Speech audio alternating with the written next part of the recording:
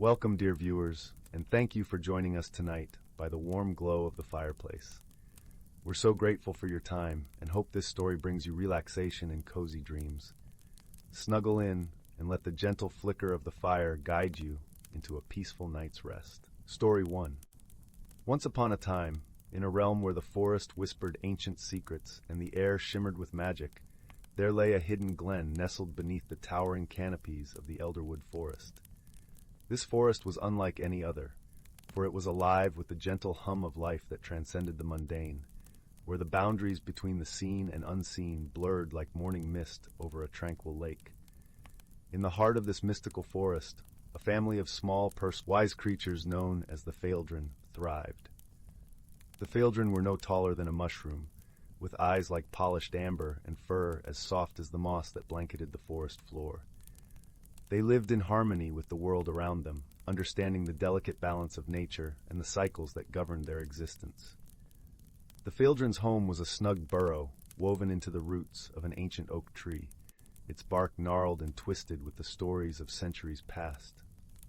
Inside, the air was warm and fragrant with the scent of wildflowers and honeycomb.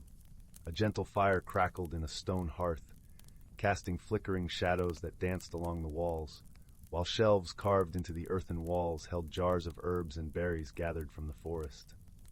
One crisp autumn afternoon, as the leaves began to turn from their summer greens to a tapestry of gold and crimson, the eldest of the Faeldren, a wise creature named Bramble, gathered his family around the hearth. His voice was as soothing as the rustle of leaves in the breeze, and his stories were woven with the wisdom of ages. "Listen closely, my dear ones," Bramble began, his eyes twinkling with the light of the fire. "For the forest speaks to those who are willing to hear. As the seasons change, we must remember the harmony that binds us to this land." The youngest of the Faeldren, a curious little one named Pippin, snuggled closer to his siblings, his eyes wide with wonder. "What is it, grandfather? What does the forest say?" Bramble smiled gently, reaching out to ruffle Pippin's fur. "The forest tells us of the great balance, dear Pippin. It is the dance of nature, where every creature, no matter how small, plays a part. When the leaves fall, they nourish the earth, and when the snows melt, they feed the rivers. We, too, must find our place in this dance." As Bramble spoke, a soft patter began to sound on the roof of their burrow. The family looked up, listening to the gentle rhythm of rain, a lullaby sung by the clouds. Outside, the forest glistened under the curtain of rain, each droplet forming tiny prisms that captured the fleeting colors of the fading day. With the rain came a magical phenomenon known only to the Faeldren and a few other creatures of the forest. As the water seeped into the earth, the roots of the trees began to glow with a faint, ethereal light, a testament to the magic that lay hidden beneath the soil. This was the forest's heartbeat, a reminder of the life that pulsed through every leaf, every stone, and every creature. Suddenly, a soft murmur arose from the forest, a chorus of voices carried by the wind. It was the Song of Seasons, an ancient melody that spoke of renewal and change. The Faeldren listened with reverence, knowing that this song held the wisdom of their ancestors, passed down through generations. In the days that followed, the forest continued to prepare for the coming winter. The Faeldren worked diligently, gathering nuts and berries, storing them away in their cozy burrow. They cared for the forest creatures that needed help, sharing their wisdom and warmth with all who sought refuge from the chill. One evening, as the first snowflakes began to drift lazily from the sky, Bramble called his family together once more. "We have done well," he said, his voice filled with pride. "We have honored the great balance, and now we rest until spring returns." Pippin, nestled comfortably against his grandfather's side, gazed out at the snow-covered forest, a world of white and stillness. "Will the forest wake again, grandfather?" he asked softly. "Oh, yes, my dear Pippin," Bramble replied with a knowing smile. "The forest will sleep under its blanket of snow, dreaming of the sun's warm embrace, and when the time is right, it will awaken, renewed and vibrant, ready to dance once more." And so, as the fire crackled softly and the snow fell gently outside, the Faeldren settled into their slumber, cradled by the warmth of their home and the promise of spring's return. The forest, with its hidden lives and ancient magic, continued its eternal cycle, a testament to the harmony and balance that bound all creatures together. In this realm of wonder and whispers, where the natural world and magic entwined like the roots of the oldest trees, the Faeldren found peace and purpose. And beneath the watchful gaze of the moon, the forest sang on, a lullaby of life that would endure through the ages. Story 2. In a quaint village nestled between the whispering woods and the shimmering lake, there was a little cottage with ivy-clad walls and a chimney that puffed gentle clouds of smoke into the crisp evening air. This was the home of Lyra, a young girl with a curious spirit and a heart as warm as her mother's freshly baked bread. Lyra loved the woods that bordered her village. Each tree seemed to hold secrets, their leaves rustling with stories of old. As the sun dipped low, painting the sky in hues of lavender and gold, she would often sit by her window, dreaming of the wonders that lay beyond the familiar paths. One evening, as the village settled into the quiet lull of twilight, a soft glow caught Lyra's eye. It was not the gleam of the lake, nor the twinkle of stars yet to grace the night sky. It was something else, a gentle, pulsing light emanating from within the woods. Drawn by curiosity, Lyra wrapped herself in a cozy shawl and slipped out of her cottage. The cool breeze carried the scent of pine and moss, and the ground beneath her feet was soft and springy. As she ventured deeper into the woods, the light grew brighter, casting an enchanting glow on the path ahead. At the heart of the woods she found the source of the light, a magnificent tree, unlike any she had seen before. Its bark shimmered with silver, and its branches swayed as if moved by an invisible melody. At its base sat an old man with a long, flowing beard and eyes that sparkled with the wisdom of ages. "Welcome, dear child," he said, his voice as soothing as a lullaby. "I am Eldon, the guardian of these woods." Lyra felt a warmth spread through her, dispelling any fear. "What is this place?" she asked, her voice barely above a whisper. Eldon smiled, gesturing to the radiant tree. "This is the Heartwood, a place where the magic of the forest gathers. It is here that the trees share their secrets, and the creatures of the night come to listen." As if on cue, a gentle rustling surrounded them, and creatures of all shapes and sizes emerged from the shadows. Deer with eyes like polished amber, owls with feathers as soft as moonlight, and rabbits with noses twitching in curiosity. Lyra's heart swelled with wonder. "It's beautiful," she breathed, taking a step closer to the tree. "Yes," Eldon nodded, "but it is also fragile. The balance of this magic depends on the harmony between the forest and the village." Lyra's brow furrowed with concern. "Is something wrong?" Eldon sighed, a sound like the wind through the trees. "The villagers have forgotten the old ways, the ways of respecting the forest. The Heartwood's light dims when there is discord." Determined to help, Lyra asked, "What can I do?" Eldon's eyes gleamed with hope. "You have the heart of a true friend, Lyra. Share your understanding with your people. Show them the beauty of this place, and remind them of their bond with the forest." With a nod, Lyra promised to do her best. As she turned to leave, Eldon placed a hand on her shoulder. "Remember, change begins with a single spark of kindness." The journey back to her village was filled with thoughts of how she could bridge the divide between her people and the forest. The next day, she gathered the villagers, telling them of the wonders she had seen. She spoke of the Heartwood and the creatures who depended on its light. At first, there was skepticism, but Lyra's earnestness and the light in her eyes kindled curiosity. Soon, she led them to the Heartwood, where Eldon greeted them warmly. As the villagers witnessed the magic of the forest, their hearts were touched by its beauty and fragility. Together, they pledged to live in harmony with the woods, to take only what they needed, and to give back in return. They planted new trees, learned to listen to the forest, and in doing so, rekindled the magic that bound them to the natural world. As the days turned into weeks, the Heartwood's light grew brighter, and the forest thrummed with a newfound vibrancy. Lyra watched with joy as her village flourished, knowing that she had played a part in weaving this tapestry of friendship and respect. And so, under the watchful eyes of Eldon and the gentle glow of the Heartwood, the village and the forest thrived together, a testament to the power of understanding, the strength of community, and the magic that blossoms when hearts are open to wonder. As Lyra drifted to sleep each night, The soft rustle of leaves and the distant hoot of an owl lulled her into dreams of new adventures, her heart full of peace and her spirit ever curious. Story 3. In the heart of the whispering wood, where the leaves rustled secrets and the streams sang lullabies, there lay the quaint village of Moonshadow. It was a place where the sun cast gentle golden hues over the cobblestone paths, and the air was sweet with the scent of blooming lilacs.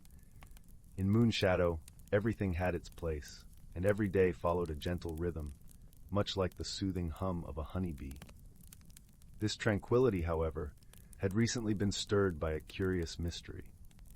Each morning, the villagers awoke to find their flower gardens rearranged, as if a mischievous artist had visited in the night. Roses that had stood tall by the garden walls were now nestled beside the bird baths, and marigolds that once lined the path now formed a vibrant circle around the ancient oak in the village square. The villagers, though puzzled, were not alarmed. Instead, they were more intrigued by the mystery and gathered in small groups to discuss it over steaming cups of elderflower tea. Among these villagers was young Finn, a thoughtful soul with a twinkle of curiosity in his eyes and a heart as warm as the hearth in his grandmother's cottage. Finn, who had a love for mysteries and a knack for observation, decided to uncover the truth behind the nocturnal garden artist. With his trusty notebook and a satchel filled with snacks, he set out to solve the puzzle. His first stop was the cozy home of Granny Willow, the village's wise elder. Her cottage was a place of comfort, with a roof thatched with straw and walls adorned with ivy. Inside, the air was rich with the scent of herbs drying by the hearth. "Granny Willow," Finn began, settling into one of the plush armchairs beside the crackling fire, "do you have any idea who might be moving the flowers at night?" Granny Willow, with her silver hair tied in a neat bun and eyes that sparkled like stars, chuckled softly. "Ah, Finn, the Whispering Wood is full of surprises. Sometimes what seems mysterious is simply the forest's way of playing with us. Perhaps the flower sprites have decided to make a new dance floor." Finn smiled, but he knew there was more to the story. "I'll take a walk through the woods tonight and see if I can find any clues." As dusk fell, Finn made his way to the edge of the village, where the forest stood like a velvet curtain. The air was cool and filled with the gentle symphony of crickets. Moonlight filtered through the canopy, casting dappled shadows on the forest floor. Finn quietly followed the winding path, his senses alert to every rustle and whisper. As he ventured deeper, he noticed something peculiar, a faint trail of shimmering dust that glowed under the moon's soft light. It seemed to lead into a thicket of silver birch trees. With the curiosity of a cat and the stealth of a fox, Finn followed the sparkling path until he reached a small clearing. There he saw something extraordinary, a gathering of flower sprites, their tiny wings glistening like dew-kissed petals as they flitted about, arranging blossoms with the precision of master gardeners. One sprite, slightly larger than the rest and wearing a crown of daisies, noticed Finn and fluttered over. Her voice was like the tinkling of wind chimes. "Greetings, young one. We did not mean to alarm your village." Finn, his heart full of wonder, replied softly, "Hello, we were curious about the beautiful changes in our gardens." The sprite nodded. "We are the Blossom Brigade. Each spring, we awaken to ensure the flowers bloom in harmony. We sensed a slight imbalance this year and wished to help." Understanding dawned on Finn. The sprites were not mischievous. They were caretakers, ensuring that nature's beauty was in perfect balance. "Thank you for your kindness," Finn said warmly. "The villagers will be relieved to know there's no mischief afoot." The sprite smiled, her wings shimmering. "Would you like to help us tonight? We could use a human touch." Finn agreed eagerly, and for the rest of the night, he worked alongside the sprites. Together, they rearranged the flowers, creating patterns so beautiful they looked as if they had been painted by the moon itself. As dawn approached, the sprites bid Finn farewell, promising to visit again next spring. Finn returned to the village, his heart light and his notebook filled with sketches and notes. The next morning, as the villagers awoke to the most stunning gardens they had ever seen, Finn gathered them in the village square. With Granny Willow by his side, he shared the tale of the Blossom Brigade and their nightly endeavors. The villagers listened, their hearts warmed by the story. they decided to leave small offerings of honey and wildflowers at the forest's edge as a gesture of thanks to the sprites. From that day on, the mystery of the rearranged gardens became a cherished legend in Moonshadow, a reminder of the magic that lay just beyond the village's edge. And each spring, the villagers would look forward to the secret dance of the flower sprites, knowing that nature's balance was in gentle hands. As the years passed, Finn grew into a wise young man, always remembering the night he danced with the Blossom Brigade beneath the moonlit sky. And every evening, as the fire crackled and the stars twinkled above, the people of Moonshadow would gather to hear his stories, feeling comforted by the magic and mystery that surrounded their beloved home. Story 4. Once upon a time, nestled in the heart of a misty forest, there lay a quaint little village named Willowbrook. The village was surrounded by towering trees whose branches interlaced like fingers whispering secrets to the sky. In Willowbrook, the air was always sweet with the scent of blooming jasmine and the gentle hum of bees flitting from flower to flower. The villagers were known for their kindness and their shared belief in the gentle magic that wove through their lives like a soft, unseen thread. In this village lived a young woman named Leora. Leora had hair the color of chestnuts and eyes that sparkled with curiosity, akin to the stars glistening in the night sky. She possessed a deep love for the natural world, spending her days tending to her small herb garden and listening to the tales of the wind as it rustled through the leaves. One crisp autumn morning, as the sun began to peek through the canopy of leaves, Leora set out on her morning walk. The forest floor was carpeted with leaves in hues of gold and russet, and the air was filled with the earthy scent of damp soil. As she walked, she hummed a soft tune, her heart light and her spirit at ease. Suddenly, her attention was caught by a peculiar sight. There, nestled at the base of an ancient oak tree, was a tiny door, scarcely visible beneath a cascade of ivy. The door was no larger than a book, painted a deep shade of blue with a delicate brass knob. Leora knelt down, her fingers brushing the cool wood, and she felt a tingle of magic, like the warmth of a friendly smile. Curiosity piqued, Leora gently knocked. To her surprise, the door creaked open, revealing a small, dimly lit room. Inside was a tiny figure, no taller than a teacup, with wings shimmering like the surface of a rippling pond. It was a fairy, her eyes wide and her expression one of gentle surprise. "Hello," Leora whispered, not wanting to startle the little creature. The fairy, whose name was Aurel, fluttered closer, her wings making a soft, tinkling sound like distant chimes. "Greetings, kind heart," Aurel replied in a voice as light as a breeze. "I am Aurel, keeper of the forest's dreams. What brings you to my doorstep?" Leora smiled warmly. "I was drawn by the beauty of this place and the mysteries it holds. I meant no intrusion." Aurel nodded, her eyes twinkling with understanding. "This forest is indeed full of wonders, and it seems you have a keen heart to see them." As the two exchanged stories, a friendship blossomed between the human and the fairy. Aurel shared tales of the forest's hidden magic, of how the trees whispered to one another, or how the brook sang a lullaby to the sleepy stones. Days turned to weeks, and Leora found herself visiting Aurel often. Each visit was a new adventure, filled with laughter and shared secrets. However, one day, Leora noticed a shadow over Aurel's usually bright demeanor. "What troubles you, dear friend?" Leora asked, her voice soft with concern. Aurel sighed, her wings drooping slightly. "There is a blight spreading through the forest," she explained. "A dark fog that dampens the spirits of the woodland creatures and withers the flowers before they bloom. I fear for the forest and its magic." Leora felt a pang in her heart. The forest had given her so much joy and wonder, and she couldn't bear to see it suffer. "Is there anything we can do to help?" she asked, determination in her voice. Aurel nodded.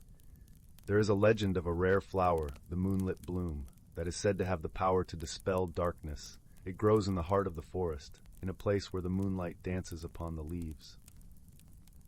With a shared resolve, Leora and Aurel set out on their quest. The journey was not easy. The path was often tangled with vines and brambles, and the eerie fog chilled the air. But together they pressed on, guided by the light of friendship and the hope of saving their beloved forest.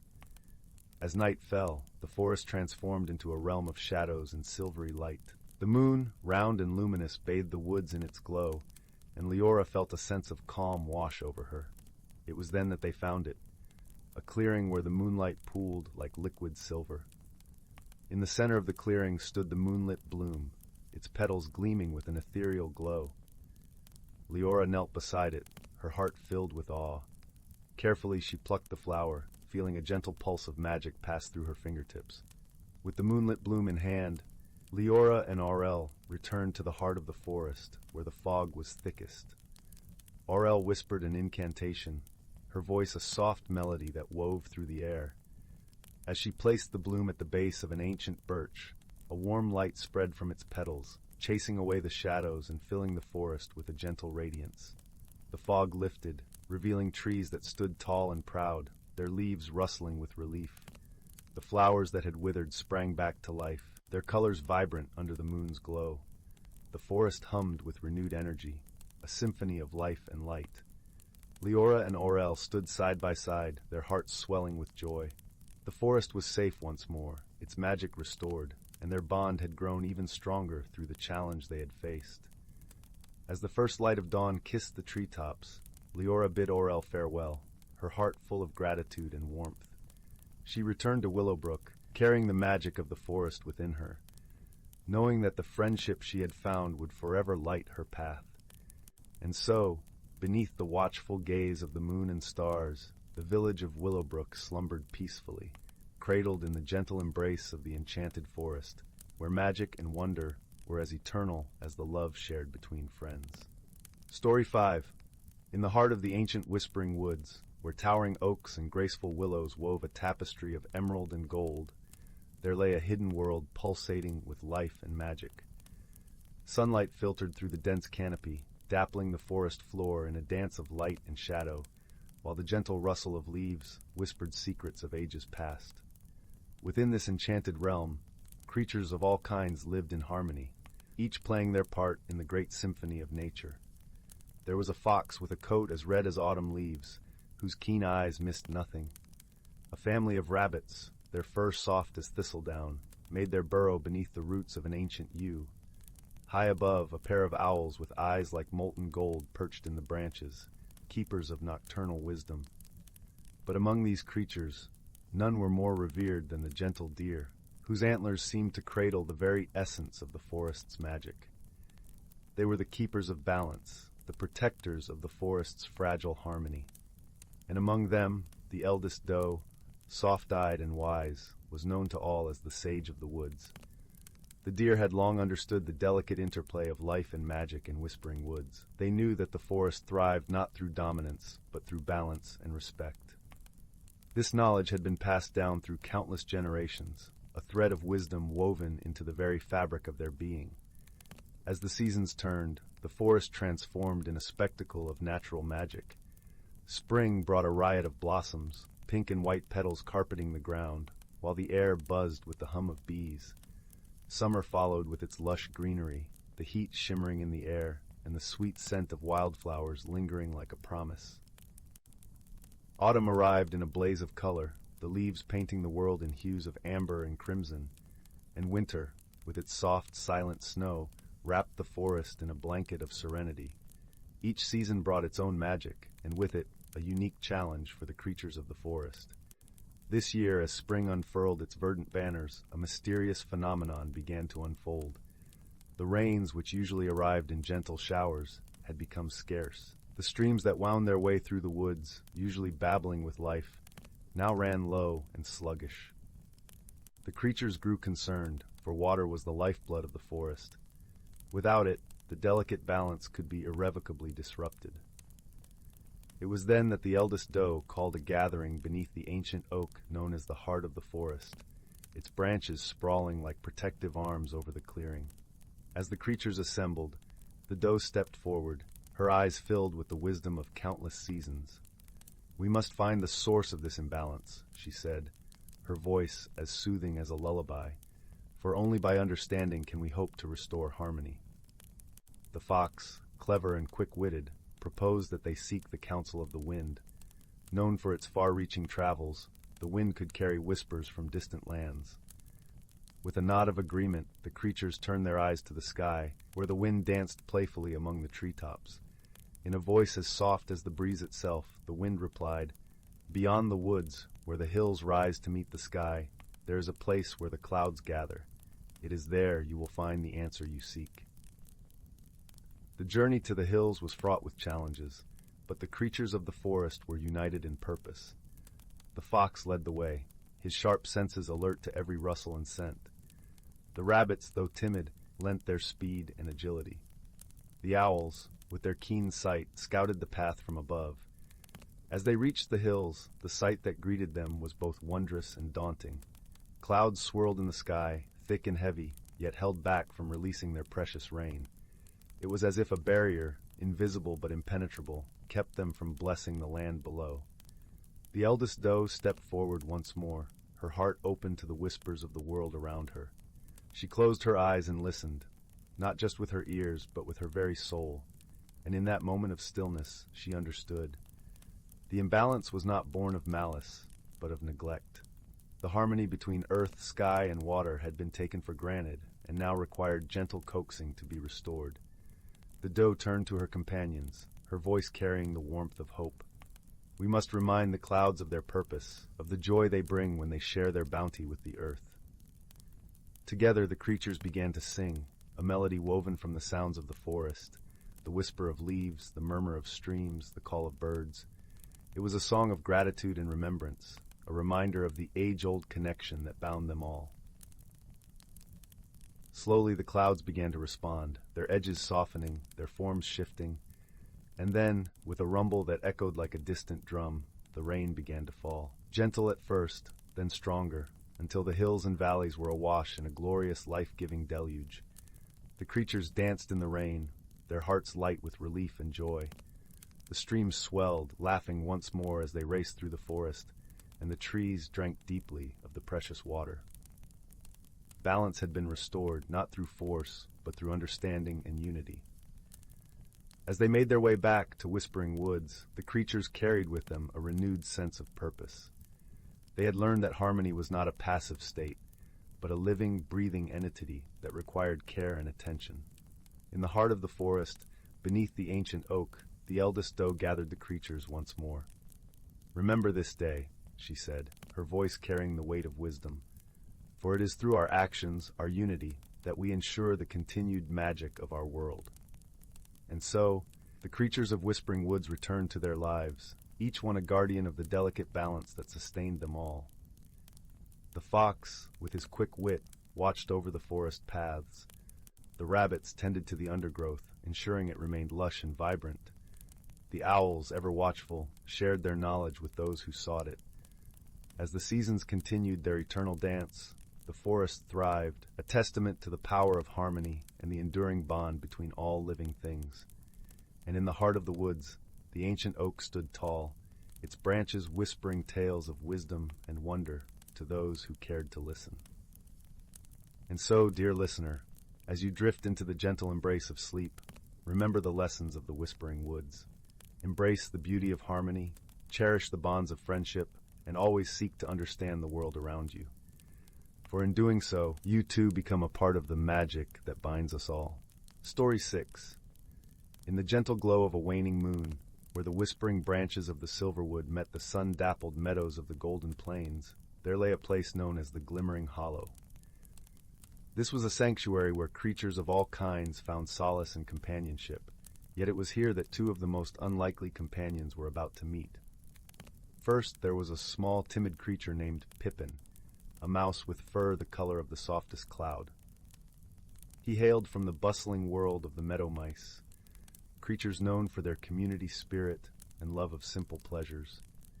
Pippin had always felt a little different from his kin, preferring the quiet solitude of the forest's edge to the busy chatter of the meadow gatherings.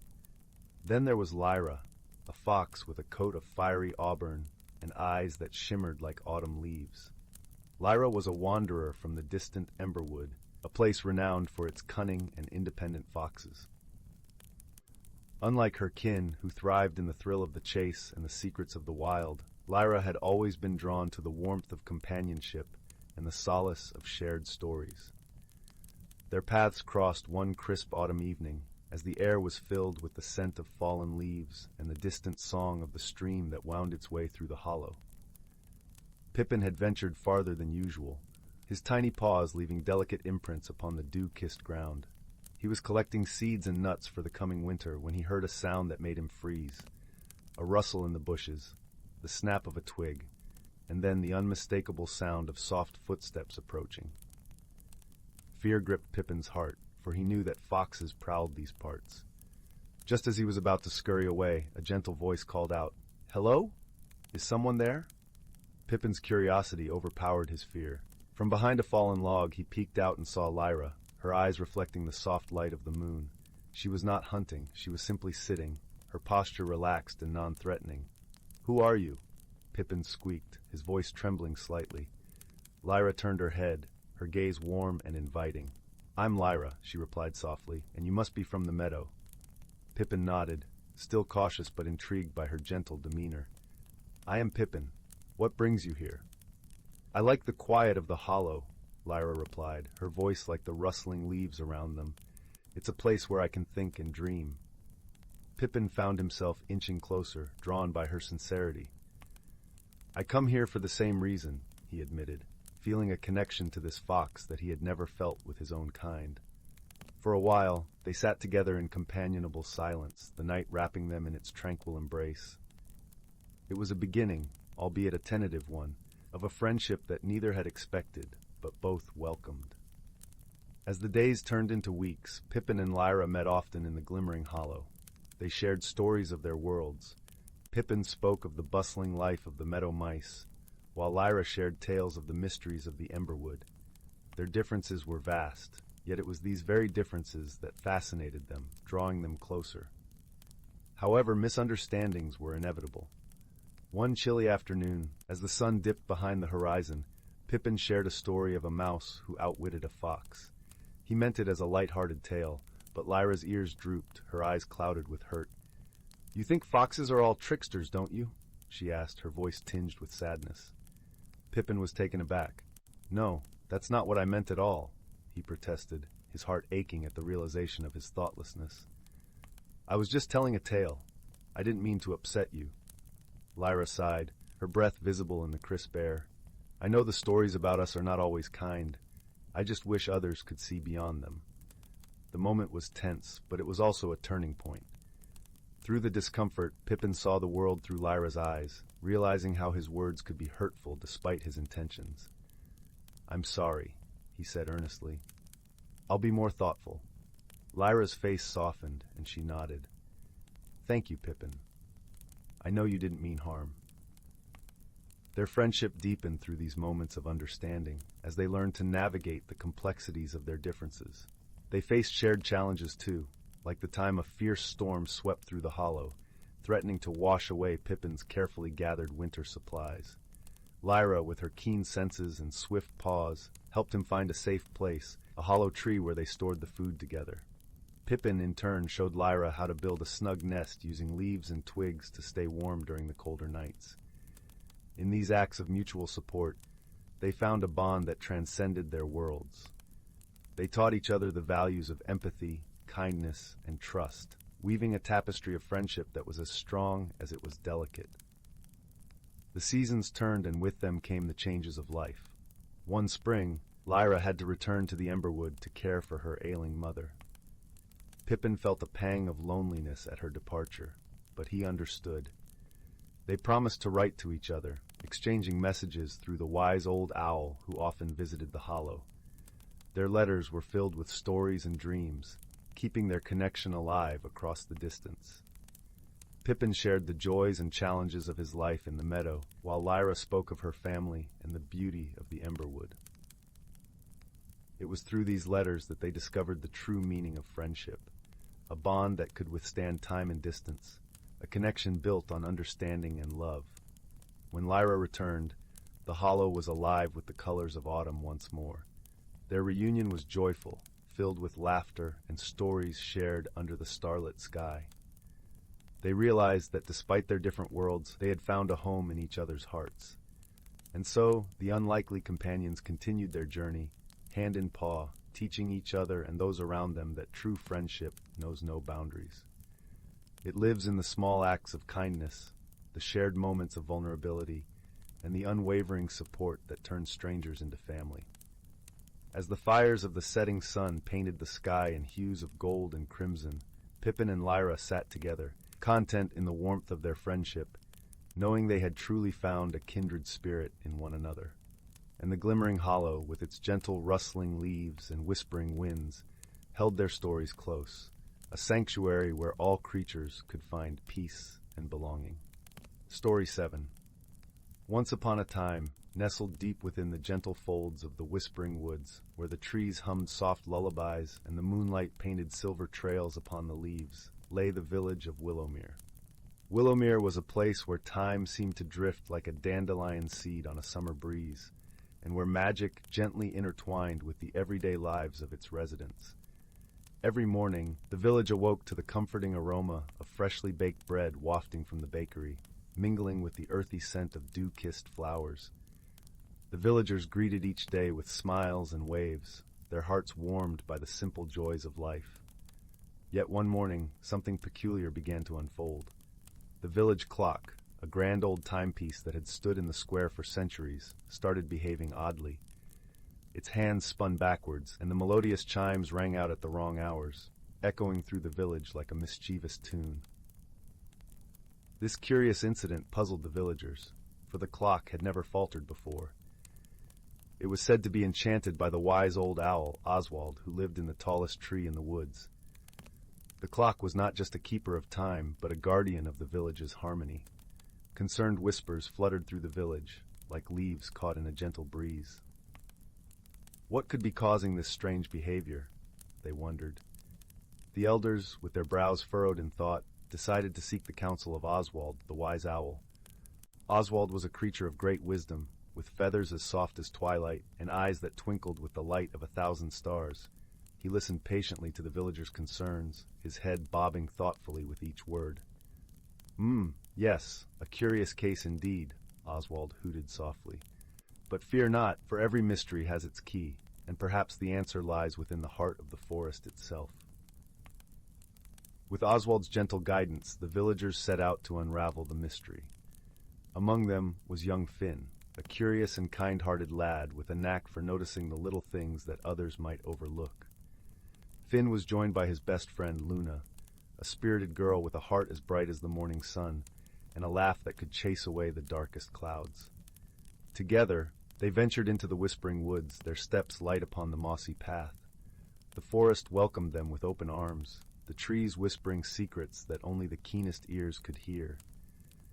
As they walked, the gentle rustling of leaves and the soft calls of distant birds accompanied them, a symphony of nature's wonders. "Do you think the forest knows what's happening with the clock?" Luna asked, her eyes wide with curiosity.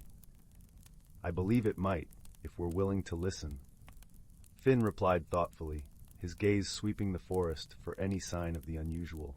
As they wandered deeper, they stumbled upon a peculiar sight, a circle of mushrooms, glowing faintly in the soft light of the forest. The air around them shimmered with an ethereal glow, and Finn and Luna knew they had found something magical. Kneeling down, they peered closely at the mushrooms. To their surprise, they saw tiny figures darting between the stalks, forest sprites, known for their playful nature and fondness for mischief. The sprites, sensing the children's presence, paused their frolics and regarded them with curious eyes. "Hello there, little ones," Luna greeted them warmly, her smile inviting trust. "We're trying to solve the mystery of the village clock. Do you know anything about it?" The sprites exchanged glances, their wings fluttering with whispers. Finally, one of them stepped forward, its voice as delicate as the tinkling of chimes. "The moonbeam mischief it is," the sprite chimed, pointing towards the sky with a tiny luminous fingerbeam. "Mischief. The moonbeam mischief. What do you mean?" The sprite explained, its words laced with the magic of the forest. "At night, when the moon is full and bright, its beams dance upon the clock, weaving a spell of playful time." The children listened intently, the pieces of the puzzle beginning to fit together. "So the moonlight is enchanting the clock?" Luna asked, her eyes sparkling with understanding. "Yes, yes!" The sprite nodded eagerly. But worry not, for the moon means no harm. It's a game, a dance of light and shadow. With newfound insight, Finn and Luna thanked the sprites, their hearts light with the promise of resolution. They returned to the village, where the sun was beginning its descent, painting the sky with hues of gold and crimson. That evening, as the moon rose high in the sky, Finn and Luna gathered the villagers in the square. They shared the sprite's tale, their voices weaving a story that enchanted the listeners.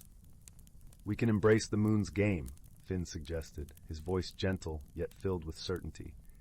"Let us adjust the clock to dance with the moon's beams, allowing its magic to guide us." The villagers, touched by the children's wisdom, agreed. Together, they adjusted the clock, aligning it with the moon's playful rays. And as they did, a soothing melody filled the air, a harmonious blend of time and magic. From that night on, the village of Willowmere celebrated the moon's dance, marking time not by the chimes of a clock, but by the rhythm of nature's embrace. The villagers found joy in the unexpected, learning that sometimes the most enchanting mysteries come from the heart of the world around them. And so, beneath the whispering trees and the watchful eyes of the stars, Willowmere thrived, its people forever grateful for the gentle wisdom of the forest and the kind-hearted spirits who called it home. As the village drifted into sleep, the clock chimed softly in perfect harmony with the world, a lullaby of time and moonlight. And thus, under a sky painted with dreams, the villagers of Willowmere found peace, knowing that in the embrace of the whispering woods, they were never alone. Story 8. In the heart of an ancient, whispering forest where towering trees swayed gently in the wind, there lay a hidden world known only to those who listened closely to the murmurs of the leaves. This forest, old beyond memory, was a tapestry of life and magic, interwoven with the delicate threads of season and time. Here, every creature, every leaf, and every drop of dew played a role in the grand symphony of nature. As dawn painted the sky with hues of soft pink and gold, the forest awoke. A gentle mist curled around the roots of the ancient oaks and birches, carrying the scent of earth and moss. The air was crisp and filled with the melody of birdsong, a chorus that greeted the sun as it peeked through the canopy. Among the many creatures of this mystical woodland was a wise old tortoise named Thistle. His shell was a map of the forest itself, etched by time and the elements. Thistle moved with the slow grace of one who had seen many seasons come and go. His eyes, deep and knowing, reflected the wisdom of ages.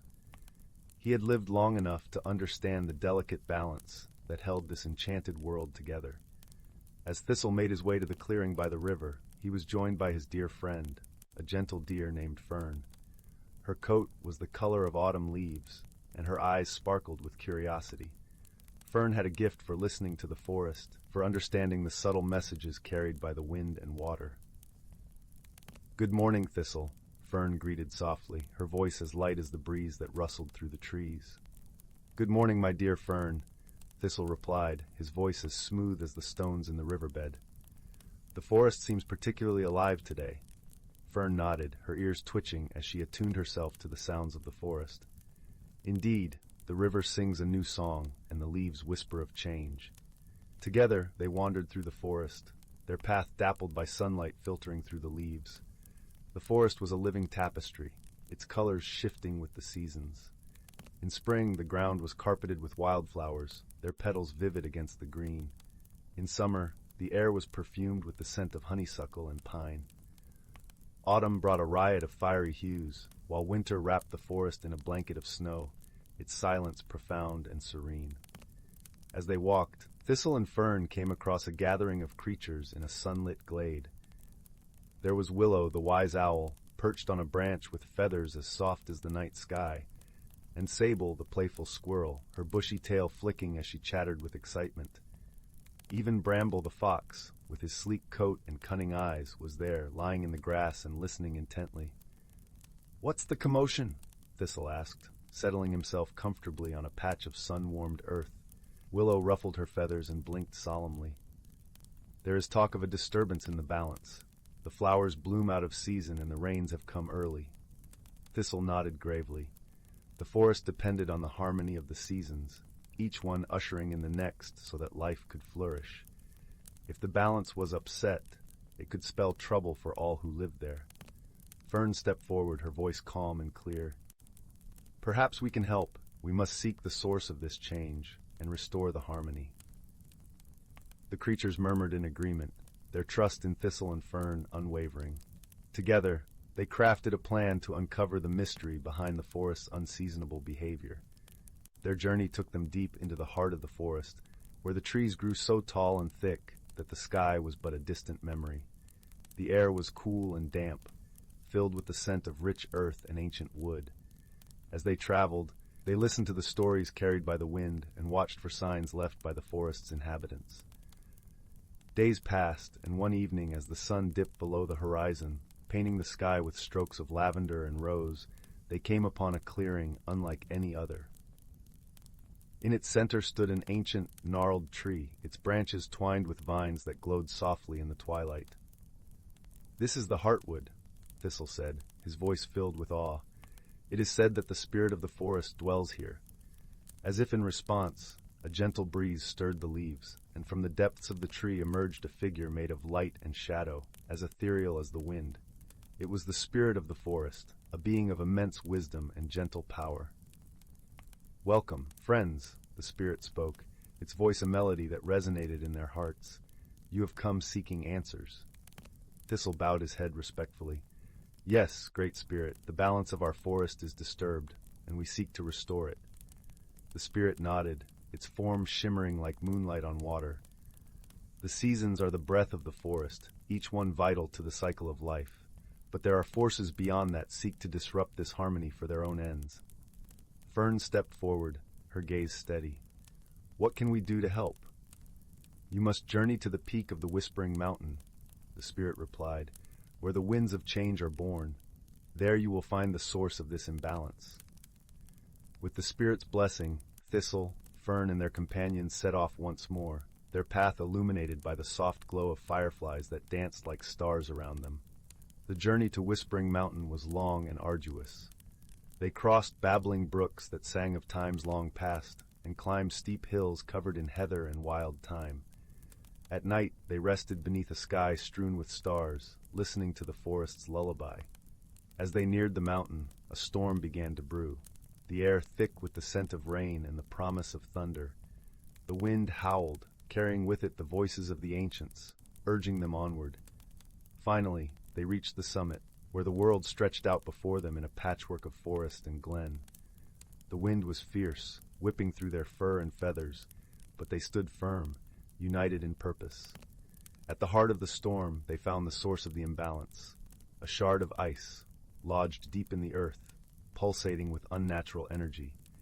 It was a remnant of ancient magic, long forgotten and now awakened. Thistle and Fern approached the shard with reverence, understanding that this powerful artifact was not evil, but simply out of place. With gentle care, they worked together, using the wisdom of the forest and the strength of their friendship to coax the shard from its resting place. As the shard was removed, the storm began to calm, the winds whispering their gratitude. The clouds parted, revealing a sky washed clean by rain, and a sense of peace settled over the mountain. The journey home was filled with joy and laughter, for they knew they had restored the balance once more. The forest welcomed them back with open arms, the trees swaying in a dance of gratitude. In time, the shard was returned to its rightful place, deep within the heart of the forest, where it would rest in harmony with the cycles of nature. And the creatures of the forest, led by Thistle and Fern, continued their lives, ever mindful of the delicate balance that sustained their world. As the seasons turned, the forest flourished, each day a testament to the power of wisdom and friendship.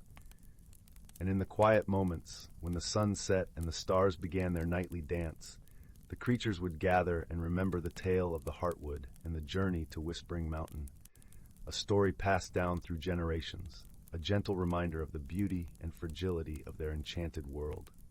And so, in the heart of the ancient forest, where magic and reality danced hand in hand, life continued its gentle rhythm, in harmony with the seasons and the whispers of the wind. Story 9.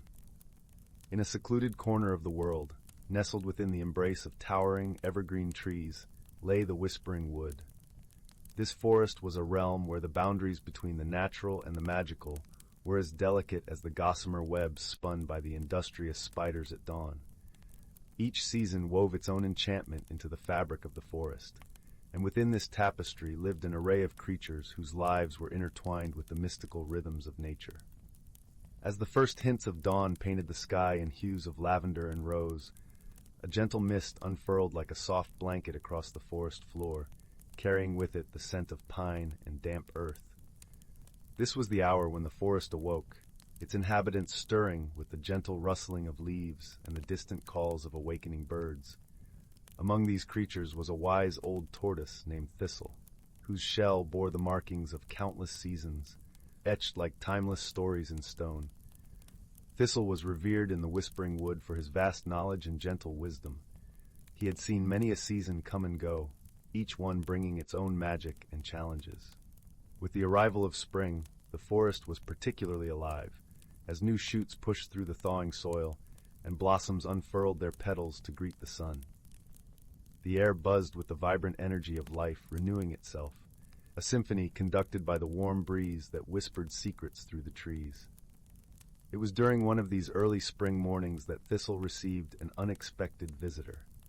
A young squirrel named Willow, with eyes as bright as the morning dew and fur still fluffing out from winter's chill, scampered up to Thistle's sunlit resting stone. Her small paws carried a sense of urgency, and her whiskers twitched with anticipation. "Thistle," Willow began, her voice a soft chime amidst the rustling leaves. "I've heard whispers of a great imbalance. The river that flows through our wood has begun to dwindle, and the fish are growing scarce. The otters are worried, and the trees along its banks are losing their luster." Thistle listened intently, his eyes reflecting the depth of the forest's collective memory. He knew well the river's song, a melody that had long accompanied the forest's heartbeat, and he understood the gravity of Willow's words. "Every element in our forest is connected, dear Willow," Thistle said, his voice a rumble like distant thunder. "The river's health is a reflection of our own. We must seek the source of this change and restore the balance that nature desires." Together, Thistle and Willow embarked on a journey through the heart of the Whispering Wood. As they traveled, the canopy above filtered the sunlight into dappled patterns on the forest floor, and the air was alive with the sweet scent of budding flowers and the earthy aroma of awakening soil. They passed by meadows where butterflies danced in the air, their wings painted with the colors of a summer's dream, and through groves where ancient trees stood as silent sentinels, their roots entwined like the fingers of old friends.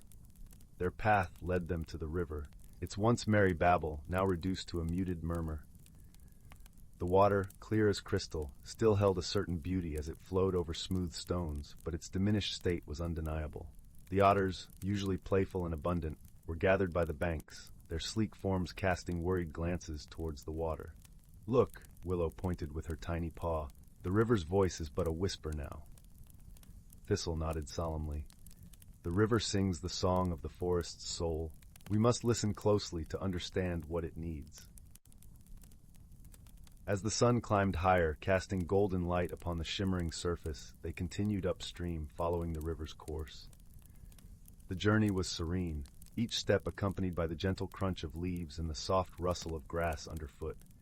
They passed by a grove of silver birches, their bark gleaming like moonlight, and paused to admire the delicate tracery of shadows they cast upon the ground. It was there, among the birches, that they encountered a wise heron named Sage. Standing poised on one leg, his feathers a mosaic of soft grays and blues, Sage was a guardian of the waters, his keen eyes ever watchful. "Thistle, Willow," Sage greeted them with a graceful nod. "I have seen the waters grow thin, and I have pondered the cause.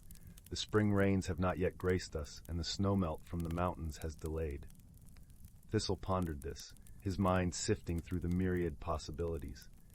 "Nature's cycles are delicate," he mused, "and sometimes they require a gentle nudge to restore their rhythm." Willow's tail flicked with curiosity. "But how can we encourage the rains to come and the snow to melt?" Sage spread his wings, a gesture of both elegance and purpose. "There is a song, passed down through generations, known to the creatures of the sky. It is said to carry the spirit of the seasons, invoking the rains and coaxing the snow to yield." With a shared sense of purpose, Thistle, Willow, and Sage set about gathering the creatures of the forest. From the smallest ant to the most majestic stag, they came together, united by the common goal of restoring the river to its former glory. The forest buzzed with anticipation, a gathering of hearts and minds ready to sing the ancient song that would call the rains. As twilight descended, painting the world in shades of indigo and silver, the creatures assembled by the river's edge. The moon rose, casting a gentle glow upon the gathering, and the stars twinkled like 1,000 tiny lanterns. Thistle, standing at the forefront, raised his voice, a deep and resonant note that carried through the night air. One by one, the creatures joined in, their voices blending into a harmonious melody that echoed through the forest. The song was a tapestry of sound, each note a thread connecting the present to the past, the earth to the sky. It spoke of renewal, of the cyclical dance of the seasons, and of the harmony that bound them all. As the final notes faded into the night, a hush fell over the forest. For a moment, all was still, as if the very world held its breath. Then, with a gentle murmur, the clouds began to gather, drawn by the call of the song. The first drops of rain fell like tender kisses upon the forest, and the river's voice swelled with gratitude, its waters rising to embrace the banks. The creatures watched in awe as the rain fell, a gentle patter that spoke of promises fulfilled and balance restored. The river's song, once a mere whisper, now flowed with renewed vigor, a reminder of the power of unity and the wisdom of generations.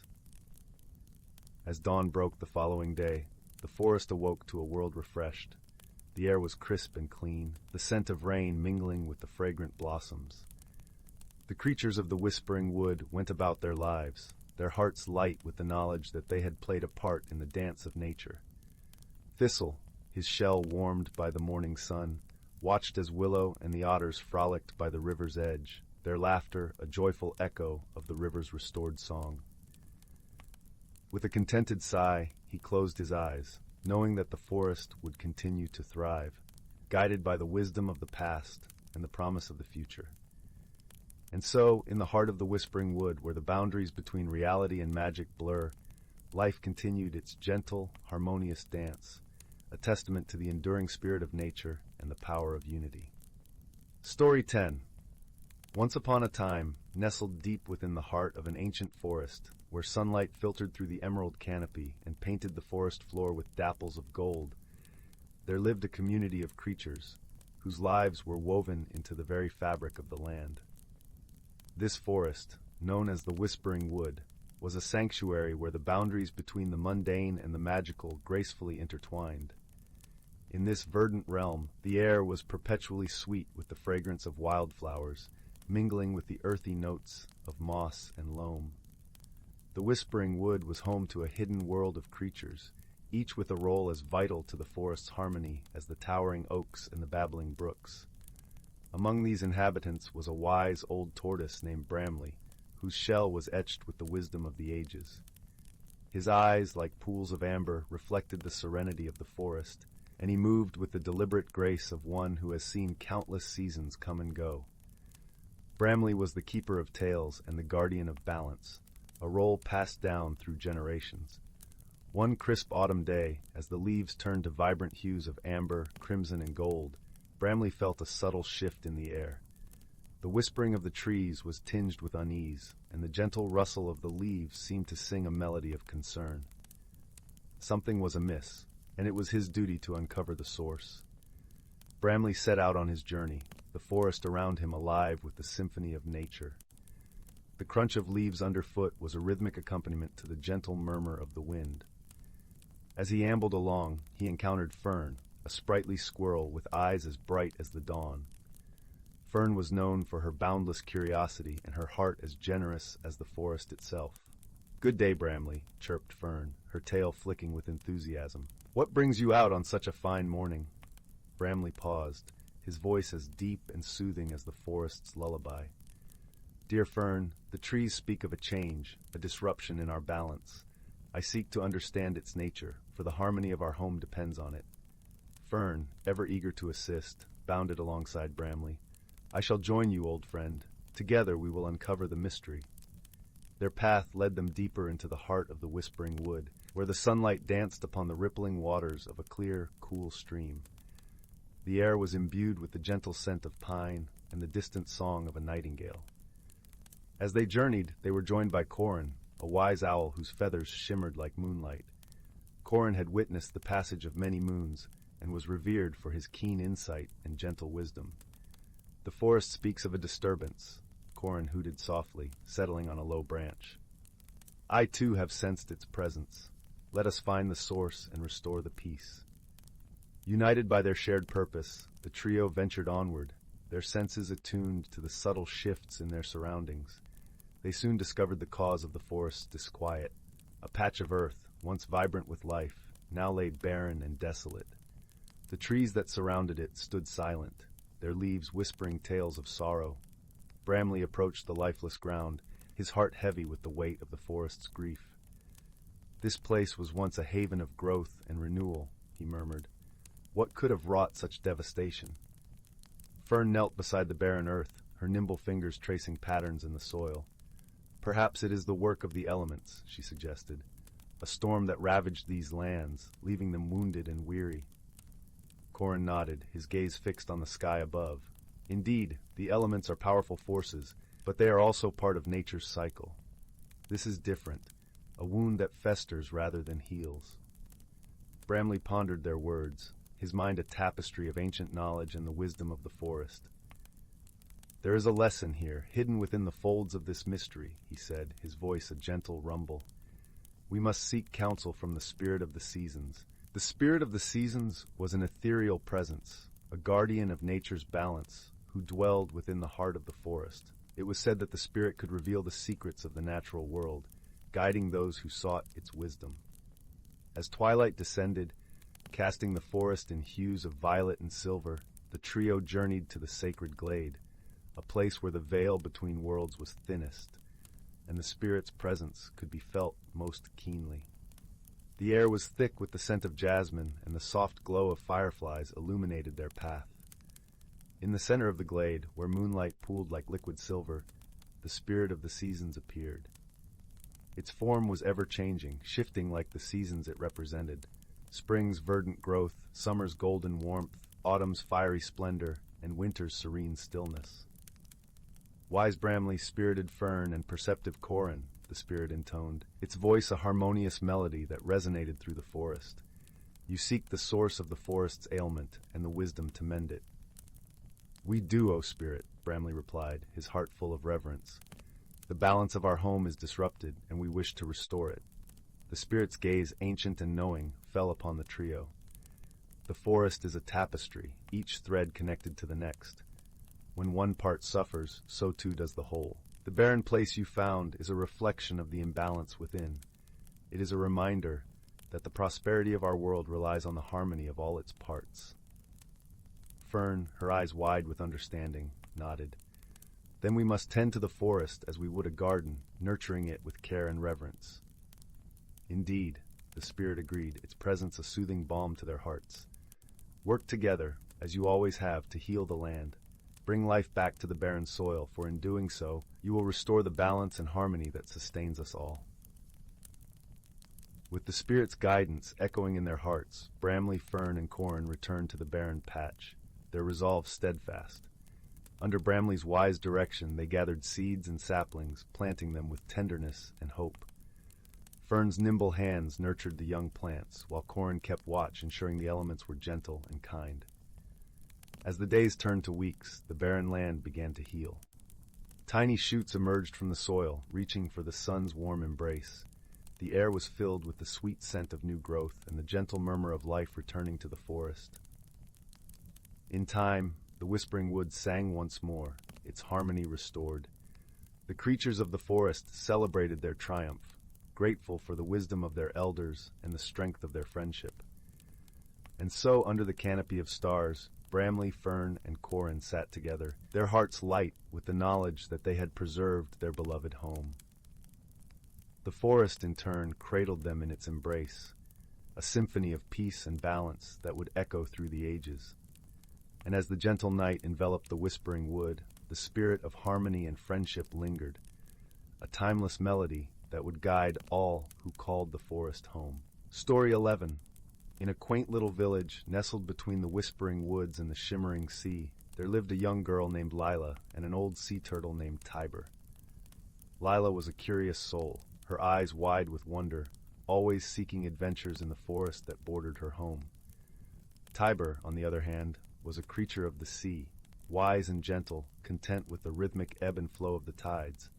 The two worlds seldom met. Lila's days were filled with the rustle of leaves and the soft chatter of birds, while Tiber's world was a symphony of splashing waves and the low hum of the ocean's secrets. But as fate would have it, a peculiar storm one evening would bring these two unlikely companions together. The storm rolled in from the horizon, an unexpected visitor that tossed and turned the sea, sending Tiber adrift far from his home. When the tempest finally abated, the old turtle found himself washed ashore on the very beach where Lila often played. It was here, beneath the soft glow of a setting sun, that their paths crossed. Lila, out exploring after the storm, stumbled upon the weary Tiber. His shell was a mosaic of barnacles and seaweed, and his eyes, though tired, held a depth that spoke of many stories untold. At first, Lila was hesitant. The villagers often spoke of the sea as a mysterious other world, filled with creatures unknown and unpredictable.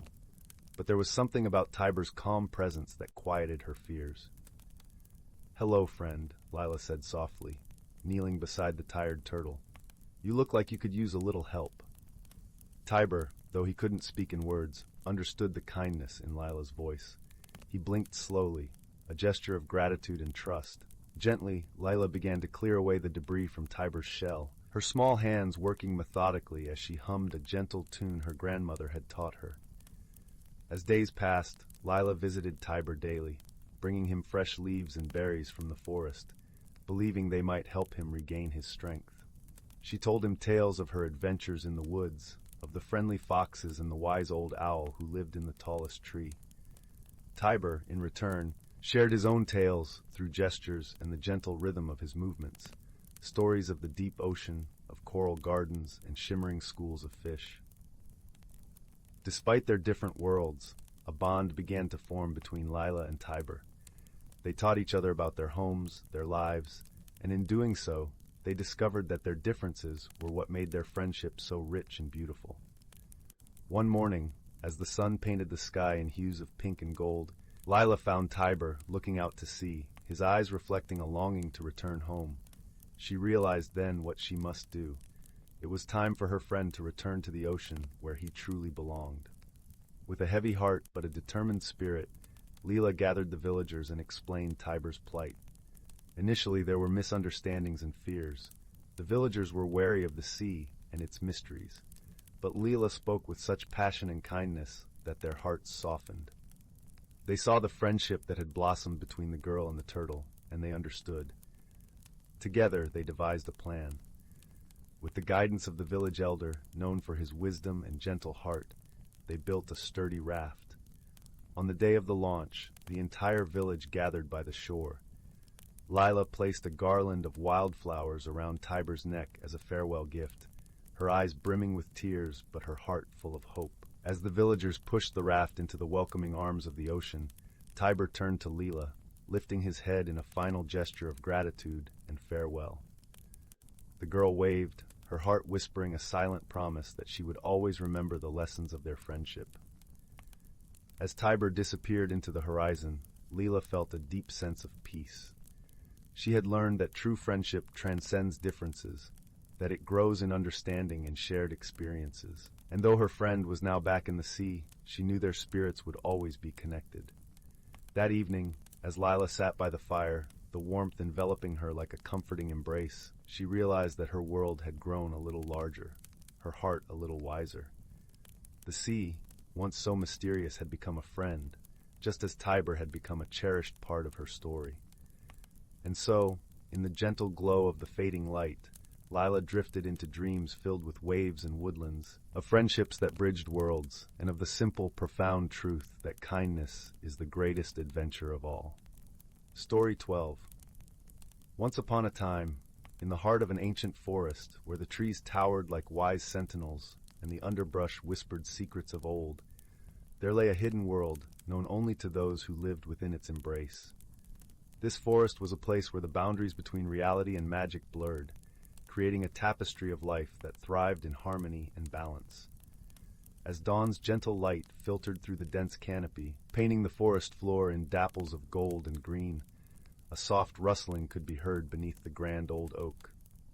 Here, nestled among the roots that twisted like the gnarled fingers of a benevolent giant, lived a community of woodland creatures, each with a role in the delicate balance of their world. The leader of this community was a wise old hare named Bramble, whose fur bore the colors of autumn leaves and whose heart was as warm as the sunlit glades. Bramble was known for his gentle nature and profound wisdom, passed down through generations. He often shared stories of how the forest had come to be, tales woven with the essence of time and the rhythm of the seasons. One crisp morning, as the forest awoke with the symphony of birds serenading the rising sun, Bramble felt a change in the air. A cool breeze carried the scent of pine and the promise of winter, whispering secrets only he could hear. He gathered the creatures of the forest under the sprawling branches of the oak, the heart of their vibrant community. "We must prepare for the coming change," Bramble began, his voice as soothing as the babbling brook that wound through the forest. "The seasons shift, and with them, so must we. It is time to ready ourselves for winter's embrace, ensuring our harmony remains unbroken." The creatures listened intently, their eyes wide with trust and respect. Among them was Willow, a gentle deer with a coat as soft as the finest moss. She was known for her kindness and her ability to soothe even the most troubled heart with a mere glance. Beside her sat Thistle, a clever fox whose curiosity often led him on adventures through the forest, uncovering its many wonders. Together they devised a plan. Willow would gather the last of the autumn berries and herbs, storing them for the long, cold months ahead. Thistle, with his nimble paws, would ensure that their dens were snug and warm, insulated with fallen leaves and soft tufts of fur. The birds, with their keen eyes, would keep watch from above, warning of any approaching storms. As they worked, the forest itself seemed to join in their preparations. The trees, tall and mighty, shed their leaves in a vibrant cascade of red and gold, creating a carpet that crunched softly underfoot. The streams sang a lullaby as they slowed, preparing to rest beneath a blanket of ice. Even the wind, once brisk and playful, became a gentle caress, guiding the creatures in their tasks. As days turned into weeks, the forest transformed around them. The sky, once a brilliant blue, now stretched in hues of soft gray, as if wrapped in a cozy shawl. Snowflakes began to fall, delicate and fleeting, each one a tiny miracle of nature's artistry.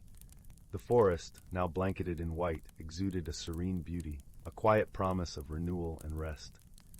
One evening, as the first stars began to twinkle in the velvety sky, Bramble gathered the creatures once more. The air was crisp and clear, filled with the scent of pine and the faint echo of distant owl calls. They huddled together, their breath rising in gentle wisps that mingled with the cool night air. "You have all done well," Bramble said, his voice carrying a warmth that banished the chill. "We have prepared ourselves not just for survival, but to thrive in this season of rest.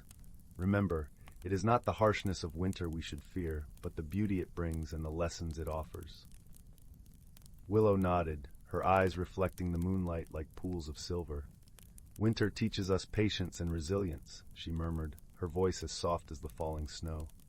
Thistle, ever the storyteller, added with a grin, "And it gives us tales to tell when spring returns." As the creatures settled into their dens that night, they felt the embrace of the forest around them, a gentle reminder of their connection to the land and to each other. The stars above seemed to twinkle more brightly, casting a gentle glow over the sleeping world, as if nature itself was watching over them with love and care. And so, the winter passed in peace, a time of rest and reflection, of stories shared and friendships deepened.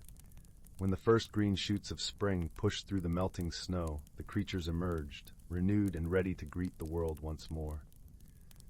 In the heart of the ancient forest, under the wise old oak, life continued its timeless dance, guided by the wisdom of those who came before and the gentle touch of nature's magic. The harmony they had nurtured endured, a testament to the power of friendship and the beauty of living in balance with the world. And so it was, and so it would always be, in the hidden world where magic and reality wove together in perfect harmony. Story 13.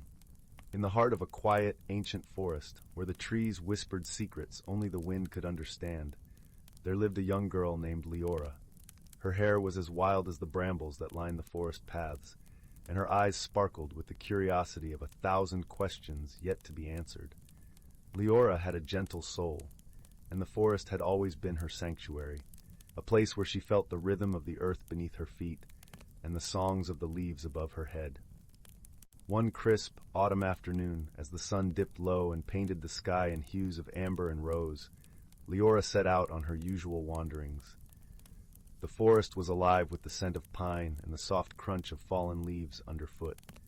She loved these walks, where every turn of the path seemed to promise a new wonder, a hidden treasure waiting to be discovered. As she meandered deeper into the woods, she heard a sound, a soft, melodic humming that seemed to drift through the air like a gentle breeze. Intrigued, Leora followed the sound until she came to a small, sunlit clearing. In the center of the clearing stood an enormous oak, its branches stretching wide like welcoming arms. At its base sat a creature unlike any Leora had ever seen, a tiny fox with fur the color of moonlight, its eyes a shimmering silver. The fox looked up as Leora approached, and to her surprise, it spoke.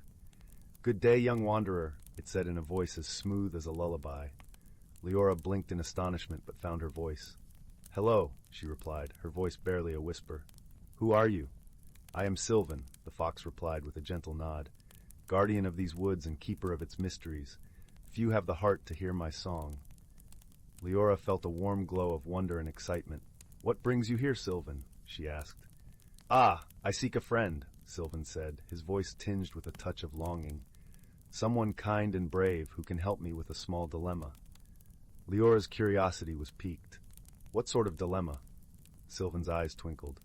"You see, deep in the heart of this forest, there is a grove where the oldest magic dwells, but its light has dimmed, and its song has grown faint. I fear it might fade away if we do not find the source of its sorrow." A sense of adventure welled up within Leora. "I would love to help," she said earnestly. "How do we begin?" Sylvan rose gracefully, his fur catching the last light of the sun. "We must journey to the grove and listen closely to what it has to tell us." Together, they set off through the forest, the path winding like a story unfolding. As they walked, the world around them seemed to shimmer with an ethereal beauty. The air was filled with the scent of moss and the distant murmur of a brook, and Leora felt a deep sense of peace wash over her, as if the forest itself was cradling her in its ancient arms. After what felt like both a moment and a lifetime, they arrived at the grove. It was a secluded oasis surrounded by towering trees, their leaves whispering secrets only they knew. In the center stood a graceful willow, its branches trailing like fine lace into a clear, still pond. Leora knelt by the water's edge and listened. At first, she heard nothing but the gentle rustle of leaves and the soft lapping of water against stone, but gradually a faint melody began to weave through the air, a song so delicate and tender that it brought tears to her eyes. "It's a song of longing," Leora said softly, turning to Sylvan. "The grove misses something, or someone." Sylvan nodded, his gaze thoughtful. Long ago, this grove was the meeting place for all creatures of the forest. But as the world changed, many forgot the old paths and the magic that once thrived here. Leora's heart ached with the grove's loneliness. "How can we help it remember?" "The grove needs a new song," Sylvan replied, his voice hopeful. "A song of friendship and renewal, one that will echo through the forest and invite others to return." Together, Leora and Sylvan began to sing. Their voices mingled with the rustling leaves and the rippling water, creating a melody that was both new and ancient. It was a song of kindness and courage, of discovery and belonging. As they sang, the grove seemed to awaken. The willow's branches swayed in harmony, and the pond sparkled with a light that danced like stars upon its surface. The air filled with a joyful hum as creatures from all corners of the forest gathered, drawn by the music and the promise of something wonderful. In that moment, Leora realized that the forest was not just a place, but a friend, one that had always been there, waiting for her to listen and understand. She felt a warmth in her heart, a bond with Sylvan and the forest that would never fade. As the song came to a gentle end, the grove shimmered with a renewed magic, its light bright and hopeful. Leora turned to Sylvan, her heart full. "Thank you for this journey," she said, her voice filled with gratitude. Sylvan smiled, his silver eyes soft with affection. "It is I who should thank you, dear friend, for it is with your heart that the grove found its song again." As the moon rose high and bathed the forest in its gentle glow, Leora and Sylvan sat by the pond, watching the stars twinkle in the sky like tiny beacons of hope. And in the quiet of the night, surrounded by the whispers of the forest and the warmth of friendship, Leora knew she had found a new home in the heart of the woods. And so, with the grove's song echoing softly in the night air, Leora drifted into a peaceful sleep, embraced by the gentle magic of the forest and the promise of many more adventures to come. Story 14. In the heart of an ancient forest, cradled by the gentle embrace of towering oaks and whispering pines, there lived a young girl named Leora.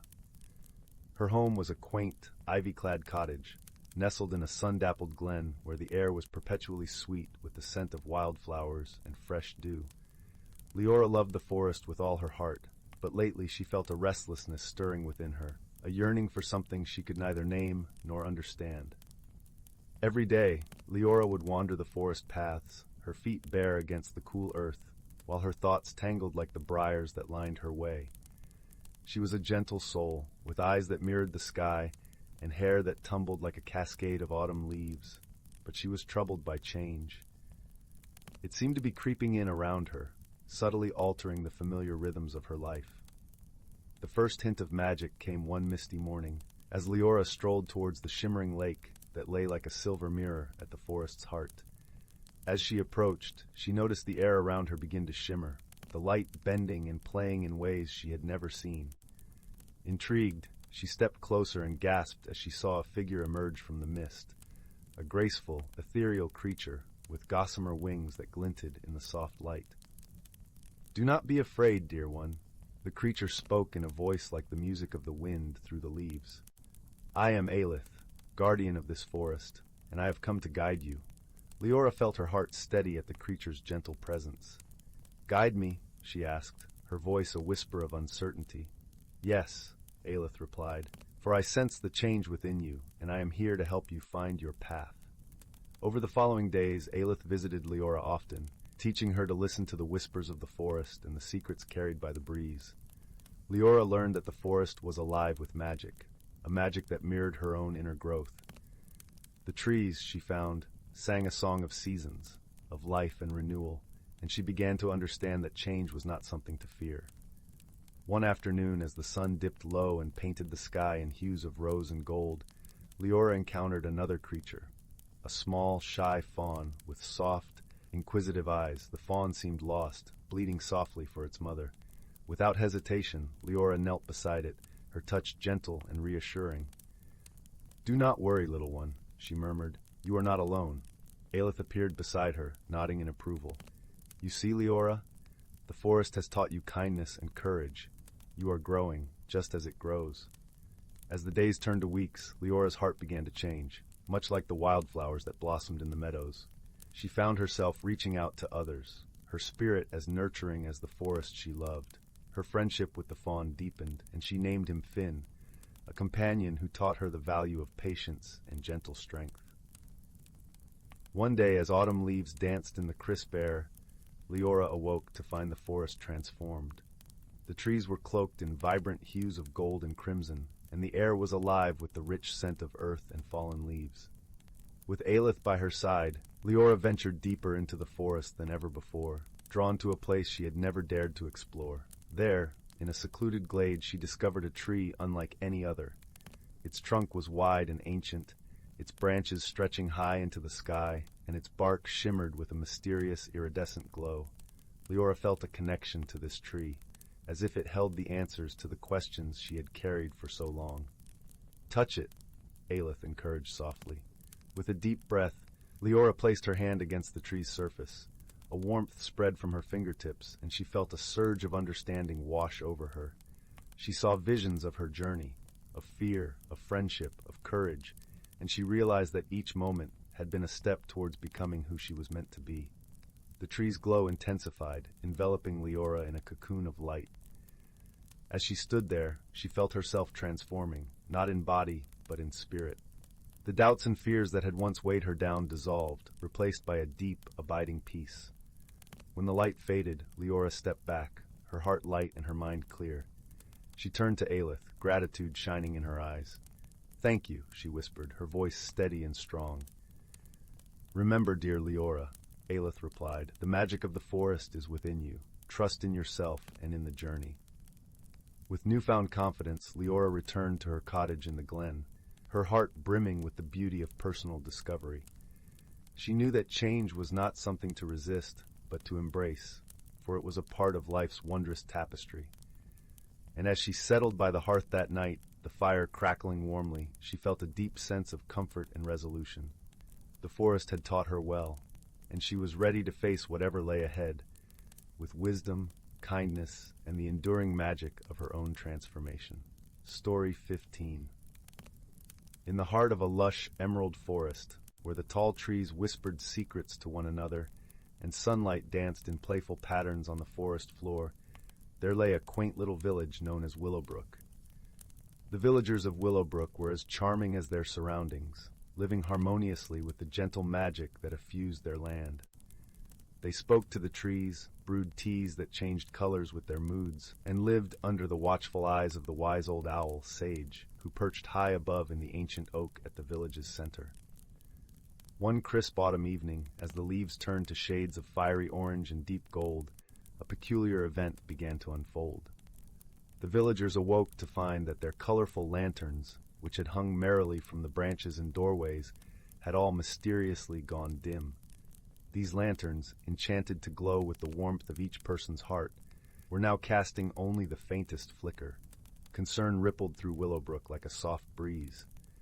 The villagers gathered in the clearing, their faces painted with gentle curiosity rather than worry. At the center stood the village's most beloved duo, a kindly baker named Finn and his inquisitive little sister, Lila. Finn, with flour-dusted hands and a heart as warm as his oven, was known for his honey cakes and gentle wisdom. Lila, with her sparkling eyes and a mind as quick as a fox, was known for her endless questions and her knack for solving puzzles. "Why do you think the lights have dimmed, Finn?" Lila asked, her voice a soft melody against the rustling leaves. Finn pondered for a moment, his eyes searching the faces of their friends. "Perhaps the magic is shy today, Lila, but we will figure it out, won't we?" With a collective nod, the villagers returned to their homes, leaving Finn and Lila under the watchful gaze of the ancient oak. As the moon rose, casting a silvery glow over the village, the siblings set out to uncover the mystery.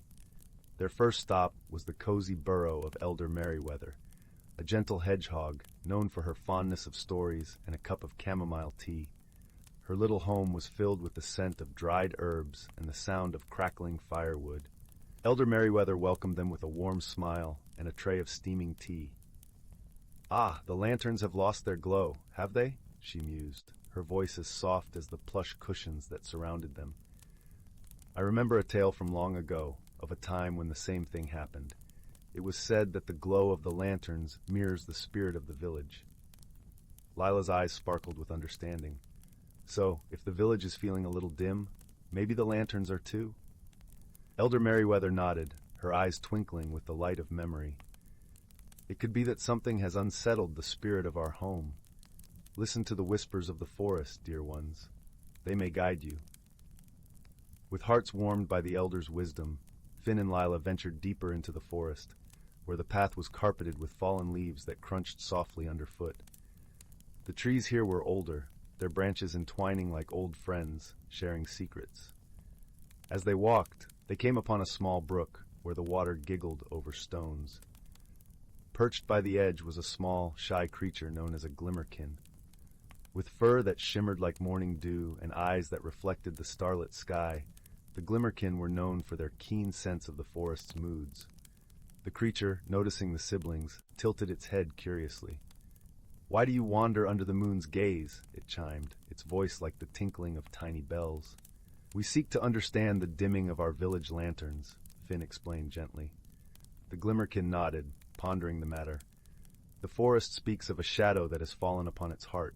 It whispers of a sadness, a longing unfulfilled. Lila leaned closer, intrigued. A sadness? Could it be that someone in the village is feeling a little lonely or forgotten? The Glimmerkin gave a soft nod, its eyes reflecting the moonlight. Perhaps it is so. Find the heart that holds the shadow, and you may find the light. With this new insight, Finn and Lila thanked the Glimmerkin and hurried back to Willowbrook, their minds buzzing with possibilities. They decided to seek the guidance of Sage, the wise owl, who had watched over the village for generations. Under the great oak, Sage sat with his feathers fluffed against the chill of the night. His eyes, wise and all-seeing, blinked slowly as he regarded the siblings.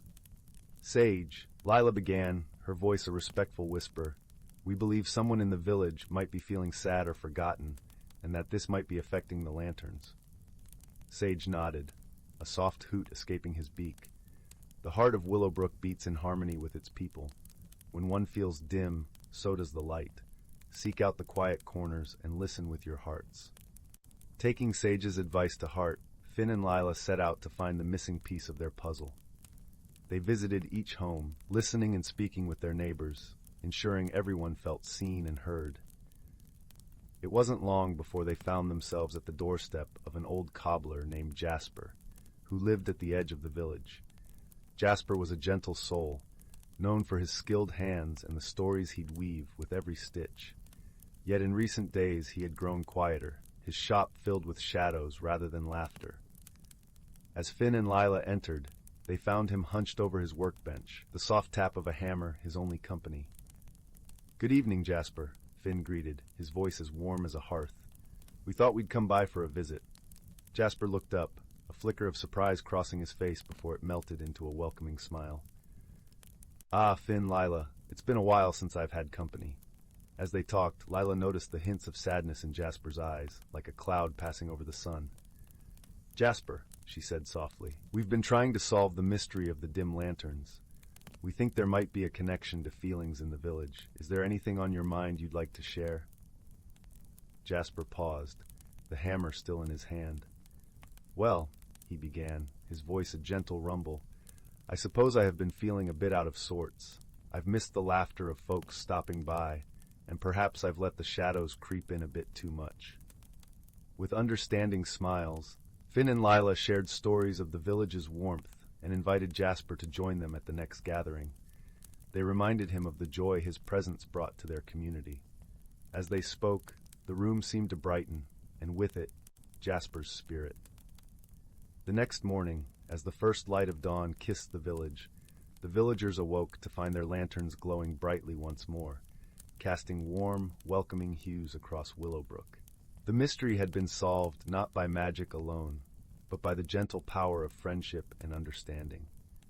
The villagers gathered once more, their hearts light and their lanterns aglow.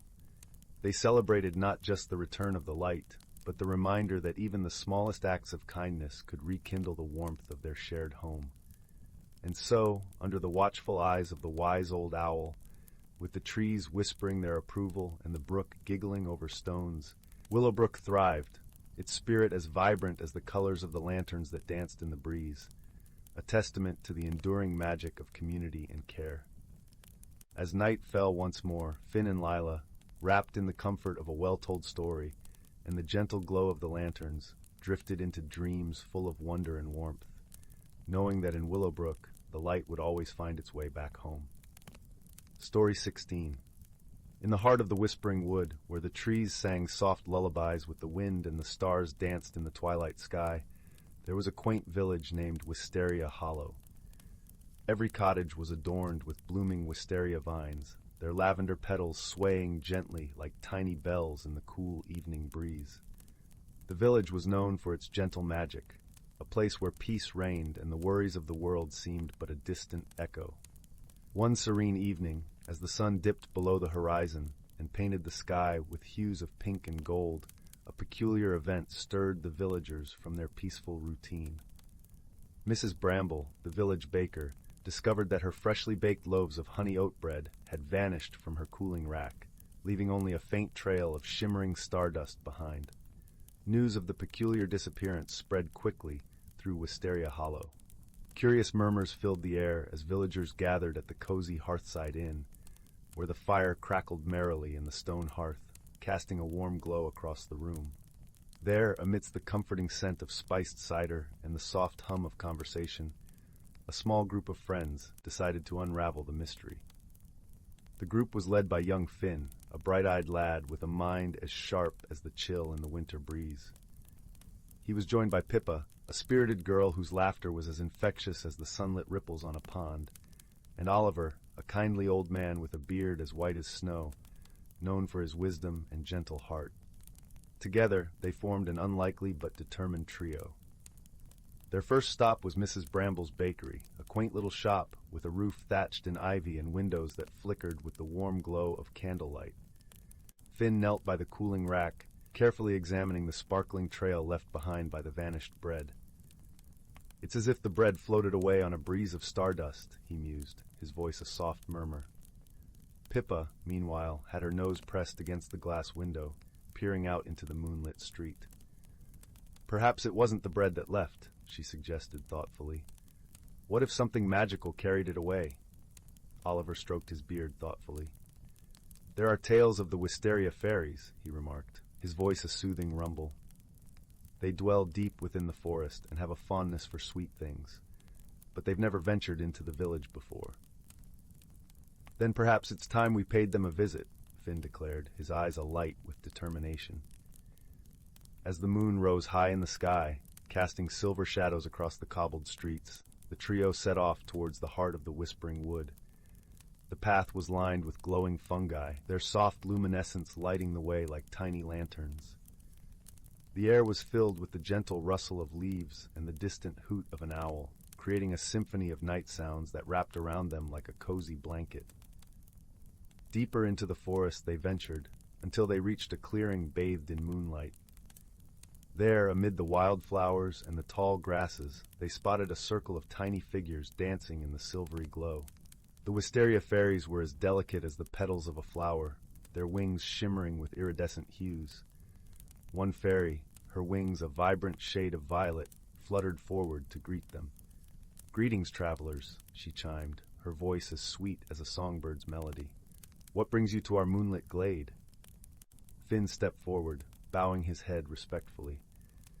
"We've come to ask if you might know anything about the bread that disappeared from our village. It left behind a trail of stardust, much like the kind that follows you." The fairy giggled, a sound like tinkling chimes.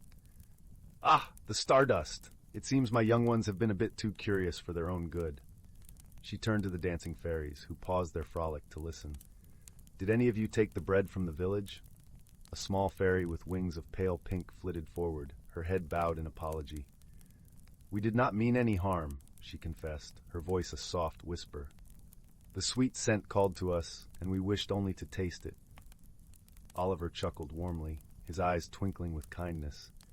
"Then perhaps we can find a way to share. Mrs. Bramble bakes more than enough for the village, and would surely be happy to trade some bread for your delightful company." The fairies clapped their hands in delight, their wings fluttering like a chorus of butterflies.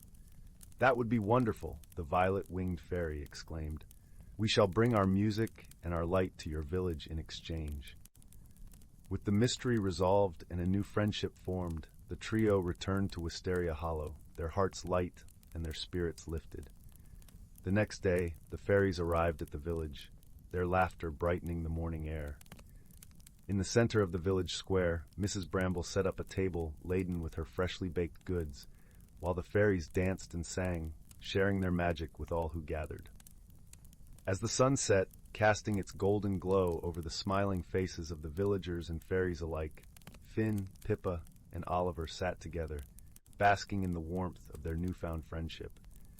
They knew that Wisteria Hollow had gained not only a tale to tell, but also a bond that would forever link the village to the heart of the Whispering Wood. And so, with hearts full of joy and the gentle magic of friendship, the village settled into a peaceful slumber, the stars twinkling above like a promise of many more enchanting nights to come. Story 17. In a valley cradled by emerald hills and kissed by the soft glow of twilight, there lay a quaint village named Willowbrook. The village was known for its cobbled streets that wound like a gentle stream through clusters of stone cottages, with thatched roofs and gardens brimming with lavender and rosemary. At the heart of this picturesque haven was an old, gnarled oak tree, its branches stretching skyward, forming a canopy that whispered ancient secrets to those who would listen. Living near the edge of Willowbrook, in a cozy cottage that hummed with the warmth of a well-loved home, was a young girl named Tessa. Tessa had a heart that was as open as the sky after a summer rain, and eyes that sparkled with curiosity and kindness. She spent her days exploring the fields and woods surrounding the village, always accompanied by her loyal friend, a small, nimble squirrel named Whiskers. Whiskers had a tuft of fur that stood cheerfully atop his head, and he was never far from Tessa's side, his eyes bright with mischief and affection. One particular afternoon, as the sun began its slow descent and painted the sky in hues of pink and orange, Tessa and Whiskers ventured deeper into the woods than they had ever gone before.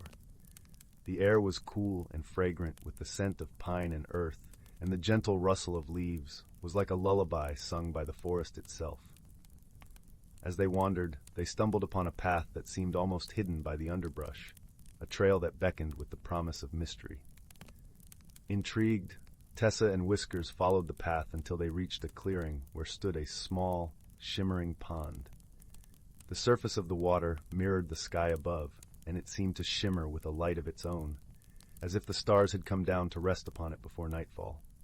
In the center of the pond floated a single delicate lily pad, and perched upon it was a tiny radiant creature, a frog, but unlike any Tessa had seen before. Its skin glistened like emeralds, and its eyes were pools of gentle wisdom. The frog croaked a soft greeting, and to Tessa's amazement, she understood its words. "Welcome, young seeker," the frog said, its voice as soothing as the rippling water. "I am Lirio, the guardian of this pond. Few have ventured this far, and fewer still have the heart to hear my call."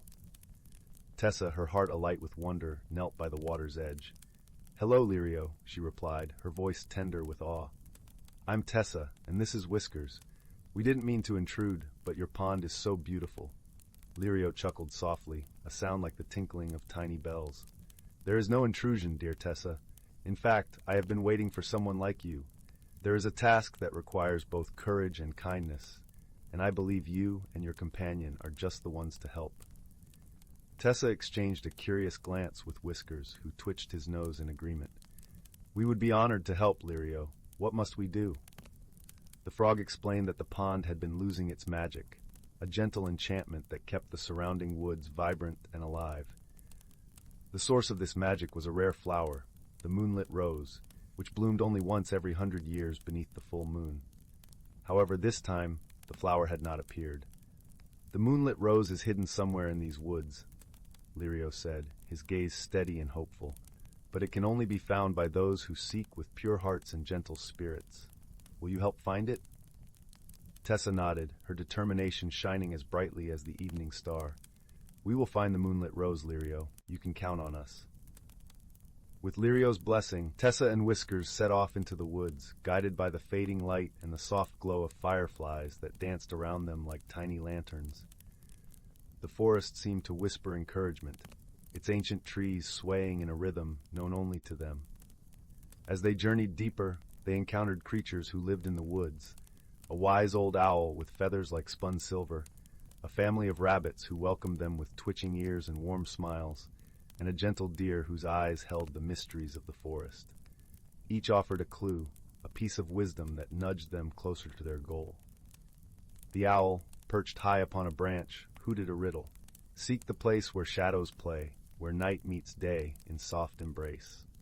The rabbits spoke of a meadow bathed in moonlight, where the grasses danced like waves upon the sea, and the deer, her gaze serene, whispered of a glade where time seemed to stand still, and the air was filled with the scent of wildflowers and dreams. Guided by these hints, Tessa and Whiskers finally reached a secluded glen just as the moon rose high in the sky, casting its silvery light upon the world. The glen was silent, yet alive with a quiet magic, and in its center grew the moonlit rose. Its petals were a luminous white, edged with the softest blue, and it seemed to glow with a light that came from within. With gentle hands, Tessa carefully plucked the flower, its stem cool and smooth against her skin. She felt a warmth blossom in her heart, a connection to the woods and all its creatures, a harmony that resonated like a song. Returning to the pond, they found Lirio waiting, his eyes sparkling with gratitude. "You have done it, dear Tessa and Whiskers. You have restored the magic to our home." As she placed the moonlit rose upon the water, the pond shimmered more brightly than before, its surface alive with ripples of light. The woods hummed with renewal, a gentle song of life and love that embraced all who dwelled within. "Thank you, Lirio," Tessa said, her voice as soft as the night breeze. "We are honored to be part of this magic." Lirio dipped his head in acknowledgement. "You have shown great courage and kindness. Remember, the greatest magic lies not in what we see, but in our hearts and how we choose to share it." With hearts full of hope and friendship, Tessa and Whiskers returned to their cottage as the night deepened, the stars winking down like old friends. They nestled into bed, comforted by the knowledge that the woods would thrive once more, and that they had found something truly extraordinary in the heart of the forest. As sleep gently claimed them, they dreamed of moonlit glades and shimmering ponds, of whispered secrets and endless skies, knowing that the magic of Willowbrook would forever be a part of them. And as the night cradled the world in its gentle embrace, peace settled over the village, as soft and enduring as a lullaby. Story 18. In the gentle embrace of twilight, when the sky was painted with strokes of lavender and gold, the land of Willow Glen lay nestled between rolling hills and whispering streams.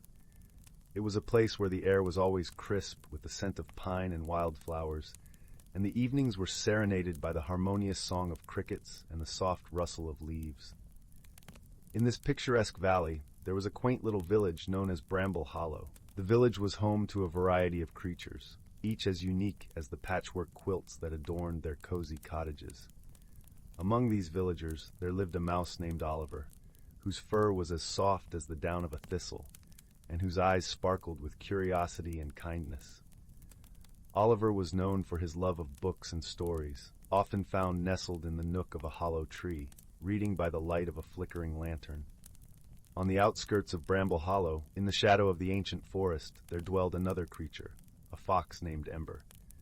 Her coat was a vibrant tapestry of russet and gold, and her eyes glowed like embers beneath the moonlight. Ember was a wanderer, often seen darting through the woods, her heart attuned to the whispers of the wind and the secrets of the forest floor. Though they lived in proximity, Oliver and Ember's worlds rarely intersected. Mice, in their cautious nature, often viewed foxes as creatures to be wary of, and Oliver was no exception. Meanwhile, Ember, with her fierce independence, had little reason to venture into the village, where her presence might stir unease. One crisp autumn evening, as the leaves danced in a gentle breeze and the world was awash in shades of amber and crimson, Oliver found himself wandering further from home than usual. He was on a quest for a rare book, a tale of enchanted woods and mythical creatures that he had longed to read.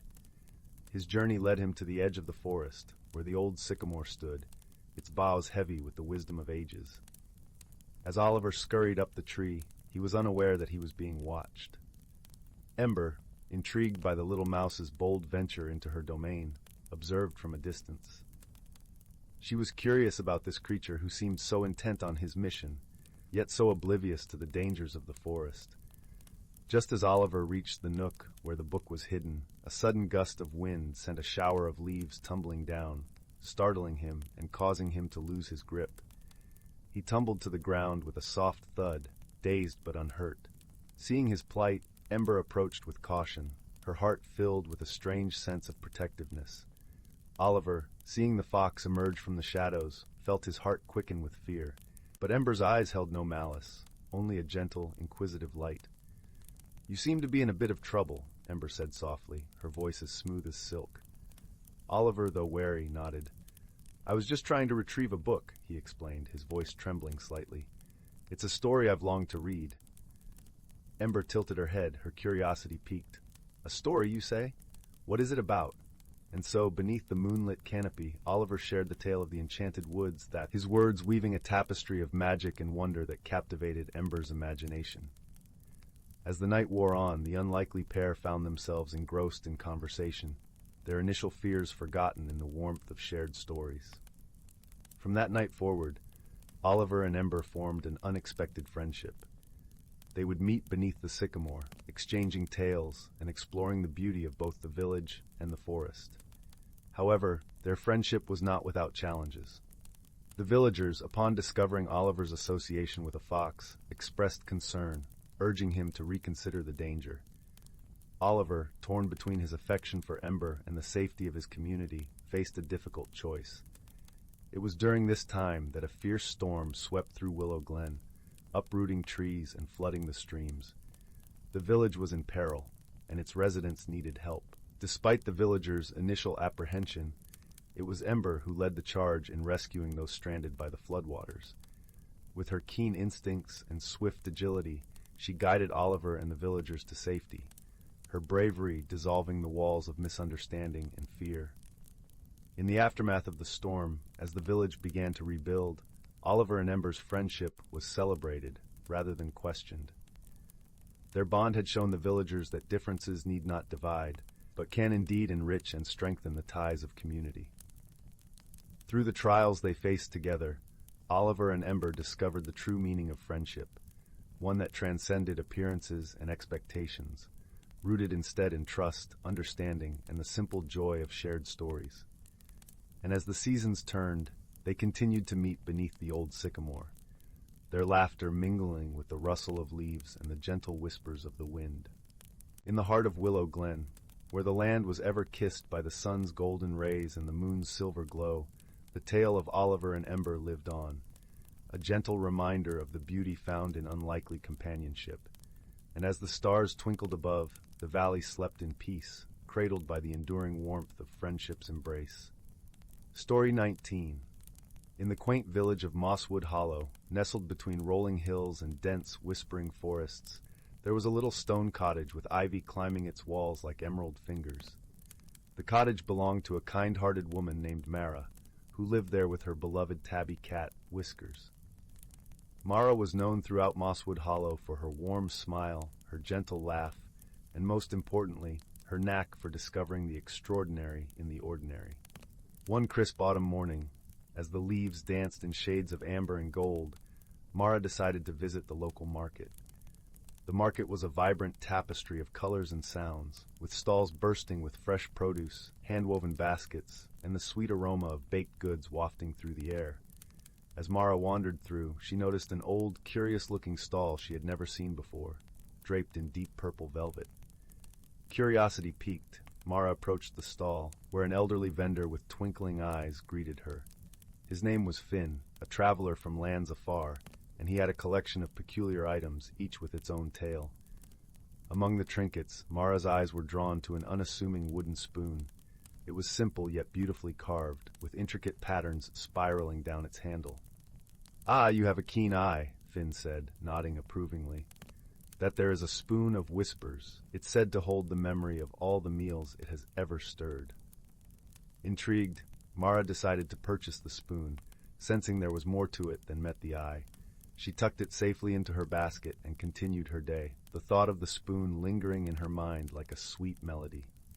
That evening, as the sun dipped below the horizon, painting the sky in hues of rose and lavender, Mara decided to test the spoon's magic. She prepared a simple stew, using the spoon to stir, and as she did, she felt a gentle warmth emanating from it.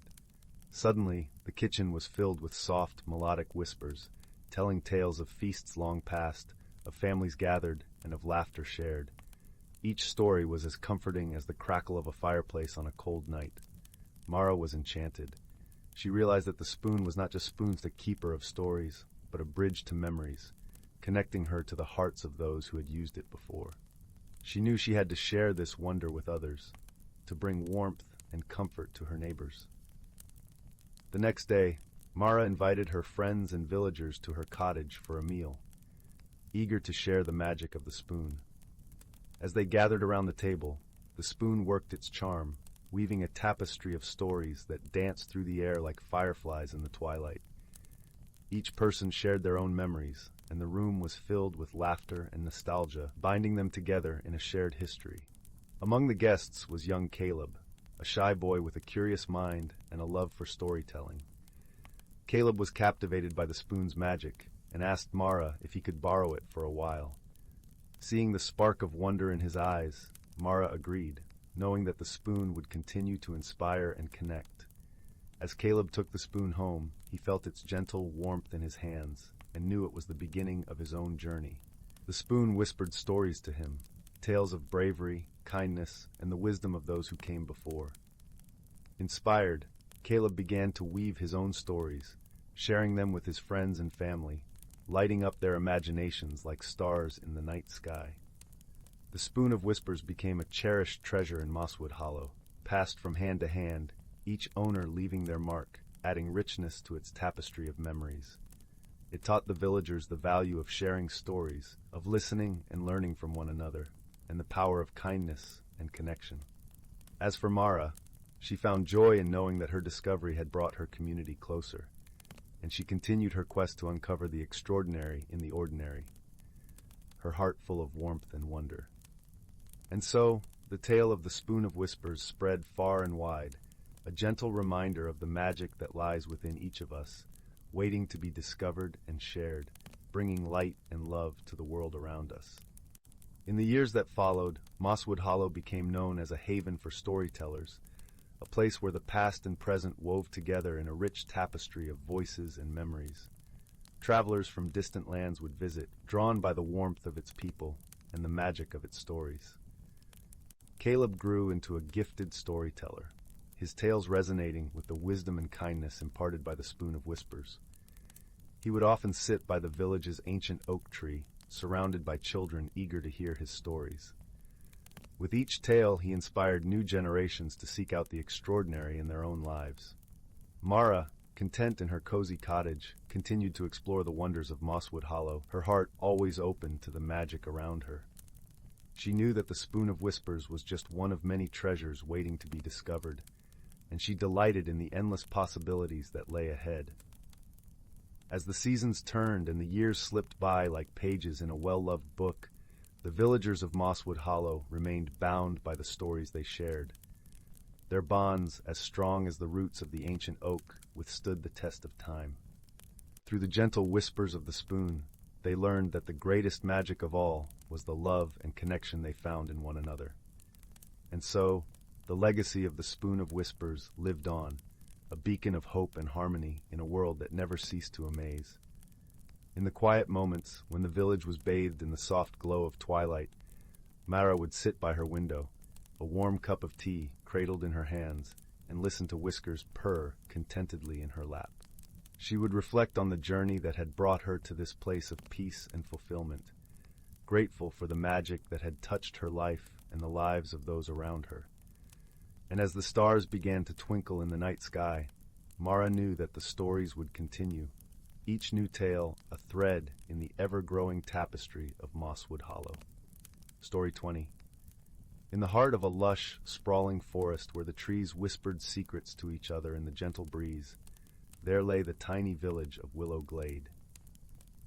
It was a place where the dew-kissed grass glistened like scattered diamonds in the morning light, and the air was always filled with the earthy perfume of pine needles, fresh rain, and the distant echo of bird song. The villagers lived in harmony with the land, tending to their gardens under the watchful gaze of towering oaks and playful squirrels. In this tranquil village, nestled in a cozy cottage with ivy creeping along its stone walls, lived a young boy named Finn. Finn was known for his curiosity and kind heart. His eyes, as blue as the summer sky, sparkled with the light of 1,000 dreams. He loved to explore the forest paths, his laughter mingling with the rustling leaves as he discovered new wonders each day. One misty morning, as the sun began to paint the horizon with its golden brush, Finn set out on his usual wanderings.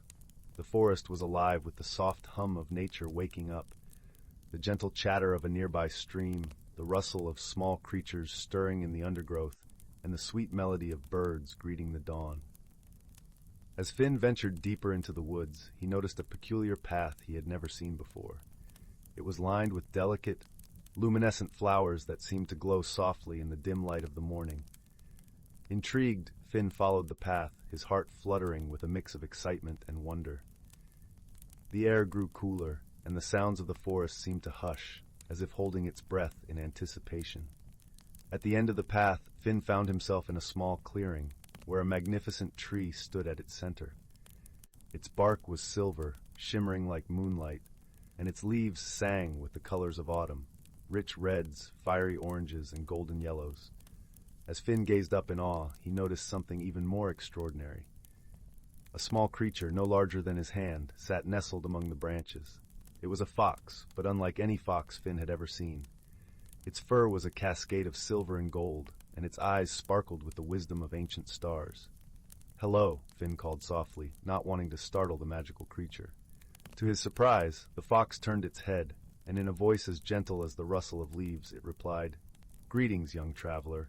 I am Sylvan, the guardian of this enchanted grove." Finn's heart swelled with joy. He had always believed in the magic of the forest, and here was proof, right before his eyes. "It's an honor to meet you, Sylvan," Finn said earnestly. "I've never seen anything like this place." Sylvan chuckled, a sound like the tinkling of distant chimes. "This grove is hidden from those who do not seek with a true heart. But I sense you are different, Finn. You have a heart full of kindness and courage." The young boy beamed at the fox's words, feeling a warmth spread through him like sunlight on a cold day. "What can I do to help you, Sylvan?" he asked eagerly. The fox's eyes twinkled with a hint of mischief. "There is a mystery within this forest," Sylvan explained. "A gentle magic that has been disturbed. The streams no longer sing as they once did, and the blossoms are fading before their time. Will you help me restore the balance?" Without hesitation, Finn nodded. "Of course. What must I do?" Sylvan leaped gracefully from the tree, landing lightly on the soft moss at Finn's feet. "Follow me," the fox instructed, and together they set off deeper into the forest, where the shadows danced beneath the canopy of ancient trees. As they walked, Sylvan spoke of the forest's enchantment, how it thrived on the harmony between all living things. But recently, a sorrowful spirit had crept into the woods, spreading its sadness like a fog. It was up to Finn and Sylvan to find the source of this sorrow and bring peace back to the forest. Their journey took them through winding trails and across babbling brooks, each step filled with the magic of discovery.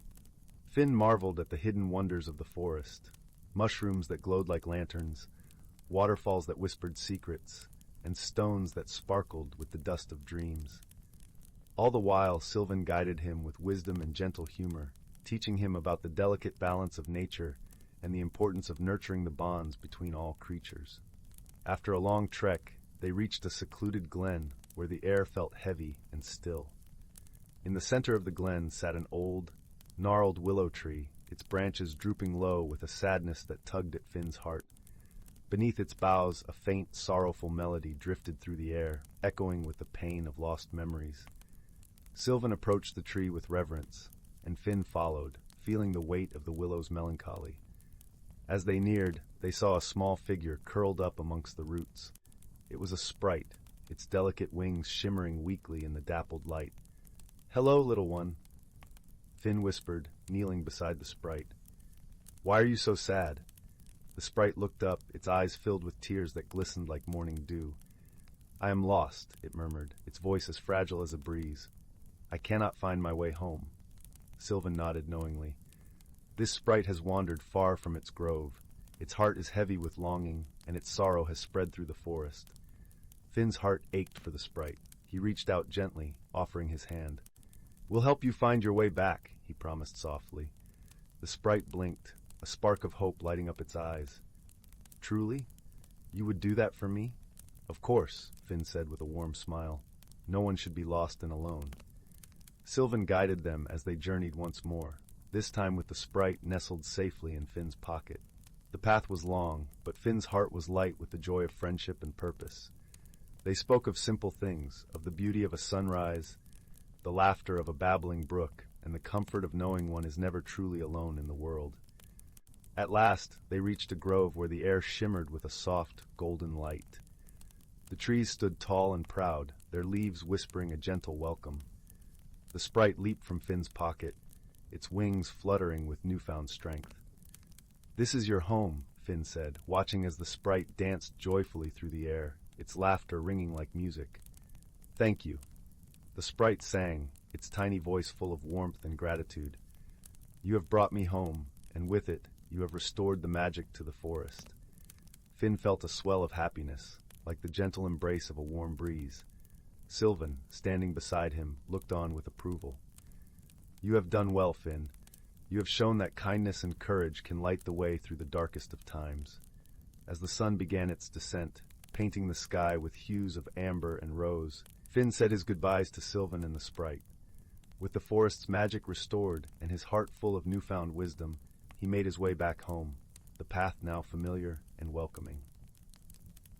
When Finn returned to Willow Glade, the village was bathed in the soft glow of twilight.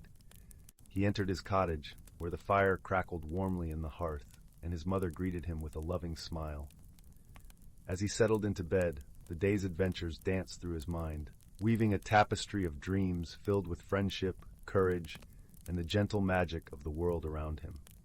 And so, with the forest at peace and the villagers tucked safely in their homes, the night wrapped its gentle arms around Willow Glade, whispering a soothing lullaby to all who listened, promising that tomorrow would dawn bright and full of wonder once more. Story 21. In the quaint village of Willowbrook, nestled between lush, rolling hills and the soft murmur of a silver stream, there was a small, time-worn shop known as Whimsy's Wonders. This shop, with its uneven wooden floors and shelves brimming with curious trinkets, was the heart of many a whispered tale among the villagers. Its owner, Old Silas, was a kindly soul with twinkling eyes that seemed to hold secrets of ages past. One crisp autumn morning, as leaves danced like golden coins in the gentle breeze, a young girl named Lila ventured into Whimsy's Wonders. Lila, with her wide, curious eyes and auburn curls, was known for her adventurous spirit and her fondness for stories of magic and mystery. Today, she felt a particular pull towards the shop, as if something inside was calling her name. The bell above the door chimed softly as Lila entered, and the familiar scent of lavender and old parchment greeted her. Silas, sitting behind the counter with a cup of steaming chamomile tea, looked up and smiled warmly. "Ah, Lila, my dear, what brings you here on this fine day?" "I'm not sure," Lila replied, glancing around at the myriad of objects. "I just felt drawn." Silas nodded knowingly. "Perhaps something here wishes to be found." As Lila wandered deeper into the shop, her eyes caught on a peculiar object tucked away in a shadowy corner. It was an old, ornate mirror, its frame entwined with intricate silver vines that seemed to shimmer with a life of their own. Despite its age, the glass was clear and inviting, reflecting the room with an almost magical clarity. Curiosity piqued, Lila approached the mirror and reached out to touch its surface. As her fingers brushed against the cool glass, a gentle warmth spread through her hand, and the room around her seemed to shift ever so slightly. In the mirror's reflection, Lila saw not only the shop behind her, but also a path leading into a forest she had never seen before, bathed in soft, ethereal light. "Ah, the mirror of paths," Silas said softly, appearing beside her. "It shows the way to what you need most, though not always what you expect." Lila's heart beat a little faster. "May I follow it?" Silas chuckled, his eyes twinkling. "If you feel it calling, then perhaps you should." With a deep breath and a nod of determination, Lila stepped into the reflection. The world around her swirled and shimmered, and she found herself standing at the edge of a forest unlike any she had ever known. The air was crisp and fragrant with pine, and shafts of sunlight danced through the canopy, dappling the ground with patterns of light and shadow. As Lila ventured down the path, she was soon joined by two companions. The first was a playful squirrel named Pippin, with fur as red as autumn leaves and eyes bright with mischief. The second was an owl named Astra, her feathers a soft, silvery white that glowed with a gentle luminescence even in daylight. "Hello there," chirped Pippin, scampering up to Lila's shoulder. "We're here to help you on your journey. The forest is full of wonders and challenges, and it's always good to have friends." Astra nodded, her voice soft and wise. "Indeed, and sometimes the greatest magic lies in the friends we meet along the way." Grateful for their company, Lila continued her journey with her new friends. The path was winding and mysterious, leading them through groves of whispering trees and past streams that sang of ancient stories. Along the way, the trio encountered various challenges, riddles posed by the wind, puzzles hidden in the patterns of moss, and shadows that danced playfully in the twilight. Each challenge required Lila to think deeply and listen to her heart, rather than relying on strength or speed. Pippin's quick wit and Astra's sage advice were invaluable, and together they found solutions in the most unexpected places. With each challenge overcome, the bond between them grew stronger, and Lila felt her understanding of the world deepen. One evening, as the sky blushed with the colors of sunset, the path led them to a clearing at the heart of the forest. In the center stood a magnificent tree, its bark shimmering like silver and its branches stretching towards the heavens. At the base of the tree lay a small, glowing stone, pulsating with a gentle, welcoming light. "This is the Heartstone," Astra explained, her eyes reflecting the glow. "It is said to hold the essence of wisdom and peace, and those who find it are granted a gift, the ability to see the beauty and magic in the world around them." Lila approached the Heartstone, her heart swelling with gratitude and wonder. As she touched it, a warmth spread through her, filling her with a profound sense of calm and clarity. She understood now that the journey had not been about reaching a destination, but about discovering the strength and wisdom within herself and the friendships she had forged along the way. With the Heartstone's light guiding them, Lila and her friends made their way back to Willowbrook. The mirror in Whimsy's wonders shimmered gently as they stepped through, returning them to the cozy, familiar shop.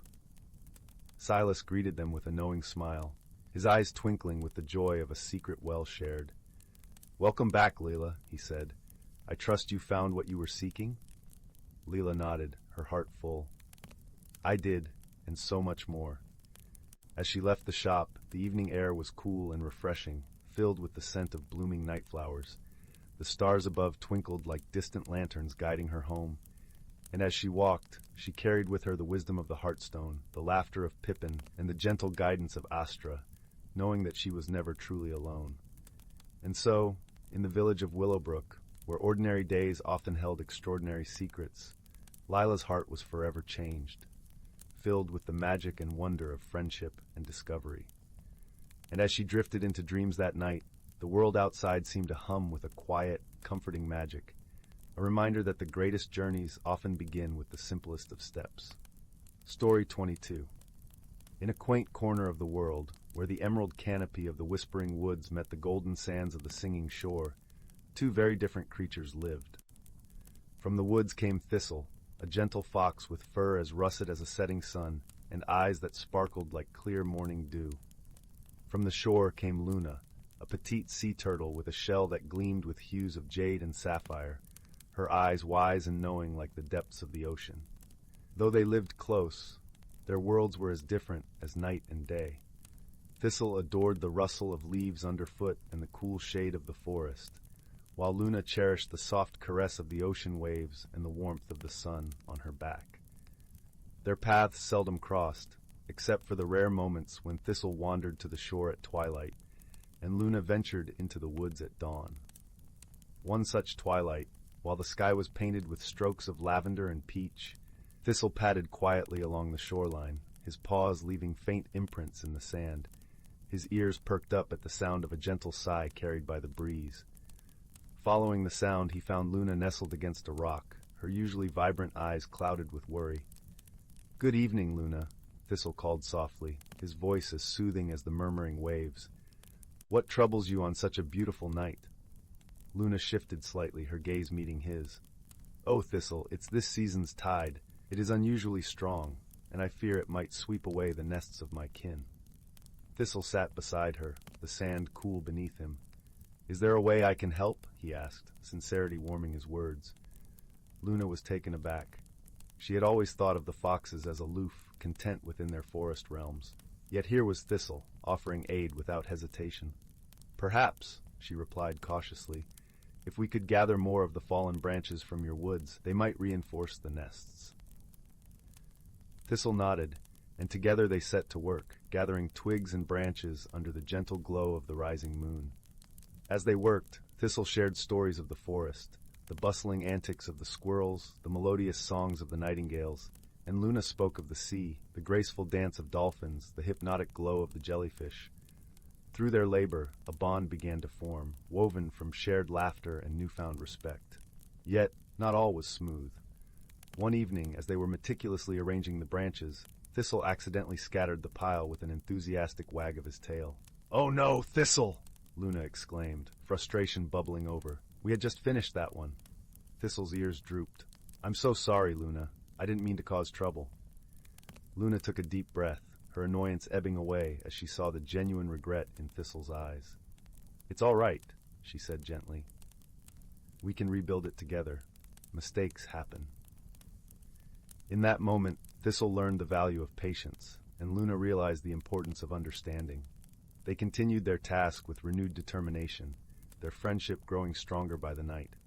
As the days turned into weeks, the nests stood resilient against the waves, thanks to their combined efforts.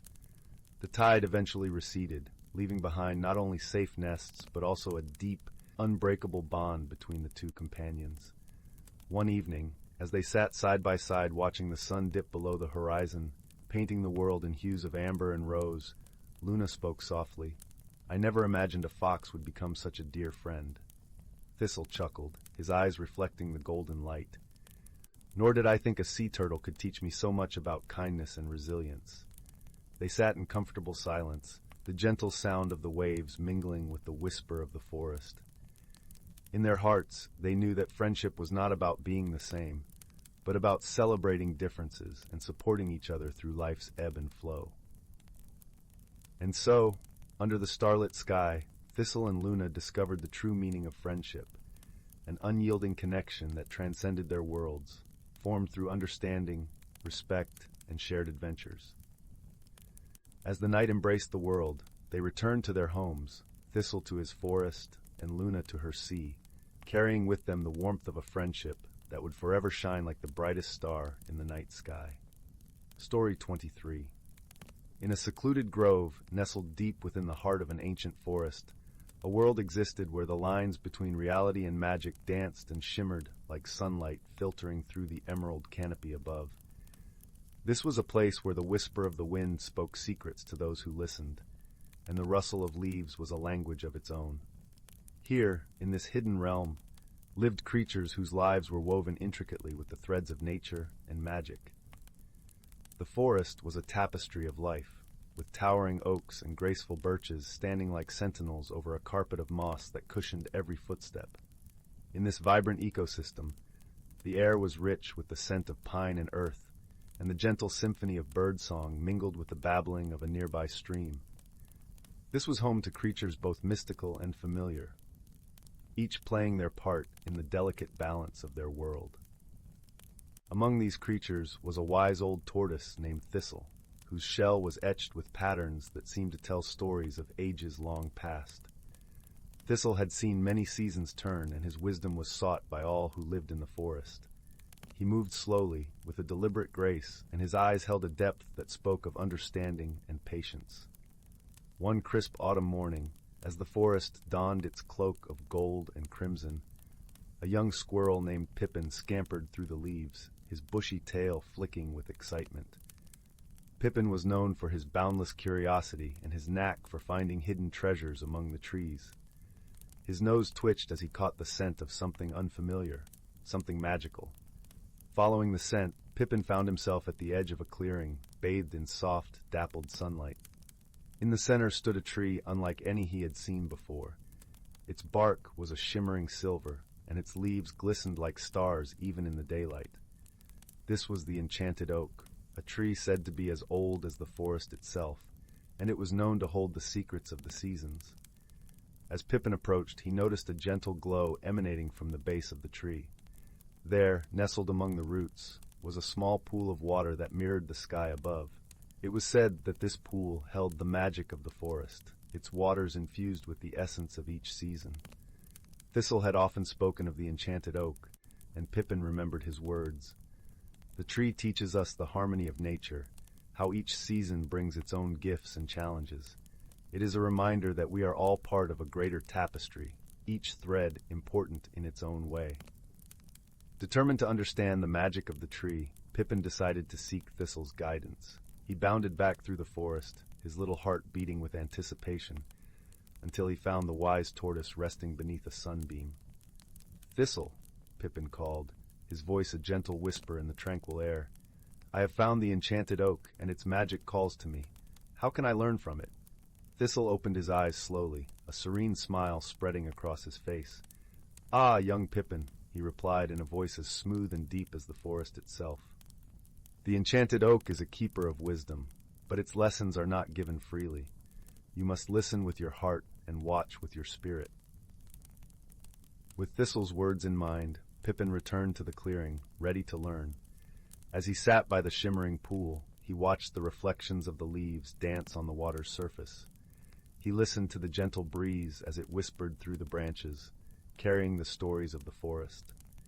Days passed, and with each visit, Pippin began to understand the subtle changes around him. He noticed how the light shifted and softened as autumn deepened, how the air grew crisp and carried the scent of distant fires. He watched as the creatures of the forest prepared for winter, each with its own rhythm and purpose. It was in this quiet observation that Pippin learned the first lesson of the enchanted oak, the importance of balance. He saw how the forest thrived when each creature played its part, how the changing seasons brought both challenges and beauty. He understood that harmony was not the absence of conflict, but the ability to adapt and grow. As winter approached, the forest transformed into a wonderland of snow and silence. The enchanted oak stood tall, its silver bark glistening against the white landscape. Pippin, now wise beyond his years, shared his newfound understanding with his fellow creatures, teaching them the value of harmony and cooperation. In the heart of the ancient forest, beneath the watchful gaze of the enchanted oak, a community thrived in peace and balance.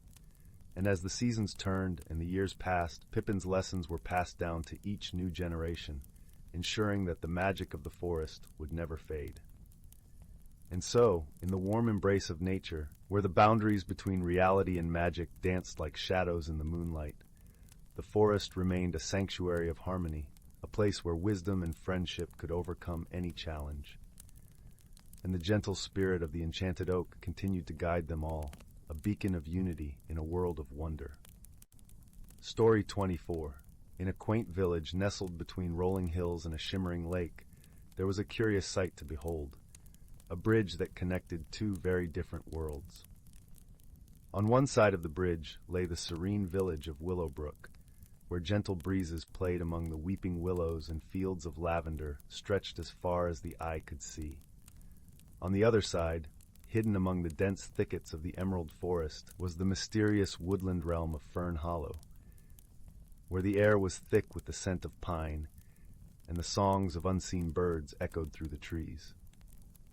The villagers of Willowbrook were known for their craftsmanship and hospitality, while the denizens of Fern Hollow were regarded as keepers of ancient secrets, living in harmony with the natural world. Though the bridge connected these two lands, few ventured across, as each community was content within their own comforting traditions. One bright morning, when the sun cast a golden glow over the landscape, two young souls found themselves at the bridge, each driven by curiosity and a sense of adventure. From Willowbrook came a girl named Lila, with eyes the color of the sky and hair as wild and free as the meadow winds. She carried with her a basket filled with fresh bread, its aroma warm and inviting. From Fern Hollow came a fox named Bramble, his coat a fiery red, with eyes that gleamed with the wisdom of the forest.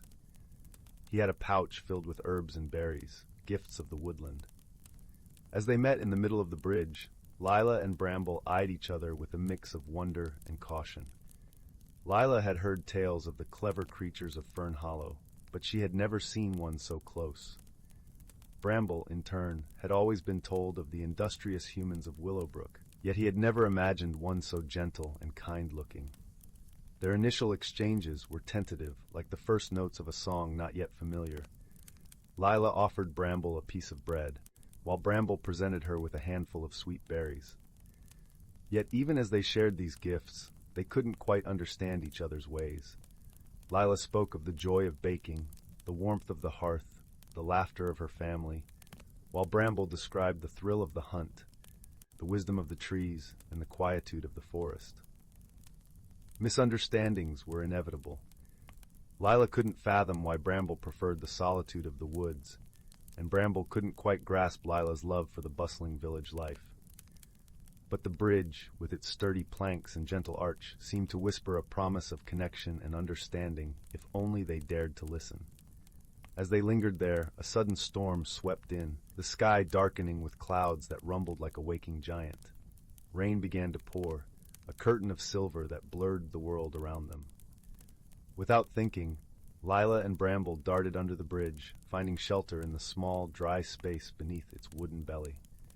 There, in the cocoon of the bridge, they shared stories to pass the time. Lila spoke of her dreams of becoming a master weaver, creating tapestries that captured the beauty of nature. Bramble recounted tales of his ancestors, who had once roamed the earth in great numbers, their cunning and bravery legendary. As the rain drummed a steady rhythm above them, they began to see each other not as strangers, but as companions with much to learn from one another. Lila realized that Bramble's love for the forest was not so different from her own passion for her village, and Bramble began to see the artistry in Lila's weaving, akin to the natural patterns he admired in the wilderness.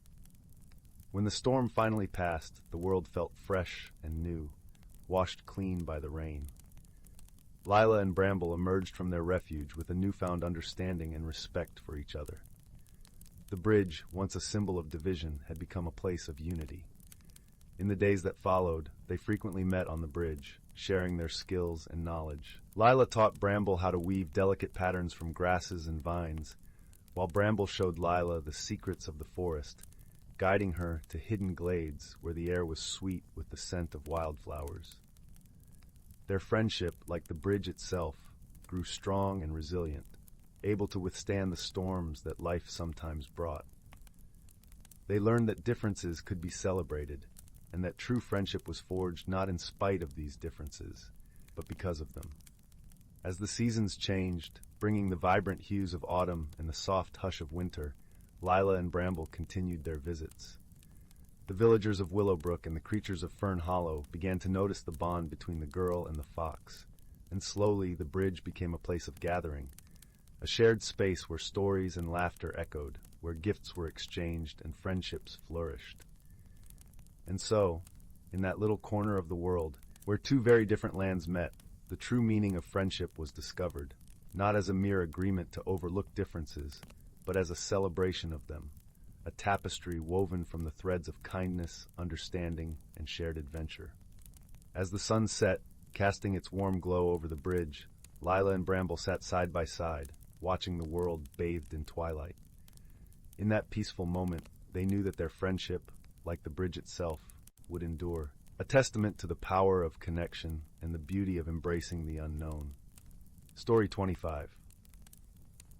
Once upon a time, in the heart of a woodland realm, where the trees whispered secrets older than time itself, there lay the quaint village of Willowbrook. This charming hamlet was nestled between rolling hills and shimmering streams, where the air was always fragrant with the scent of wildflowers and the gentle lullaby of rustling leaves.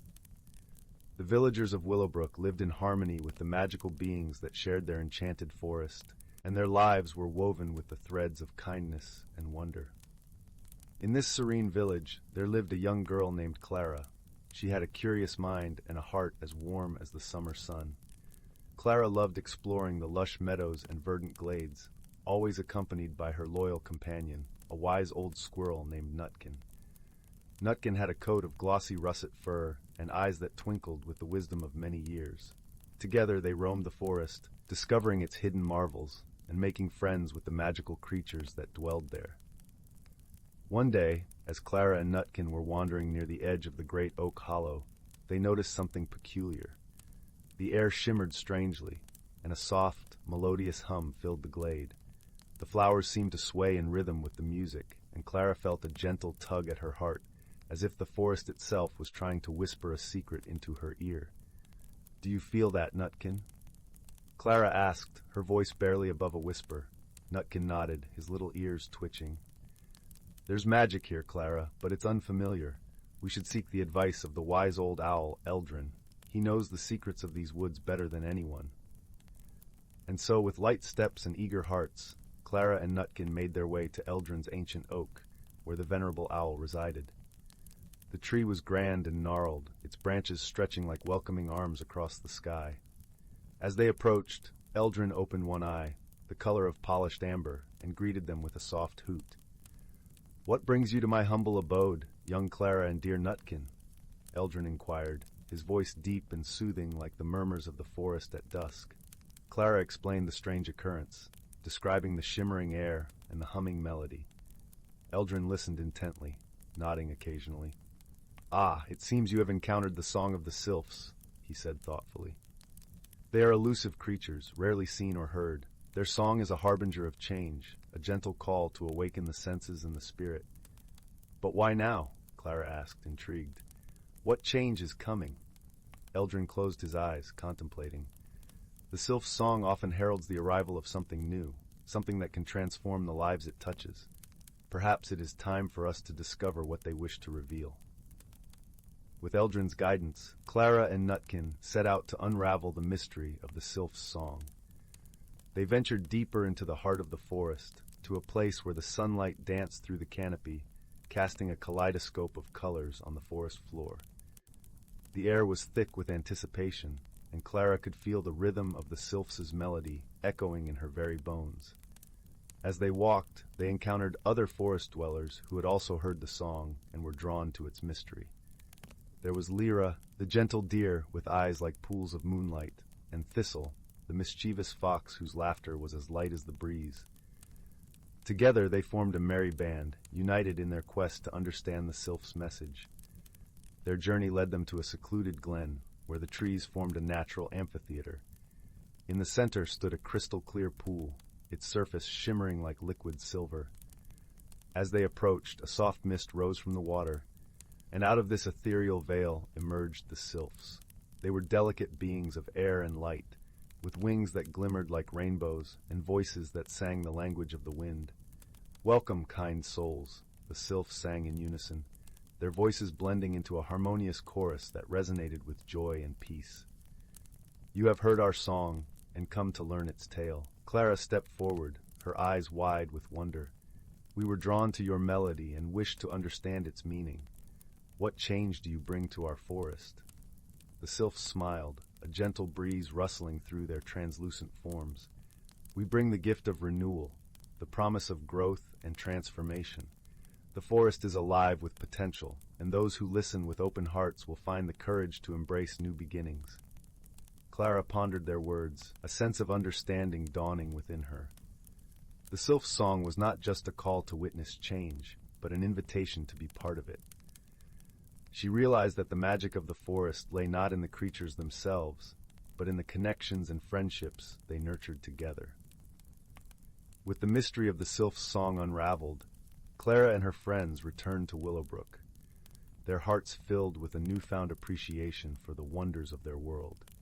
They shared the sylph's message with the villagers, who embraced the spirit of renewal and began to see the magic in their everyday lives. As the days turned into weeks, the village blossomed with creativity and joy. New friendships were forged, and old ones strengthened, as the villagers worked together to care for their beloved forest. The sylph's song became a symbol of hope and unity, a reminder that change, when embraced with love and kindness, could lead to beautiful transformations. And so, under the watchful gaze of the wise old owl Eldren, the village of Willowbrook thrived, its people forever touched by the gentle magic of the sylph's song. As for Clara and Nutkin, they continued their adventures, ever curious and ever kind, knowing that the true magic of their world lay in the bonds they shared with their friends. And as the sun set over the enchanted forest, casting a golden glow over the land, the village of Willowbrook settled into a peaceful slumber, cradled in the warmth of the magical world they called home. Story 26. In a snug little village nestled between rolling green hills and shimmering silver streams, there lived a young girl named Cora. The village was known for its vibrant gardens and cottages with ivy-draped walls where the chimneys puffed out comforting wisps of smoke that danced with the evening breeze. Cora, with her chestnut curls and curious eyes, loved to wander through the meadows, collecting wildflowers and dreaming of adventures she read about in her favorite storybooks. One particularly misty morning, as she ambled along a path lined with dew-kissed daisies, Cora stumbled upon an old, gnarled tree, its roots twisted above the earth like the fingers of some ancient giant. Nestled among these roots was a peculiar object, a small, intricately carved wooden box. The box was unremarkable at first glance, yet something about it seemed to call out to her. Cora knelt down, brushing her fingers over the smooth, cool wood. The box was adorned with delicate engravings of stars and swirling vines. With a gentle click, the lid opened to reveal a shimmering swirl of colors, hovering like a soft, luminous cloud. It was as if the very essence of twilight had been captured within this tiny vessel. As Cora gazed into it, she felt a warm, tingling sensation spread through her fingers and into her heart. Startled yet intrigued, she tucked the box into her satchel and hurried home, her mind buzzing with possibilities. That evening, as the moonlight spilled through her window, she opened the box again. The swirling colors enchanted her, and she realized this was no ordinary trinket. It was a gateway to something wondrous. The next morning, she shared her discovery with her dear friend Finn, a thoughtful boy with a penchant for puzzles and a knack for storytelling. His eyes widened with amazement as Cora revealed the box's secret. Together, they decided to explore its potential, sensing that it could lead them on an adventure unlike any they had imagined. Their first companion in this journey was an elderly woman named Miss Thistle, known throughout the village for her wisdom and her collection of herbs and teas. With her silver hair pulled into a neat bun and eyes that twinkled with mischief, she listened intently to Cora and Finn's tale. "This box," Miss Thistle mused, "is enchanted with the magic of understanding. It reveals truths that are hidden and shows you the way when you feel lost." Eager to test its power, Cora and Finn followed Miss Thistle's advice and sought guidance from the box. They were shown visions of a glowing path through the forest, leading them to an ancient stone circle hidden deep within the woods. Miss Thistle accompanied them, her presence as reassuring as the gentle rustle of leaves in the breeze. The forest was alive with the scent of pine and the sound of birdsong, creating a symphony that accompanied their footsteps. As they reached the stone circle, they found themselves surrounded by standing stones, each one etched with symbols that seemed to pulse with a faint, otherworldly light. Here, they met their second helper, a wise old raven named Azrak. With feathers as black as midnight and eyes that gleamed like polished obsidian, Azrak perched on one of the stones, observing them with a thoughtful gaze. "To unlock the full potential of the box," Azrak croaked, "you must solve the riddle of the stones. Each holds a piece of wisdom from a time long past." Cora and Finn studied the symbols carefully, their minds working in harmony as they pieced together the puzzle. Each symbol revealed a lesson about kindness, patience, and the power of listening.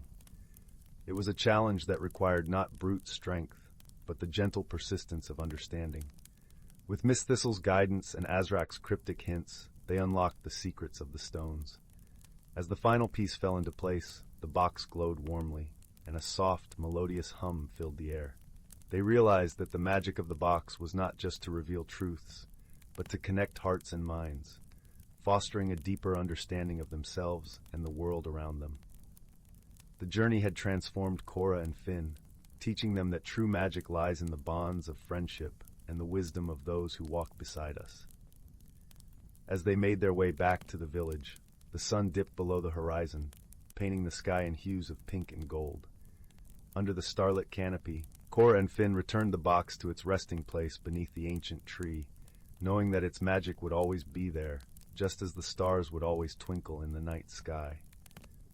And so, with hearts full of wonder and minds rich with newfound wisdom, they returned home, the warmth of their adventure lingering like a cozy blanket, promising dreams of endless possibilities. Once upon a time, nestled in a quaint valley where the hills rolled like waves frozen in time, there existed a village known as Willowbrook. This village was embraced by the gentle arms of an enchanted forest, where whispers of magic danced through the leaves and the air was always rich with the scent of wildflowers and pine. In Willowbrook lived a young girl named Mary, who had a heart as warm and inviting as the hearth in her grandmother's kitchen. Mari was known throughout the village for her curiosity and her kindness, always ready to lend a hand or listen to a story from the elders. But what Mari cherished most was her time spent in the forest, where she felt the pulse of the earth beneath her feet and the gentle caress of the breeze as it wove through her hair. One crisp autumn afternoon, as the sun began its descent, painting the sky in hues of amber and rose, Mari ventured into the forest with a basket in hand. She was on a quest to gather the last of the season's blackberries, their plump, dark bodies glistening with dew. As she meandered through the woodland paths, the soft crunch of leaves underfoot provided a gentle rhythm that matched the steady beating of her heart. The forest was alive with whispers, the rustling of leaves, and the occasional call of a distant owl preparing for the evening's watch. Mari hummed a melody taught by her grandfather, a tune that seemed to echo the very essence of the forest itself. As she reached a particularly fruitful bramble, she heard a sound that was neither leaf nor bird, but a soft, musical chime. Curious, Mari followed the sound, her steps light and careful. She soon came upon a small clearing bathed in the dappled light of the setting sun. At its center stood an ancient oak, its branches sprawling wide as if embracing the sky.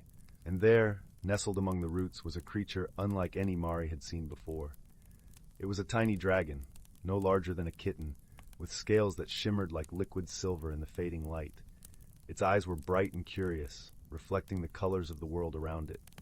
The dragon was tangled in a web of vines, struggling to free itself without much success. "Oh dear," Mari breathed, setting her basket aside. "Let me help you." The dragon paused in its struggle, watching her with a mixture of hope and wariness. Mari approached slowly, her hands gentle and sure as she worked to untangle the vines. The dragon's scales felt cool and smooth against her fingers, and she marveled at the wonder of this unexpected encounter. "There you are," she whispered with a smile as the last vine fell away. The dragon unfurled its wings, stretching them wide. They were translucent and delicate, catching the light like stained glass. The dragon chirped happily and circled around Mari, its joy palpable. It landed on her shoulder, nuzzling her cheek with a soft purr. Mari giggled, feeling a warmth blossom in her chest. "What should I call you?" she mused aloud, looking at her new companion. The dragon tilted its head, and a soft glow emanated from its chest, forming the shape of a small, twinkling star. "Starling," Mari decided, enchanted by the tiny luminescence. "You shall be Starling." With Starling perched contentedly on her shoulder, Mari returned to her basket, which was now brimming with more than just blackberries. Together they made their way back to the village, the forest now a tapestry of shadows and moonlight. As the days turned into weeks, Mari and Starling became inseparable. They explored every nook and cranny of the forest, discovering hidden groves and secret streams, each adventure more magical than the last. Starling's presence brought an extra layer of wonder to Mari's world, his gentle light guiding her through even the darkest paths. But as winter approached, the forest began to change. The trees shed their leaves, blanketing the ground in a quilt of gold and brown. The air grew crisp and the days shorter, and Mari noticed a restlessness in Starling. His light, once vibrant and steady, began to flicker like a candle in the wind. Concerned, Mari sought the counsel of the village elder, a wise woman named Anwen, who seemed as old as the forest itself. Anwen listened patiently as Mari recounted her adventures with Starling, her eyes twinkling with understanding. "The little dragon is tied to the forest, Mari," Anwen explained, her voice like the rustle of leaves in a gentle breeze. "As winter approaches, the magic that sustains him wanes. He needs a place of warmth and light to rest, to renew his strength until spring returns." Mari's heart ached at the thought of Starling's light dimming, and she resolved to help her friend. With Anwen's guidance, she crafted a small sanctuary for Starling at the edge of the village, where the warmth of her family's hearth would mingle with the magic of the forest. It was a cozy nook, lined with soft moss and fragrant herbs, a perfect haven for a tiny dragon to weather the winter months. Starling curled up in his sanctuary, his eyes heavy with the need for rest. As he settled in, Mari sang to him, her voice a soft lullaby that promised the return of spring and the adventures yet to come. The days turned to weeks, and snow blanketed Willowbrook in a serene hush. Mari visited Starling every day, sharing stories and laughter that filled the air with warmth despite the chill. Gradually, as the sun's path began to lengthen and the air grew mild, Starling's light returned, stronger and more radiant than before. When spring finally arrived, the forest awoke in a symphony of green and gold. Starling emerged from his sanctuary, his wings shimmering with renewed vigor. Together, Mari and Starling celebrated the season's return, their bond forged in friendship and the gentle magic of the natural world. From that time on, Mari knew that the forest held mysteries beyond her imagining, and that true friendship was a treasure more precious than any she could find among the trees. And as she lay in bed each night, the soothing sounds of the forest her lullaby, she drifted into dreams filled with wonder and warmth, knowing that she and Starling would greet each new day with open hearts and a spirit of adventure. And so, in the heart of the enchanted forest of Willowbrook, where magic and wonder wove through every leaf and shadow, Mari and Starling's story continued, a testament to the power of unexpected friendships and the gentle mysteries of the natural world. Story 28. In a tranquil village nestled at the edge of an ancient forest, where the whispering leaves sang soft lullabies to the setting sun, there lived a young girl named Amara. Her home, a cozy cottage with walls adorned with ivy and a garden bursting with vibrant blooms, lay at the very border where the village life met the mysteries of the woods. Each evening, as twilight painted the sky with hues of lavender and rose, Amara would sit by the window, her eyes tracing the silhouettes of towering trees and listening to the stories the wind carried.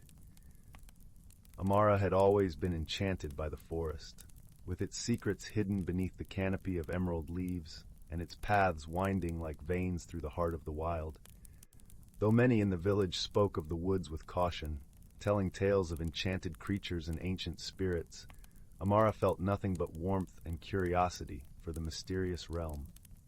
She longed to uncover its wonders, to befriend its inhabitants, and to learn the language of the leaves.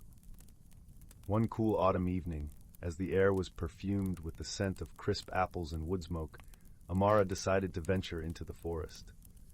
Armed with a small lantern that glowed like a friendly firefly, she stepped beyond the familiar garden path and into the unknown. The forest welcomed her with the gentle rustling of leaves and the distant hoot of an owl, as if acknowledging her presence with a kind nod. As she wandered deeper, the world around her transformed. The trees seemed to lean in closer, their branches arching like protective arms, while the ground beneath her feet was soft with moss, a plush carpet whispering secrets of the earth. Amara's heart danced with excitement, each step a note in the melody of her adventure. After a while, she came upon a peculiar sight, a small, shimmering pond, its surface reflecting the twinkling stars above and the crescent moon that hung like a silver boat in the sky.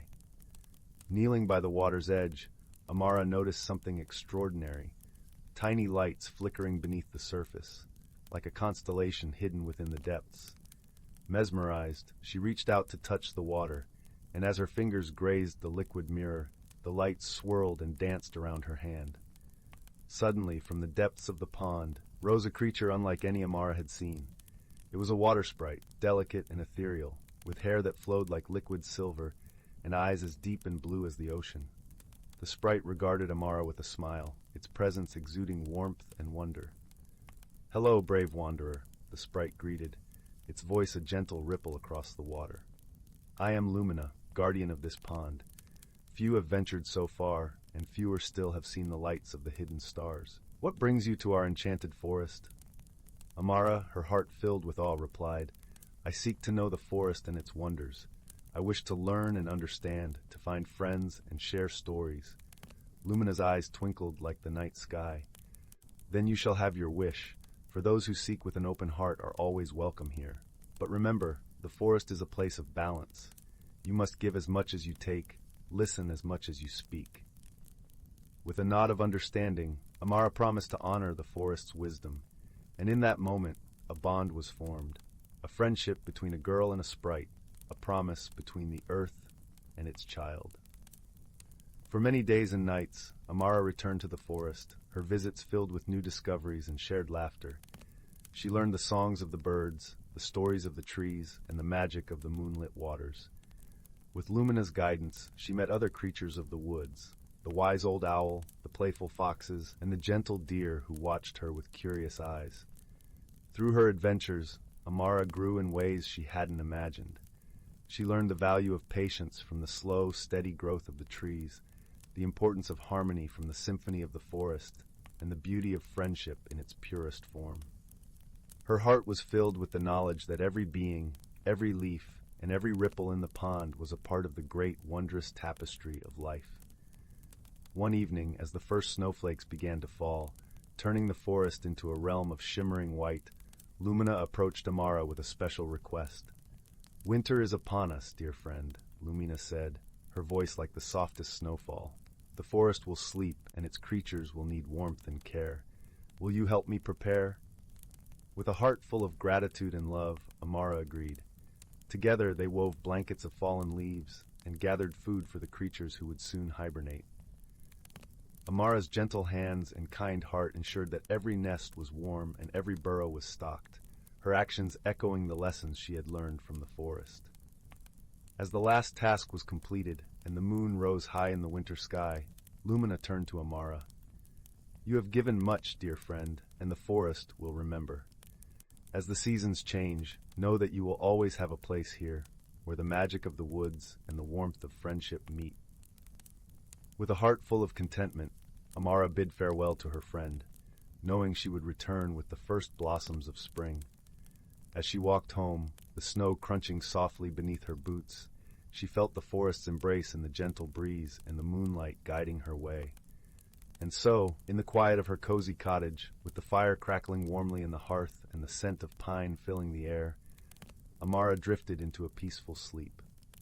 Her dreams carried her back to the forest, where she danced with the shadows of the trees and sang with the whispers of the wind, knowing that she was never truly alone. In the heart of the village, at the edge of the enchanted woods, a young girl and a water sprite had forged an unexpected friendship, a bond that transcended the boundaries of time and space. Through wisdom, kindness, and a love for the natural world, Amara discovered that the greatest magic of all was the one found in the heart, shared freely with those who are willing to listen and learn. And as the village slept under the watchful gaze of the stars, the forest, with all its secrets and wonders, patiently awaited the return of its friend, knowing that every ending was but the beginning of a new adventure. Story 29. In a secluded village nestled at the edge of a whispering forest, there lived a young girl named Miri. Her home was a cozy cottage with a thatched roof, surrounded by a garden that shimmered with colors, even in the pale moonlight.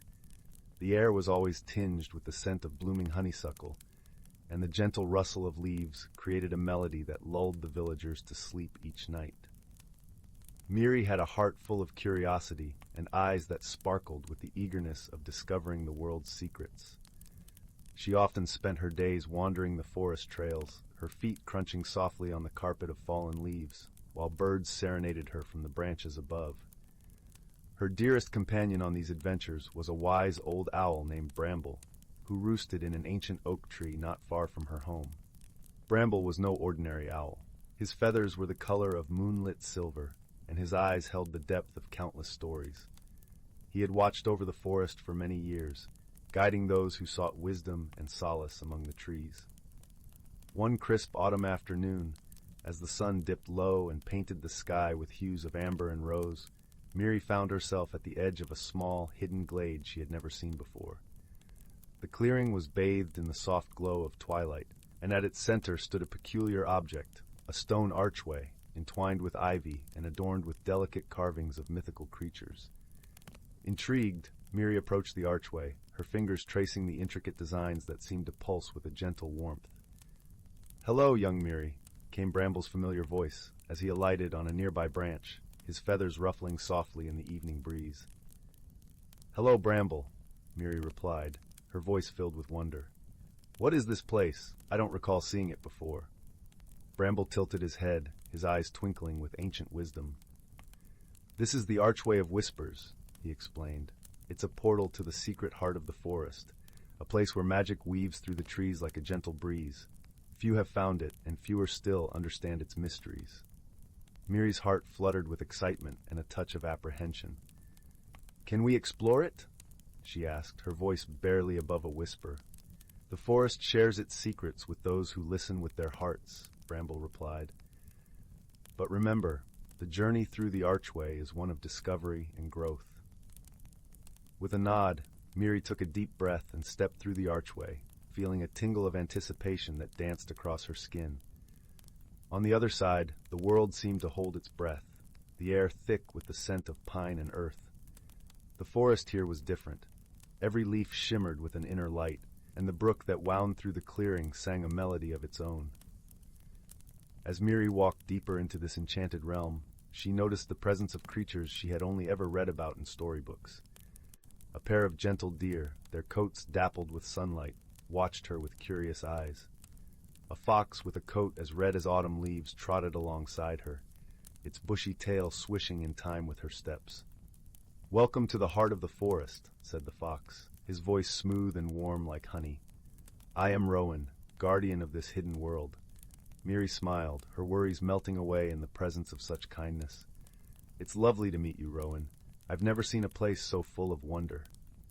Rowan nodded, his eyes reflecting the dappled light. "Here, you'll find that the smallest creatures can teach the greatest lessons. The forest listens, and it speaks in whispers carried by the wind."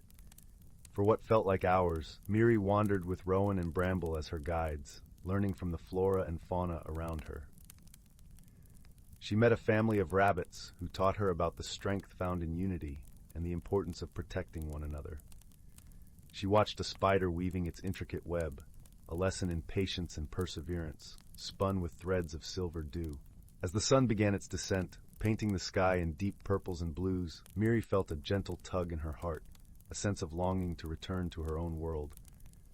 "I think it's time for me to go back," she said softly, looking at Bramble and Rowan.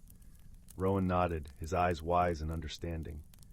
"Remember, Miri, the magic of this place is not bound by these trees. It lives within you, in every act of kindness, every moment of courage." Bramble fluffed his feathers, his voice a comforting presence. "And whenever you need guidance, the forest will always welcome you back."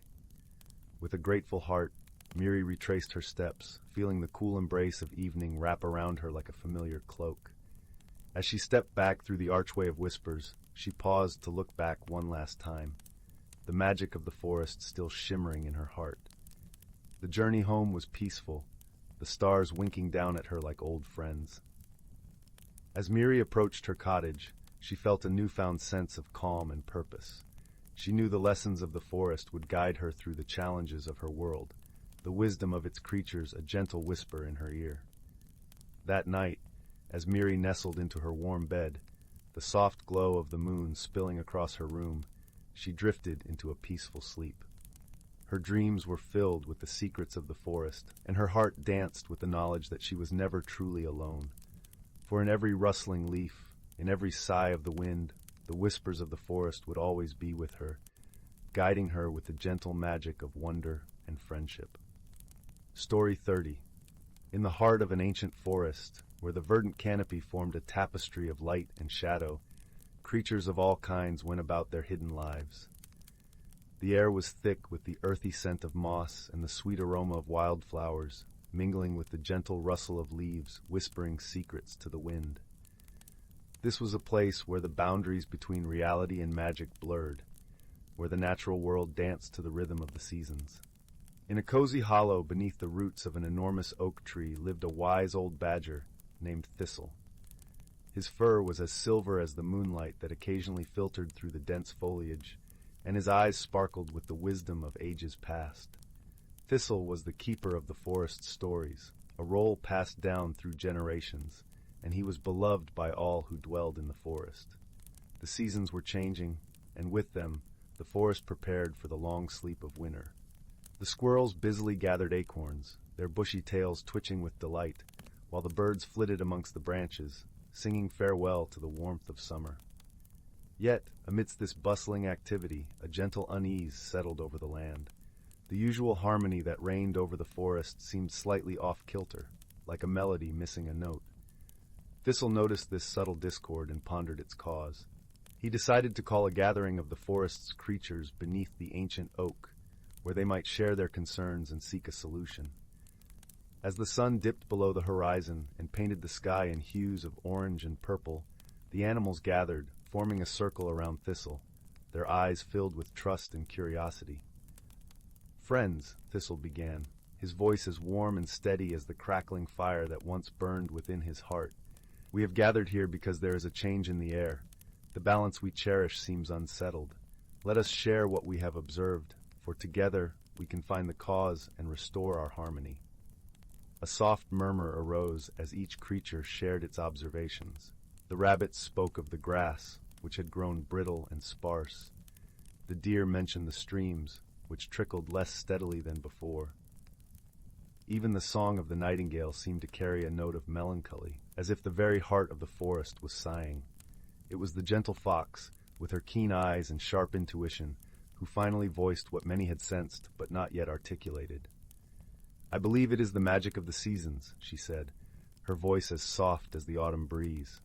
"Its flow is disrupted, and the forest feels the strain." Thistle nodded thoughtfully. "Indeed, the magic that weaves through this forest is tied to the seasons, a cycle as old as the trees themselves. If it is out of balance, we must find the source and set it right." A hush fell over the gathering as the creatures considered this task.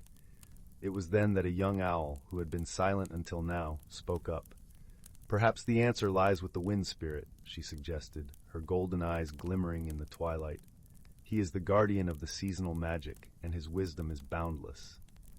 The creatures agreed, and it was decided that Thistle, accompanied by the young owl and the gentle fox, would seek out the wind spirit. The journey would take them to the heart of the forest, where the trees grew so densely that the sun barely touched the ground. As they set off, the forest seemed to hold its breath, the creatures watching with hope in their hearts. The path was soft beneath their feet, carpeted with fallen leaves that crunched gently, releasing the scent of autumn into the air. The deeper they ventured, the more the forest revealed its secrets. Mushrooms that glowed with an ethereal light, tiny streams that sang a melody as they wound their way through the underbrush, and the occasional glimmer of eyes watching from the shadows. Finally, they reached the clearing at the heart of the forest. It was a place untouched by time, where the air was cooler and the presence of magic was palpable. In the center stood the wind spirit, a majestic figure woven from the very essence of the breeze. His form shifted and shimmered like sunlight dancing on water, and his eyes were as ancient as the forest itself. "Welcome, travelers," the wind spirit said, his voice a gentle whisper that rustled the leaves. "I sense you seek the balance of the seasons." Thistle stepped forward and bowed respectfully. "Great wind spirit, the forest is not as it should be. The magic of the seasons seems troubled, and we seek your guidance to restore the harmony we cherish." The wind spirit nodded, his form swirling with a soft, glowing light. "The flow of magic is indeed disrupted," he said. "It is the result of a forgotten bond, a promise made long ago between the spirit of the seasons and the heart of the forest." The young owl tilted her head, curiosity shining in her eyes. "How can we mend this bond?" she asked. The wind spirit's voice was like a gentle breeze brushing through the leaves. "To restore the balance, you must find the Heartstone, a gem that embodies the spirit of the forest. It lies hidden beneath the roots of the oldest tree, where the magic of the earth and sky converge. Place it in the circle of seasons, and the bond will be renewed." With this knowledge, Thistle, the owl, and the fox retraced their steps, the path now illuminated by the light of the full moon. The forest was a symphony of night sounds. The soft hoot of an owl, the gentle rustle of nocturnal creatures stirring in the underbrush, and the distant murmur of a brook. They reached the oldest tree, an ancient pine whose trunk was thick and gnarled, its roots sprawling like fingers reaching deep into the earth. With careful paws, they began to dig, the soil cool and fragrant beneath their touch. It was not long before Thistle's claws scraped against something hard and smooth. He unearthed the Heartstone, a gem that glowed with a soft, pulsating light, like the heartbeat of the forest itself. Together, they carried the Heartstone to the Circle of Seasons, a sacred space where the elements of earth, air, fire, and water united. As they placed the gem within the circle, a gentle warmth spread through the clearing, and the air shimmered with magic. The wind spirit appeared once more, his form more radiant than before. "You have restored the bond," he said, his voice filled with gratitude. "The magic of the seasons will flow once again, bringing balance to the forest." As dawn broke over the horizon, painting the sky with the colors of a new day, the forest awoke to a renewed harmony. The streams bubbled more brightly, the grass grew lush and green, and the birds sang a song of joy and gratitude. Thistle, the owl, and the fox returned to their friends, their hearts filled with the satisfaction of a challenge, overcome through wisdom and unity. Together, they had ensured that the ancient forest would continue to thrive, a testament to the balance of nature and the magic that wove through its very essence. And so, as the sun rose higher, casting a golden glow over the land, the creatures of the forest settled into their familiar routines, secure in the knowledge that their home was once again at peace. The ancient stories would continue to be told, passed down through the generations, a reminder of the power of friendship and the enduring magic of the natural world. In the heart of the forest, where the boundaries between reality and magic blurred, life continued its gentle dance, and the forest remained a sanctuary of harmony and wonder. Story 31. In a quaint village nestled between rolling hills and whispering forests, there was a little shop known as the Curio Nook. This shop was brimming with peculiar artifacts and trinkets that seemed to have stories hidden in their very essence. The air inside the shop was always filled with a delightful mix of scents, aged wood, lavender polish, and a hint of cinnamon from the owner's ever-bubbling kettle. The shopkeeper was a kind and gentle soul named Mr. Whitaker, whose twinkling eyes and warm smile made each visitor feel like an old friend. Mr. Whitaker had a particular fondness for the stories behind the objects he collected, and he loved nothing more than sharing these tales with anyone who cared to listen. One crisp autumn afternoon, as the golden leaves danced through the village streets, a young girl named Lila wandered into the Curio Nook. Lila was a curious child, with hair the color of chestnuts and eyes that sparkled like the morning dew. She loved to explore, and the shop was her favorite place to uncover mysteries and make-believe adventures. As she browsed the shelves, her fingers brushed against something unusual, a small, intricately carved wooden box. It was adorned with delicate patterns of ivy and roses that seemed to shimmer in the dim light of the shop. Drawn to it, Lila carefully lifted the box, and to her surprise, it felt warm to the touch, as if it were alive. Mr. Whitaker noticed her interest and ambled over, his footsteps soft on the creaky floorboards. "Ah, I see you've found the whispering box," he said with a gentle chuckle. "It's said to hold the ability to reveal the hidden potential within those who listen closely." Lila's eyes widened with intrigue. "How does it work?" she asked, her voice a mix of excitement and wonder.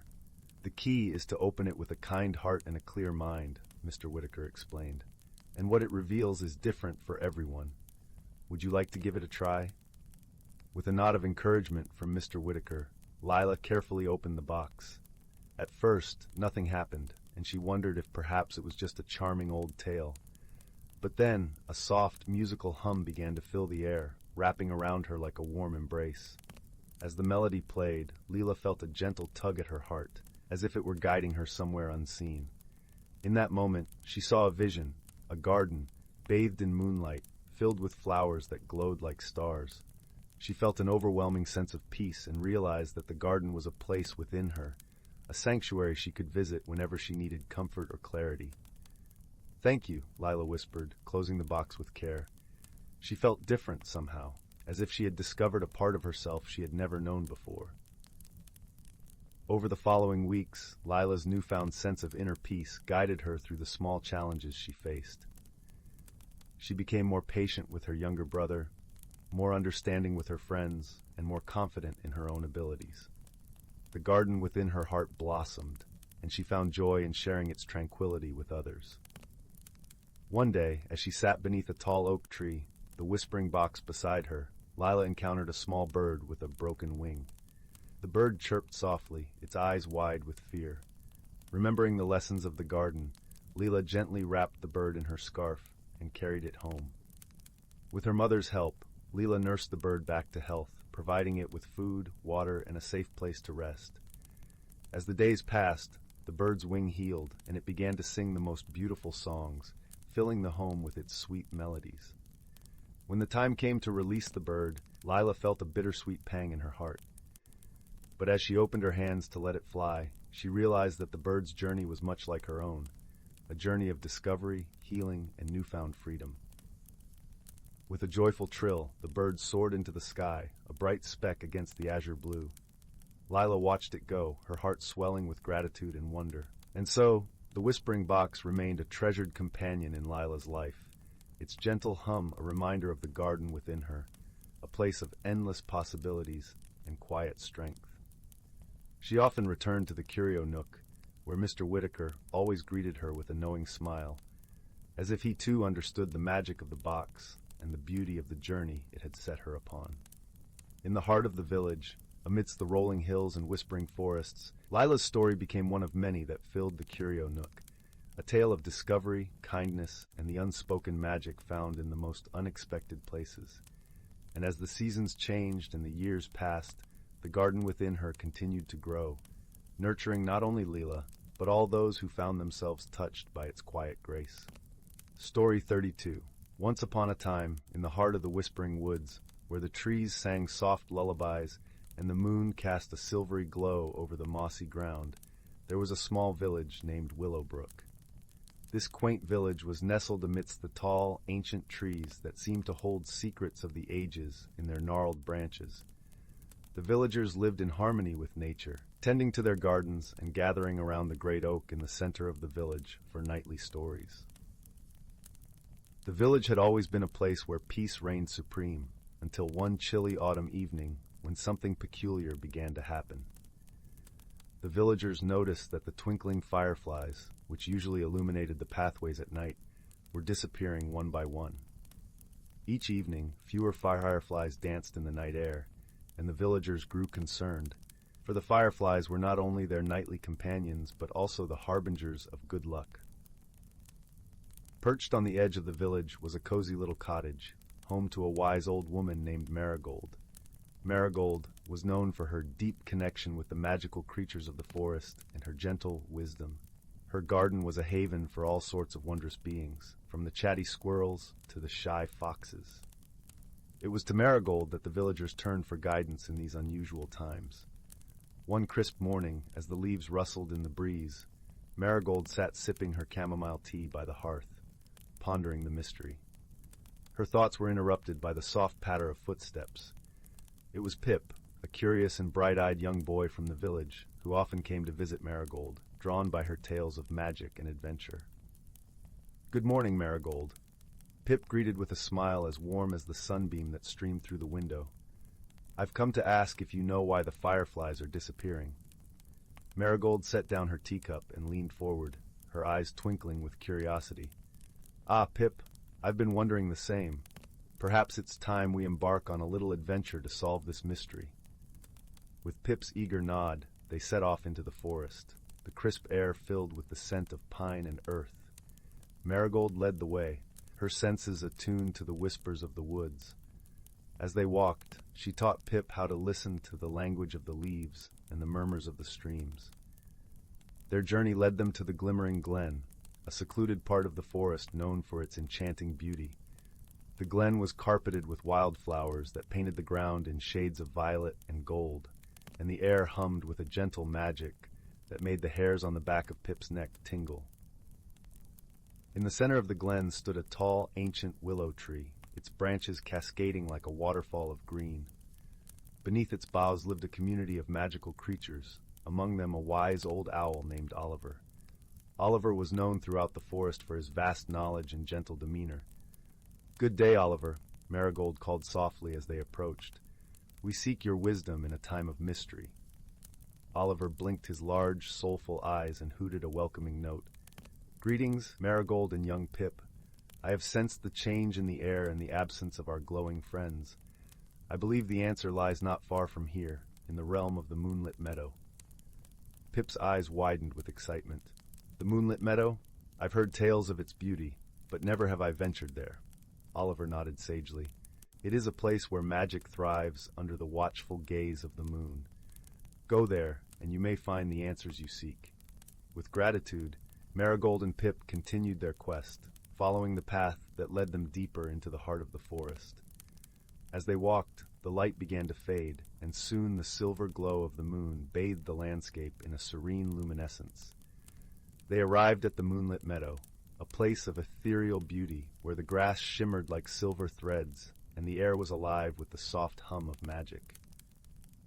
In the center of the meadow stood a small, sparkling pond, its surface reflecting the moon's gentle light. Marigold and Pip approached the pond cautiously. There they found a curious sight, a gathering of fireflies, their light dimmed, clustered around a small, shimmering stone that lay at the water's edge. Marigold knelt down, her fingers brushing the stone's surface. It pulsed with a gentle warmth, and she realized it was a moonstone, a rare and powerful gem that had the ability to amplify magic. The fireflies, drawn to its enchanting aura, were inadvertently leaving their usual paths. Pip, ever observant, noticed something else, a small, timid water sprite hiding amongst the reeds. With a gentle smile, he approached the sprite, whose eyes were wide with worry. "Hello there," Pip said softly. "Are you the guardian of this pond?" The sprite nodded, her voice as delicate as a whisper. "I am, but I did not mean to cause such trouble. The moonstone surfaced unexpectedly, and its magic calls to the fireflies." Understanding dawned on Marigold. The moonstone's magic is too strong for them. But fear not, we can find a solution. With Marigold's guidance, Pip and the sprite worked together to gently relocate the moonstone to a special grove, where its magic would be subdued by the surrounding earth, allowing the fireflies to return to their nightly dance. As they worked, Marigold shared tales of balance and harmony in nature, weaving in gentle lessons of coexistence and understanding. The sprite, grateful for their help, promised to watch over the moonstone and ensure its magic was kept in check. With their task complete, Marigold and Pip bid farewell to the sprite and the moonlit meadow, their hearts light with the satisfaction of a mystery solved. As they made their way back to Willowbrook, the forest hummed with a renewed sense of peace. That night, the fireflies returned to the village, their soft glow lighting the paths once more. The villagers gathered under the great oak, sharing stories of the night's adventure and marveling at the magic that surrounded them. Pip, his eyes shining with wonder, sat beside Marigold, grateful for the wisdom and friendship that had guided them through the mystery. As the stars twinkled above and the gentle night breeze rustled the leaves, Willowbrook settled into a peaceful slumber, comforted by the knowledge that all was once again well in their enchanted world. And so, the mystery of the missing fireflies became a cherished tale, reminding the villagers of the power of friendship, the beauty of nature, and the magic that lay in the harmony between them. As the fireflies danced in the night sky, their gentle glow whispered a soothing lullaby, cradling all of Willowbrook in a tender embrace until the dawn's first light. Story 33. Once upon a time, in a quaint village nestled between rolling, emerald hills and the edge of an ancient, whispering forest, there lived a young woman named Leora. The village was a place where seasons unfolded like stories, each bringing its own whisper of enchantment and wonder. Leora had always been content with the gentle rhythm of her life, spending her days weaving delicate tapestries that mirrored the vibrant hues of the world around her. Her hands moved with a grace that spoke of years of practice, creating patterns that were as intricate as the stories she loved to tell. Yet, as the years passed, a restlessness began to stir within Leora, like the first breath of spring air after a long winter.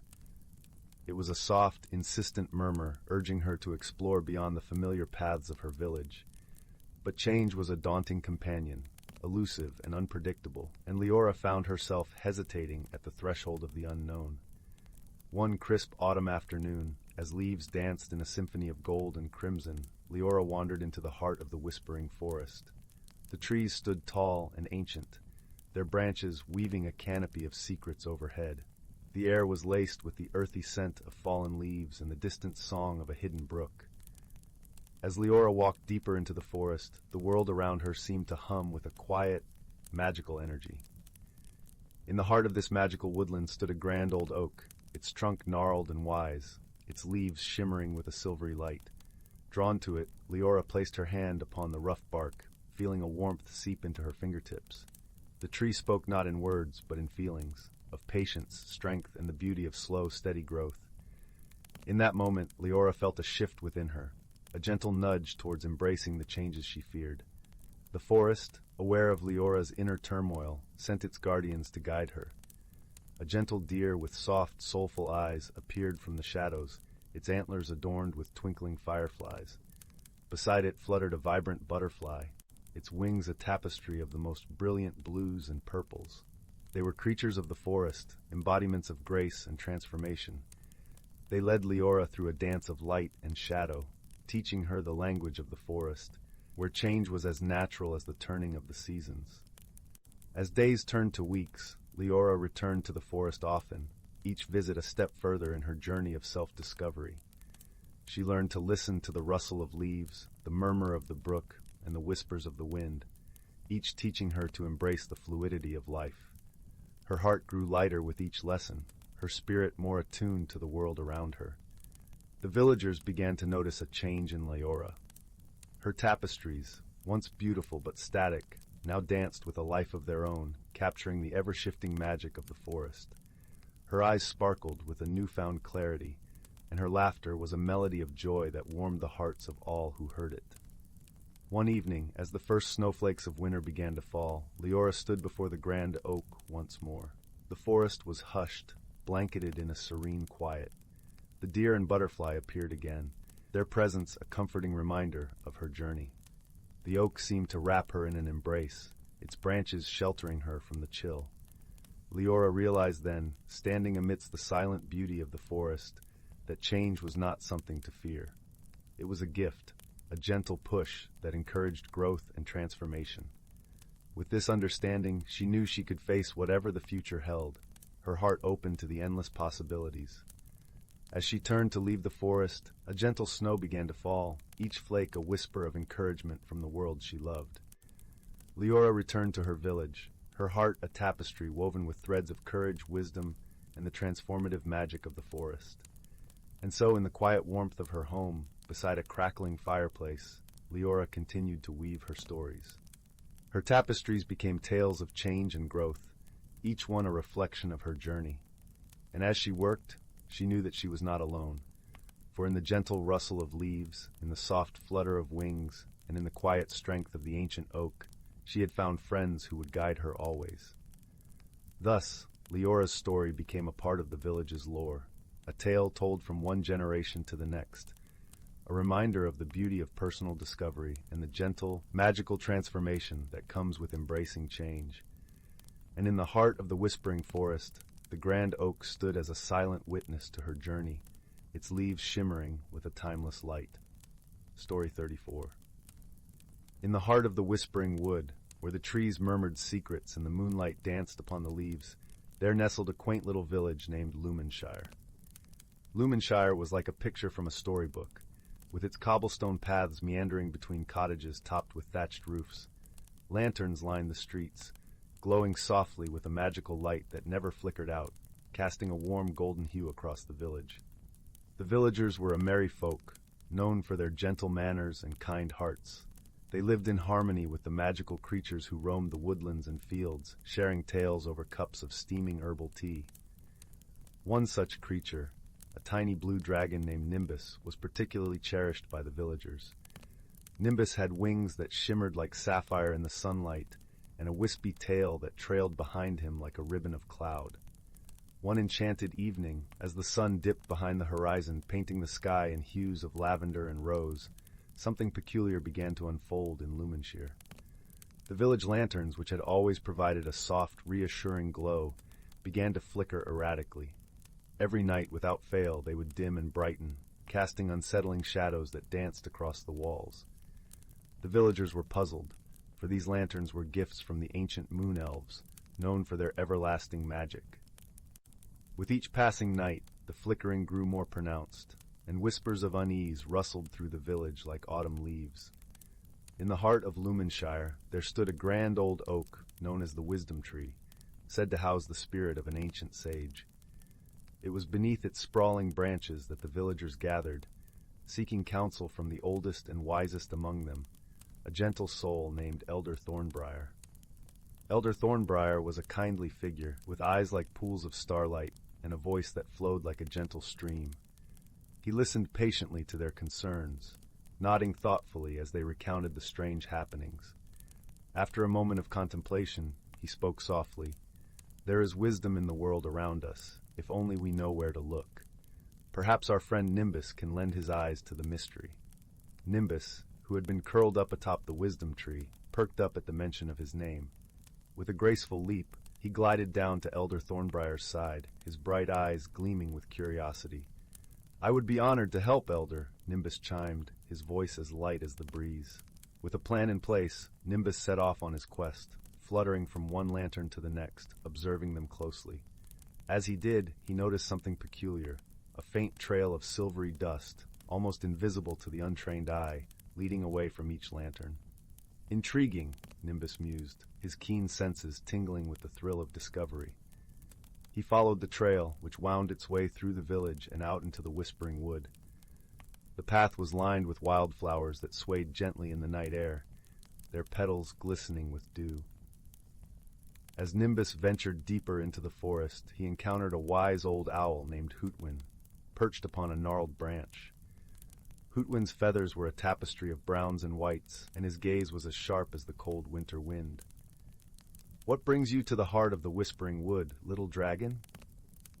Hootwin hooted, his voice carrying a hint of curiosity.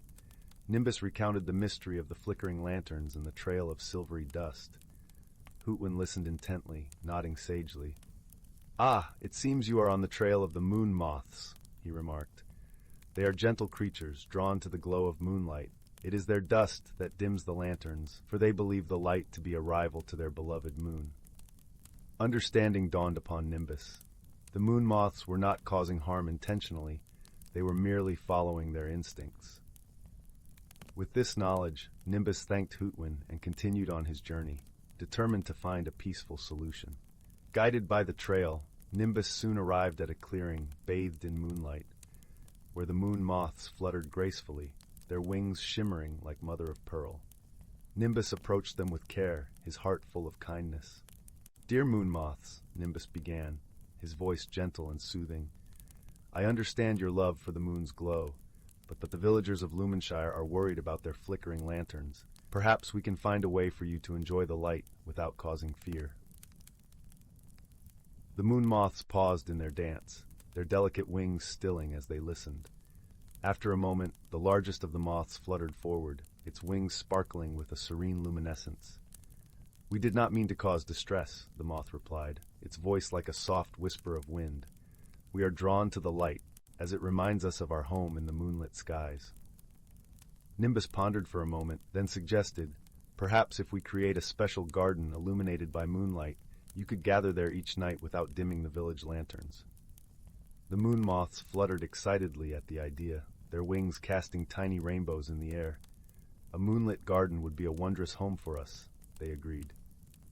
With the plan set, Nimbus returned to Lumenshire and shared his discovery with Elder Thornbriar and the villagers. Together, they worked to create a magical garden on the outskirts of the village.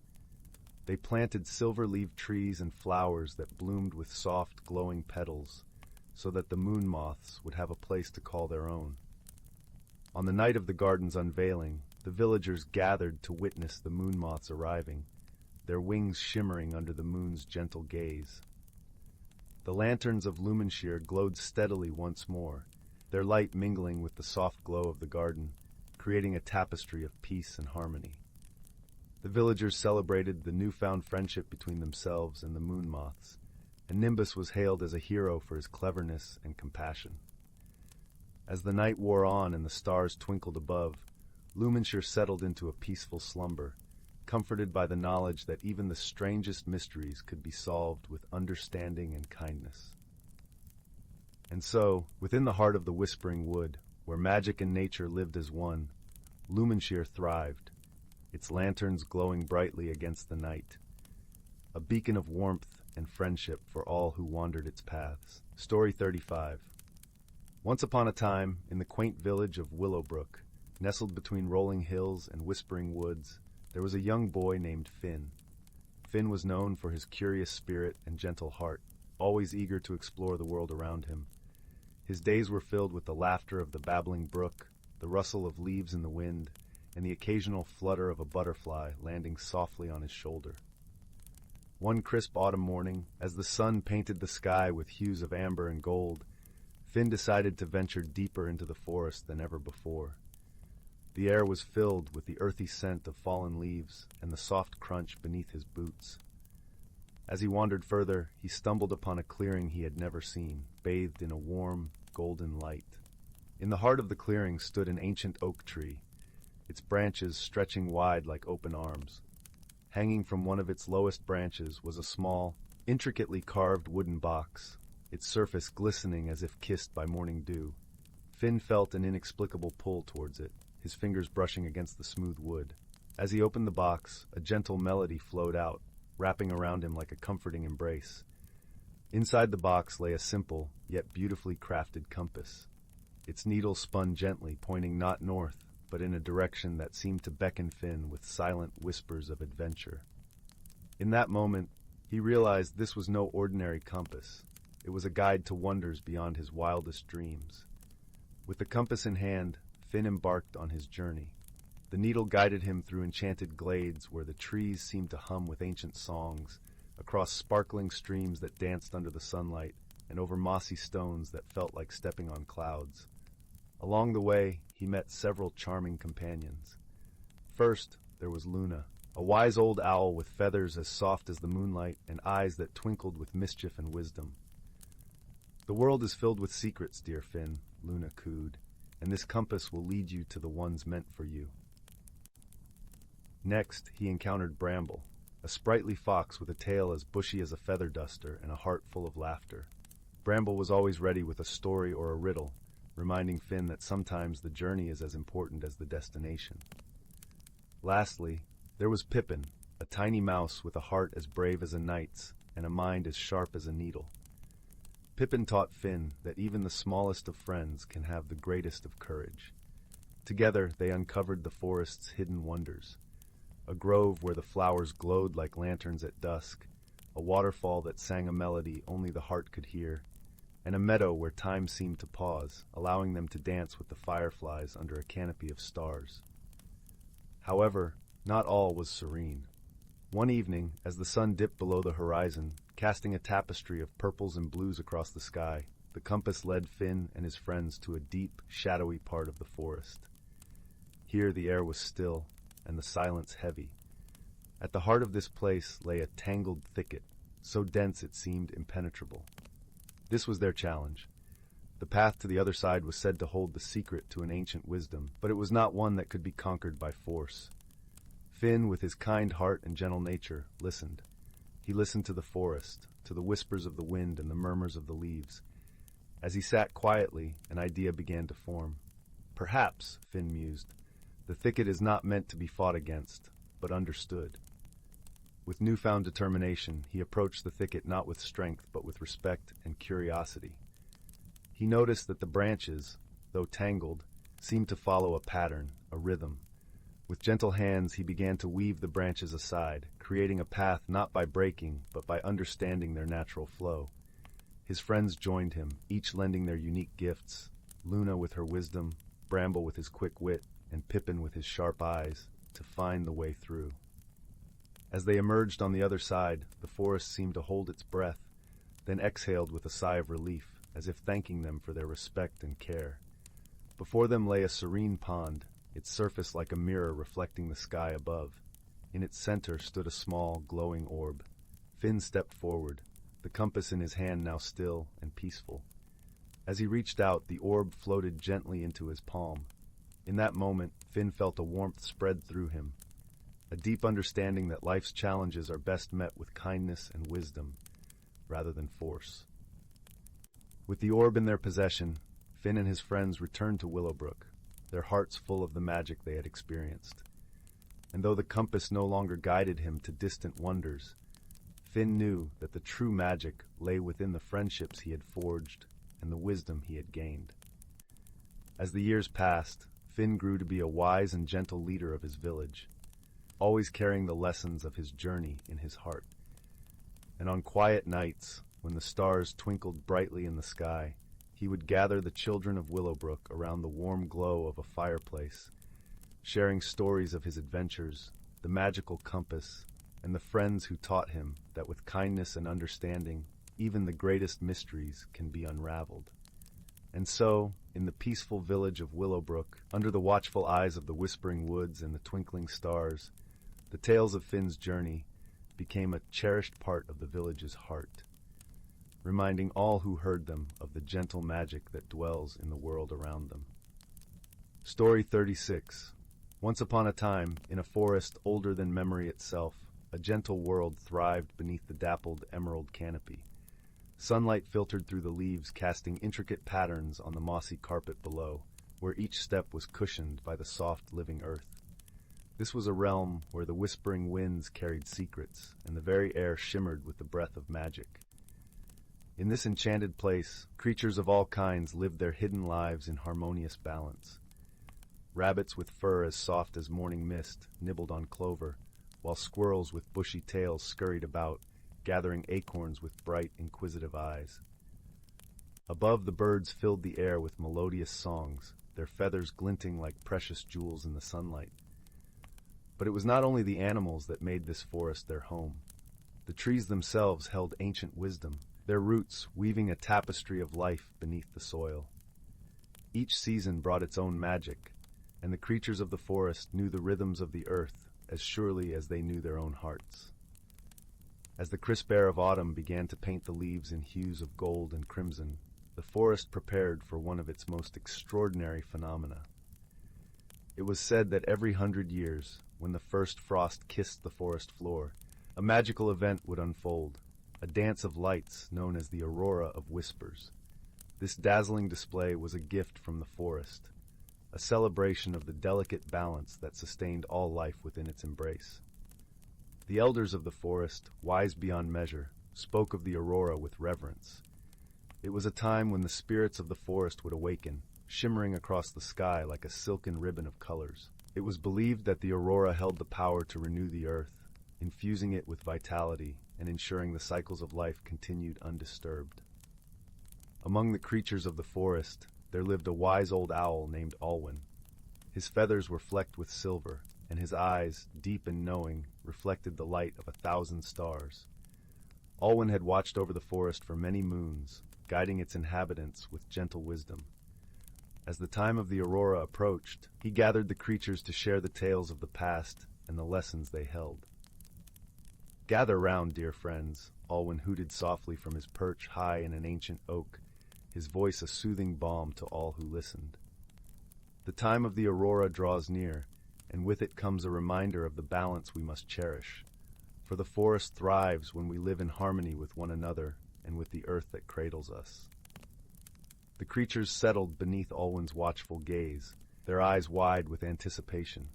The air was cool and fragrant with the scent of pine and fallen leaves, and as Alwyn spoke, the forest seemed to lean in, listening to the wisdom woven through his words.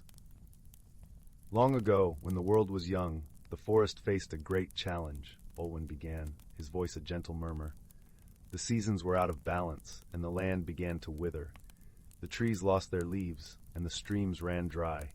It was then that the forest spirits, in their benevolence, bestowed upon us the Aurora of Whispers, a gift to restore harmony and renew the land." As Alwyn's tale unfolded, the creatures listened with rapt attention. They learned of the courage and unity that had saved the forest, of the friendships forged in adversity, and the wisdom that had guided them through the darkness. Alwyn spoke of the gentle deer who had led the way, their hooves leaving trails of light that sparked the first glimmers of the aurora. "And so," Alwyn concluded, his voice a soft caress, "as we prepare to witness the aurora once more, let us remember the lessons of the past. Let us honor the balance of nature, for it is the thread that binds us all together. In unity, we find strength, and in harmony, we find peace." The creatures, moved by Alwyn's story, nodded in silent agreement. They felt the truth of his words resonate within them, a gentle reminder of their place in the tapestry of life. As the sun dipped below the horizon, painting the sky in shades of lavender and rose, they knew that the aurora was near. That night, as the forest lay cloaked in starlit shadows, the first tendrils of the aurora began to weave their way across the sky. It was a sight of breathtaking beauty, a dance of colors that shimmered and swirled, casting a soft glow over the land. The creatures watched in awe, their hearts filled with wonder and gratitude. The aurora whispered across the sky, a melody of light that spoke to the soul of the forest. It was a song of renewal, a promise of continuity, and a celebration of the delicate balance that sustained all life. As the colors flickered and danced, the creatures felt themselves enveloped in a gentle embrace, a reminder that they were all part of something greater than themselves. In the days that followed, the forest thrived as never before. The trees stood tall and strong, their leaves rustling with the laughter of the wind. The streams bubbled with life, their waters cool and clear. The creatures moved with a newfound grace, their hearts attuned to the rhythms of the earth. And Alwyn, perched high in his oak, watched over them all with a contented heart. The aurora had passed, but its magic lingered, a reminder of the harmony that bound them together. The forest, with its hidden lives and ancient wisdom, continued to flourish, a testament to the power of unity and the beauty of balance. And so, in the heart of the ancient forest, where the boundaries between reality and magic blurred, life carried on in peaceful harmony. The creatures, guided by the wisdom of generations past, lived each day with gratitude and kindness, nurturing the delicate balance that sustained their enchanted world. And as the seasons turned and the years rolled gently by, the forest remained a sanctuary of serenity and wonder, a place where the magic of the Aurora of Whispers lingered in the hearts of all who called it home. Story 37. In a quiet valley nestled between rolling hills and a whispering forest, there lay a quaint village named Willowbrook. Its cobblestone streets wound gently past cottages adorned with blooming window boxes and ivy-clad walls. Each evening, as the sun dipped below the horizon, the village seemed to glow with a soft golden light that lingered in the air like a gentle embrace. It was here, in a cozy thatched roof cottage at the edge of the village, that a kind-hearted girl named Lila lived with her grandmother. Lila loved the valley dearly, especially the forest that bordered the village like a watchful guardian. The forest was a place of mystery and magic, where the trees whispered secrets in the wind, and the brook sang songs as it danced over smooth stones. One cool autumn evening, as the leaves painted the forest in hues of amber and crimson, Lila sat on the porch with her grandmother, watching the stars awaken in the velvet sky. The air was crisp and carried the scent of wood smoke and pine. "Gran," Lila began, her voice a gentle murmur against the night, "have you ever heard the tale of the silver fox?" Her grandmother chuckled softly, a sound like wind rustling through dry leaves. "Ah, the silver fox," she said, her eyes twinkling with the light of 1,000 stories. "They say it is a creature of great wisdom and magic, appearing only to those who need its guidance." Lila's heart fluttered at the thought, and she imagined the fox, its fur shimmering like moonlight, its eyes holding the mysteries of the forest. She wondered what wisdom it might share with her. The next morning, with curiosity guiding her steps, Lila decided to wander deeper into the forest, following a path she had never taken before. The sun filtered through the canopy, casting dappled shadows that danced on the forest floor. Birds flitted among the branches, their songs weaving a melody that seemed to guide her onward. As she ventured further, the path led her to a small, secluded glen, where the air felt different, charged with a gentle energy that hummed softly, like a distant lullaby. In the center of the glen stood an ancient oak, its trunk thick and gnarled with age, its roots stretching out like welcoming arms. Seated at the base of the oak was a peculiar creature, one Lila had never seen before. It was a rabbit, yet unlike any rabbit she had encountered in the fields around Willowbrook. Its fur was a soft, silvery gray, and its eyes sparkled with an intelligence that seemed almost human. "Hello there," Lila greeted softly, her voice mingling with the gentle rustle of leaves. The rabbit looked at her with a serene gaze, and to Lila's astonishment, it spoke. Its voice was light and musical, like the tinkling of distant chimes. "Greetings, young one. I am called Finn." Lila blinked in surprise, but felt no fear, only a warm sense of wonder. Are you the silver fox?" she asked hesitantly. Finn chuckled, the sound like a brook babbling over stones. "Not quite," he replied. "But I am here to guide you, nonetheless. The silver fox is a friend of mine, and it seems our paths were meant to cross." Intrigued, Lila settled beside Finn, feeling the soft, mossy ground beneath her fingers. "What do you mean?" she asked, her curiosity piqued. Finn looked towards the towering oak, its leaves whispering in a language older than time. "You, dear Lila, are at the cusp of discovery. There is something within you, a light, a strength that awaits awakening. The silver fox sensed it and sent me to help you find it." Lila listened intently, her heart open to the gentle magic that surrounded them. "How will I find it?" she wondered aloud. Finn smiled, a gentle curve of his lips. "Through friendship and courage, through listening to the world around you and within you," he said. "The forest holds many secrets, and you, Leela, are a part of its tapestry."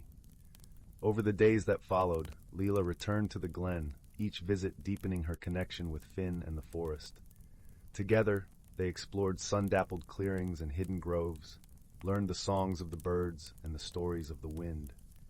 With each adventure, Lila began to understand the rhythm of the natural world, how it mirrored the quiet strength she felt growing within her. One day, as the first snowflakes began to drift lazily from a gray sky, Finn led Lila to a secluded pool, its surface a mirror reflecting the bare branches above. The air was still, the world holding its breath in anticipation. "This," said Finn, "is where you will meet the silver fox. The time has come for you to see what lies within." Lila knelt by the pool, her reflection gazing back at her with eyes bright with wonder and possibility. As she watched, the surface of the water shimmered, and from the shadows of the trees emerged the silver fox. Its fur was indeed like woven moonbeams, and its eyes, deep and knowing, held Lila's gaze with a gentle intensity. The fox moved gracefully, each step a whisper on the snow-dusted earth. "Welcome, Leela," the silver fox spoke, its voice a soft melody that resonated within her heart. "You have journeyed far, and now you stand at the threshold of your own magic." Leela felt a warmth spread through her, a lightness that lifted her spirit. "What must I do?" she asked, her voice steady and full of quiet strength. The silver fox approached her, its presence a comforting embrace. "You have already begun," it said. "By trusting in friendship, by opening your heart to the world around you, you have kindled the light within." As the fox spoke, Lila felt a gentle glow emanating from her chest, a warmth that spread to her fingertips and toes, a light that danced in her eyes. It was a feeling of belonging, of purpose, as if she were a part of the very fabric of the forest itself. The silver fox nodded, satisfaction gleaming in its eyes. "Remember this feeling, Lila. Carry it with you always, for it is your greatest gift." With that, the fox turned and vanished into the trees, leaving behind a lingering sense of peace and wonder. Lila stood by the pool for a moment longer, committing the moment to memory, then turned to Finn. "Thank you," she said, her voice filled with gratitude. Finn bowed his head, his eyes twinkling with pride. "The forest will always be here for you, Leela, as will I. Remember, the magic you seek is always within you." With a newfound sense of purpose, Lila returned to Willowbrook, her heart light with the knowledge of her own strength and the magic of the world she was a part of. She carried the wisdom of the silver fox and the friendship of Finn with her, knowing that she was never truly alone. As she settled into bed that night, the gentle rustling of leaves outside her window lulled her to sleep. The forest whispered its secrets, and the stars above twinkled with the promise of new adventures and discoveries yet to come. In the heart of the forest, under the ancient oak, Finn watched the cottage with a serene smile, knowing that Lila's journey was only just beginning. And somewhere in the shadows, the silver fox watched too, a guardian of magic and wonder, ever present, ever watchful. And so in the quiet valley of Willowbrook, under the watchful gaze of the forest, Lila's story continued, woven into the tapestry of the world, a testament to the gentle magic of friendship and the light within. Story 38. In the quaint, cobblestone village of Willowbrook, nestled between rolling hills and whispering woods, lived a gentle-hearted girl named Pippa. She had a curious spirit, and an eye for the peculiarities that often went unnoticed by others. Her favorite place was her grandmother's attic, a treasure trove filled with relics from the past, each with its own story waiting to be discovered. One rainy afternoon, as the raindrops drummed a soft lullaby on the roof, Pippa decided to explore the attic once more. The scent of old books and lavender sachets filled the air, wrapping her in a comforting embrace. As she sifted through dusty boxes, her fingers brushed against something cool and metallic. Curious, she unearthed a small, intricately carved mirror, its frame adorned with swirling vines and tiny, iridescent gemstones. The mirror was unlike any she had seen before. Its surface shimmered with a subtle, otherworldly glow, and as she gazed into it, Pippa noticed that her reflection seemed to ripple and change. Instead of her own face, she saw vistas of places she'd never been, a tapestry of lands both vibrant and serene. Intrigued and a little bewildered, Pippa tucked the mirror under her arm and hurried downstairs to show her grandmother. Her grandmother, an old woman with a heart as warm as her ever-baking kitchen, smiled knowingly when she saw the mirror. "Ah, you found the Mirror of Whispers," she said softly, her eyes twinkling with a hint of mischief. "It holds the secrets of many worlds, dear Pippa. But remember, it can only guide you. It cannot decide for you." Pippa nodded, a sense of adventure bubbling within her. She thanked her grandmother and retreated to her room, where she placed the mirror on her windowsill. That night, as the moon bathed the village in its silvery glow, she couldn't resist peeking into the mirror once more. This time, she saw a path winding through an enchanted forest, its trees glowing with soft luminescence, and sensed a gentle tug at her heart. The next morning, with her grandmother's blessing and a satchel packed with essentials, Pippa set off on her journey. As she followed the path shown by the mirror, she was joined by two companions, Bramble, a wise old fox with fur like autumn leaves, and Lark, a cheerful little sparrow with a song for every occasion.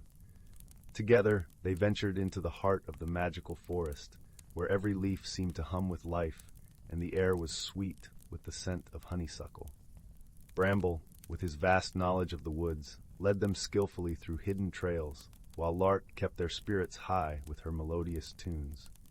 Yet, as they journeyed deeper, they encountered a challenge. The path was blocked by a tangled thicket, its thorny vines whispering secrets that only the brave dare to hear. Pippa, remembering her grandmother's words, took a deep breath and consulted the Mirror of Whispers. Instead of showing her a way around, the mirror revealed a memory. A story her grandmother once told her about the power of understanding and patience. Inspired, Pippa approached the thicket and listened, truly listened, to the whispers within the vines. In doing so, she discerned the sorrow of the thicket, a tale of lost sunlight and forgotten song. With Bramble's gentle encouragement and Lark's joyful tunes, Pippa sang a melody of hope and light, her voice weaving through the vines like a warm embrace. Slowly, the thicket began to part, revealing a path bathed in golden sunlight. As they continued their journey, Pippa realized the lesson she had learned, that wisdom and kindness could unravel even the most tangled of challenges. The forest, once an unknown mystery, now felt like an old friend, its secrets shared through the bond of trust and understanding. Eventually, the path led them to a tranquil glade, where a crystal-clear pond mirrored the sky. Here Pippa knew her journey had reached its destination. She thanked Bramble and Lark for their companionship and promised to return, carrying with her the wisdom of the forest and the magic of the mirror. When Pippa returned to Willowbrook, the village welcomed her with open arms. Her heart was full, her spirit enriched by the journey. She placed the Mirror of Whispers in a special nook of her room, a reminder of the wonders she had encountered and the friendships she had forged. And so, Pippa lived with the serene knowledge that magic was all around her, waiting to be discovered by those who dared to see beyond the ordinary. As she drifted to sleep each night, she knew that the world was full of stories, some whispered by the wind, others reflected in the quiet glow of a mirror, and she was ready to listen, to learn, and to love. Story 39. Once upon a time, in the quaint village of Willowbrook, nestled amongst rolling hills and whispering woods, there lived a gentle young lad named Finn. Willowbrook was a place where cobblestone paths meandered past ivy-clad cottages, and the air was perpetually filled with the soothing scent of baking bread and blooming lavender. Life in Willowbrook was simple and peaceful, yet Finn often found himself yearning for something more, a touch of magic, perhaps, or a whisper of adventure. Finn lived with his grandmother, a wise woman known throughout the village for her remarkable ability to craft the most exquisite quilts. Each quilt she made seemed to tell a story, woven with threads of every color imaginable. Finn loved watching her nimble fingers dance across the fabric, creating landscapes and creatures that seemed almost to breathe. One particularly crisp autumn afternoon, as the golden leaves swirled like tiny dancers in the brisk breeze, Finn stumbled upon an old, forgotten chest in the dusty attic of their cottage. It was tucked away beneath a pile of moth-eaten blankets, and its ornate carvings caught the light in a way that made it seem to shimmer. Intrigued, Finn carefully opened the chest, revealing a peculiar tapestry folded neatly within. This tapestry was unlike any Finn had ever seen. It was small, about the size of a handkerchief, yet its colors were as vibrant as a sunrise. As Finn traced the intricate patterns with his fingertips, he felt a gentle warmth spread through him, as if the tapestry itself were alive. The moment his finger brushed over a particular star-shaped pattern, the tapestry began to glow softly. Suddenly, Finn found himself surrounded by a gentle, whispering light that seemed to lift him from the dusty attic to a place entirely new. He was no longer in his grandmother's house, but standing on the edge of a vast, shimmering lake. The water was as clear as glass, reflecting the sky's soft hues of orange and pink as the sun began to set. Beside the lake stood a figure, a small and sprightly creature with pointed ears and a cloak of leaves. Its eyes sparkled like the stars, and it introduced itself as Lyra, the guardian of the tapestry. "Welcome, dear Finn," Lyra said in a voice that tinkled like chimes in the wind. "You have discovered the Tapestry of Whimsy, a magical artifact that reveals the hidden wonders of the world. But you see, this tapestry is not merely an object. It is a guide to the heart's deepest desires and a catalyst for discovery." Finn listened, his heart brimming with curiosity and excitement. Lyra explained that the tapestry would lead him on a journey, not just through enchanting landscapes, but through the depths of his own heart. The journey would reveal truths and teach lessons that could only be understood through wisdom and kindness. And so, Finn's adventure began. Each day, the tapestry would transport him to a different place, each more wondrous than the last. One day he found himself in a forest where the trees sang softly to the rhythm of the wind, their leaves shimmering like emeralds. Another day, he walked through a valley where flowers bloomed in colors that defied imagination, their fragrance sweet and heady as a lullaby. Along the way, Finn met many delightful characters. There was Thistle, a tiny fox with fur as soft as silk and eyes that twinkled with mischief. Thistle was always quick with a riddle, and often his playful wisdom led Finn to discover truths about himself and the world around him. There was also Seraphina, a gentle deer whose antlers were adorned with delicate flowers. She spoke in whispers and riddles, guiding Finn with the grace and patience of 1,000 sunsets. As Finn journeyed, he faced challenges that required more than mere strength or courage. In a realm where shadows could only be dispelled by laughter, Finn learned the power of joy. In a place where silence reigned and only the truth could break it, he discovered the importance of honesty. And in a land where the colors of the world had faded to gray, he realized that the smallest acts of kindness could paint the world anew. Throughout his travels, the tapestry remained Finn's constant companion, its patterns shifting and changing like the pages of a book yet unread. It guided him back to Willowbrook, to the warmth of his grandmother's hearth, where the flames danced with a merry crackle. Finn returned not as the wistful boy who had first opened the chest, but as someone who had touched the edges of magic and learned the language of his own heart. As he sat by the fire, Finn shared his stories with his grandmother, her eyes sparkling with pride and wonder. She listened, nodding as if she had always known that Finn's journey lay beyond the ordinary paths of Willowbrook. Together, they marveled at the tapestry, now hanging proudly on the wall, its vibrant patterns a testament to the adventures it had woven into Finn's life. And so, the days in Willowbrook passed with a newfound warmth and joy, the village alive with the echoes of Finn's tales. The tapestry remained a cherished treasure, a reminder that the world is filled with magic if only one has the heart to see it. Finn continued to explore, not just the lands beyond, but the landscape of his own soul, forever changed by the journey he had taken. In the gentle glow of the firelight, with his grandmother's quilts wrapped snugly around him, Finn felt a deep peace. He understood now that the true magic of the tapestry lay not in its ability to transport him to far-off places, but in its power to reveal the beauty within and around him. And so, under the moonlit skies of Willowbrook, where the stars twinkled like friendly eyes watching over the sleeping village, Finn closed his eyes, his heart full of contentment and dreams yet to be dreamt. The world, he knew, was a tapestry of wonders, waiting to be discovered by those willing to look beyond the ordinary. And with that comforting thought, Finn drifted into a gentle, restful sleep, his dreams weaving new adventures for the dawn to bring. Story 40. In a land where the sky was painted with the softest hues of twilight, and the air was always scented with the delicate perfume of blooming night jasmine, there was a quaint little village nestled at the foot of the Everdream Forest. This forest was known far and wide for its gentle magic that whispered through the leaves and danced with the fireflies in the moonlight. Within this village lived a young girl named Leora, with eyes as bright as the morning sun and a heart full of curiosity. Leora spent her days exploring the edges of the Everdream Forest, captivated by its mysteries and the soft rustle of its secrets. She had always been drawn to the forest, sensing a gentle magic that seemed to sing just for her. One evening, as the first stars began to twinkle above and the world was wrapped in the serene glow of dusk, Leora set out on her usual wanderings.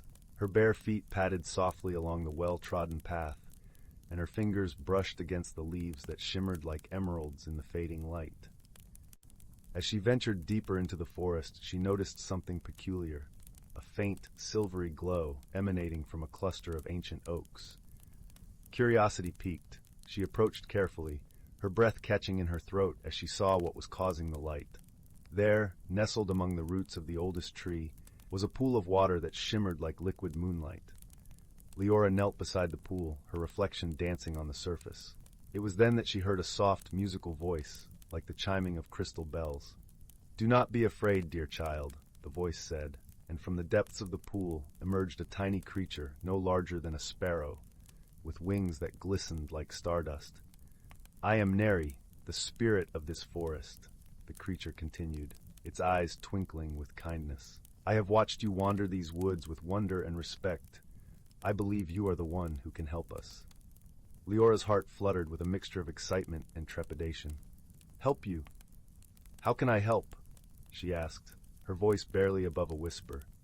"The forest has been slowly losing its magic," Neri explained, a hint of sadness in its voice. "There is a hidden grove deep within these woods where the Heartstone lies, a gem that holds the essence of our magic. It has been clouded by shadows, and only someone with a pure heart can bring back its light." Leora felt a warm glow of determination spread through her. "I will help," she said resolutely, her voice growing stronger with each word. Neri nodded, its wings creating a soft breeze. "Follow the trail of silver leaves, and it will guide you to the grove. Trust in your heart, for it will see you through." With a sense of purpose, Leora set off into the depths of the forest. The path was lined with silver leaves that seemed to hum with a gentle energy, guiding her steps through the twilight. As she walked, the forest around her seemed to come alive, the trees whispering encouragement and the night creatures singing a soft lullaby. The journey was not without its challenges. Leora encountered dark vines that sought to tangle her feet, and shadows that whispered doubts into her mind. But with each step, she recalled the warmth of Neri's trust and the beauty of her village that she longed to protect. Finally, after what felt like hours, she arrived at the hidden grove. It was a circle of ancient trees, their branches woven into a protective canopy overhead. In the center lay the Heartstone, a large, radiant gem that pulsed with a faint, flickering light, its glow dimmed by a swirling shadow. As Leora approached, she realized that the shadow was not a fearsome creature, but rather a reflection of her own doubts and fears. Taking a deep breath, she knelt before the Heartstone and closed her eyes, focusing on the love she felt for the forest, for Neri, and for her village. Gradually, warmth spread from her heart, flowing through her and into the Heartstone. The shadows began to retreat, replaced by a brilliant, clear light that shone like the morning sun. When Leora opened her eyes, the Heartstone was glowing with a vibrant energy, its magic restored. Neri appeared beside her, its eyes filled with gratitude. "You have done it, Leora," it said, its voice filled with awe. "You have restored the magic of the forest. Your courage and kindness have saved us all." Leora felt a deep sense of peace and fulfillment, as though she had found a hidden part of herself. "Thank you, Neri," she replied softly. "It was your faith in me that gave me strength." With the forest's magic renewed, Leora returned home, the path now lit with the gentle glow of restored enchantment. She felt the forest's gratitude in every rustle of the leaves and every breeze that caressed her cheek. From that day on, the Everdream Forest thrived, its magic touching the lives of all who lived nearby. Leora often returned, always greeted by the soft glow of the Heartstone and the welcoming presence of Neri, her unexpected friend. And so, as the village slumbered peacefully under the watchful gaze of the moon, Leora lay in her bed, wrapped in the comforting embrace of dreams. She knew that the magic of the forest was a part of her now, a gentle reminder of the power of friendship, courage, and the light that resides in every heart. Story 41. Once upon a time, in a quaint village nestled amidst rolling hills and lush, verdant forests, there lived a young woman named Lila. The village was a place where time seemed to slow, where golden sunlight spilled through the canopy of trees like liquid honey, and the air was always scented with the sweet fragrance of wildflowers and earth. Yet despite the village's serene beauty, Lila felt a restless stirring within her heart. Lila was known in the village for her gentle nature and kindness, always ready with a warm smile or a helping hand. However, she harbored a secret longing for change, an unsettling feeling that her life was meant for something beyond the familiar paths she walked daily. The villagers noticed her quiet discontent and often whispered amongst themselves, "Lila seems troubled, though she has everything she needs." Her closest friend, a wise and cheerful baker named Rowan, often tried to coax Lila into sharing her thoughts over a steaming cup of chamomile tea. Rowan's bakery was a cozy haven, filled with the comforting aroma of freshly baked bread and pastries. The warmth from the crackling hearth seeped into Lila's bones as she sat across from Rowan, tracing patterns on the ceramic mug with her fingertips. "Layla, my dear," Rowan would say, his voice as gentle as the dough he kneaded each morning, "you seem lost in thought. Is there anything I can do to help?" Lila would smile softly, her eyes reflecting the flickering firelight. "I'm not sure, Rowan. I feel like there's a change coming, but I don't know what it is or if I'm ready for it."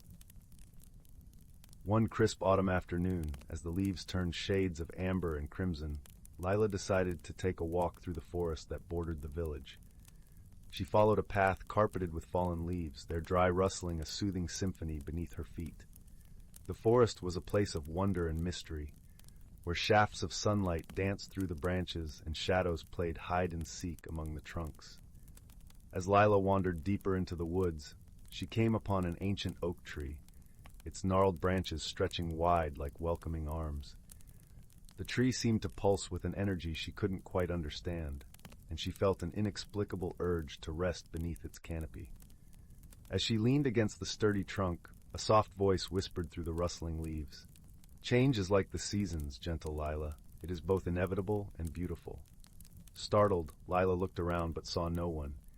Yet she felt the truth in those whispered words resonate within her. She closed her eyes, letting the soft breeze caress her face, and in that moment she felt a warmth blooming in her chest, spreading outwards like ripples in a pond. Days turned into weeks, and Lila found herself returning to the oak tree whenever she felt the weight of uncertainty pressing down on her.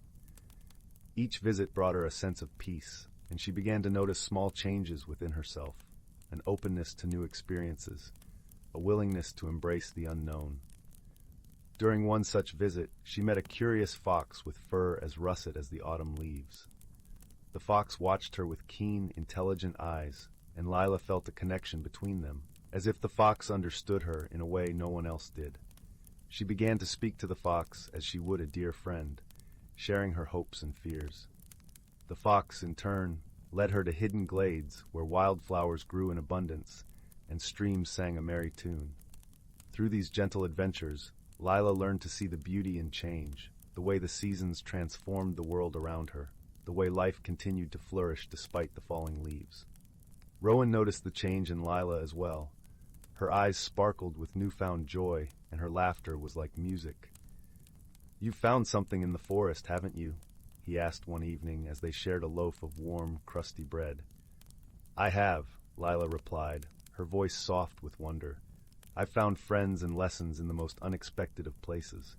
The forest has taught me that change is not something to fear, but something to embrace." Through the gentle guidance of the forest and the steadfast support of her friends, Lila began to transform. She discovered a passion for painting, capturing the vibrant life of the forest on canvas, her brushstrokes filled with the colors of her newfound courage and joy. Her artwork soon adorned the walls of the village, inspiring others to see the beauty in change.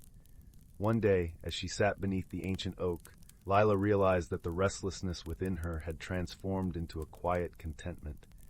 She had grown in ways she never imagined, her heart expanding like the branches of her beloved tree, reaching out to embrace the world around her. The forest had become a part of her, and she a part of it. She understood now that change was not something to be conquered, but a journey to be cherished.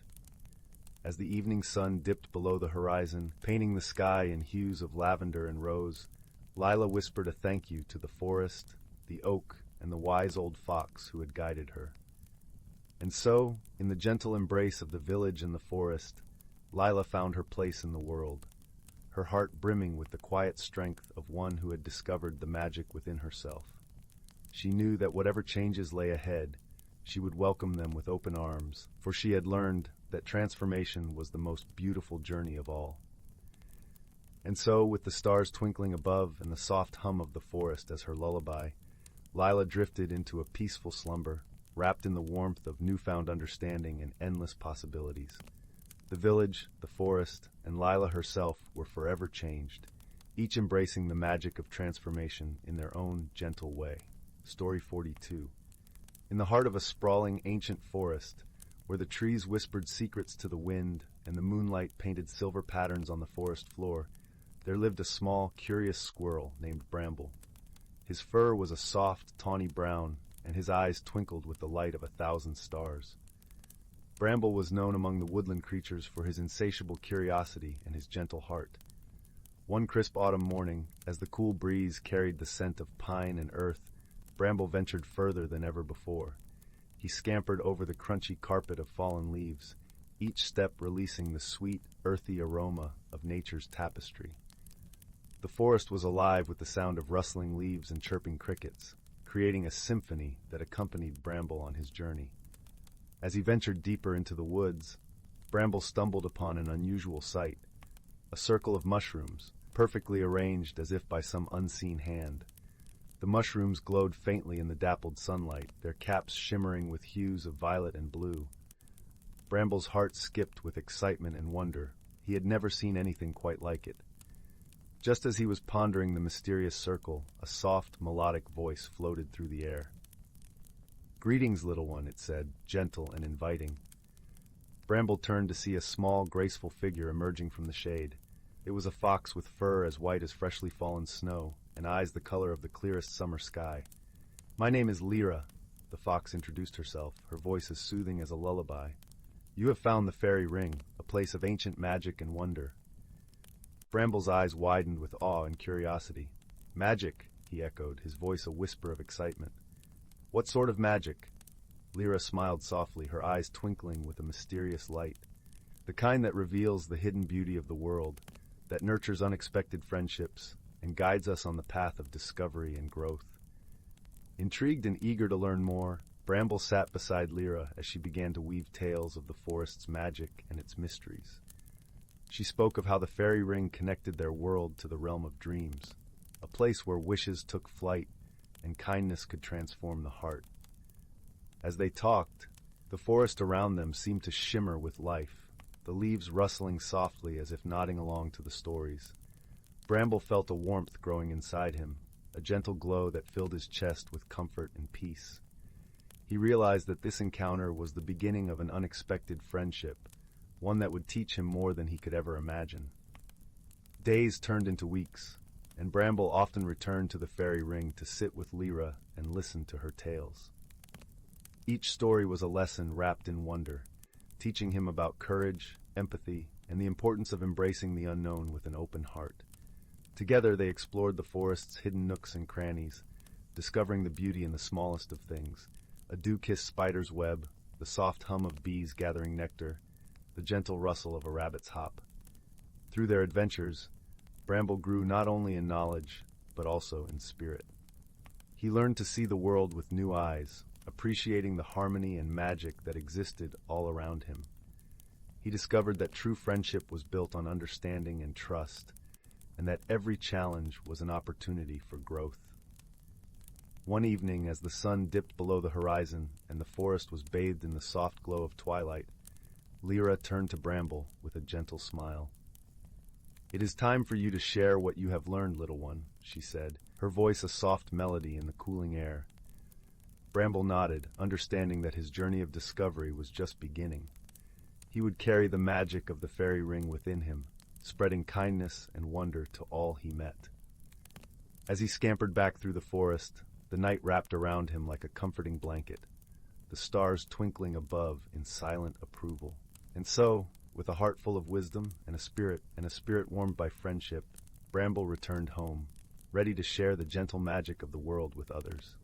As he nestled into his cozy bed of leaves, the forest hummed a lullaby, and the gentle rustle of leaves whispered promises of new adventures and dreams yet to be fulfilled. In the quiet of the night, under the watchful gaze of the moon, Bramble drifted into a peaceful sleep, dreaming of the wonders that awaited him with each new dawn. Story 43. Once in the quaint village of Willowbrook, nestled between lush rolling hills and a shimmering, winding river, there lived a young girl named Anya. The village was adorned with cobblestone paths lined by cottages with thatched roofs, and the air always carried the sweet scent of honeysuckle and freshly baked bread. Anya was known for her curious spirit and gentle heart, spending her days exploring the vibrant meadows and whispering woods that bordered her home. One crisp autumn afternoon, as golden leaves danced in the breeze, Anya stumbled upon something unusual. Peeking out from beneath a mound of fallen leaves was a small, ornate box. It was made of polished mahogany, with intricate carvings of vines and flowers wrapping around it, and a tiny silver keyhole glinting in the sunlight. Intrigued, Anya carefully dusted it off and carried it home, where she placed it on her bedside table, its mysteries waiting to be unraveled. That night, as the soft glow of the moon filtered through her window, Anya found herself unable to resist the box's allure. She gingerly turned it over in her hands, noticing a delicate inscription on its underside. To unlock the wonders within, seek the key where dreams begin. The words danced across her mind, igniting a spark of adventure within her heart.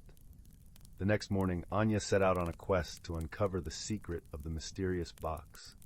Her first stop was the village's beloved librarian, Old Tom, who had a wisp of white hair and eyes that twinkled with stories of old.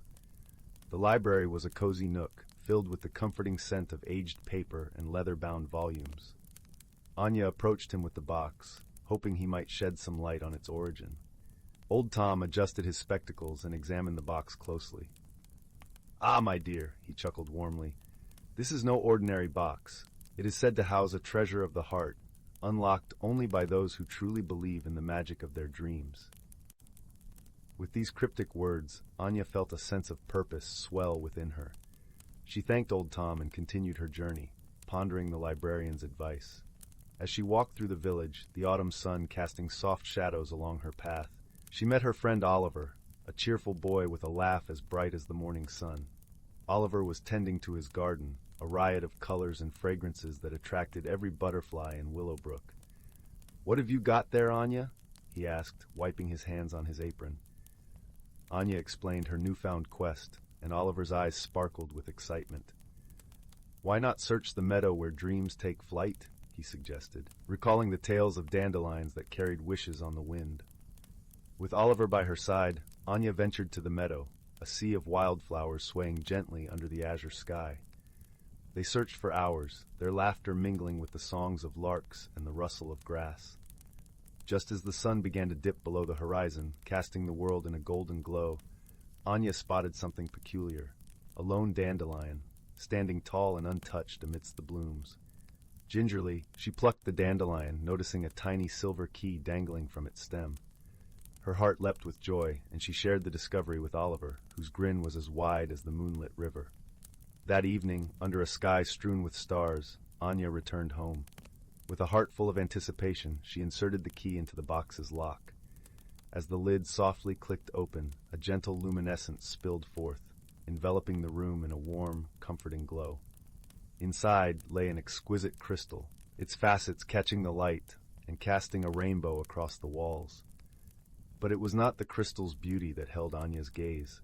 Rather, it was the feeling it evoked, a sense of peace and belonging, as if the crystal resonated with the dreams she held dear.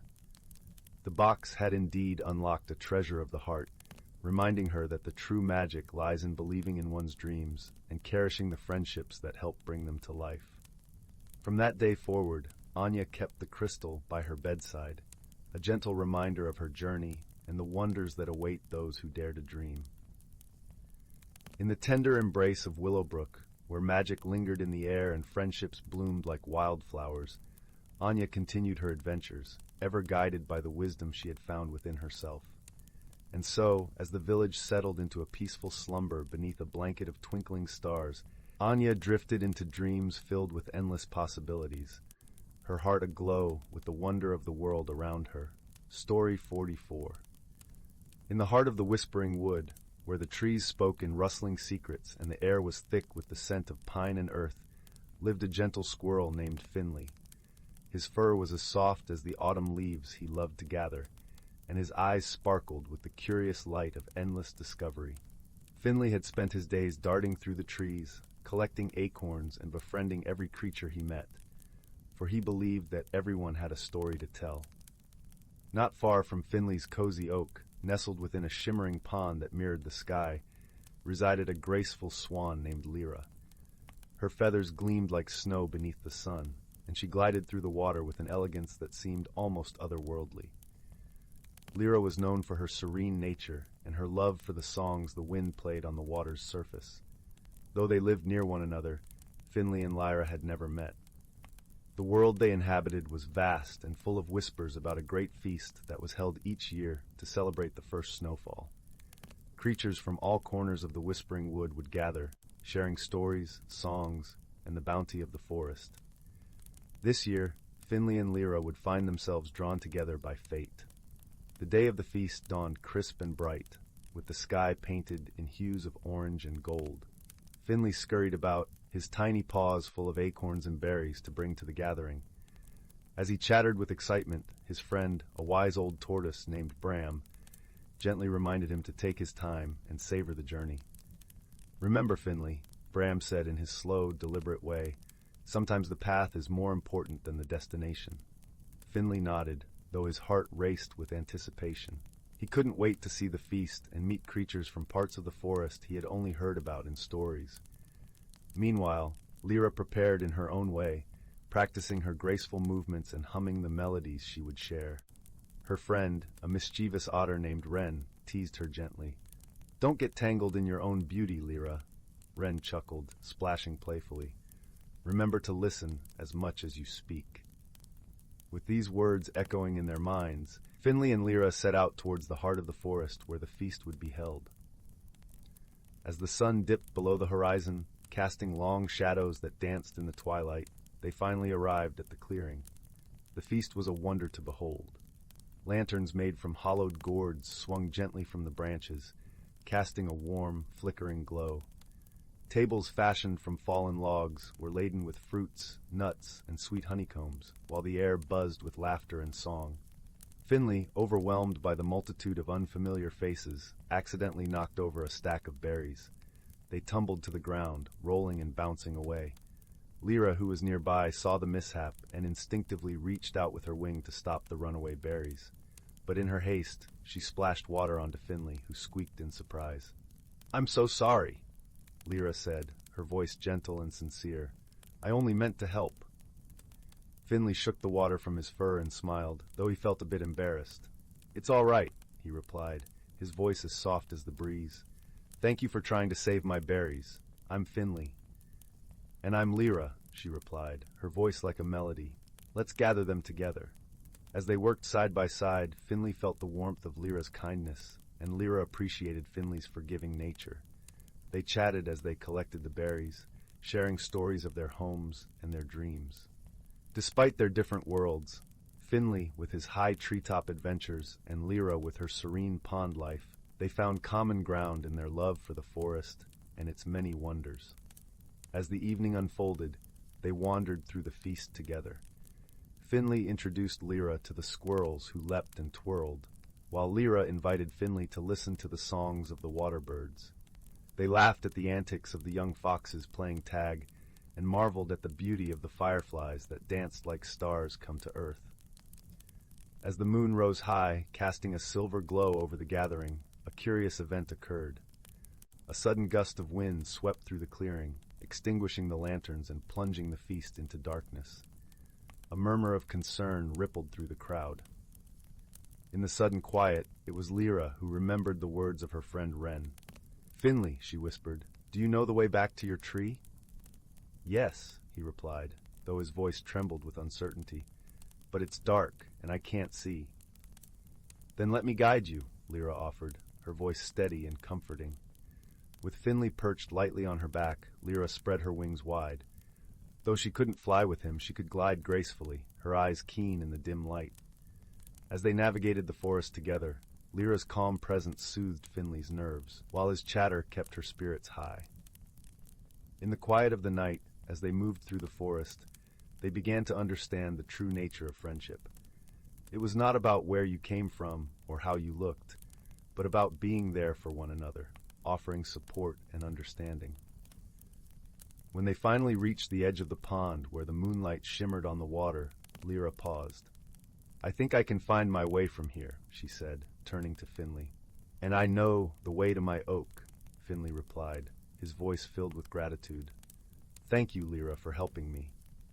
"And thank you, Finley, for trusting me," Lyra responded, her eyes warm with affection. As they parted ways, each felt a deeper connection to the other, a bond forged not just in shared experience, but in the gentle, unspoken understanding that they would always be there for each other. The next morning, as the first light of dawn kissed the forest awake, Finley and Lyra met again at the pond's edge. They watched the sun rise, painting the sky with colors of hope and promise. From that day on, they were inseparable, exploring the forest together, sharing stories and laughter. Through their friendship, they learned that even the most unlikely companions could find common ground, and that true friendship was a gift to be cherished. And so, in the heart of the whispering wood, under the watchful eyes of the trees and beneath the gentle gaze of the stars, Finley and Lyra found their place, not just in the forest, but in each other's hearts. Together they discovered that the true meaning of friendship was a journey of understanding, kindness, and love. And as the forest whispered its secrets, Finley and Lyra knew that their friendship would forever be a part of its eternal song. Story 45. In a secluded corner of the world, nestled between towering mountains and the whispering waves of a sapphire lake, lay the enchanted woodland. This was no ordinary forest. It was a place where magic danced like dappled sunlight through the leaves, and the air was thick with the murmurs of ancient secrets. Here, the boundaries between the world of men and the realm of nature ebbed and flowed like the gentle tides of time. In the heart of this mystical forest, there resided a community of creatures, each as unique and vibrant as the wildflowers that carpeted the forest floor. The creatures of this woodland had a special bond with the forest, a symbiotic relationship that had been nurtured over countless generations. They were the keepers of secrets and the guardians of balance, each playing their part in the grand tapestry of life. Among these creatures was a wise old fox named Bramble, whose fur was the color of autumn leaves, and whose eyes held the depth of 1,000 stories. Bramble was the elder of the woodland, a gentle soul who had seen many seasons come and go, and he carried the wisdom of ages within him. His home was a cozy burrow nestled beneath the protective roots of an ancient oak tree, its entrance woven with fragrant vines and delicate mosses that glimmered with dew in the morning light. One crisp autumn day, as the forest was ablaze with hues of amber and gold, Bramble sat at the entrance of his burrow, watching the world prepare for the coming winter. He could sense a change in the air, a subtle shift that whispered of something amiss in their harmonious existence. The leaves rustled a warning, and the brook babbled with concern, its waters swirling with unspoken worries. Bramble knew it was time to convene the circle of creatures, a gathering of the forest's wisest inhabitants, to seek guidance and understanding. As the sun dipped below the horizon, casting shadows that danced with the flicker of fireflies, the creatures assembled in a clearing bathed in the soft glow of moonlight. There was Willow, the graceful deer with eyes as gentle as a summer breeze, who held an innate understanding of the forest's rhythms. Beside her sat Thistle, the spirited squirrel with a tail like a plume of smoke, known for his quick wit and nimble mind. And there was Lark, the songbird with a voice as sweet as honey, whose melodies could soothe even the most troubled of hearts. As they gathered, Bramble shared his concerns, his voice a soothing murmur against the backdrop of a symphony of crickets and distant owl calls. "My friends," he began, "I sense a disturbance in our woodland, a disharmony that threatens the balance we hold dear. We must uncover the root of this unrest and restore the peace that nourishes us all." The creatures listened with rapt attention, their hearts united in a common purpose. Willow, with her intuitive grace, spoke first. "I have felt the earth tremble beneath my hooves, and the trees whisper of a drought in the coming months. The waters are receding, and the plants are thirsty for rain." Thistle, ever the optimist, leaped to his feet, his eyes alight with determination. "Then we must seek the counsel of the Rainkeeper, the guardian of the clouds. Surely she will know how to summon the rains and quench the forest's thirst." Lark, her voice a melody of hope, added, "The Rainkeeper dwells beyond the misty peaks, where the sky kisses the land. It is a journey fraught with challenges, but we are not without guidance. The stars will light our path, and the winds will carry our prayers." With a plan in place and a newfound resolve, the creatures set out at first light, the forest bidding them farewell with the soft sigh of leaves and the gentle caress of a morning breeze. The journey was long and arduous, the path winding through valleys cloaked in mist and over hills crowned with wildflowers that swayed like dancers in the wind. As they traveled, the companions drew strength from one another, their bonds forged in the fires of friendship and shared purpose. Bramble, with his quiet wisdom, offered counsel when the road seemed endless. Willow, with her gentle strength, led them through treacherous terrain. Thistle, with his infectious laughter, lifted their spirits when the journey grew weary. And Lark, with her songs, wove a tapestry of hope that enveloped them like a warm embrace. Days turned to nights, and nights gave way to dawn, until at last they reached the misty peaks, their summits shrouded in veils of cloud. Here, the Rainkeeper resided, a majestic being of ethereal beauty, her form ever-changing like the sky itself. The creatures approached with reverence, their hearts full of hope and humility. Bramble, as their voices stepped forward, his words a humble plea carried on the wings of the wind. "Great Rainkeeper, we seek your aid to restore balance to our beloved forest. The land grows parched and the creatures thirst. We humbly ask for your guidance and your grace."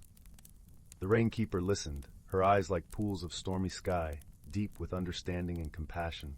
She spoke in a voice that resonated with the echoes of thunder and the whisper of rain. "Dear guardians of the woodland, I hear your plea and see your hearts, pure and steadfast. The rain shall come, but know this, balance is not a gift given lightly. It must be nurtured and cherished, for it is the thread that binds our world." With a wave of her hand, the clouds began to gather, weaving themselves into a tapestry of silver and gray. The wind sighed with relief, and the first drops of rain fell like tears of joy upon the parched earth. The forest breathed a collective sigh, the plants unfurling their leaves in gratitude, and the creatures danced in the gentle shower, their hearts light with the promise of renewal. With their mission fulfilled, the companions returned to their woodland, the forest now alive, with the vibrant symphony of life restored. The air was rich with the scent of damp earth and the music of raindrops pattering against leaves, a lullaby that soothed the soul. In the days that followed, The creatures of the enchanted wood continued to nurture the balance they held so dear, their lives interwoven with the fabric of the forest. They knew that harmony was a living thing, a delicate dance that required care and compassion, wisdom and love. And Bramble, the wise old fox, watched with a heart full of pride, knowing that the legacy of friendship and unity would be passed down through the ages, a beacon of hope in the ever-turning wheel of time. As the seasons turned, the forest flourished, a testament to the power of harmony and the enduring magic of the enchanted woodland. Story 46. In a quaint village nestled within the arms of a lush, whispering forest, there lived a gentle weaver named Leora. Her days were spent crafting vibrant tapestries that captured the essence of the seasons, each thread a story unto itself. Leora's heart, however, was tangled in a web of uncertainty. She longed for change, yet feared the unknown paths it might lead her down. The village was a haven of harmony, where golden sunlight filtered through the leaves, casting dapples of warmth upon cobblestone streets. The air was perpetually sweet, with the scent of wildflowers, and the gentle murmur of the river sang lullabies as it meandered through the glen. Yet, despite the beauty surrounding her, Leora felt an insistent tug at her soul, a call to transform that she hesitated to heed. One particularly crisp morning, as the autumn leaves danced in the breeze, Leora ventured into the forest, seeking solace beneath its ancient boughs. The forest, with its deep emerald shadows and twinkling shafts of light, always seemed alive, as if whispering secrets to those who dared to listen. As she walked, Leora heard the soft, tinkling notes of a familiar melody, a song her grandmother once sang to her about courage and transformation. Drawn by the music, Leora found herself before a grand, gnarled oak, its roots twisting into the earth like the stories etched into her tapestries. Perched on one of its mighty branches was a tiny owl with feathers as soft as moonlight and eyes that twinkled like stars. The owl, named Brindle, was known in the village as a wise and gentle creature, often offering comfort and guidance to those who sought it. "Change is but a dance, dear Leora," Brindle cooed softly, tilting his head. "Sometimes we must step into the unknown to find the rhythm of our true selves." "But what if I falter?" Leora asked, her voice as gentle as the breeze rustling through the leaves. "Even a misstep is part of the dance," Brindle replied, his eyes glinting with warmth. "Trust in the magic within you, and let it guide your feet." With Brindle's words echoing in her heart, Leora returned to her loom, her fingers moving instinctively across the threads.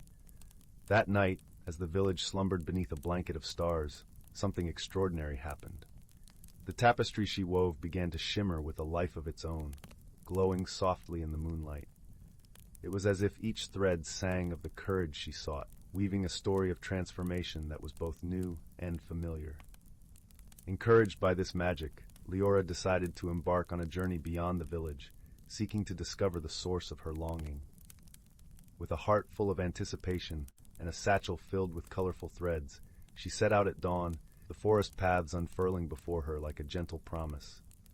Along her journey, Leora encountered a myriad of kind-hearted creatures.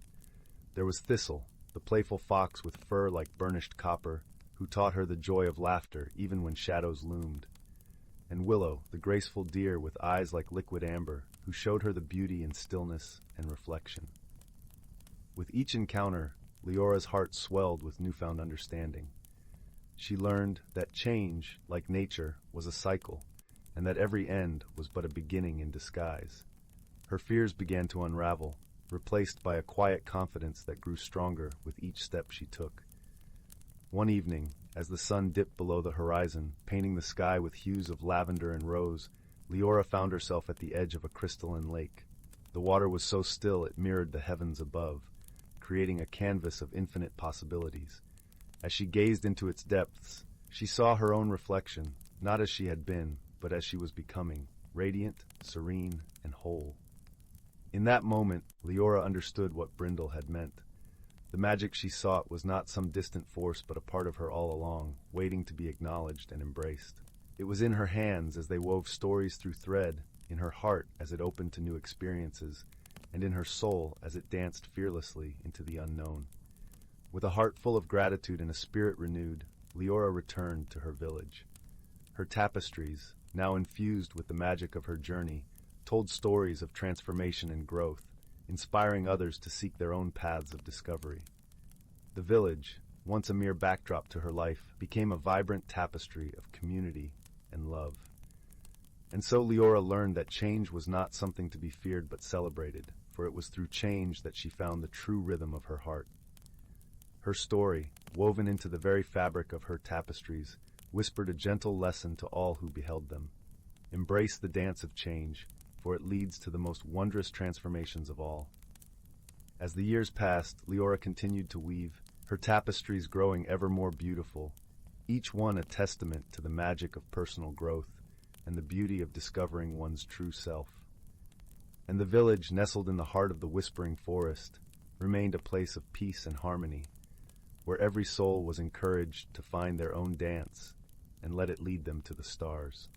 In a quiet corner of the world, nestled between the rolling hills and a whispering forest, lay the little village of Willowbrook.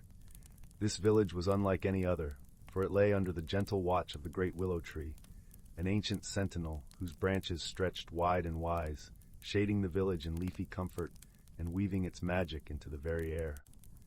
As dusk settled with a sigh, painting the sky in hues of lavender and rose, a gentle breeze rustled through the village, carrying with it the scent of wildflowers and the distant melody of a nightingale. It was at this serene hour that a young girl named Anwen often wandered to the edge of the forest, drawn by the mysteries that lay within. Anwen was a curious soul, with hair the color of autumn leaves and eyes the shade of a midsummer sky. She loved the forest for its secrets and stories, whispered by the rustling leaves and babbling brooks. Her grandmother often spoke of the forest folk, gentle beings who lived in harmony with the woods, though they were rarely seen by human eyes. One evening, as the stars began to twinkle like scattered jewels, Anwen set off on her usual path. The forest greeted her with the soft crunch of leaves underfoot and the sweet symphony of crickets and frogs. Tonight, however, felt different, as if the woods were holding their breath, waiting. As she wandered deeper, the path narrowed, and the light of her lantern cast playful shadows that danced along the trees. It was then she heard a soft, melodic hum, unlike anything she had heard before.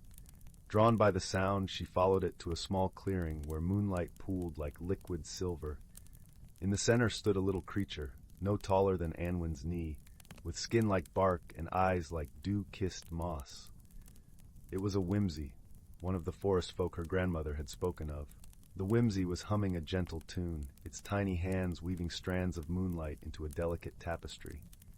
Anwen, enchanted by the sight, stepped forward, and the whimsy looked up, meeting her gaze with a warm, inviting smile. "Good evening, little wanderer," it greeted, its voice as soft as the rustle of leaves. "I am called Bryn. What brings you to our forest this night?" "I was following your song," Anwen replied, her voice a whisper, careful not to disturb the magic of the moment. "It's the most beautiful sound I've ever heard." Bryn chuckled, a sound like the babbling brook. "The forest is filled with songs, dear child.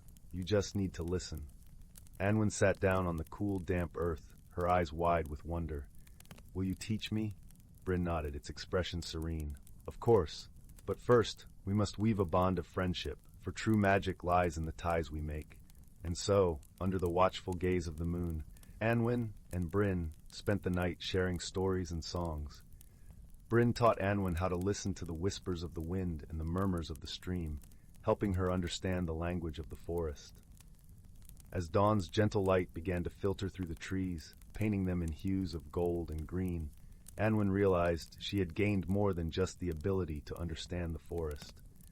She had found a friend, one who saw the world with eyes of wonder and a heart full of kindness. Days turned into weeks, and Anwen visited Bryn often. Together, they discovered the hidden wonders of the forest, from the glow of fireflies that lit up the night like stars fallen to earth, to the gentle rustle of the deer grazing at twilight.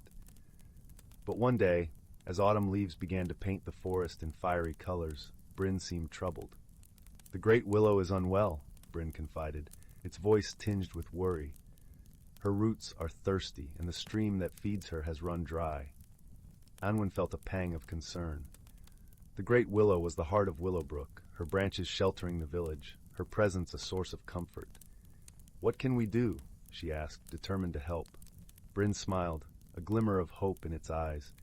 We must find the source of the stream and see what's causing the trouble. Together we can set things right. With hearts full of resolve, Anwen and Bryn set off on their quest. They followed the dry stream bed through thickets and over mossy stones until they came upon a large boulder blocking the flow of water. It had been moved by a recent storm, wedging itself tightly and cutting off the stream's life-giving water. Working together, Anwen and Bryn pushed and pulled with all their might, their determination stronger than their small statures. Slowly the boulder shifted, and with a final, united effort, it rolled aside. Water gurgled forth, a fresh cascade that sparkled in the morning light, rushing joyfully down its path to the great willow. As the stream resumed its gentle song, the forest seemed to sigh with relief. Anwen watched as the water wound its way through the roots of the great willow, revitalizing the ancient tree. Its branches seemed to stretch a little wider, its leaves rustling with gratitude. Bryn turned to Anwen, its eyes bright with joy. "Thank you, dear friend. The forest is grateful for your kindness and courage." Anwen beamed, her heart swelling with happiness. "I couldn't have done it without you. Together we make a good team." From that day on, Anwen and Bryn continued to explore the forest, their bond of friendship growing stronger with each adventure. And as the seasons changed, bringing with them the gentle snows of winter and the fresh blooms of spring, the great willow stood tall and proud, a testament to the power of friendship and the gentle magic that lay at the heart of Willowbrook. As Anwen lay in her bed each night, the soft rustle of the wind through the leaves outside her window was a lullaby, a reminder of her adventures and the friends she had made. And in the quiet of the night, as the world drifted into dreams, the great willow stood watch, a guardian of the peace and wonder that filled the village and the hearts of its people. And so, in this little corner of the world, where magic whispered through the trees and friendship was the greatest treasure of all, the village of Willowbrook thrived, cradled in the arms of nature and nourished by the bonds of love and kindness that held its people together. Story 48. In a quiet corner of the world, where the sky seemed to whisper its secrets to the earth, there lay an ancient forest known as Verdant Vale. This forest was unlike any other, for it was a realm where reality gently brushed against the hem of magic. Here the trees stood as grand sentinels, their branches whispering tales of ages past, and the air was perpetually sweet with the scent of pine and earth. The heart of Verdant Vale cradled a small, crystalline pond, around which the creatures of the forest gathered. These creatures, though seemingly ordinary to the untrained eye, were the keepers of the forest's hidden life, a life that thrummed with the rhythm of the seasons and breathed with the winds of time. Among these creatures was a wise old owl named Bramble, his feathers a mosaic of browns and whites, speckled like the forest floor in autumn. Bramble was known for his deep, soothing voice and the wisdom he shared under the cover of night. He perched on a sturdy oak by the pond, his eyes reflecting the moon's gentle glow, a beacon for those seeking guidance. One chilly evening, as the sun dipped below the horizon and painted the sky in hues of pink and orange, a young fox named Sylvan trotted into the clearing by the pond. Sylvan's fur was the color of autumn leaves, and his eyes sparkled with curiosity and the boundless energy of youth. Despite his youth, Sylvan was eager to learn about the balance that kept his home thriving. "Bramble," Sylvan called softly, his voice blending with the gentle rustle of leaves, "will you tell me about the magic of the seasons?" The owl ruffled his feathers, a smile in his voice as he responded, "Of course, young one. Gather round, and I shall share the tale of the ever-turning cycle." As Sylvan settled onto a patch of moss, other creatures began to emerge from their hiding spots. A family of rabbits, their ears twitching with anticipation, a hedgehog whose spines glistened with dew, and a pair of deer with velvet antlers all gathered near, drawn by the promise of Bramble's story. "In the beginning," Bramble began, his voice a soft, flowing melody, "the world was in chaos, with no rhythm or reason to guide it. The seasons quarreled endlessly, each vying for dominance, until the great spirit of harmony descended upon the land." The owl paused, the forest around him quiet with expectation. The great spirit, seeing the discord, wove a spell of unity, binding the seasons into a harmonious dance. Thus, they learned to share the world in a cycle as seamless as the flow of a river. Bramble continued his tale, describing how each season contributed to the forest's well-being. Spring, with her gentle rains and budding leaves, awakened the earth. Summer, with her golden warmth, nourished growth and abundance. Autumn, with her vibrant colors and cool breezes, whispered of rest and reflection. And winter, with her quiet snows and long nights, wrapped the world in a blanket of peace and renewal. The magic of the seasons, Bramble explained, is in their balance, in their willingness to give and take, to make room for each other. It is a lesson we too must learn if we are to thrive. Sylvan listened intently, his heart warmed by the wisdom woven into Bramble's words. He understood now that each creature, each tree, each gust of wind, played a part in maintaining the delicate balance of Verdant Vale. As the night deepened, a gentle rain began to fall, its patter on the leaves a soothing lullaby. The creatures nestled closer, their eyes drooping with sleep, comforted by the knowledge that they were part of something greater, something beautiful and eternal. "Remember, dear friends," Bramble murmured, his voice a soft echo in the rain, "the harmony of the forest is a gift passed down through generations. It is up to us to cherish and protect it." And with that, the creatures of Verdant Vale drifted into a peaceful slumber, cradled by the rhythms of the forest and the gentle magic of the ever-turning cycle. In the days that followed, Sylvan took Bramble's wisdom to heart. He began to notice the subtle signs of the season's magic, the way the sunlight danced on the pond's surface in summer, the crisp scent of fallen leaves in autumn, the stillness of the snow-laden forest in winter, and the tender green shoots that heralded spring's return. Sylvan also learned to appreciate the role each creature played in maintaining the forest's balance. He watched the bees as they flitted from flower to flower, spreading life with each delicate touch. He admired the squirrels, who diligently gathered nuts and seeds, ensuring that the forest floor was always rich with potential. Even the smallest of creatures, like the ants who tirelessly worked in their underground kingdoms, contributed to the symphony of life that was Verdant Vale. One day, as Sylvan wandered beneath the dappled light of the forest canopy, he stumbled upon a young bird who had fallen from its nest. The little bird chirped weakly, its small body trembling with fear and cold. "Don't worry," Sylvan whispered soothingly, his voice as gentle as the breeze. "I'll help you." With great care, Sylvan scooped the bird into his warm, soft fur and looked around for the nest.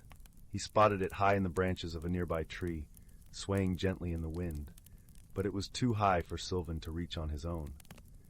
Sylvan thought of Bramble's words and realized that just as the seasons worked together, so too could the creatures of the forest.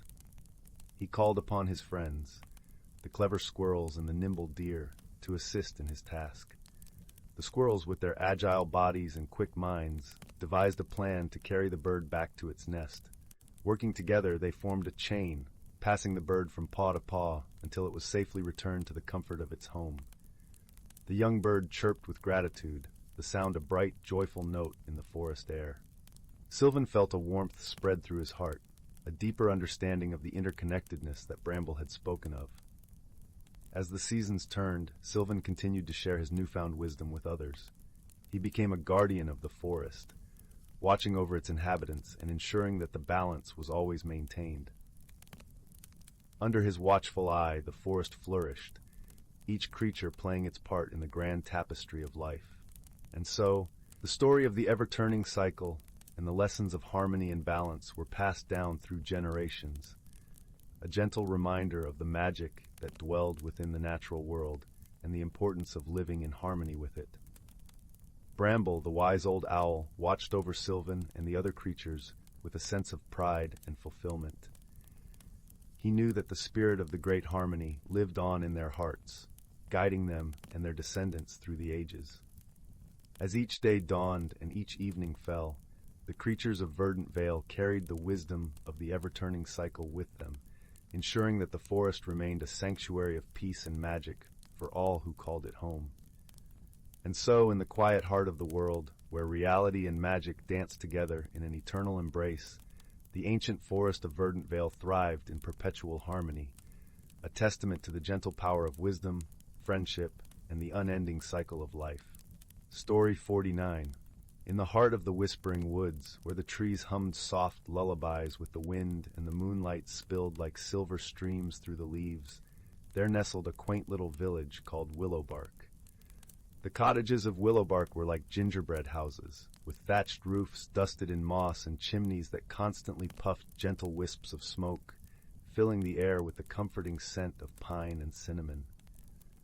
One serene evening, as the last hues of twilight faded into night, a curious phenomenon began to unfold in Willowbark. The village's beloved glowberries, which hung from the trees like tiny lanterns and bathed the village in a warm, golden light, began to flicker mysteriously. The glowberries had always been as constant as the stars, and their sudden dimming left the villagers puzzled and a little concerned.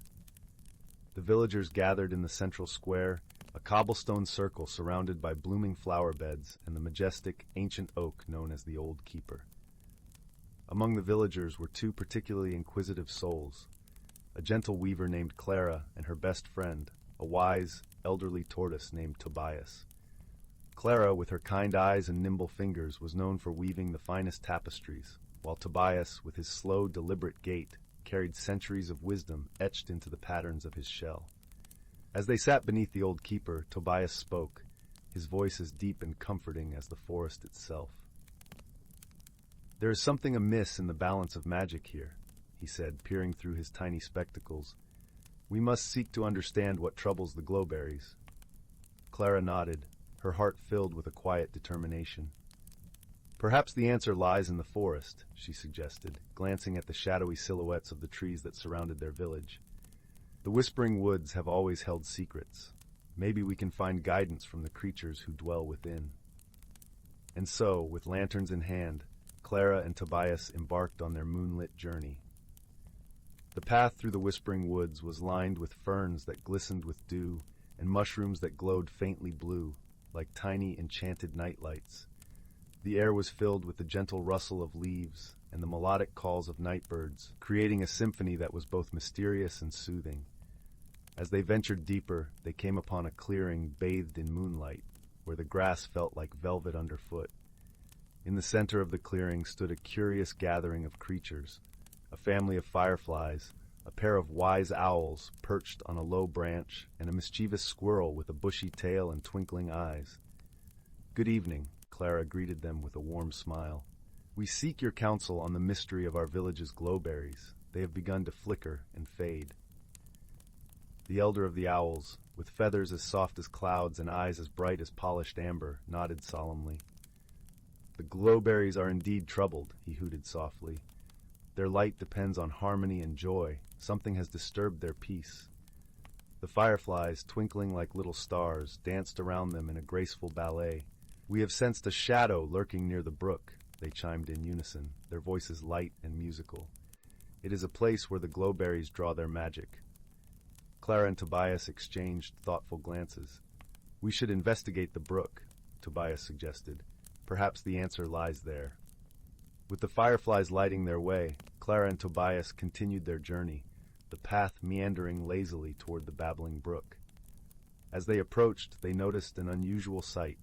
The brook's crystal-clear waters were disrupted by an occasional ripple, as if something invisible was stirring beneath the surface. Tobias, with his sage-like patience, observed closely. "There is a presence here, but it is not malevolent," he murmured softly, lowering his head to peer into the water. "Perhaps a creature in need."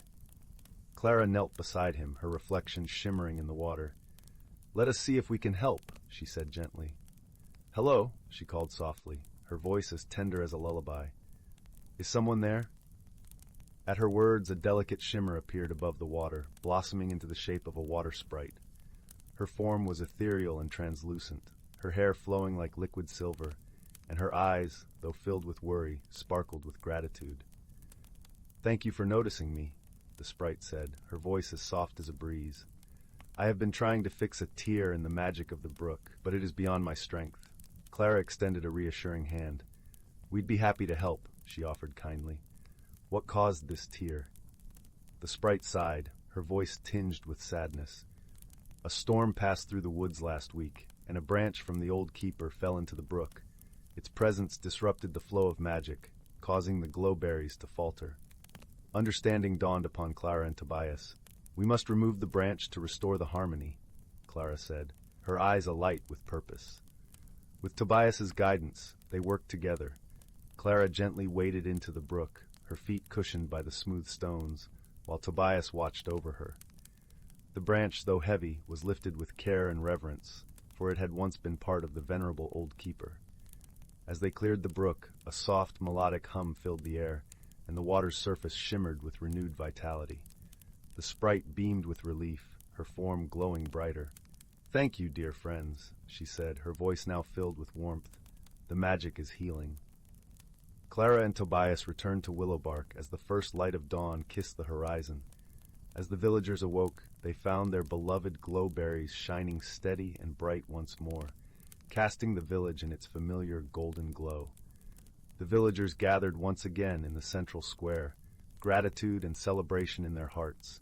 Clara and Tobias shared the tale of their moonlit adventure, and the villagers marveled at their courage and kindness. From that day on, the villagers of Willowbark grew more attuned to the whispers of their woods, ever mindful of the delicate balance of magic that surrounded them. And each night, as they drifted into dreams beneath the glowberry's gentle light, they carried with them the comforting knowledge that harmony and friendship could illuminate even the darkest mysteries. And so, the glowberries continued to shine, whispering their stories to the stars, and the village of Willowbark, nestled deeper into its cozy, magical world, forever touched by the gentle mystery that had once danced upon their doorstep. Story 50. In the heart of an ancient forest where the whispers of time linger among the towering oaks and silver birches, there lived a community of creatures unbeknownst to the bustling world beyond. This forest, with its emerald canopy, was a sanctuary of harmony and balance, where each creature played a role in the grand tapestry of life. As the first blush of dawn kissed the sky, a gentle mist curled around the roots of the towering trees, shrouding the forest floor in a soft, ethereal veil. The air was crisp with the scent of pine and earth, and the symphony of morning birdsong began to weave through the branches, a melodious greeting to the day. In a hollow nestled between the roots of a venerable oak, there lived a wise old owl named Alwyn, whose feathers were the color of moonlight on a clear night. Alwyn, with his eyes like pools of amber, was the keeper of stories and the guardian of ancient wisdom passed down through the ages. His perch was a library of memories, and each feathered visitor that came to seek his counsel would leave with a piece of the forest's timeless knowledge. One chilly morning, as the frost clung to the leaves, a young fox named Fern padded softly through the underbrush, her russet fur glimmering in the golden light that filtered through the canopy. Fern was curious and spirited, with eyes that sparkled as brightly as the stars on a winter's night.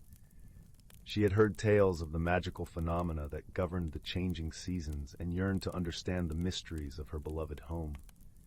As Fern approached Alwyn's oak, the sound of her gentle steps roused the old owl from his meditative state. He greeted her with a soft hoot that resonated like a comforting lullaby through the trees. "Ah, Fern," Alwyn said, his voice a soothing balm. "What brings you to my corner of the forest this fine morning?" Fern sat back on her haunches, her bushy tail curling around her paws. "I wish to learn about the magic that ties our forest to the seasons, Alwyn," she replied, her voice as soft as the rustle of leaves in the breeze. "I want to understand how we all fit into this wondrous world." Alwyn nodded, a gentle smile playing on his beak. "Very well, dear Fern. Let me share with you a tale as old as the forest itself." As Alwyn began to speak, the forest seemed to hold its breath, the trees leaning closer to listen to the story that unfolded like a gentle stream winding through the woods. "Long ago," Alwyn began, "when the forest was but a sapling in the earth's embrace, the seasons were guided by 4 magical beings, known as the elementals. Each elemental was the embodiment of their respective season and held a sacred duty to maintain the balance of nature. The spring elemental, with her crown of blossoms and gown of dew-kissed leaves, awakened the forest from its winter slumber, breathing life into every bud and blossom. Her voice was the song of renewal, and her touch turned the earth into a tapestry of vibrant greens and soft pastels.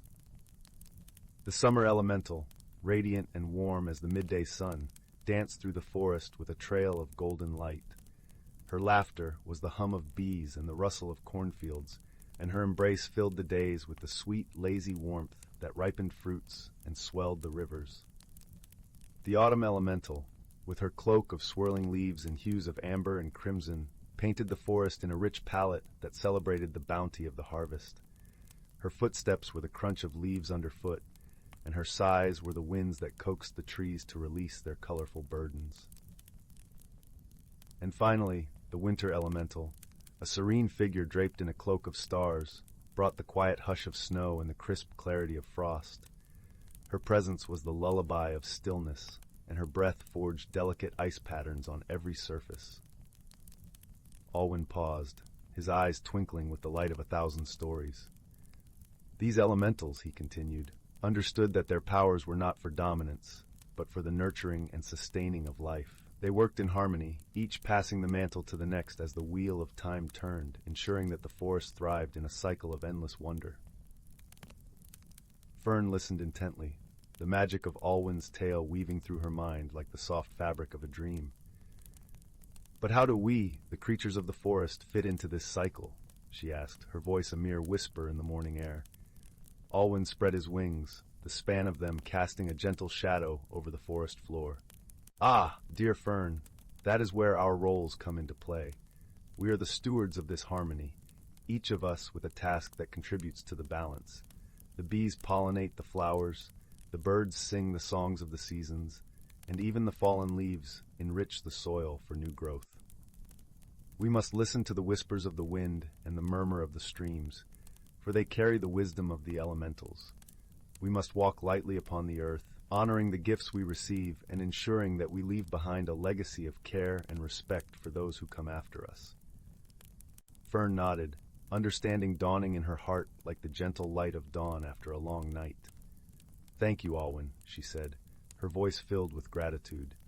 "I see now that we are all part of this beautiful tapestry, each thread important in its own right." With a final nod of approval, Alwyn watched as Fern trotted back into the forest, her spirit light and her heart full of the wisdom she had gained.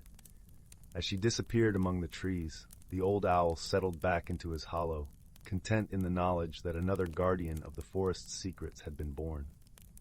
And so, the seasons continued to dance their eternal dance, the elementals weaving their magic through the fabric of the forest. The creatures, guided by the ancient wisdom of their elders, lived in harmony with the world around them, their lives a testament to the power of balance and the beauty of coexistence. In the gentle embrace of the ancient forest, where the boundaries between reality and magic blurred, the hidden lives of its natural creatures flourished, each one a vital note in the symphony of nature's eternal song. And as the years rolled on, the forest remained a sanctuary of peace, whispering its tales to those who listened with open hearts and minds. Story 51. Once upon a time, in a quaint little village nestled amidst rolling hills and whispering woods, there was a modest, ivy-covered cottage at the edge of a burbling brook. Within its warm stone walls lived a gentle-hearted young woman named Clara. She had a fondness for collecting small, curious items from the forest paths and meadow trails. Her shelves were lined with pine cones, smooth river stones, and acorns, each holding a story of its own. One misty morning, as the sun was just beginning to peek through the leafy canopy, Clara set out on her usual walk. The air was crisp and filled with the earthy scent of damp leaves. She wrapped her knitted shawl tighter around her shoulders, the yarn still holding the warmth of the previous evening's fire. As she wandered deeper into the forest, she hummed a quiet tune, her eyes scanning the ground for any new treasures the woods might offer. Her gaze fell upon a small, peculiar object half buried in the rich, loamy soil. It was a simple brass key, its surface tarnished with age but still gleaming faintly in the filtered sunlight. Clara picked it up, turning it over in her hands, marveling at its intricate design, a delicate, swirling pattern etched along its shaft, as if it were spun from the very lines of an ancient tale. Curiosity piqued, Clara tucked the key into her pocket and continued her walk, the key's weight a comforting presence against her side. She pondered its origins and purpose, wondering what lock it might open. As the day wore on and the sun dipped lower in the sky, she returned home, her mind still dancing with possibilities.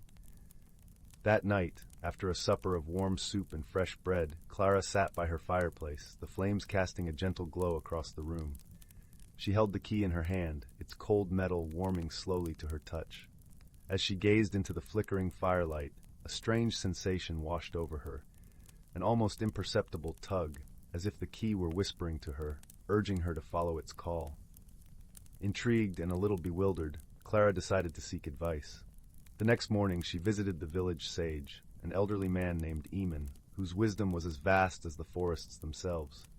His cottage smelled of herbs and old paper, with shelves overflowing with books and bottles of mysterious potions. Eamon listened intently as Clara recounted her discovery, nodding thoughtfully. "Ah, a key without a lock," he murmured, his voice as smooth as a well-worn path. "Such things are seldom what they seem, dear Clara. They often hold secrets beyond the understanding of our waking world." He handed her a small, worn book, its pages yellowed with age. "This tome may hold some insights into your mysterious key," he suggested. "But remember, the true journey lies within." Clara thanked Eamon and returned home, eager to delve into the book's contents. As she read, she learned of ancient tales where keys were symbols of passage, gateways to hidden truths and uncharted realms. Her heart quickened with a blend of excitement and trepidation. The key, it seemed, was more than a mere trinket. It was an invitation to a journey of discovery. Determined to uncover its mysteries, Clara decided to follow the pull she had felt by the fire. She packed a small satchel with provisions and set off into the heart of the forest, the key resting in her pocket like a constant companion. The woods welcomed her with open arms, the branches above arching gracefully, their leaves whispering secrets of times long past.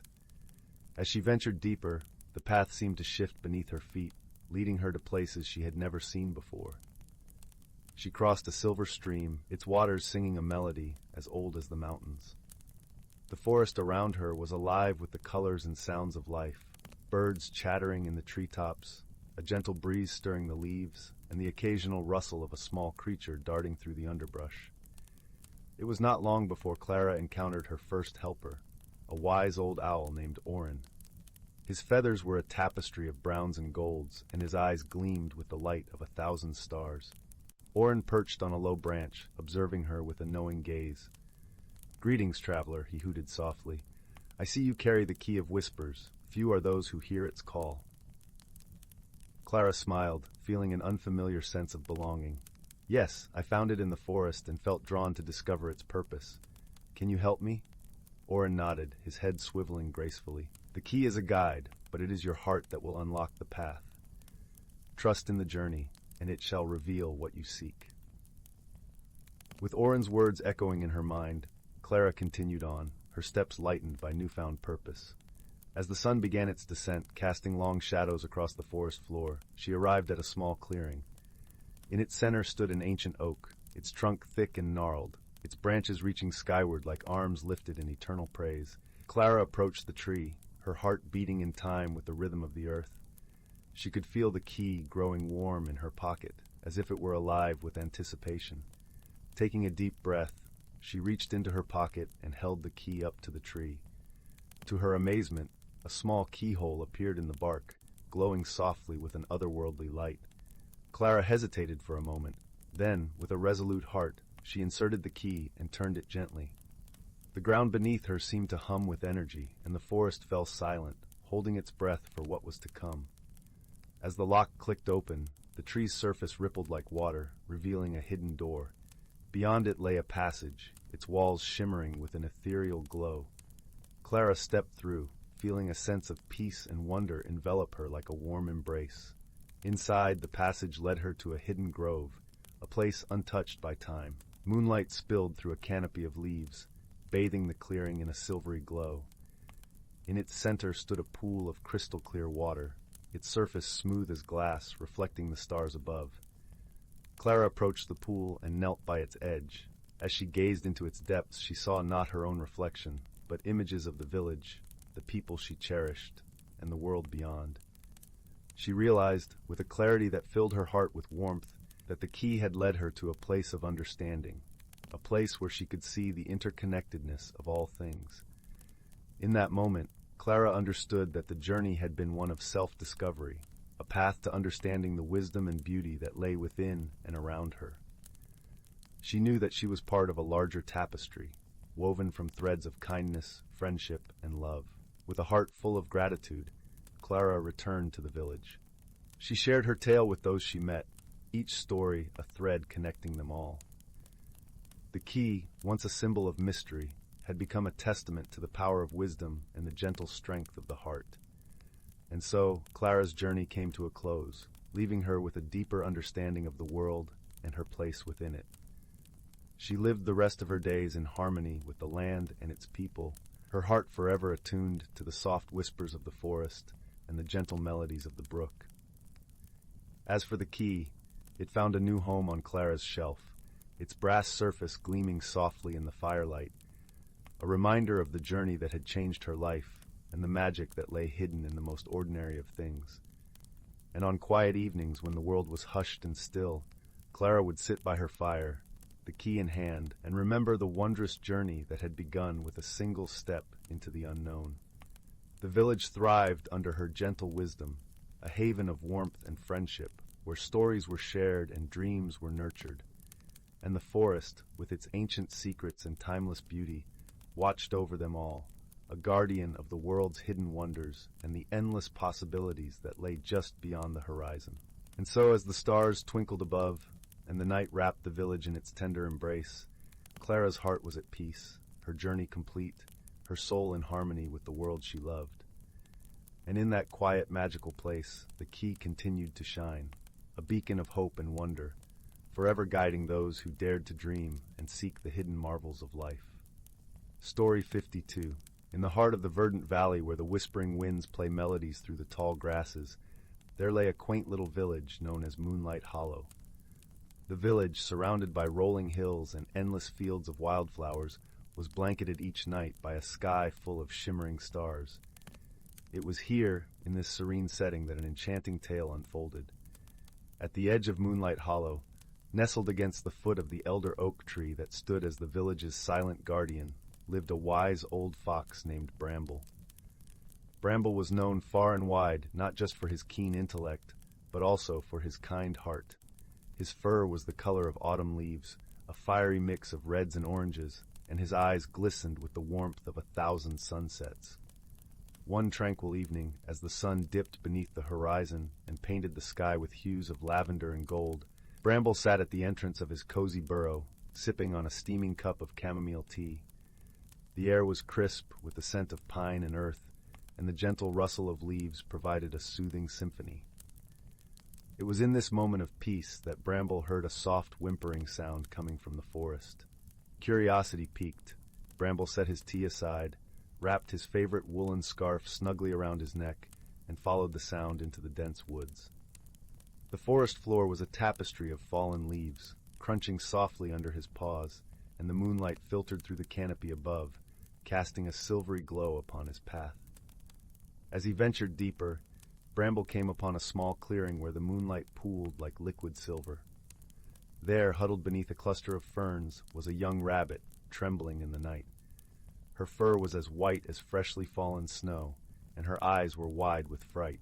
"Hello there," Bramble spoke gently, careful not to startle her. "What brings you to the woods alone at this time?" The little rabbit looked up, her nose twitching nervously. "I'm lost," she admitted in a voice as soft as the night breeze. "I wandered too far from my warren, and now I can't find my way back." Bramble's heart went out to the young rabbit. "Fear not, little one," he assured her with a warm smile. "Together we shall find your way home." The rabbit's eyes, which had been clouded with worry, began to shine with a glimmer of hope. "Thank you," she whispered, her voice barely more than a breath. As the two set off through the forest, Bramble began telling stories of the forest's wonders, his voice a soothing balm against the night. He spoke of the wise owl who lived in the ancient sycamore and the singing brook that wound its way through the trees, its waters sparkling like diamonds under the moonlight. The rabbit, whose name was Lily, soon found herself captivated by Bramble's tales. She marveled at the stories of the forest creatures and the gentle magic that wove through the land. With each story, her fear ebbed away, replaced by a sense of wonder and excitement. As they walked, Bramble also taught Lily about the natural world around them. He showed her how to listen to the wind's whispers to find her way, and how to recognize the scent of home carried on the breeze. These lessons, shared with patience and care, were treasures Lily tucked away in her heart. The night was deepening when they finally reached the edge of the woods, where the forest ended and the meadow began. Here, under the watchful gaze of the moon, Bramble paused and turned to Lily. "Do you see those 3 stars there, twinkling brightly in the sky?" he asked, pointing with a paw. Lily nodded, her eyes following the line of stars. "Keep those stars to your right," Bramble instructed. "They will guide you through the meadow and back to your warren." Lily's heart swelled with gratitude for the wise fox who had become her friend. "I won't forget your kindness, Bramble," she said, a smile gracing her lips. "Nor I your bravery, dear Lily," Bramble replied, his voice a gentle caress in the night. With a final nod, Lily bounded across the meadow, her white fur aglow under the moon's gentle light. Bramble watched until she disappeared into the distance, a feeling of contentment settling over him like a warm blanket. As Bramble turned to make his way back through the forest, he reflected on the unexpected friendship that had blossomed that night and the quiet joy it brought. He realized that sometimes, in helping others find their way, we find a bit of our own path as well. The forest seemed to hum with approval as he walked, the trees whispering their ancient secrets and the stars winking in silent understanding.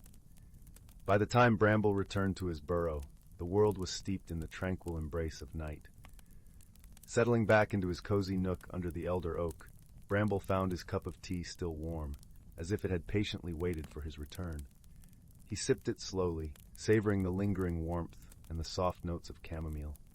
And so, in the quiet heart of Moonlight Hollow, under a blanket of stars and the gentle gaze of the guardian oak, Bramble drifted into a peaceful sleep, dreaming of starlit paths and the gentle magic of friendship. The village of Moonlight Hollow slumbered on, cradled in the serene embrace of night, while across the meadow, a little rabbit named Lily nestled safely in her warren, dreams filled with stories of the wise old fox who had helped her find her way. And as the first light of dawn kissed the world awake, the promise of a new day whispered through the valley, a reminder that kindness and wisdom could light the way through any darkness. As the sun began its ascent, painting the sky in shades of pink and gold, Moonlight Hollow stirred gently from its slumber. The village awoke to the gentle melodies of birdsong, a chorus that harmonized with the soft murmur of the brook winding its way through the valley. The air was crisp and fresh, carrying the sweet scent of morning dew and blooming wildflowers. Bramble, too, rose with the dawn, stretching his limbs and feeling the warmth of the sun's first rays on his fur. He stepped outside his burrow, greeted by the welcoming embrace of a new day. The elder oak above him whispered its morning greeting, its leaves rustling softly in the breeze. As Bramble went about his morning routine, gathering berries and herbs to replenish his pantry, he thought of Lily and wondered if she had found her way home safely. His heart was light, filled with the joy of their chance meeting and the bond they had formed under the stars. Later that day, as Bramble sat by the brook, enjoying the gentle babble of water over stones, he heard a familiar voice calling his name. Turning, he saw Lily bounding toward him, her fur gleaming in the sunlight and her eyes bright with happiness. "Bramble," she exclaimed, her voice ringing with delight. "I followed your instructions and made it home safely. My family was so relieved." Bramble's heart swelled with warmth at her words. "I'm glad to hear it, Lily," he replied with a gentle smile. "You did well to find your way." Lily settled beside him, her small form nestled comfortably in the grass. "I wanted to thank you again," she said earnestly. "Your stories and lessons helped me more than I can say." Bramble chuckled softly, his eyes twinkling. "Ah, but you had the courage all along, dear Lily. I merely helped you see it." They sat together in companionable silence, listening to the music of the brook and the rustle of the leaves. Around them, the forest was alive with the sounds of nature, a squirrel chattering in the trees, the distant call of a woodpecker, and the gentle hum of bees visiting the wildflowers. As the day wore on, Lily shared tales of her family and the adventures she hoped to have in the forest. Bramble listened with interest, offering advice and encouragement, his heart warmed by her enthusiasm and curiosity. Their friendship grew with each passing day, a bond forged by kindness and shared discoveries. Together, they explored the mysteries of the natural world, uncovering its secrets and marveling at its beauty. Under Bramble's watchful guidance, Lily learned to navigate the forest with confidence, always mindful of the lessons he imparted. In return, Lily brought a youthful energy and joy to Bramble's days, reminding him of the simple pleasures of life and the boundless wonders that lay just beyond the horizon. Her presence was a balm to his soul, a reminder that friendship could blossom in the most unexpected places and bring light to even the darkest of nights. As the seasons turned and the valley transformed under nature's ever-changing palette, Bramble and Lily continued to share their adventures, their laughter ringing through the woods like the sweetest of songs. They knew that, no matter what challenges lay ahead, they would face them together, united by the gentle magic of friendship and the wisdom found in each other's company. And so, in the heart of Moonlight Hollow, nestled against the foot of the guardian oak, a wise old fox and a brave young rabbit found their paths intertwined, their story a testament to the enduring power of kindness, courage, and the gentle wonders of the world. As twilight once again descended upon the valley, Bramble and Lily sat side by side, watching the stars blink into existence one by one. The night sky stretched above them, vast and endless, a tapestry of twinkling lights that spoke of infinite possibilities. "Look," Bramble said softly, pointing to a cluster of stars that formed a pattern like a warren. "The stars will always guide you, Lily, just as they did that night." Lily gazed up at the sky, her heart filled with gratitude and wonder.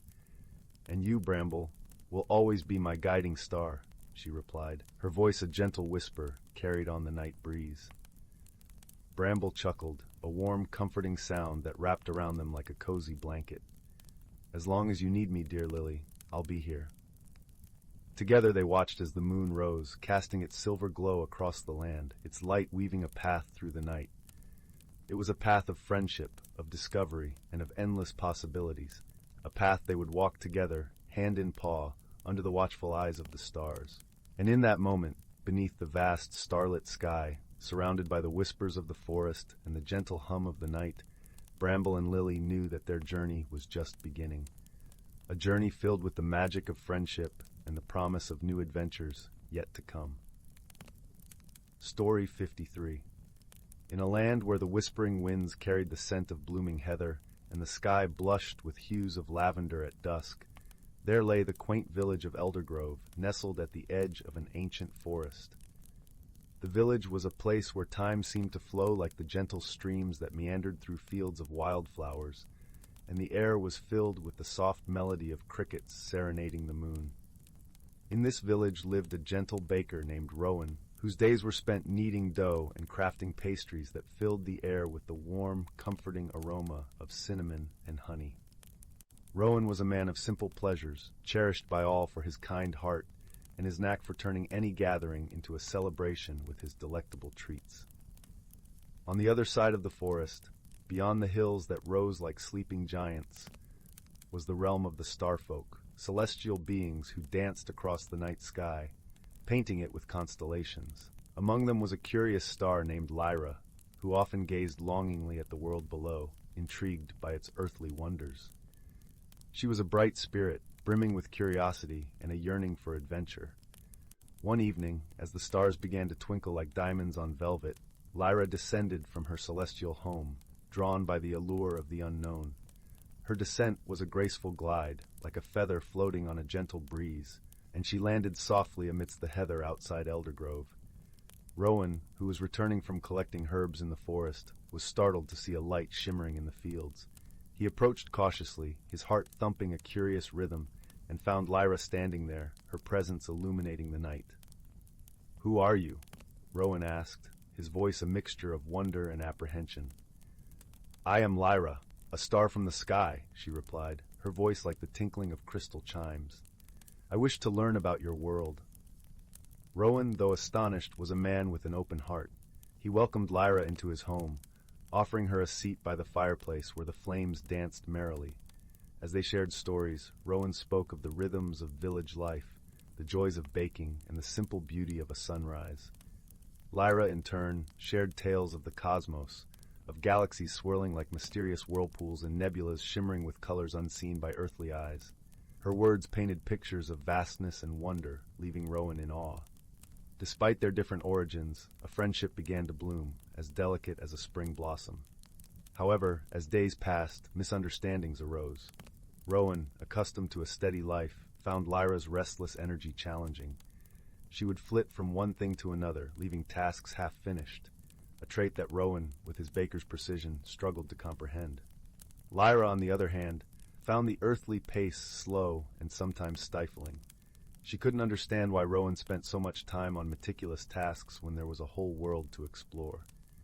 Their differences came to a head one day when Rowan, eager to teach Lyra the art of baking, was exasperated by her lack of focus.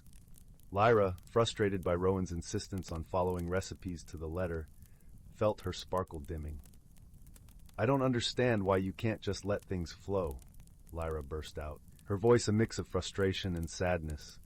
"And I don't understand why you can't see the beauty in patience and care," Rowan retorted, his tone gentle but firm. Silence settled between them, like a blanket of snow, cold and unyielding. That night, Lyra slipped away to the fields, her heart heavy with the weight of misunderstanding. She gazed up at her celestial home, wondering if she had made a mistake in coming here. The stars twinkled back, silent companions in her solitude. Rowan, too, lay awake, staring at the ceiling, his heart aching with the loss of their easy camaraderie. He realized that in his desire to teach, he had forgotten to listen, to truly understand Lyra's perspective. Determined to bridge the gap, Rowan set out into the night, guided by the moon's gentle glow. He found Lyra among the heather, her light dimmer than he had ever seen it. "I'm sorry," Rowan said softly, his voice like a balm to Lyra's wounded spirit. "I was so focused on showing you my world that I forgot to embrace yours." Lyra turned to him, her eyes shimmering like stardust. "And I was so eager to explore that I didn't appreciate the depth and beauty of your ways." In that moment, the air around them seemed to hum with a newfound understanding.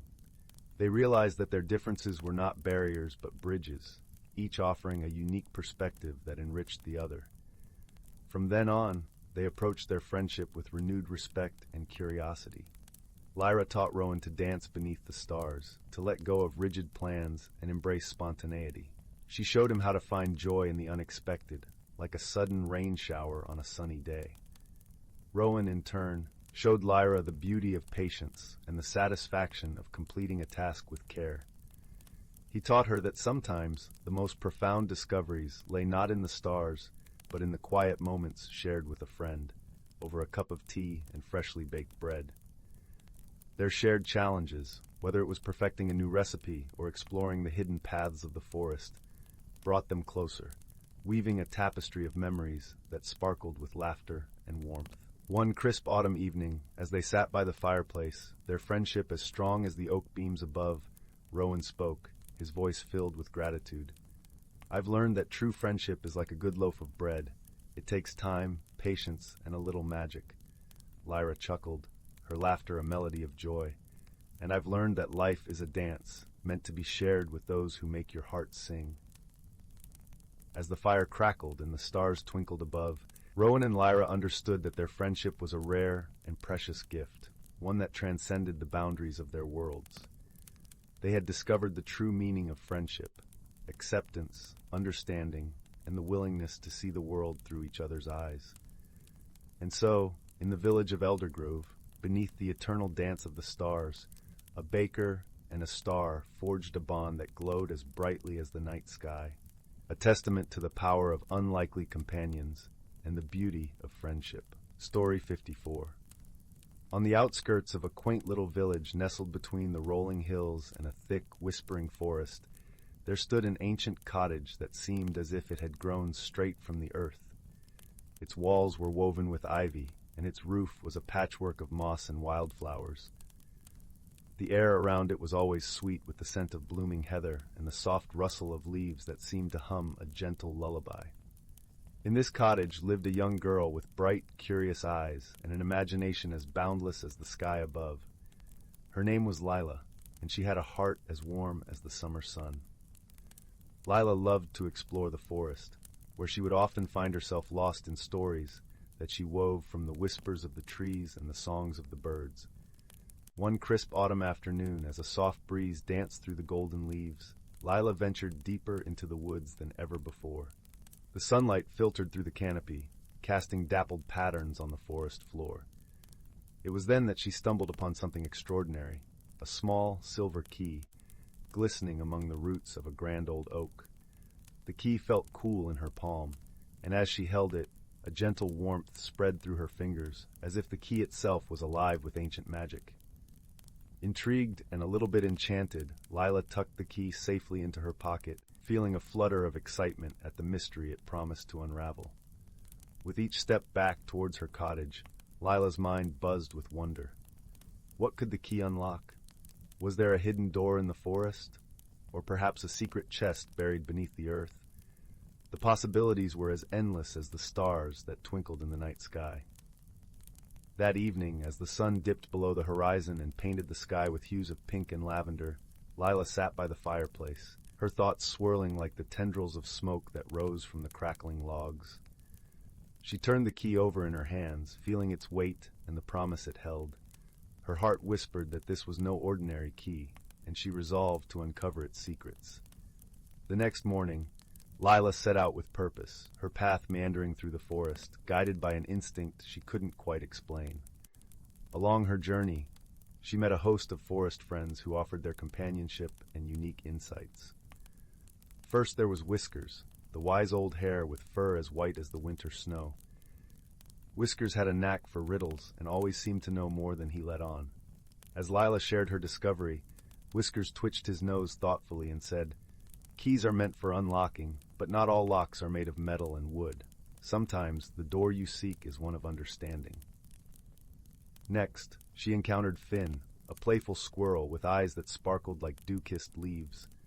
Finn loved to collect treasures, and he bounded alongside Lila, sharing tales of hidden nooks and crannies within the forest. Sometimes, Finn chirped, what you find while searching is not the treasure you seek, but the treasure you need. As Lila continued her journey, the forest began to change. The trees stood taller and closer together, their branches forming a cathedral of green and gold. The air was thick with the scent of pine and earth, and the only sound was the soft crunch of leaves beneath her feet. Finally, Lila arrived at a clearing bathed in gentle sunlight, where a circle of ancient stones stood like silent sentinels. In the center, there was a small weathered chest, its wood darkened by time. Lila's heart quickened as she approached, the key in her hand feeling as if it was guiding her forward. Carefully, she knelt beside the chest and inserted the key into the lock. With a soft click, the chest opened to reveal not gold or jewels, but a collection of aged parchment, each sheet filled with handwritten notes and delicate sketches of the forest and its creatures. As Lila sifted through the pages, she realized that the true treasure was the knowledge they contained, secrets of the forest, stories of those who had walked its paths before her, and the wisdom of nature itself. The key had led her to a deeper understanding, not just of the forest, but of her own heart. Lila spent the afternoon in the clearing, her mind alight with the stories she read, feeling a sense of belonging she hadn't known she was missing. The sun began to set, casting a golden glow over the clearing, and Lila knew it was time to return home. As she walked back through the forest, her heart was light, and her mind was filled with new stories to share. Whiskers and Finn joined her, their presence a comforting reminder of the wisdom and friendship she had found along the way. When Lila finally reached her cottage, the sky was a tapestry of stars, twinkling down as if to say goodnight. She tucked the key and the parchment safely away, knowing that their secrets would be cherished and shared for years to come. And so, with a heart full of wonder and a mind brimming with stories, Lila snuggled into her bed, the sound of the crackling fire lulling her into a peaceful sleep. As she drifted off, she knew that the magic of the forest would always be with her, guiding her on whatever adventures lay ahead. For in the end, it wasn't the key that was magical, but the journey it inspired, and the wisdom and friendships that blossomed along the way. And that was a treasure more precious than any she could have imagined. Story 55. In the heart of a lush, sprawling forest where the sun cast dappled patterns through the leaves and the air was sweet with the scent of pine and wildflowers, there lay a small, secluded glen. This glen was a place of gentle magic, where creatures of all kinds lived in harmony. It was here that an unlikely friendship began, one that would change the lives of those involved forever. One day, as the sun began its slow descent, painting the sky in hues of amber and rose, a young fox named Fern padded softly through the underbrush. She was a curious creature, her fur a brilliant russet that shimmered in the fading light. Fern was known in the forest for her keen eyes and quick wit, but also for her solitary nature. She had always preferred the company of the whispering trees and the babbling brook to that of others. As she wound her way along her favorite path, she heard an unfamiliar sound, a soft melodious hum that seemed to float on the evening breeze. Intrigued, Fern followed the sound until she reached a small clearing. There, standing in the center, was a creature she had never seen before. It was a small bird, its feathers a patchwork of cerulean and gold, and it was singing a tune that was both foreign and enchanting. Fern hesitated at the edge of the clearing, unsure of how to approach. The bird, noticing her presence, stopped its song and tilted its head, studying her with bright, inquisitive eyes. "Hello," it chirped, its voice as lilting as its song. "I'm Zephyr. Are you lost?" Fern shook her head, her curiosity piqued. "No, I live here. I was just drawn to your song. It's beautiful." Zephyr fluffed his feathers, pleased. "Thank you. I've just arrived from the distant mountains. It's a long journey, and I find singing helps to lighten my wings." Fern found herself smiling despite her initial wariness. "I'm Fern," she offered. "Welcome to the forest." Thus began their friendship, tentative at first but growing with each shared sunset. Fern, who had always prided herself on her independence, found herself fascinated by Zephyr's tales of the mountains, of skies that stretched endlessly and winds that whispered ancient secrets. In turn, Zephyr listened intently to Fern's stories of the forest, of hidden groves and secret trails that only she knew. However, not all was smooth in their budding friendship. One day, as the leaves began to turn gold and the air grew crisp, a misunderstanding arose. Fern, eager to share one of her secret paths with Zephyr, led him to a mossy trail that wound through the heart of the forest. But as they walked, Zephyr grew silent, his usual chatter replaced by a solemn quiet. "Is something wrong?" Fern asked, her voice gentle. Zephyr hesitated, then sighed. "This path, it reminds me of a place I once knew, back in the mountains, a place I had to leave behind." Fern's heart ached at the sorrow in his voice. She realized then that in her excitement she had not considered what memories her beloved forest might awaken in her friend. "I'm sorry, Zephyr," she said softly. "I didn't mean to bring you sadness." Zephyr shook his head, a small smile returning to his beak. "No, Fern, it's not your fault. Sometimes the past is just hard to leave behind. But I'm glad to be here with you." From that day on, they were more mindful of each other's feelings, learning to navigate the delicate balance of their friendship with care and understanding. As the days grew shorter and the nights longer, a new challenge presented itself. A fierce storm swept through the forest, its winds howling and rain lashing down with relentless fury. Fern and Zephyr found themselves huddled together in Fern's den, the entrance blocked by fallen branches and debris. "Will we be trapped here?" Zephyr asked, his voice tinged with worry. Fern, though anxious herself, spoke with a calm she didn't quite feel. "We'll be all right. The storm will pass. We just have to wait it out." Throughout the night, they kept each other company, sharing stories and laughter to keep fear at bay. Fern, who had always faced storms alone, found comfort in Zephyr's presence, while Zephyr, far from his mountain home, drew strength from Fern's quiet courage. When morning finally broke, the storm had passed, leaving the forest glistening and renewed. Together, Fern and Zephyr worked to clear the entrance of the den, their combined efforts a testament to their growing bond. As they stepped into the fresh, rain-washed world, the sun peeked through the clouds, casting a warm glow over the forest. Fern turned to Zephyr, a smile playing on her lips. "Thank you for being here," she said simply. Zephyr nodded, his heart light. "And thank you, Fern, for teaching me that home isn't just a place. It's where the heart feels at peace." In the days that followed, their friendship deepened, rooted in mutual respect and understanding.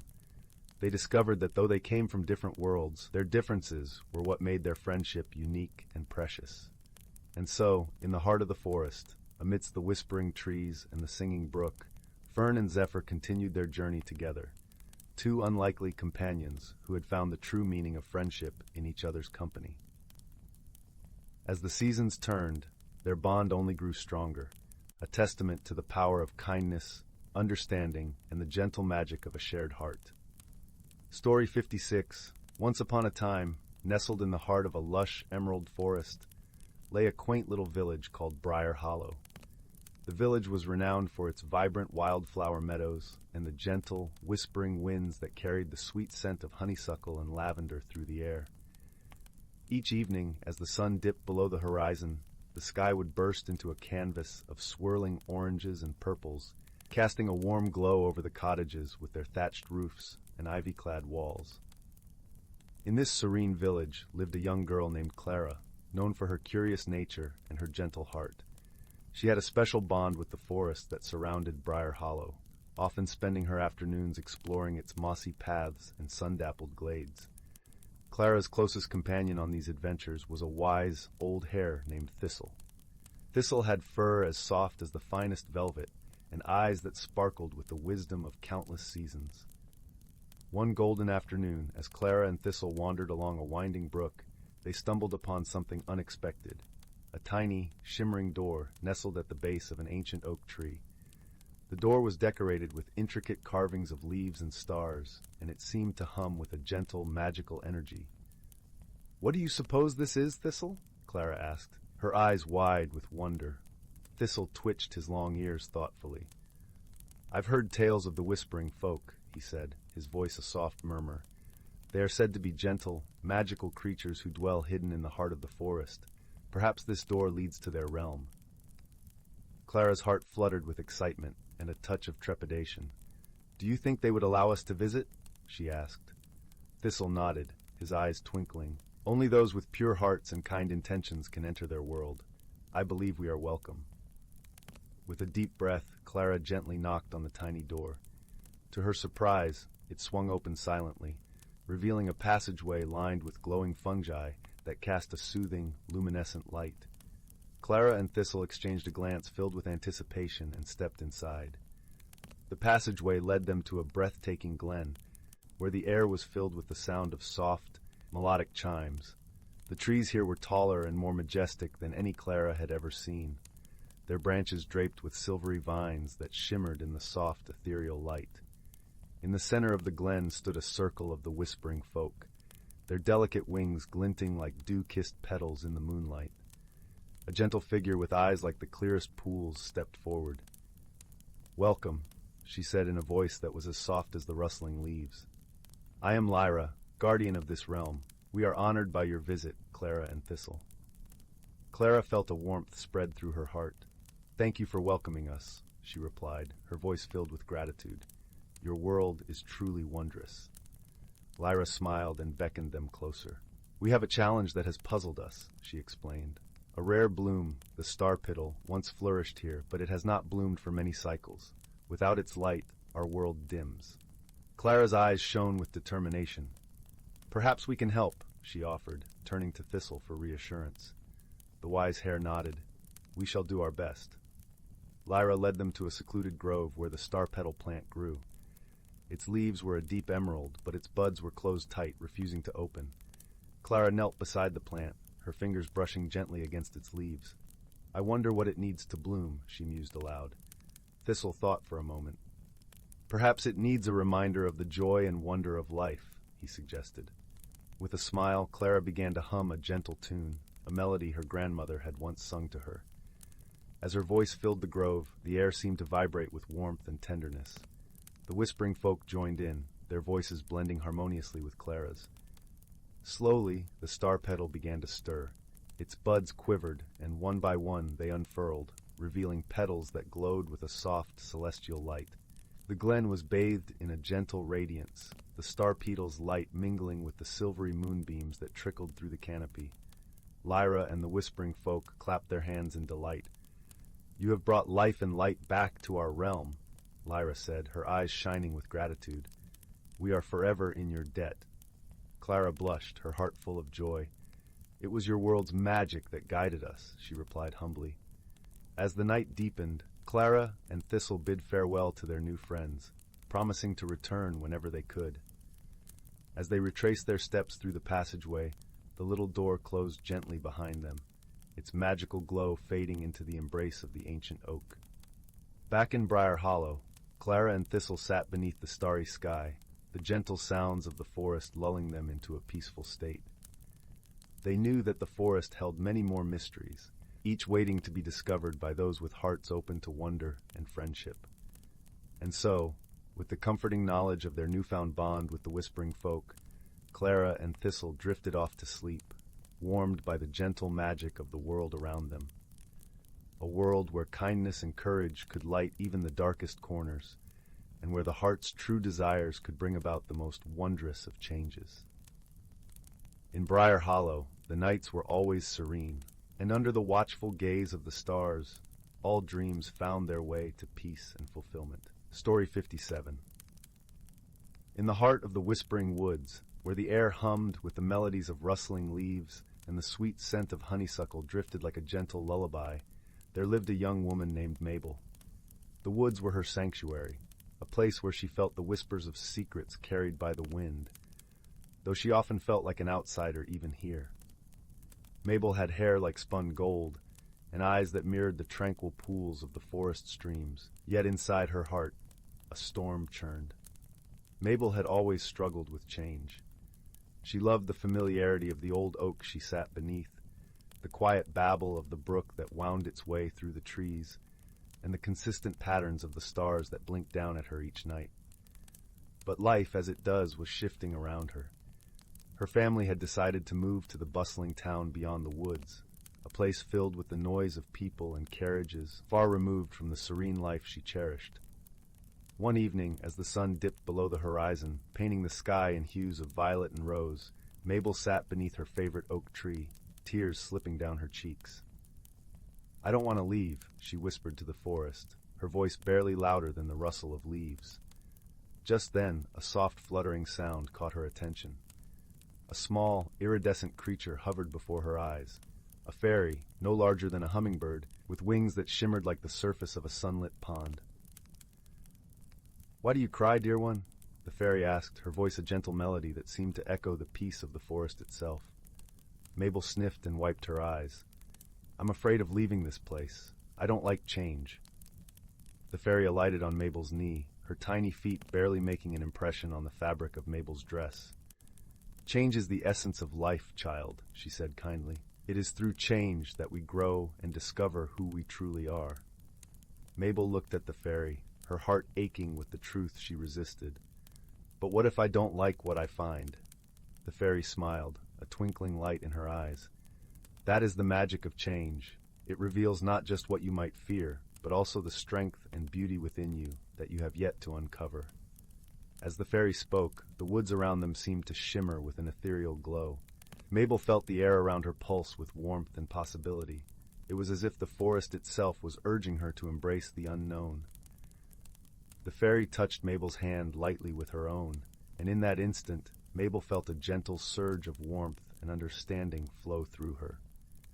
"I will guide you if you wish," the fairy offered. "There are friends in this wood that can help you find the courage you seek." Mabel nodded, her heart a little lighter. "I would like that," she said softly. Over the next few days, Mabel found herself embarking on a journey through the Whispering Woods, guided by the fairy and accompanied by other woodland creatures, each with their own lessons to share. First, she met Witherby, the wise old owl, who perched high in the ancient trees. Witherby spoke in a voice like the deep rumble of distant thunder, sharing with her the wisdom of patience. "All things change in their own time," he advised, his eyes twinkling beneath bushy brows. "Do not rush or fear the future, but embrace each day as it comes." Next, Mabel encountered Brindle, a mischievous squirrel with fur the color of ripe chestnuts. Brindle taught her about adaptability, scurrying from branch to branch with an ease that made Mabel laugh. "See how I jump, how I change my path," he chattered. Life is like this, full of leaps and turns, but each jump, each new path brings its own rewards. As the days passed, Mabel also learned from a gentle doe named Sylvie, who showed her the beauty of stillness, and a babbling brook that sang of persistence as it carved its way through stone and root. With each encounter, Mabel found herself growing more comfortable with the idea of change. She began to see it not as an end, but as a beginning, a chance to explore new paths and discover new parts of herself. One evening, as she sat by the brook's edge, the fairy appeared once more. "You have learned much, dear one," the fairy said, her wings shimmering in the moonlight. Mabel smiled, her heart feeling lighter than it had in weeks. "I think I'm ready to face what comes next," she said. "I still feel afraid, but I know now that I can adapt and grow." The fairy nodded approvingly. "Remember, Mabel, the forest will always be a part of you, just as your new journey will shape who you are. Embrace the magic of change and let it guide you." With those words, the fairy disappeared into the night, leaving Mabel with a sense of peace and a newfound courage in her heart. When the time came for Mabel to leave the Whispering Woods, she did so with a heart full of gratitude and hope. She knew that life would bring its own challenges, but she also knew that she had the strength to face them, guided by the lessons of her woodland friends. As she stepped beyond the edge of the forest, Mabel turned back one last time. The trees waved gently in the breeze, whispering their farewells and promises of always being there in spirit. With a deep breath, Mabel turned toward the path ahead, her heart ready to embrace whatever wonders awaited her. And so, with the warmth of the forest in her heart and the promise of new beginnings on the horizon, Mabel embarked on her journey, forever changed by the magic of the Whispering Woods. Story 58. Once upon a time, in a quaint village nestled among rolling hills and whispering streams, there lived a young girl named Lila. Lila had curls the color of chestnuts and eyes as bright as the morning sun. Her days were filled with simple joys, collecting wildflowers, listening to the songs of the brook, and wandering through the nearby woods, where the gentle rustle of leaves told stories of old. One crisp autumn morning, as the golden sunlight sprinkled through the canopy, Lila stumbled upon something curious. Tucked beneath a shroud of fallen leaves was an ornate compass, its face shimmering with iridescent colors. Its needles spun in a slow, deliberate dance, pointing not north or south, but towards the heart of the forest. Intrigued, Lila picked up the compass and felt an unusual warmth spread through her fingers. She sensed a whisper on the wind, urging her to follow its guidance. And so, with a heart full of wonder, Lila set off on a journey that would lead her far beyond the borders of her familiar world. The path wound deeper into the forest, where the air grew rich with the scent of pine and earth. The compass guided her with an almost playful insistence, leading her past babbling brooks and under ancient trees whose boughs formed gentle arches overhead. As the sun began to dip below the horizon, casting the woods in a soft amber glow, Lila found herself at the edge of a small, hidden glade. In the center of the glade stood an old, gnarled tree, its branches twisting towards the sky like the arms of an ancient dancer. Beneath its roots, a soft light pulsed like the heartbeat of the earth itself. As Lila approached, the light resolved into the form of a small, shimmering fox with fur that glistened like moonlight on water. "Welcome, traveler," the fox said, its voice as soft as a lullaby. "I am Arlo, guardian of the forest's secret heart." Lila, though taken aback, felt no fear. Instead, she was filled with a calm curiosity. "Hello, Arlo," she replied, her voice barely above a whisper. "I followed this compass here. What is this place?" "This is the Grove of Echoes," Arlo explained, "where the past and future intertwine. You have been chosen to receive its wisdom because your heart is open to the magic of the world." As Arlo spoke, other creatures emerged from the shadows. An owl with eyes like polished silver, a rabbit whose fur shone like stardust, and a tortoise as ancient as the forest itself. Each greeted Lila with a nod of their head, acknowledging her as one of their own. Lila learned from her new friends that the compass was no ordinary object. It was a key to unlocking the hidden potential within herself, the ability to see the world with clarity and compassion, and to listen to the whispers of the earth and the wisdom it offered. However, there was a challenge she must face to truly unlock this gift. A shadow had fallen over a part of the forest where a deep sadness lingered, causing the streams to dry and the leaves to wither. It was a place where hope had been forgotten, and only through understanding and kindness could it be restored. Determined to help, Lila set off with Arlo and the other creatures by her side. They led her to the shadowed glen, where the air was heavy with silence. Lila felt the weight of the forest's sorrow pressing against her heart. Kneeling on the cool earth, she closed her eyes and listened. She listened past the silence, past the sadness, until she heard the faintest echo of a song, a melody of longing and remembrance. It was the voice of the forest itself, calling out for connection and healing. Understanding flooded through Lila like a warm, gentle rain.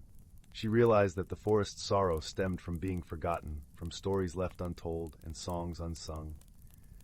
She began to hum softly, a tune of her own creation, weaving her melody with the forest's song. Her voice carried on the breeze, wrapping around the trees, seeping into the soil, and filling the air with a gentle, renewing energy. Gradually, the glen began to awaken. The streams murmured back to life. The leaves unfurled in vibrant greens, and a soft, golden light filled the air.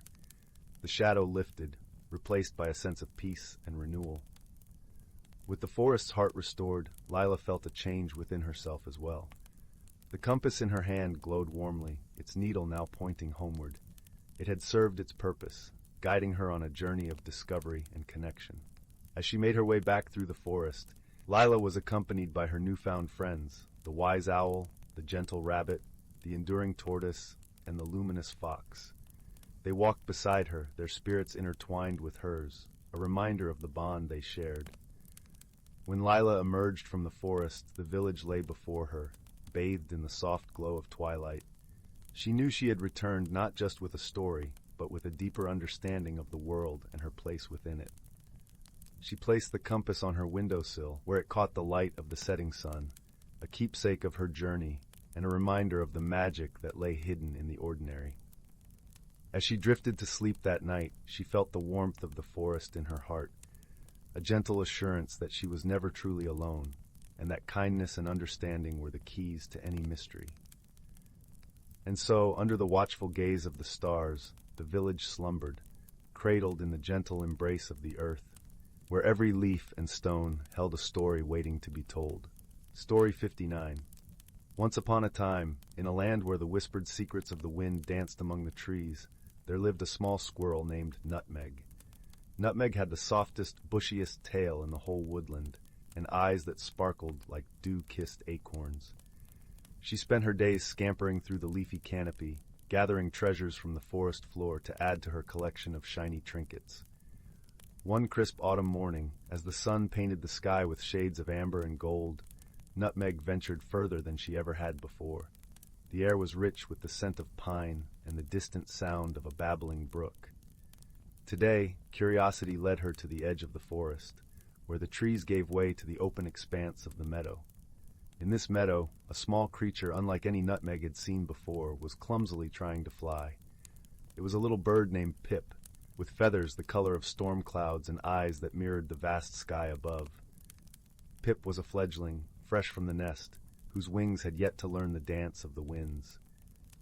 Nutmeg watched from a distance as Pip flapped his wings with all his might, only to tumble back onto the soft grass. The squirrel tittered softly, amused by the bird's determination. But her laughter was carried by the breeze, reaching Pip's ears and causing him to pause, his eyes wide with embarrassment. "Who's there?" Pip chirped, looking around nervously. Nutmeg hesitated, unsure whether to reveal herself, but her heart, always open and warm, urged her forward.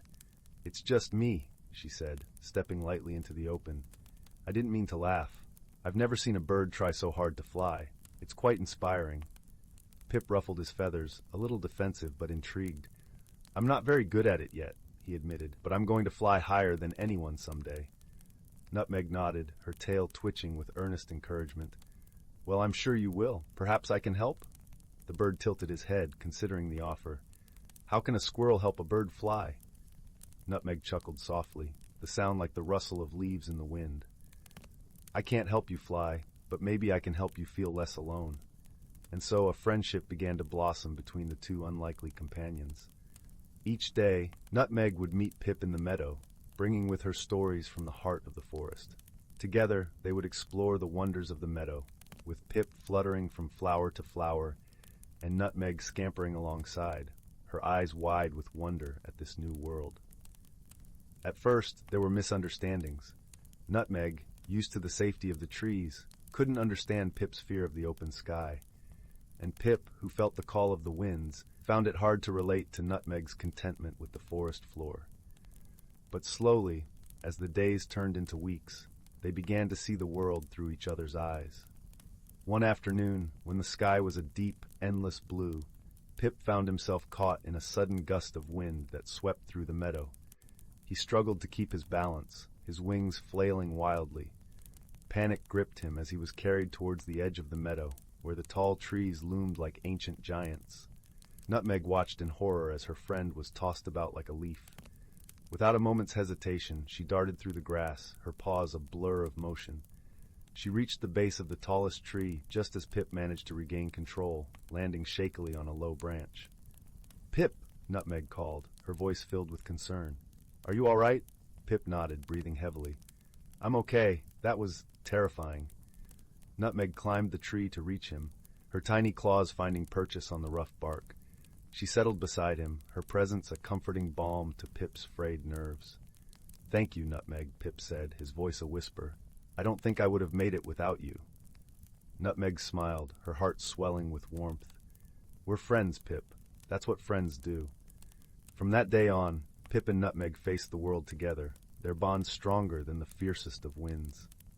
They learned that although they came from different worlds, they could draw strength from one another's differences. Nutmeg taught Pip the joy of simple pleasures, of finding beauty in the everyday wonders of the forest. And Pip, in turn, shared with Nutmeg the thrill of adventure, of dreaming beyond the confines of the trees.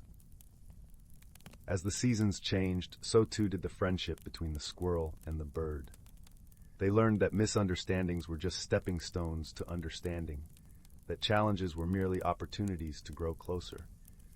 Together, they discovered that true friendship was not about being the same, but about cherishing the differences that made each of them unique.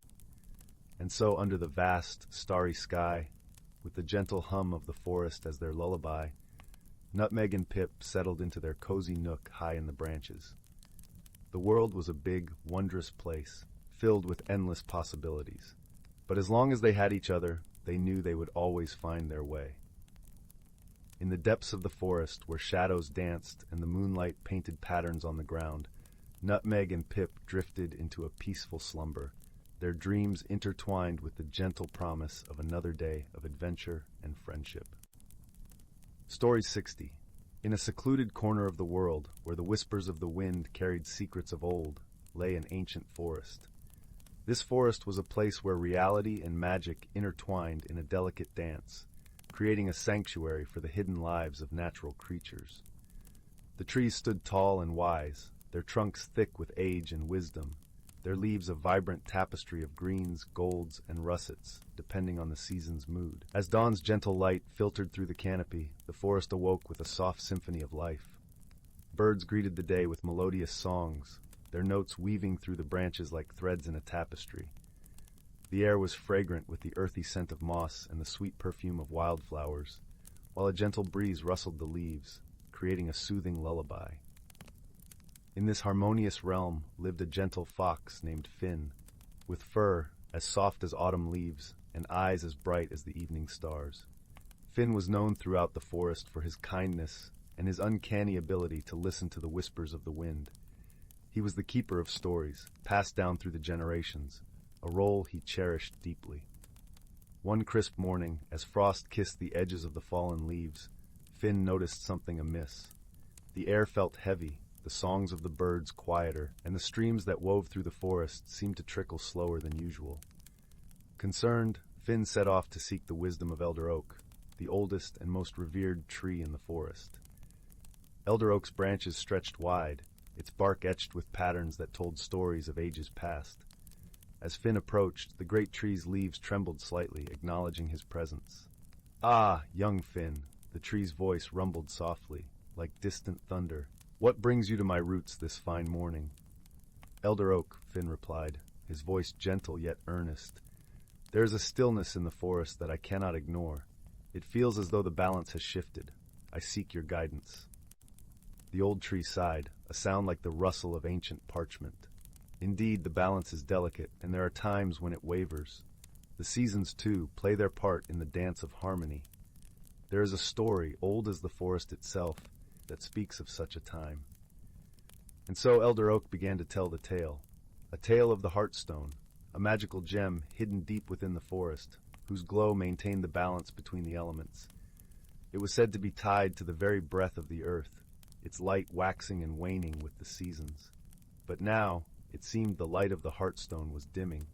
To restore the balance, the Heartstone must be renewed, Elder Oak explained, his leaves rustling softly. This task requires one who understands the language of the forest, who walks gently and listens carefully. Finn nodded, understanding the gravity of the task. He knew the journey would be fraught with challenges, but he also knew he would not be alone. With a heart full of determination, he set off into the depths of the forest. As he traveled, Finn sought the counsel of his friends. Sable, the wise owl, who saw far and deep into the mysteries of the night. Lyra, the playful squirrel, whose nimble feet knew every secret path. And Brook, the gentle deer, whose quiet grace inspired those around her. Together they formed a pact, bound by friendship and a shared love for their home. The path to the Heartstone was not an easy one. It led them through dense thickets and across streams that sang of ancient times. They climbed hills where the wind whispered tales of the past and descended into valleys where the shadows danced with the light. Each step brought new wonders and trials, but with each challenge, their bond grew stronger. One evening, as the sun dipped below the horizon, painting the sky in hues of lavender and gold, they reached the glade of echoes. Here the air was filled with a gentle hum, as if the forest itself held its breath. In the center of the glade lay the Heartstone, its light flickering like the final embers of a dying fire. Finn approached the Heartstone with reverence, feeling the pulse of its fading light. He closed his eyes, letting the stories of old guide him. In the quiet of the glade, he heard the song of the earth, a melody of renewal and hope. It was a song that spoke of harmony, of the interconnectedness of all things, and the eternal cycle of life. Drawing upon the wisdom of his ancestors, Finn began to hum the song, his voice merging with the whispers of the wind. Sable joined in with a soft hoot, Lyra chimed with a playful chirrup, and Brook added her gentle murmur. Together, their voices wove a tapestry of sound that filled the glade, enveloping the Heartstone in a warm embrace.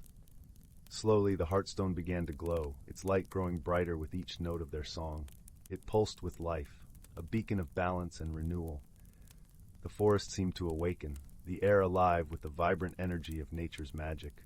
As the final note faded into the night, the Heartstone shone with a steady, radiant light. The balance had been restored, the harmony renewed. Finn and his friends stood in awe, feeling the warmth of the Heartstone's glow wash over them like a gentle embrace. With their task complete, they returned to the heart of the forest where Elder Oak awaited them. The old tree's leaves shimmered with gratitude, a gentle applause for their bravery and wisdom. "Thank you, young ones." Elder Oak's voice rumbled softly. "You have shown that true strength lies not in power, but in friendship and understanding. The forest will sing of your deeds for generations to come." And so, under the watchful gaze of the stars, Finn and his friends settled down to rest. The forest hummed with life, a symphony of peace and balance. As the gentle night wrapped around them, they knew that the harmony of their beloved forest was secure, not just for the present, but for the future. In the heart of the ancient forest, where reality and magic danced in eternal embrace, the creatures of nature continued their hidden lives, bound by the wisdom of the ages and the enduring power of friendship. Story 61. In the heart of the whispering woods, where the trees whispered secrets to the wind and the streams sang lullabies to the stars, there was a small village named Lumen Hollow. The village was known for its twinkling lanterns that glowed softly in the night, each one lovingly handcrafted by its inhabitants and enchanted to shine with the warmth of 1,000 fireflies. Life in Lumen Hollow was usually peaceful, the air always filled with the scent of pine and wildflowers, in the gentle hum of laughter and song. But recently, a peculiar series of events had set the villagers on edge. Every morning, the lanterns, normally aglow until the break of dawn, were found dimmed as if a blanket of shadow had swept through the night. This strange phenomenon caught the attention of a young boy named Finn, who was known for his curious nature and sharp eyes. Finn lived in a cozy cottage at the edge of the woods with his grandmother, who was the village's storyteller. She often spun tales of wonder and wisdom by the fireside, and Finn loved nothing more than to listen to her stories, each woven with threads of magic and mystery. One evening, as the sun dipped below the horizon and painted the sky in hues of lavender and rose, Finn decided it was time to solve the mystery of the dimming lanterns. Armed with a small notebook and a lantern of his own, he set out into the village with a determined heart. The night air was cool and crisp, carrying the sweet fragrance of blooming night jasmines. The lanterns, now freshly lit, cast a gentle glow on the cobblestone paths. Finn wandered through the village, his eyes keenly observing every flicker and shadow. As he walked, he noticed something peculiar. Near the center of the village, where the oldest and largest of the lanterns stood, a soft silvery trail glistened on the ground, leading into the depths of the forest. Intrigued, Finn followed the trail, his footsteps light and quiet so as not to disturb the nocturnal creatures. The trail wound deeper into the forest, where the trees grew taller and the air seemed to hum with ancient magic. It wasn't long before Finn found himself in a clearing bathed in moonlight. At the center stood an enormous oak tree, its branches stretching wide like welcoming arms. Beneath the tree, a gentle glow emanated from a circle of mushrooms, each one shimmering faintly with an iridescent light. Finn stepped closer, his heart pounding with a mix of excitement and apprehension. It was then he noticed a creature perched on one of the lower branches of the oak, a small owl-like being with eyes as bright and wise as the stars. Its feathers were a patchwork of twilight hues, blending seamlessly with the night. "Hello, young adventurer," the creature hooted softly, its voice like the rustle of leaves. "I've been expecting you." Finn blinked in surprise. "You have? Who are you?" "I am Nocturne," the creature replied, "watcher of the night and keeper of secrets. I have seen your village's plight and the dimming lanterns." Finn nodded eagerly. "Do you know why it's happening?" Nocturne tilted its head, considering the boy with a gentle gaze. "The lantern's light has been borrowed by the moon sprites. They dwell in these woods and are drawn to the lantern's warmth and glow as they prepare for the Moon Festival, a celebration that renews the magic of the forest every century." Finn pondered this, a thoughtful crease in his brow. "But why didn't they ask for our help?" "The sprites are shy, wary of the world beyond their glens," Nocturne explained. "But perhaps, with a show of friendship, they will return what they've borrowed and share the magic of the festival with your village." Inspired by Nocturne's words, Finn devised a plan. He returned to Lumen Hollow, and with the help of his grandmother and the villagers, prepared a feast beneath the stars. They laid out tables laden with sweet breads, honey cakes, and fresh fruits. Around the village square, they hung garlands of glowing blooms and sang the ancient songs of the whispering woods. As the festival lights twinkled merrily, Finn stood at the clearing's edge and called out softly, "Dear sprites of the moon, we invite you to join our celebration and share in the joy of our lanterns." For a moment, the woods were silent, as if holding their breath. Then, one by one, the moon sprites appeared, shimmering like dew in the dawn light. They danced among the villagers, their laughter a tinkling melody that wove through the night air. Under the watchful eye of Nocturne, the sprites returned the borrowed light, and the lanterns of Lumen Hollow shone brighter than ever, their glow mingling with the magic of the Moon Festival. From that night on, the bond between the villagers and the moon sprites grew strong, and every year they celebrated the festival together, filling the forest with light and laughter. And thus the mystery of the dimming lanterns was resolved, not through confrontation, but through understanding and friendship. As Finn snuggled into bed that night, the gentle glow of the lantern outside his window, he knew that sometimes the simplest gesture of kindness could illuminate the darkest of nights.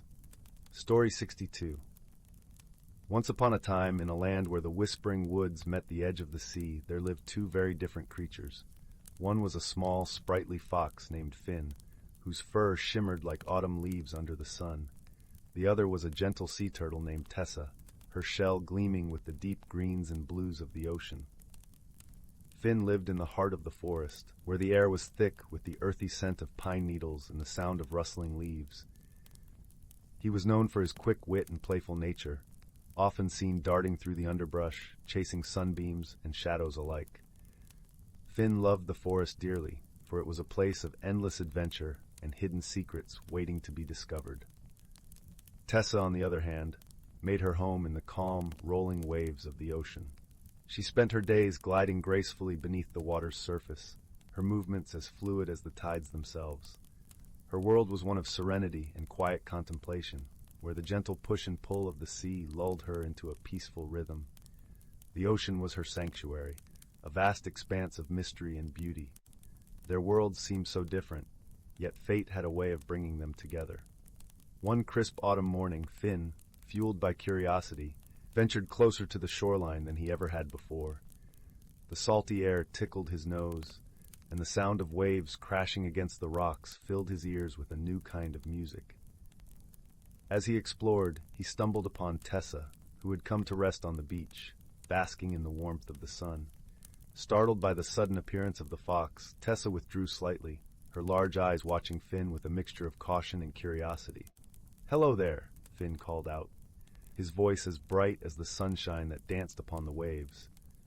"I've never seen a creature like you before." "And I have never seen someone quite like you," Tessa replied softly, her voice as gentle as the sea breeze. Their initial meeting was marked by a mutual wariness, each unsure of the other's intentions. Finn, with his boundless energy and love for mischief, was puzzled by Tessa's calm demeanor. He couldn't fathom how someone could enjoy life without the thrill of constant movement and exploration. Tessa, accustomed to the tranquil rhythms of the ocean, found Finn's exuberance both overwhelming and oddly endearing. She marveled at his zest for life, but worried that his impulsiveness might lead them into trouble. Despite their differences, a spark of friendship began to flicker between them, like a fragile flame sheltered from the wind. Day after day, Finn visited the shore, and Tessa would patiently wait for him, their conversations growing longer and more meaningful. One day, as they sat together watching the sun dip below the horizon, painting the sky in hues of pink and orange, Finn spoke of his love for the forest and the adventures it held. "I wish you could see it," he said wistfully, "the way the leaves shimmer when the light hits them just right, and the sound of the wind as it whispers through the trees." Tessa listened, captivated by his words. "It sounds wonderful," she mused, "but the sea is my home, and it's hard to imagine being away from it." Their friendship was tested when a fierce storm swept across the land, uniting their worlds in chaos. The forest groaned under the weight of the howling wind, and the ocean roared in fury, waves crashing violently against the shore.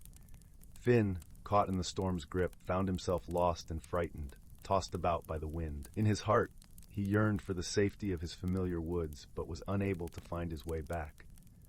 Tessa, witnessing the storm's fury from the safety of the sea, felt a pang of worry for her friend.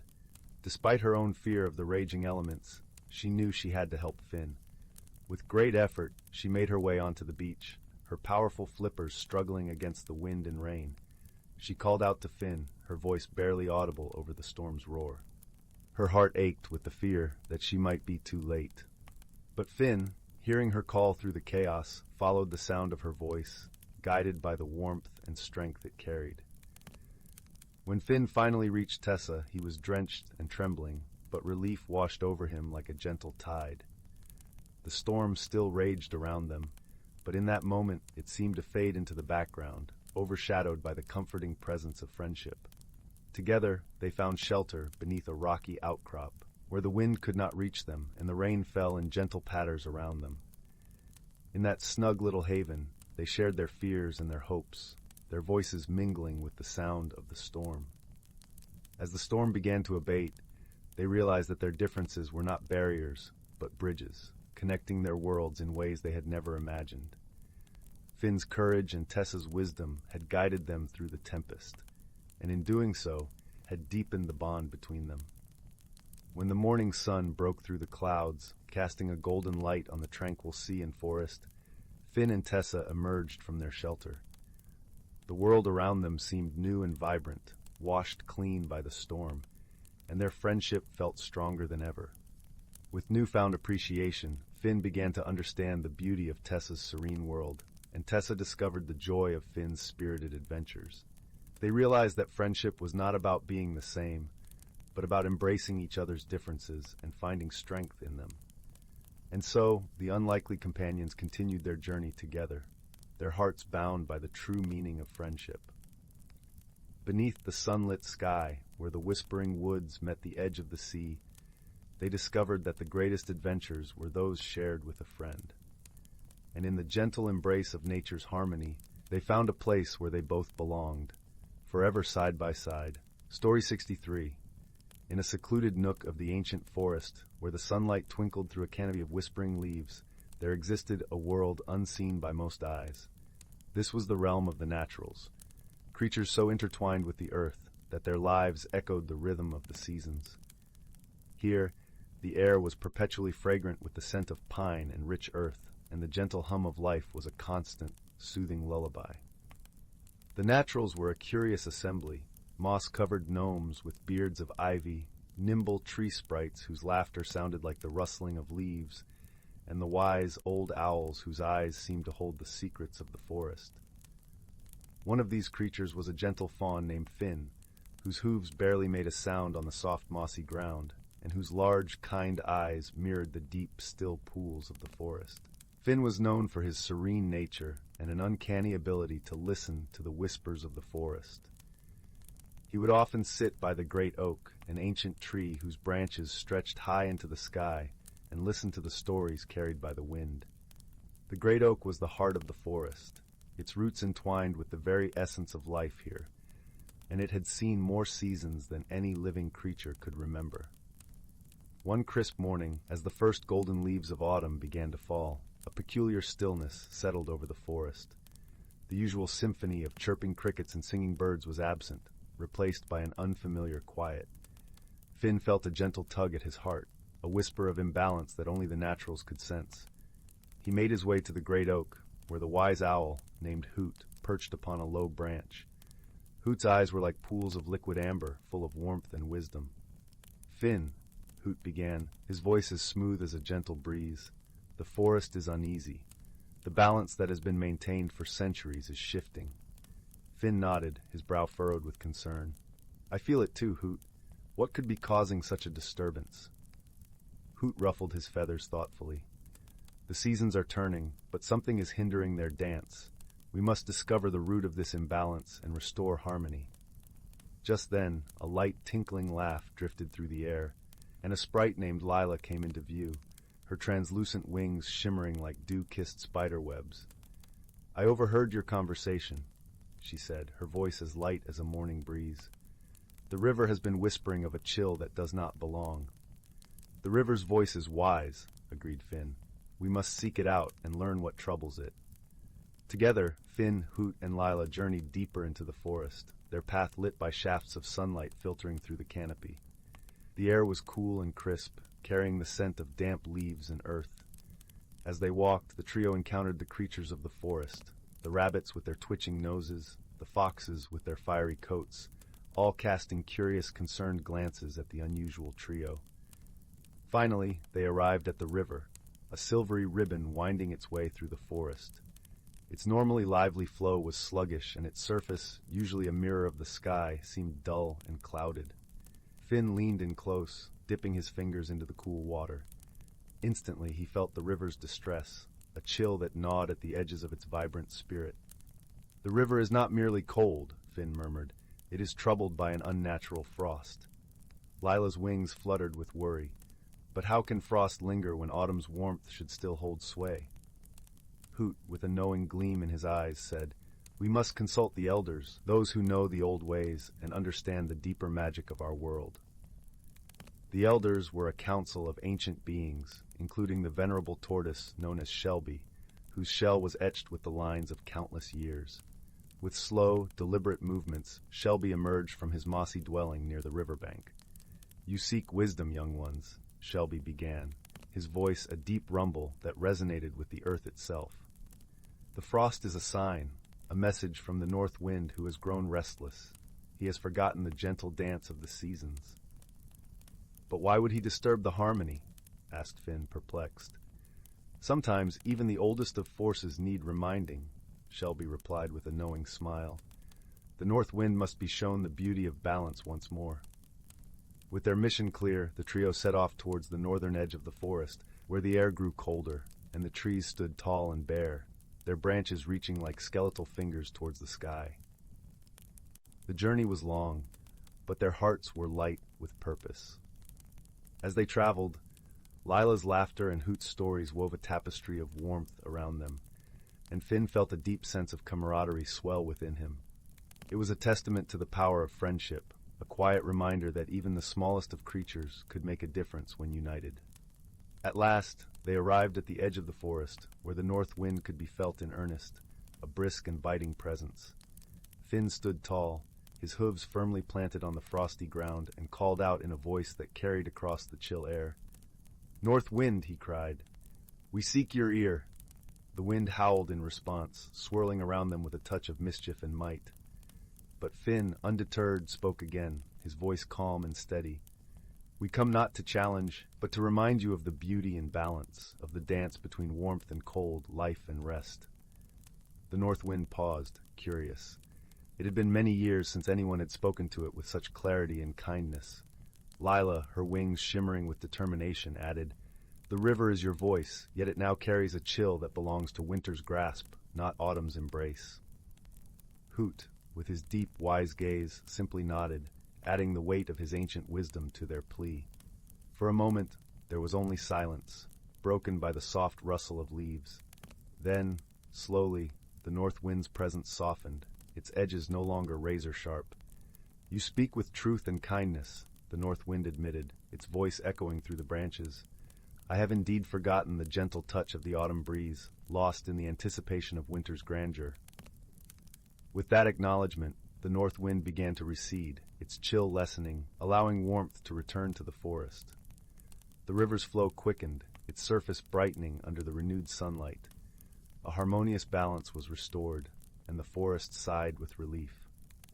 As the trio made their way back through the forest, they were greeted by a joyful chorus of birds and the gentle applause of rustling leaves.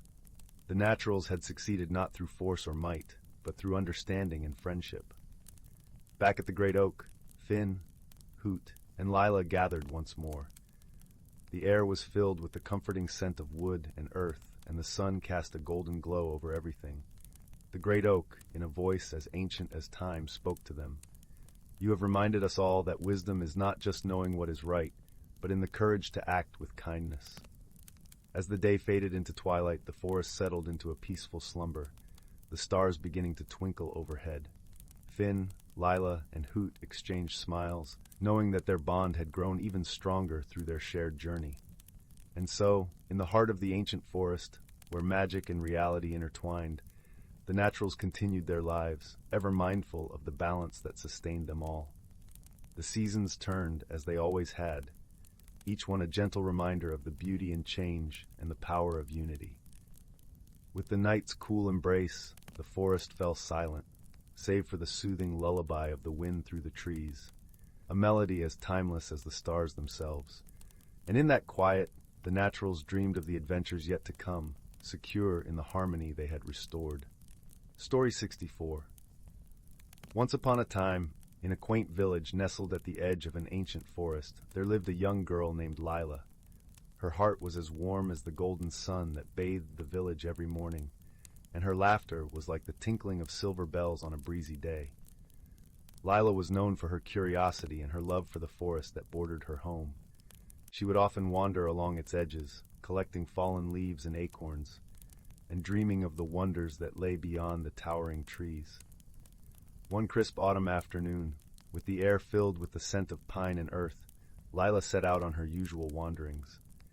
The forest was aglow with a palette of amber, crimson and gold as the leaves rustled gently in the soft breeze.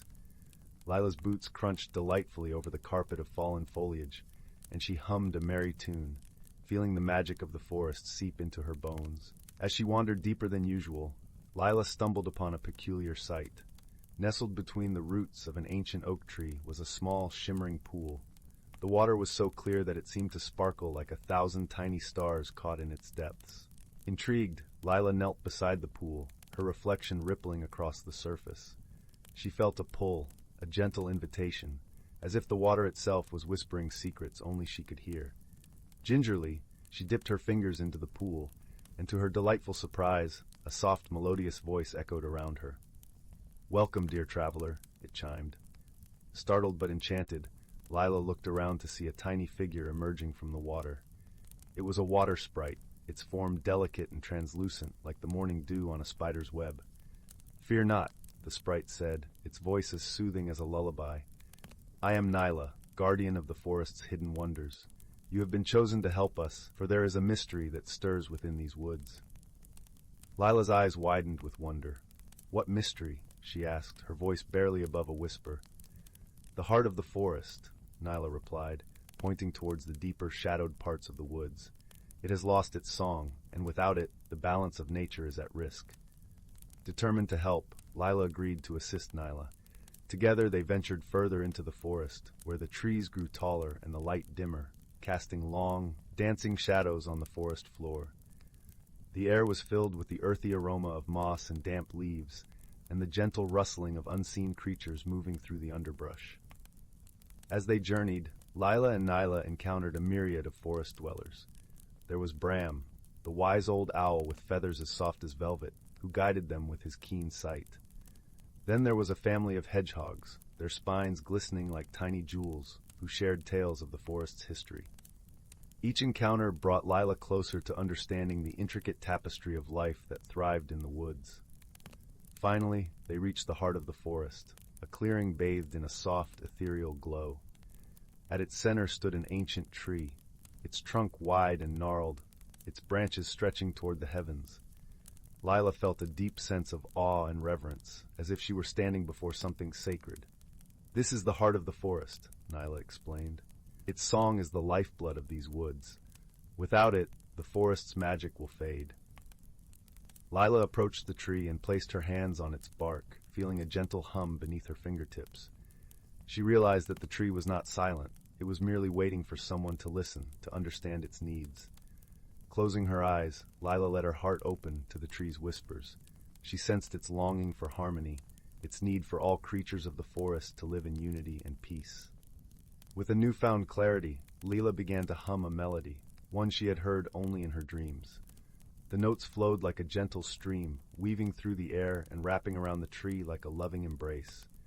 As the melody grew, a miraculous transformation began.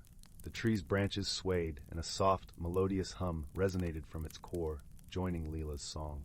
The heart of the forest had found its voice once more. With the forest's balance restored, Lila and Nyla returned to the village, their hearts light with joy and accomplishment. The villagers, who had watched the forest with concern, now celebrated, their laughter echoing through the trees like a chorus of joy. From that day on, Lila was known as the forest's melody, a guardian of its secrets and a friend to all who dwelled within. She continued to visit the ancient woods, her heart forever intertwined with its magic and mysteries. And as the moon rose high, casting a silvery glow over the peaceful village, Lila lay in her bed, her dreams filled with the gentle lullaby of the forest. The stars twinkled in the sky like the water in the little pool, and all was well in her world. Story 65. Once upon a time, nestled in the heart of a quaint, sleepy village surrounded by whispering woods, there stood a small, ivy-covered cottage. Its walls were made of cobblestones, each one carrying stories of the past, and its windows were frosted with the delicate patterns of age. Inside lived a young girl named Mabel, whose heart was as warm as the hearth that crackled softly in the corner of her snug little home. Mabel was a curious soul, with eyes that sparkled like the evening stars, always searching for the secrets that lay beneath the surface of her everyday world. She had a knack for finding magic in the most ordinary of things: a butterfly's dance, the rustling of leaves in the autumn breeze, and the golden glow of the morning sun spilling through her window. One particularly chilly afternoon, as the gentle snowflakes began to fall like soft whispers from the sky, Mabel decided to explore the attic of her cottage, a place she hadn't yet ventured. The attic was a treasure trove of forgotten trinkets and memories, filled with the scent of lavender and old parchment. As she rummaged through the dusty boxes and old trunks, her fingers brushed against something smooth and cool. Pulling it out into the light, she discovered an ornate silver key, its surface intricately engraved with swirling vines and tiny stars.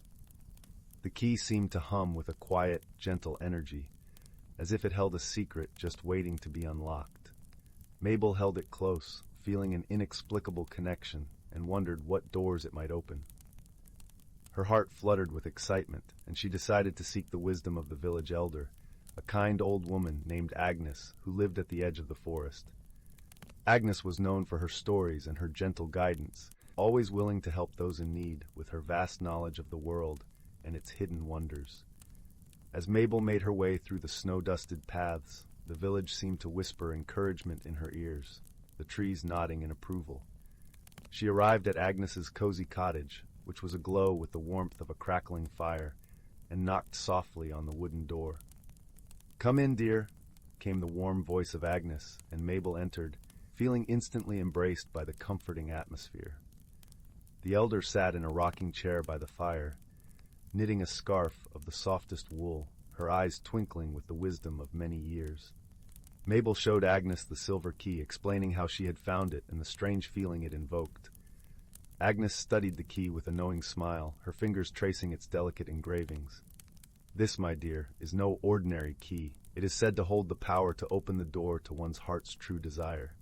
But remember, the journey it takes you on is one of discovery and understanding, not of possession." Intrigued and eager to learn more, Mabel listened intently as Agnes continued. "To unlock its magic, you must first understand what it is you truly seek. The key will guide you, but only if you are honest with yourself." Thanking Agnes for her wisdom, Mabel left the cozy embrace of the cottage, her mind alight with possibilities. As she walked back through the woods, the snowflakes danced around her, whispering secrets only she could hear. She pondered what her heart truly desired and realized that it was a sense of belonging and understanding of her place in the world. That night, as the moon cast a silvery glow over her room, Mabel held the key close and closed her eyes, allowing her heart to guide her thoughts. Suddenly, she felt a soft warmth spread through her hand, and when she opened her eyes, she found herself standing in a dreamscape that seemed both familiar and wondrously new. The landscape around her was alive with vibrant colors, the air filled with the sweet scent of blooming flowers and the gentle hum of life. This magical realm was a reflection of her heart, and here the key shone brightly, pointing her towards a path lined with shimmering lights.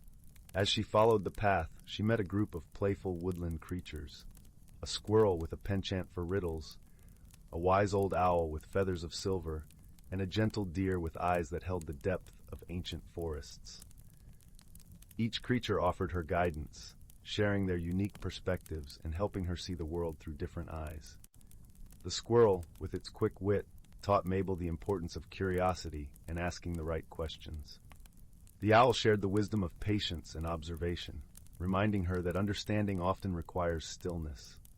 The deer, with its serene presence, showed her the value of empathy and connection to all living things. Together, they journeyed through this enchanting land, facing challenges that tested Mabel's understanding of herself and others.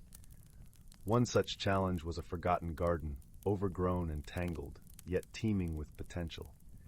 Mabel realized that to revive it, she needed to nurture the seeds within, just as she had to nurture the seeds of her own dreams and desires. With the help of her new friends, Mabel carefully tended the garden, using the lessons she'd learned to coax life back into its soil. As the first blooms appeared, vibrant and full of life, she understood that her journey was about growth and transformation, not just for herself, but for the world around her.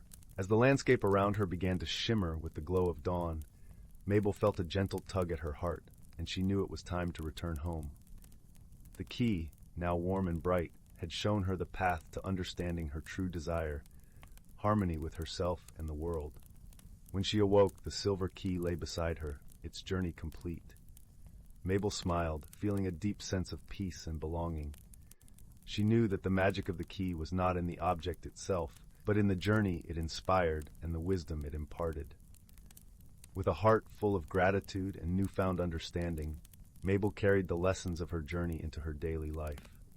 She embraced her village, her friends, and herself with a gentle kindness, knowing that true magic lies in the connections we nurture and the love we share. And so, in the heart of the quaint village, where the whispering woods held the secrets of the world, Mabel found her place in the tapestry of life, forever guided by the wisdom of a silver key and the gentle voices of friendship. As the stars began to twinkle in the evening sky, the village nestled into a peaceful slumber, comforted by the warmth of Mabel's story, a tale of discovery, wonder, and the enduring magic of the heart. Story 66. In a quaint village, nestled between the velvet folds of emerald hills and the whispering woods, there lived a gentle-hearted baker named Oliver. His days were spent crafting warm loaves of bread, each one a testament to his care and devotion. The sweet aroma of his pastries danced through the cobblestone streets, inviting villagers to start their mornings with a smile. Not far from the village, hidden within the dense embrace of the forest, was a world less known to the villagers, a world of soft shadows and ancient magic. It was here that Aurora, a young, curious fae, made her home. Her wings shimmered like the surface of a moonlit lake, and she spent her days weaving garlands of wildflowers and listening to the stories sung by the wind. Oliver and Aurora came from such different worlds that their paths seemed unlikely to ever cross. Yet, as fate would have it, the village was soon abuzz with the excitement of the annual Harvest Festival, a celebration that drew creatures and villagers alike to its radiant heart. The festival was a tapestry of laughter and music, of lanterns glowing like captured stars. Villagers set up stalls brimming with colorful crafts, and the air was rich with the scent of roasted nuts and spiced cider.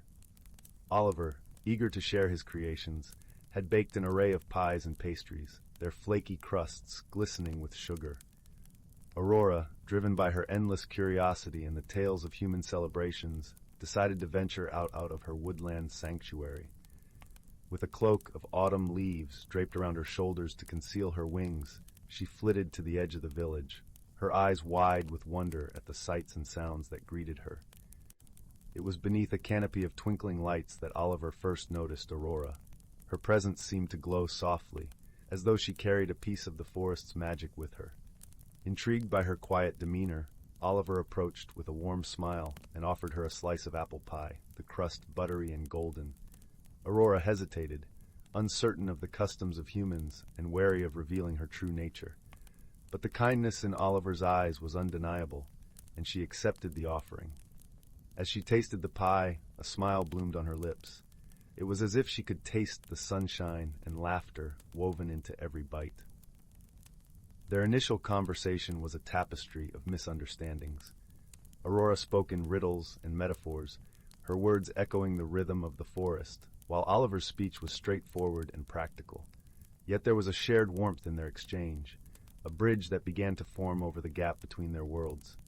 Days turned into weeks, and their friendship deepened. Oliver learned to listen to the rustle of leaves in Aurora's voice, while she grew to appreciate the simplicity and sincerity in his words. They would meet at the edge of the forest, where Oliver would bring fresh pastries, and Aurora would share tales of the woodland creatures. One evening, as the sun dipped below the horizon and painted the sky with strokes of lavender and rose, a challenge arose. A fierce storm, summoned by the whims of nature, threatened to tear through the village and the forest. The winds howled like a beast unleashed, and the trees whispered warnings of its approach. The villagers, worried for their homes and harvest, worked together to secure their belongings. Meanwhile, in the forest, Aurora's fae kin were in a flurry, seeking shelter and ensuring the safety of their delicate habitats. Oliver, concerned for his new friend and the forest he had grown to appreciate through her eyes, ventured into the woods. He called out for Aurora, his voice barely a whisper against the gusting winds. Aurora, sensing his presence, emerged from the shadows, her eyes wide with surprise and concern. "Why have you come?" she asked, her voice gentle despite the storm. "I couldn't leave you to face this alone," Oliver replied, his sincerity shining brighter than the storm's fury. "Together, we can find a way through." Moved by his unwavering friendship, Aurora nodded. They worked side by side, using Oliver's strength and Aurora's knowledge of the forest to brace the trees and protect the creatures. Their combined efforts became a dance of resilience, a testament to the power of unity. As the storm finally passed, leaving behind a sky washed clean and new, Oliver and Aurora stood amidst the gentle hush that followed. The village and the forest had weathered the storm together, and in doing so had grown closer. The villagers, having witnessed the unlikely pair's bravery, gathered at the edge of the forest to express their gratitude. They welcomed Aurora as one of their own, enchanted by her wisdom and grace. In the days that followed, Oliver and Aurora continued to meet, their friendship a beacon of warmth and understanding. The villagers, inspired by their bond, began to see the magic in the everyday and the beauty in differences that once seemed insurmountable. Through shared challenges, misunderstandings that blossomed into understanding, and the gentle support they offered one another, Oliver and Aurora discovered the true meaning of friendship. It was a symphony of trust and acceptance, a melody that resonated in the hearts of all who knew them. And so, in the village nestled between the hills and the woods, a story was told. A story of unlikely companions who found harmony in their differences and strength in their shared journey. As the seasons turned and the stars watched over them, the warmth of their friendship lit the way for others to follow. In the glow of every sunrise and the hush of every twilight, Oliver and Aurora's tale whispered through the leaves and along the cobblestones, a reminder that true friendship knows no bounds, and that the heart can bridge any distance. And as the village and forest thrived in their unity, the world seemed a little brighter, a little kinder, wrapped in the gentle embrace of understanding and love. Story 67. Once upon a time, in the quaint village of Willowbrook, nestled between rolling hills and shimmering streams, there was a small, unassuming shop called Whimsy and Wonders. The shop sat at the end of a cobblestone lane, its windows adorned with colorful glass trinkets that danced in the sunlight, casting rainbows on the ground below. Inside, it was a treasure trove of curious items, each with its own story waiting to be discovered. The shop was run by a gentle old man named Mr. Filbert, whose eyes sparkled with the kind of wisdom that comes from living a life filled with love and laughter. He wore spectacles perched on the tip of his nose and was known for his warm smile that could melt the frostiest of hearts. Mr. Filbert had a secret, though, a secret that few knew and even fewer believed. You see, tucked away in the dusty shelves of his shop lay objects of extraordinary magic, hidden in plain sight, waiting for the right person to find them.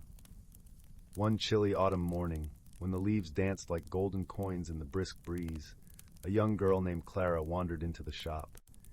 Clara had always been curious and full of wonder, with a heart as open as the sky on a clear day. Her auburn hair was tied in a loose braid, and her green eyes sparkled with the eagerness of someone who found magic in every nook and cranny of the world. As Clara browsed the shelves, her fingers brushed against a peculiar item, a small, ornate mirror framed with intricate patterns of leaves and vines. It was no larger than her hand, and as she picked it up, she felt a gentle warmth spread through her fingers. The mirror seemed to hum with an energy that was both inviting and mysterious.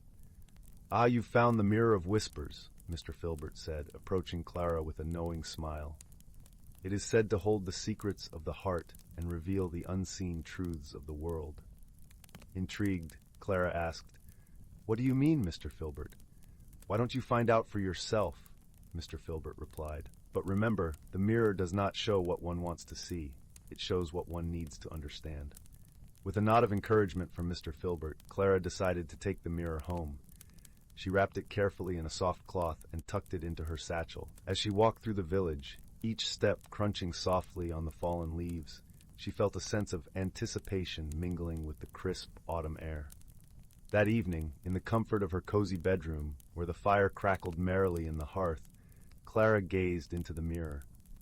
The room was filled with the comforting scent of cinnamon and apples from the pie her mother had baked earlier. As she looked into the mirror, the glass shimmered like a pond touched by a gentle breeze, and images began to unfold. To her astonishment, Clara saw herself, not as she was, but as she could be, kind, wise, and filled with courage. But more than that, she saw her village, its people, and their hidden struggles. She saw the baker who longed for companionship, the tailor who wished for inspiration, and the lonely old man who sat on the park bench each day, waiting for someone to talk to.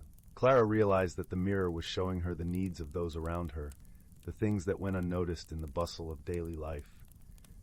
She felt a flutter of understanding, a gentle nudge that perhaps she could make a difference, however small it might be. The next day, Clara set out on a journey, not one of miles, but of the heart. She visited the baker, offering to help in the shop, and in doing so, introduced him to her spirited aunt, who shared his love for pastries and conversation. She spent afternoons with the tailor, bringing her drawings to inspire new designs, rekindling his creative spark. And each day, she sat beside the old man in the park, listening to his stories, sharing laughter and warmth until his eyes twinkled with the joy of newfound friendship.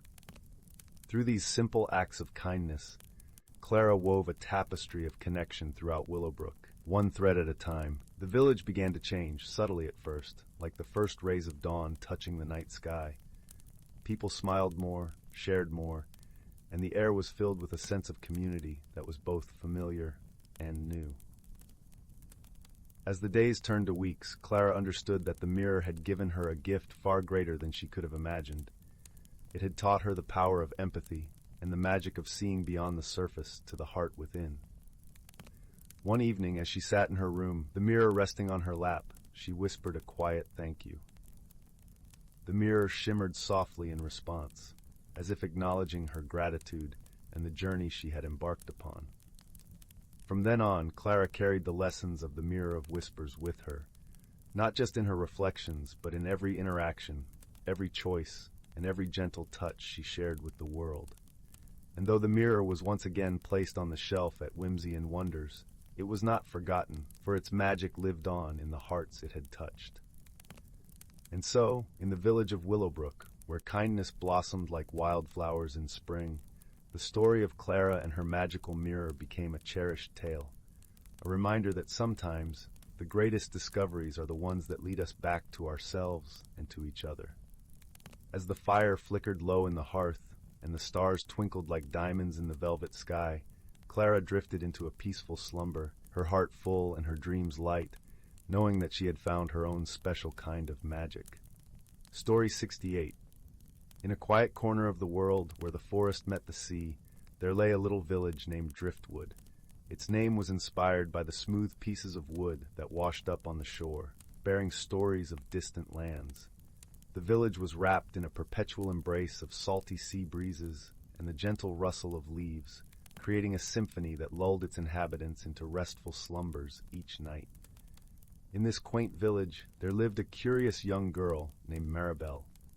She had eyes the color of the ocean on a clear summer's day, and hair that danced like the golden rays of the sun itself.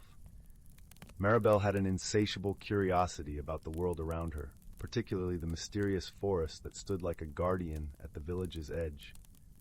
The forest was known to be enchanted, whispered about in hushed tones by the village elders who spoke of ancient trees that listened and flowers that glowed under the moonlight. One crisp autumn afternoon, as leaves crunched underfoot and the air smelled of sweet earth, Maribel decided to explore the forest.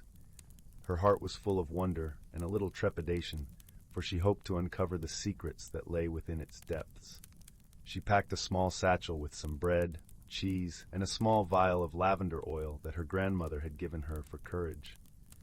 As Maribel stepped into the forest, she marveled at how different everything felt. The air was cooler, carrying the scent of pine and rich soil. The sunlight filtered through the canopy, casting dappled patterns on the forest floor.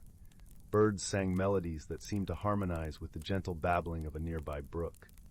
Maribel wandered deeper, her feet guided by curiosity. It wasn't long before she stumbled upon a clearing bathed in soft golden light. In the center stood an ancient oak tree, its branches reaching up to the sky like welcoming arms. At its base, nestled among the roots, sat a small creature with fur as white as winter's first snow. The creature, a fox, looked up with eyes that sparkled like stars against the night sky. Maribel approached slowly, her hand outstretched in greeting. To her surprise, the fox did not shy away, but instead nodded its head in a gesture that seemed almost regal. "Hello," Maribel said softly, her voice as gentle as the breeze that ruffled the fox's fur. "I'm Maribel. Are you the guardian of this forest?" The fox tilted its head, considering her words. Then, to Maribel's astonishment, it spoke. Its voice was like the rustling of leaves, calm and wise. "I am Fen, a friend to those who seek to understand the wonders of our world. What is it you seek, Maribel?" Maribel's heart swelled with excitement and a sense of purpose. "I want to learn about the magic of this forest and how I might help protect it." Fen's eyes glittered with approval. "A noble quest indeed. The forest holds many secrets, some hidden in plain sight. Walk with me, and together we shall discover them." And so Maribel and Fen ventured deeper into the heart of the forest. They encountered trees whose bark shimmered like silver in the moonlight, and flowers that sang softly when touched by a gentle hand. Each step was a revelation, and with each new discovery, Maribel's understanding of the magic around her deepened. As they journeyed, Fen shared stories of the forest's history, tales of harmony between nature and those who respected its balance. Maribel listened intently, her heart filling with a sense of duty and respect for the world around her. The day turned to dusk, painting the sky with hues of pink and orange. Maribel and Fen arrived at a hidden glade where a small spring bubbled with water so clear one could see the pebbles at the bottom. The air was rich with the scent of wildflowers, and the gentle hum of insects created a soothing lullaby. Fen stopped beside the spring and turned to Maribel. "Here, in this place of peace, the forest shares its deepest secret. Every living thing is connected, a thread in the tapestry of life. To protect the forest, you must be its friend and guardian, sharing its wisdom with others." Maribel nodded, her heart swelling with a newfound understanding. "I promise to be a friend to the forest and to share its wonders with others." As the stars began to twinkle in the night sky, Maribel knew it was time to return home. Fen walked beside her until they reached the edge of the forest, where the village lights twinkled like earthbound stars. "Thank you, Fen," Maribel said, meeting the fox's gaze with gratitude and warmth. "You've shown me the beauty and magic of this world." Fen nodded, his eyes glinting in the moonlight. "Remember, Maribel, the forest will always welcome a friend. Share its stories and let its magic guide you." With a final nod, Fen disappeared into the shadows, leaving Maribel standing at the forest's edge. She turned towards her village, feeling both lighter and stronger, as if the forest had imbued her with its ancient wisdom. As Maribel stepped into the comforting glow of her village, the sea breeze carried the scent of salt and adventure. She knew she had found a lifelong friend in Fen, and a deep connection to the forest she would cherish forever. That night, as Maribel lay in her bed, the sounds of the forest mingling with the distant crashing of waves, she closed her eyes. Her dreams were filled with shimmering trees, singing flowers, and a wise fox guiding her through a world of wonder. And in the gentle embrace of sleep, she felt at peace, knowing she was part of something much greater and infinitely beautiful. Story 69. In the heart of a vast, whispering forest, where the leaves danced like gentle whispers in the wind, there lay a hidden glade where few ventured. This glade was surrounded by tall, ancient trees whose branches cradled the sky, weaving a tapestry of emerald and gold when the sun filtered through. It was a place where time seemed to slow, and the air was sweet with the scent of pine and blooming wildflowers. In this serene pocket of the world lived a young fox named Finn, whose coat shimmered like the golden embers of a fire. Finn was known for his quick wit and nimble paws, often seen darting through the underbrush with a playful gleam in his eye. Yet, despite his lively spirit, Finn felt a strange loneliness in his heart, as if he were always searching for something just beyond his reach. Not far from the glade, nestled among a cluster of moss-covered stones, was the burrow of a wise old tortoise named Willow. Her shell was a patchwork of earthy browns and greens, each line telling tales of the years she had seen. Willow was a creature of patience, her movements slow and deliberate, and her wisdom was sought by many. Yet she too harbored a quiet longing for companionship, a friend who might share in the simple joys and quiet wonders of their world. One misty morning, as the forest awoke to the song of birds and the rustle of leaves, Finn was trotting along a well-worn path, his thoughts wandering like clouds. His keen eyes caught sight of something unusual, a glint of sunlight on something smooth and round. Curiosity piqued, Finn approached cautiously, finding Willow basking in a sunbeam, her eyes closed in peaceful repose. "Good morning," Finn chirped, his voice bright and friendly, yet filled with an undercurrent of longing for connection. Willow slowly opened her eyes and regarded him with a gentle smile. "Good morning, young fox. What brings you to this quiet corner of the forest?"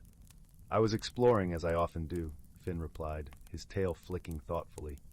"I didn't expect to find anyone here. Do you often sit alone in the sun?" Willow nodded, her gaze thoughtful. "I find the sun's warmth comforting, a reminder of the simple joys that life offers." Finn sat down, his ears twitching with curiosity. "I've never thought about it like that," he admitted, glancing up at the dappled sunlight. And so began their unlikely friendship, between the quick-footed fox and the ponderous tortoise. At first, the pace of their companionship was awkward. Finn's energetic nature clashed with Willow's slow, deliberate ways.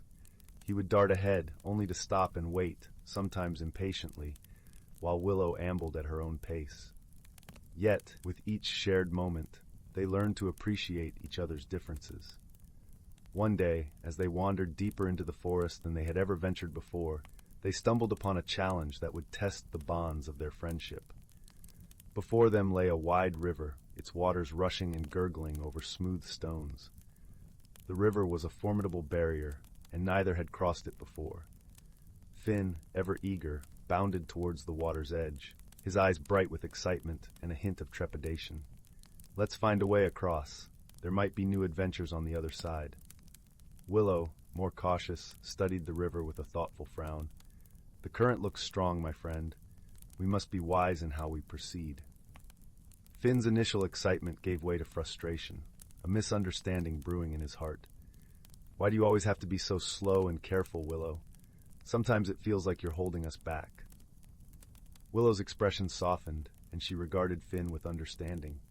"I know my pace can be frustrating for you, Finn, but wisdom lies in balancing eagerness with caution.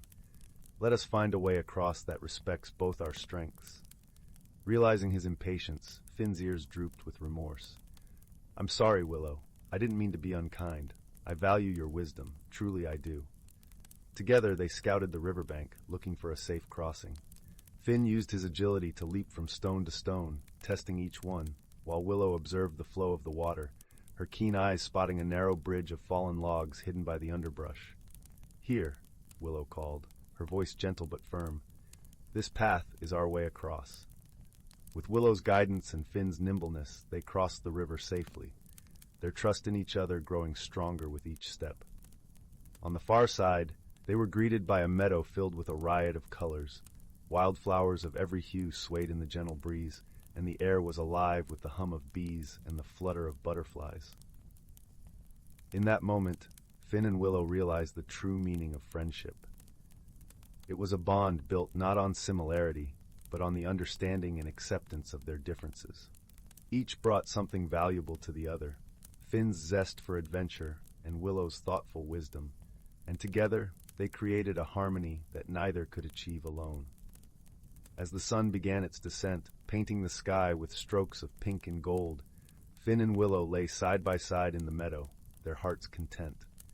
The challenges they had faced had not only strengthened their friendship, but had also taught them the beauty of patience, understanding, and the gentle art of compromise. In the years that followed, the unlikely companions became a cherished pair in the forest. Their story of friendship spread among the woodland creatures, a testament to the power of embracing differences and the joy found in shared journeys. And so, in the cozy warmth of their glade, beneath the watchful eyes of the ancient trees, Finn and Willow found the companionship they had longed for, a friendship as enduring and comforting as the forest itself, where every rustle of leaves and whisper of the wind sang the tale of their bond. As twilight wrapped the world in a soft, velvety embrace, Finn and Willow drifted into a peaceful slumber, secure in the knowledge that true friendship transcends all boundaries, enriching the heart and soul with its gentle, unwavering presence. Story 70.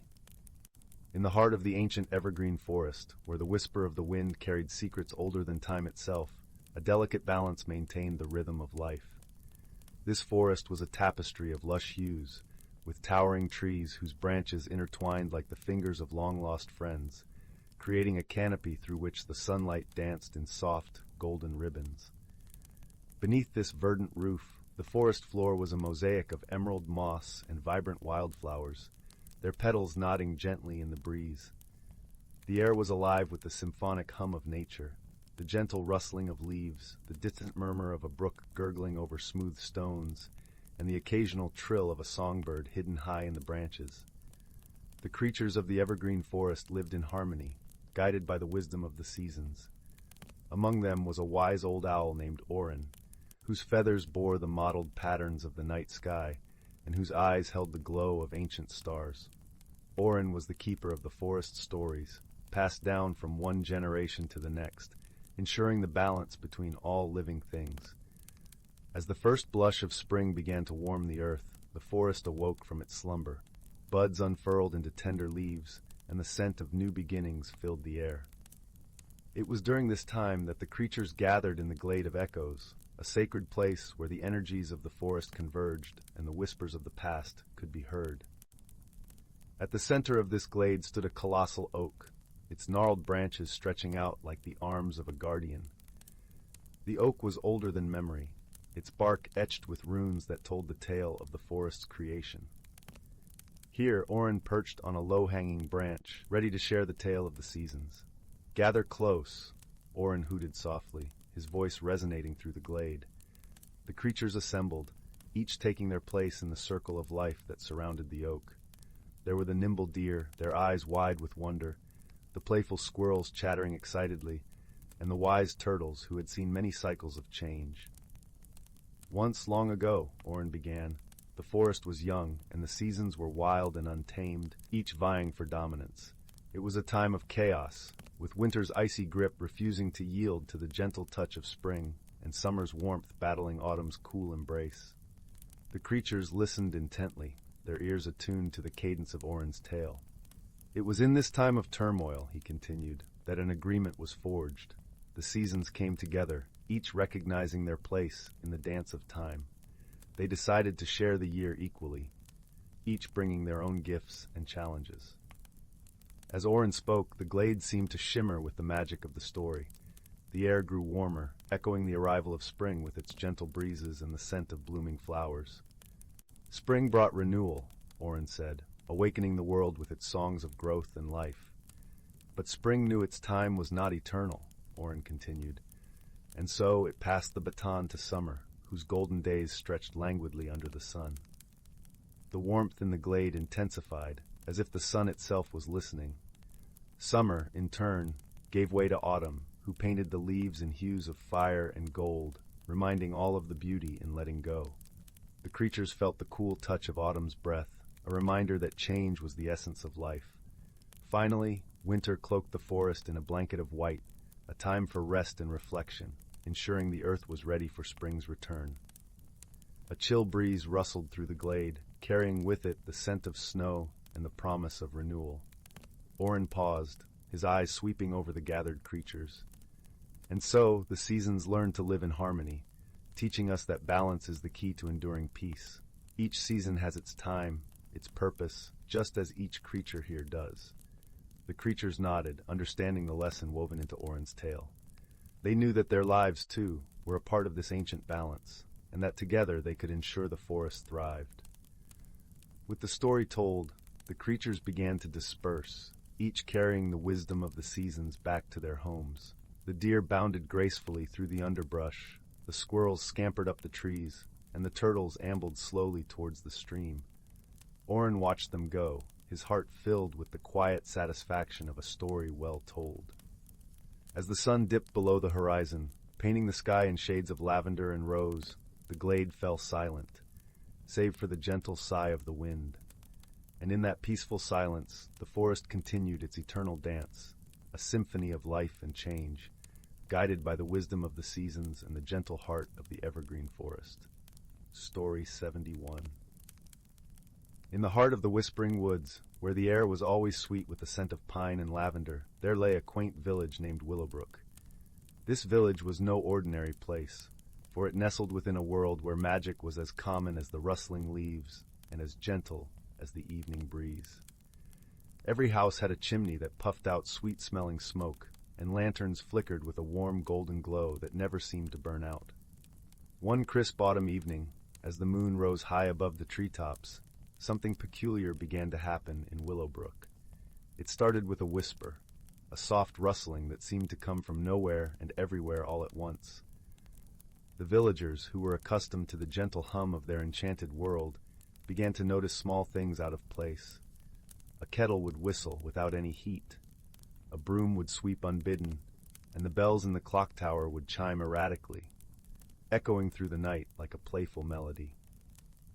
The villagers, though puzzled, were not worried.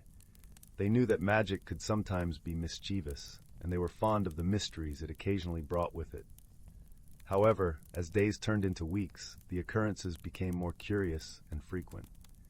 The baker's flour vanished, only to reappear in the tailor's shop, and the cobbler's tools would walk themselves across the workbench. It was clear that something, or someone, was having a bit of fun at their expense. Among the villagers, there lived a wise and gentle old woman named Marigold. Her cottage, nestled at the edge of the woods, was known for the fragrant herbs that grew in her garden and the soft, inviting glow of her windows. Marigold had lived in Willowbrook all her life and had seen many a magical mystery unfold. Her wisdom was sought by many, and her heart was as warm as the hearth that crackled in her cozy home. One morning, as the sun painted the sky with hues of orange and pink, Marigold decided it was time to uncover the playful spirit behind the village's strange occurrences. She gathered her shawl, a basket filled with freshly baked scones, and set off towards the village square. The air was crisp, and the leaves crunched beneath her feet as she walked, her steps purposeful yet gentle. As she arrived, the villagers gathered around her, their faces a mix of curiosity and amusement. Marigold smiled warmly at them, her eyes twinkling with the wisdom of ages. "My dear friends," she began, her voice as soothing as a lullaby, "let us see if we can unravel the mystery that seems to have taken a liking to our little village." The villagers nodded in agreement, eager to assist. Marigold suggested they begin by observing the occurrences more closely, paying attention to the patterns and peculiarities. They divided into small groups, each taking a different part of the village to watch over. Marigold, accompanied by a young girl named Clara, who was known for her keen eyes and curious nature, headed towards the woods. As they walked, the leaves whispered secrets to the wind, and the sunlight danced through the branches, casting playful shadows on the forest floor. "Do you think it's a sprite, Miss Marigold?" Clara asked, her voice filled with wonder. "Or perhaps a mischievous elf?" Marigold chuckled softly, her breath visible in the cool air. "It could be, dear Clara, but sometimes the answers are found in the most unexpected places. We must keep our minds open to all possibilities." As they wandered deeper into the woods, they came upon a clearing where the air seemed to hum with an unseen energy. There, nestled among the fallen leaves, was a small, shimmering creature, with eyes like polished amber and wings that sparkled like 1,000 tiny stars. It was a fairy, no larger than a sparrow, and it looked up at them with a mixture of surprise and delight. "Hello, little one," Marigold greeted, her voice as gentle as the breeze. "Have you been the one playing tricks in our village?" The fairy fluttered its wings, a sound like the tinkling of silver bells filling the air. "Oh, I meant no harm," it replied, its voice as light as a sigh. "I was merely trying to bring a bit of joy and wonder to the days. Sometimes the world feels so quiet, and I thought a little magic might make it sing." Clara's eyes widened with understanding and excitement. "So it was you who moved the baker's flour and the cobbler's tools?" The fairy nodded, its wings shimmering with each movement. Yes, but I see now that I might have caused more confusion than joy. I am sorry if I have troubled you." Marigold knelt down, her shawl pooling around her like a gentle wave. "There is no harm done, dear one. Your heart was in the right place. Perhaps you could help us find new ways to bring joy and magic to Willowbrook, ways that we can all share in. The fairy's eyes sparkled with gratitude and excitement. Oh, I would love that. I can show you how to make the lanterns dance with colors and the streams sing with laughter. Together, with Clara's help, Marigold and the fairy returned to the village, where they shared the tale of their discovery. The villagers, relieved and amused, welcomed the fairy with open arms. They spent the days that followed weaving magic into their everyday lives, with the fairy's guidance. Lanterns glowed with hues of every color, casting rainbows that danced across the cobblestones. The streams indeed sang, their waters bubbling with joyous melodies. The village of Willowbrook, already a place of warmth and wonder, became even more enchanting. Marigold watched over it all with a content heart, knowing that sometimes the simplest acts of kindness and understanding could unravel the most curious mysteries. As the days turned to nights and the seasons gently shifted, the fairy's playful presence became a cherished part of their world.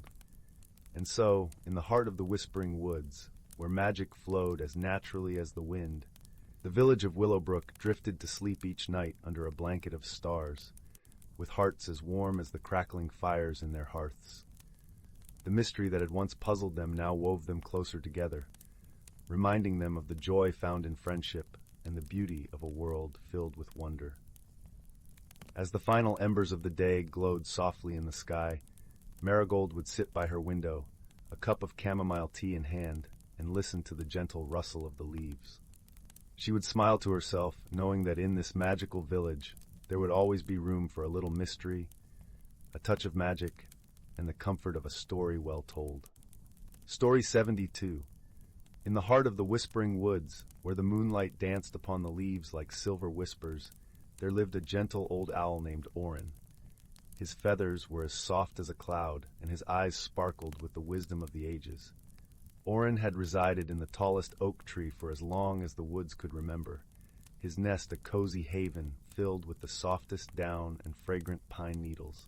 The Whispering Woods was a magical place, where the air hummed with the songs of ancient trees, and the ground was carpeted with a thick layer of moss that glowed faintly at night, guiding travelers with its luminescent light. Creatures of all kinds called this place home, from the industrious squirrels who crafted intricate nests high in the branches, to the shy deer that nibbled on the sweet berries growing in the underbrush. Every evening, as the sun dipped below the horizon, painting the sky in hues of lavender and rose, Orin would open his eyes and prepare for his nightly flight. His favorite time was twilight, when the world was wrapped in a soft, velvety dusk, and the stars began to twinkle like tiny lanterns in the vast, dark canopy above. One such evening, as Orin stretched his wings, he noticed a flicker of movement at the base of his tree. Peering down, he saw a tiny, timid hedgehog named Hazel, who was peering up at him with bright, curious eyes. Hazel, with her quills tipped in gold, was known for her adventurous spirit, though she was often hesitant to venture too far from her burrow. "Good evening, Orin," Hazel called up, her voice as soft as the rustle of leaves in a gentle breeze. "I was wondering if you might have seen the moonstone. It has been missing for quite some time, and the woods feel different without its glow." Orin fluttered down from his perch, landing gracefully beside Hazel. "Ah, the moonstone," he mused, his voice warm and deep like the notes of a cello. "It is indeed a precious gem, known to bring harmony to our woods.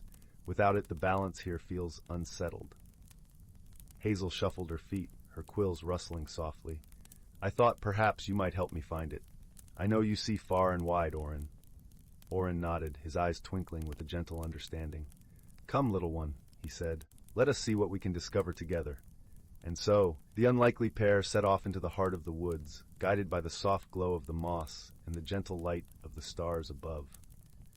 As they walked, Orin shared stories of the woods, tales of old that soothed Hazel's heart and made her quills lie flat.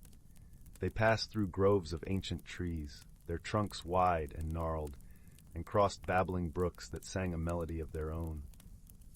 All the while, Orin and Hazel listened for the whispers of the woods, hoping for a clue that might lead them to the moonstone. As they ventured deeper, the air grew cooler, and a soft mist began to curl around their feet. It was then that they heard a faint melodic sound like the tinkling of tiny bells. Orin paused, his head cocked to one side, listening intently. "Do you hear that, Hazel?" he asked, his voice barely more than a whisper. Hazel nodded, her eyes wide with wonder. "Yes, it sounds like music." They followed the sound, the melody growing stronger with each step, until they reached a small clearing, bathed in silvery moonlight. In the center of the clearing lay a shimmering pool, its surface as smooth as glass. And there, nestled among the reeds at the water's edge, was the moonstone, its soft glow pulsing gently. Hazel gasped, her little paws clapping together in delight. "We found it, Orin! We found the moonstone!" Orin smiled, his heart warmed by the sight. "Yes, dear Hazel, we did, and it seems the woods themselves have led us here." Together they gently lifted the moonstone from its resting place, feeling its warmth spread through their bodies like a comforting embrace. As they carried it back through the woods, the balance began to restore, the air filling with a renewed sense of harmony. When they returned to the foot of Orin's tree, they placed the moonstone upon a natural pedestal of moss and stone, where its glow could once again illuminate the whispering woods. "Thank you, Orin," Hazel said, her voice filled with gratitude. "I couldn't have done it without you." Orin chuckled softly, his feathers ruffling in the night breeze. "Ah, but it was your courage and determination that led us here, dear Hazel. Remember, even the smallest among us can make the greatest difference." With the moonstone restored, the woods hummed with a gentle, contented energy. Hazel returned to her burrow, her heart full of newfound confidence, while Orin settled back into his nest, his eyes heavy with sleep. And as the stars twinkled above, the whispering woods embraced its dwellers with a gentle peace, whispering promises of new adventures to come, under the watchful gaze of the wise old owl and the brave little hedgehog. Story 73. In the heart of the ancient whispering woods, where the trees stood tall and proud, their canopies weaving a tapestry of emerald green, lay a realm where magic was as common as the morning dew. The forest was a sanctuary, cradled in the gentle embrace of nature's balance, where each creature played a role in the symphony of life. The sun filtered through the leaves, casting dappled patterns on the forest floor. Here, the air was sweet with the scent of blooming wildflowers, and the gentle rustle of leaves whispered secrets carried by the breeze. In this place lived a small, gentle creature named Nisa, a woodland sprite who took the form of a delicate, glowing moth. Her wings shimmered with hues of lavender and gold, and she fluttered with a grace that seemed to caress the very air. Nisa's home was nestled in the hollow of an ancient oak, its bark rough yet comforting under her touch. The oak was a sentinel of time, its roots weaving stories of the ages into the earth. It was said that the tree held the wisdom of the forest, passed down through generations of creatures that had sought its shelter. Nisa, like many before her, listened to the tree's gentle murmurings, learning the ways of the world beyond her tiny realm. One crisp autumn morning, as the sun kissed the treetops with its golden light, Nisa awoke to find the forest bathed in a kaleidoscope of colors. The leaves had turned into fiery hues of orange, red, and yellow, creating a breathtaking spectacle. The air was crisp with the promise of change, and the earth sighed contentedly, preparing for the coming rest of winter. But as Nisa flitted through the forest, she noticed something amiss. The usual chatter of the squirrels gathering their acorns was subdued, and the songbirds whispered urgently among the branches. A peculiar mist clung to the ground, swirling with an unnatural chill that seemed to seep into the very marrow of the earth. Concerned, Nisa flew to the heart of the forest, where the wise old tortoise, Faeldren, resided. His shell was a mosaic of moss and lichens, and his eyes held the depths of countless seasons. Faeldren was a keeper of stories, and his counsel was sought by all creatures when the forest faced uncertainty. "Faeldren," Nisa called softly, settling on a nearby mushroom that glowed faintly in the dim light. "There is a strange mist in the forest, and it brings a chill that unsettles us all. What could it mean?" Faeldren blinked slowly, his gaze thoughtful and deep. "Ah, the mist," he murmured, his voice a low rumble that seemed to resonate with the very stones beneath them. "It is the breath of the north wind, stirring early from its slumber. The balance of the seasons is shifting, my dear Nisa." Nisa's wings quivered with concern. Is there something we can do to restore the balance? Eldren nodded, his movements deliberate and steady.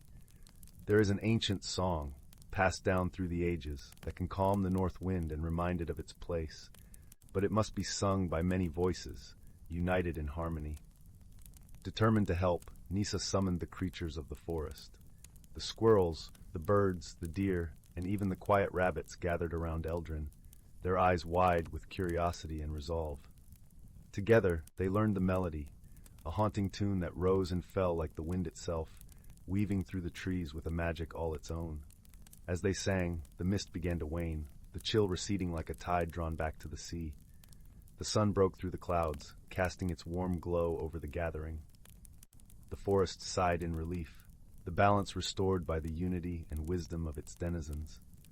With the threat gone, the creatures celebrated, their hearts light with the knowledge that together they could overcome any challenge. Nisa, her wings shimmering with the joy of the moment, nestled once more in the hollow of her ancient oak.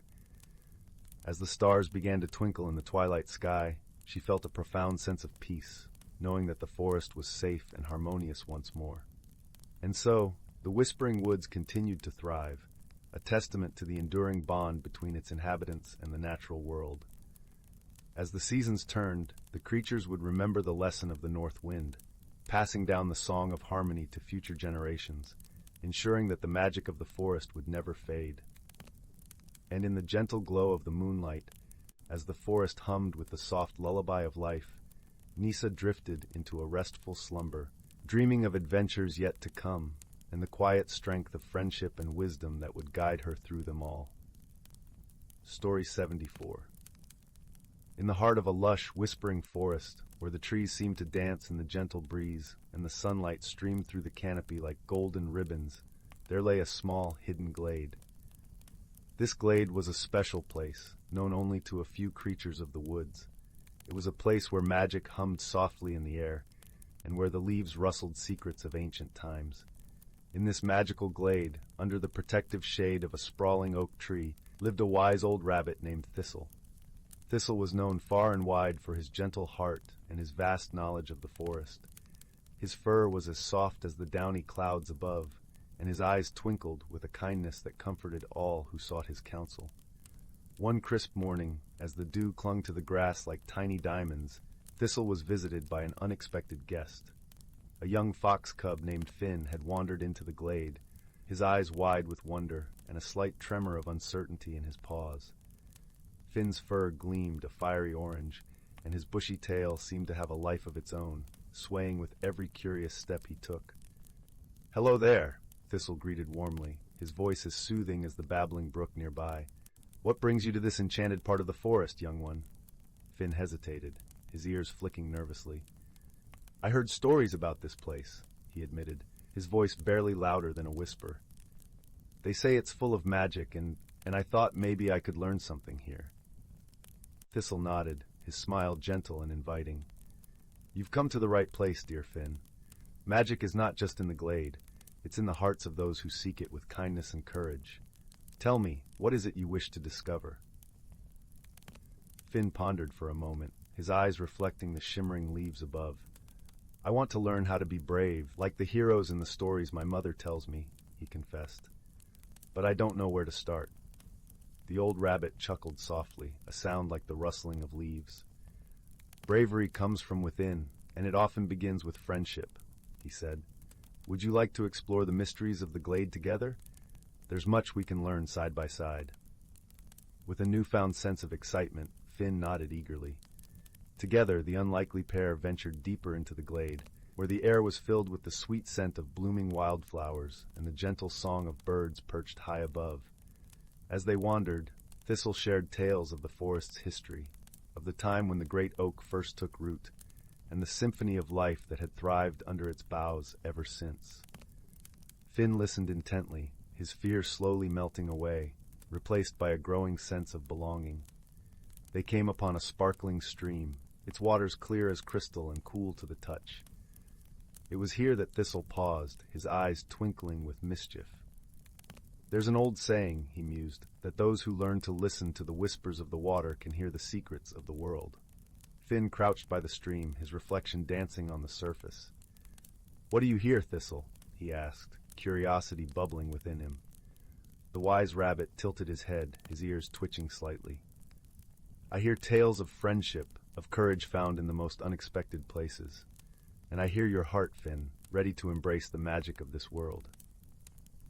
Emboldened by Thistle's words, Finn closed his eyes and let the gentle murmur of the stream wash over him. In that moment, he felt a warm glow spread through his chest, a feeling of connection to the glade and to Thistle. As the sun began its descent, painting the sky with hues of orange and pink, Finn and Thistle made their way back to the oak tree. The glade was bathed in a soft, golden light, and the air was filled with the comforting scent of dusk. "Thank you, Thistle," Finn said, his voice filled with gratitude. "I think I've found a little bit of bravery today." Thistle smiled, his heart swelling with pride. "You've done more than that, Finn. You've found a friend, and in that friendship you'll discover more courage than you ever imagined." As the stars began to twinkle in the velvet sky, Finn curled up beside Thistle, the warmth of their newfound friendship wrapping around them like a cozy blanket. In the heart of the magical glade, under the watchful eye of the ancient oak, Finn drifted into a peaceful sleep, knowing that he was never truly alone. And so the forest whispered its timeless lullaby, carrying with it the gentle magic of the friendship that had blossomed that day, a magic that would only grow stronger with each passing dawn. Story 75. In a quaint village nestled between the rolling hills and the whispering woods, there lived a kind-hearted young girl named Leela. Her cottage, with its thatched roof and ivy-clad walls, sat at the edge of the forest, where the songs of the birds mingled with the soft rustle of the leaves. Lila had an insatiable curiosity about the world around her, especially the mysterious forest that seemed to hold secrets untold. One crisp autumn morning, as the sun painted the sky in hues of amber and gold, Lila set out with a wicker basket in hand to gather wild berries for her grandmother's special jam. The air was cool and fresh, filled with the earthy scent of fallen leaves and the distant melody of a babbling brook. As she wandered deeper into the woods, the trees closed around her like a comforting embrace, their branches swaying gently in the breeze. As Lila reached a small clearing, she noticed an unusual glimmer on the forest floor.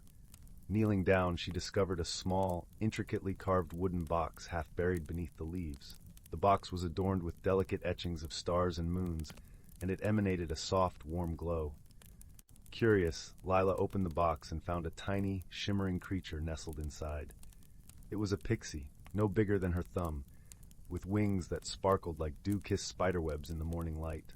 "Oh, hello there," Lila whispered, her voice gentle and soothing. The pixie blinked up at her with eyes as bright as the evening stars and gave a tiny, grateful nod.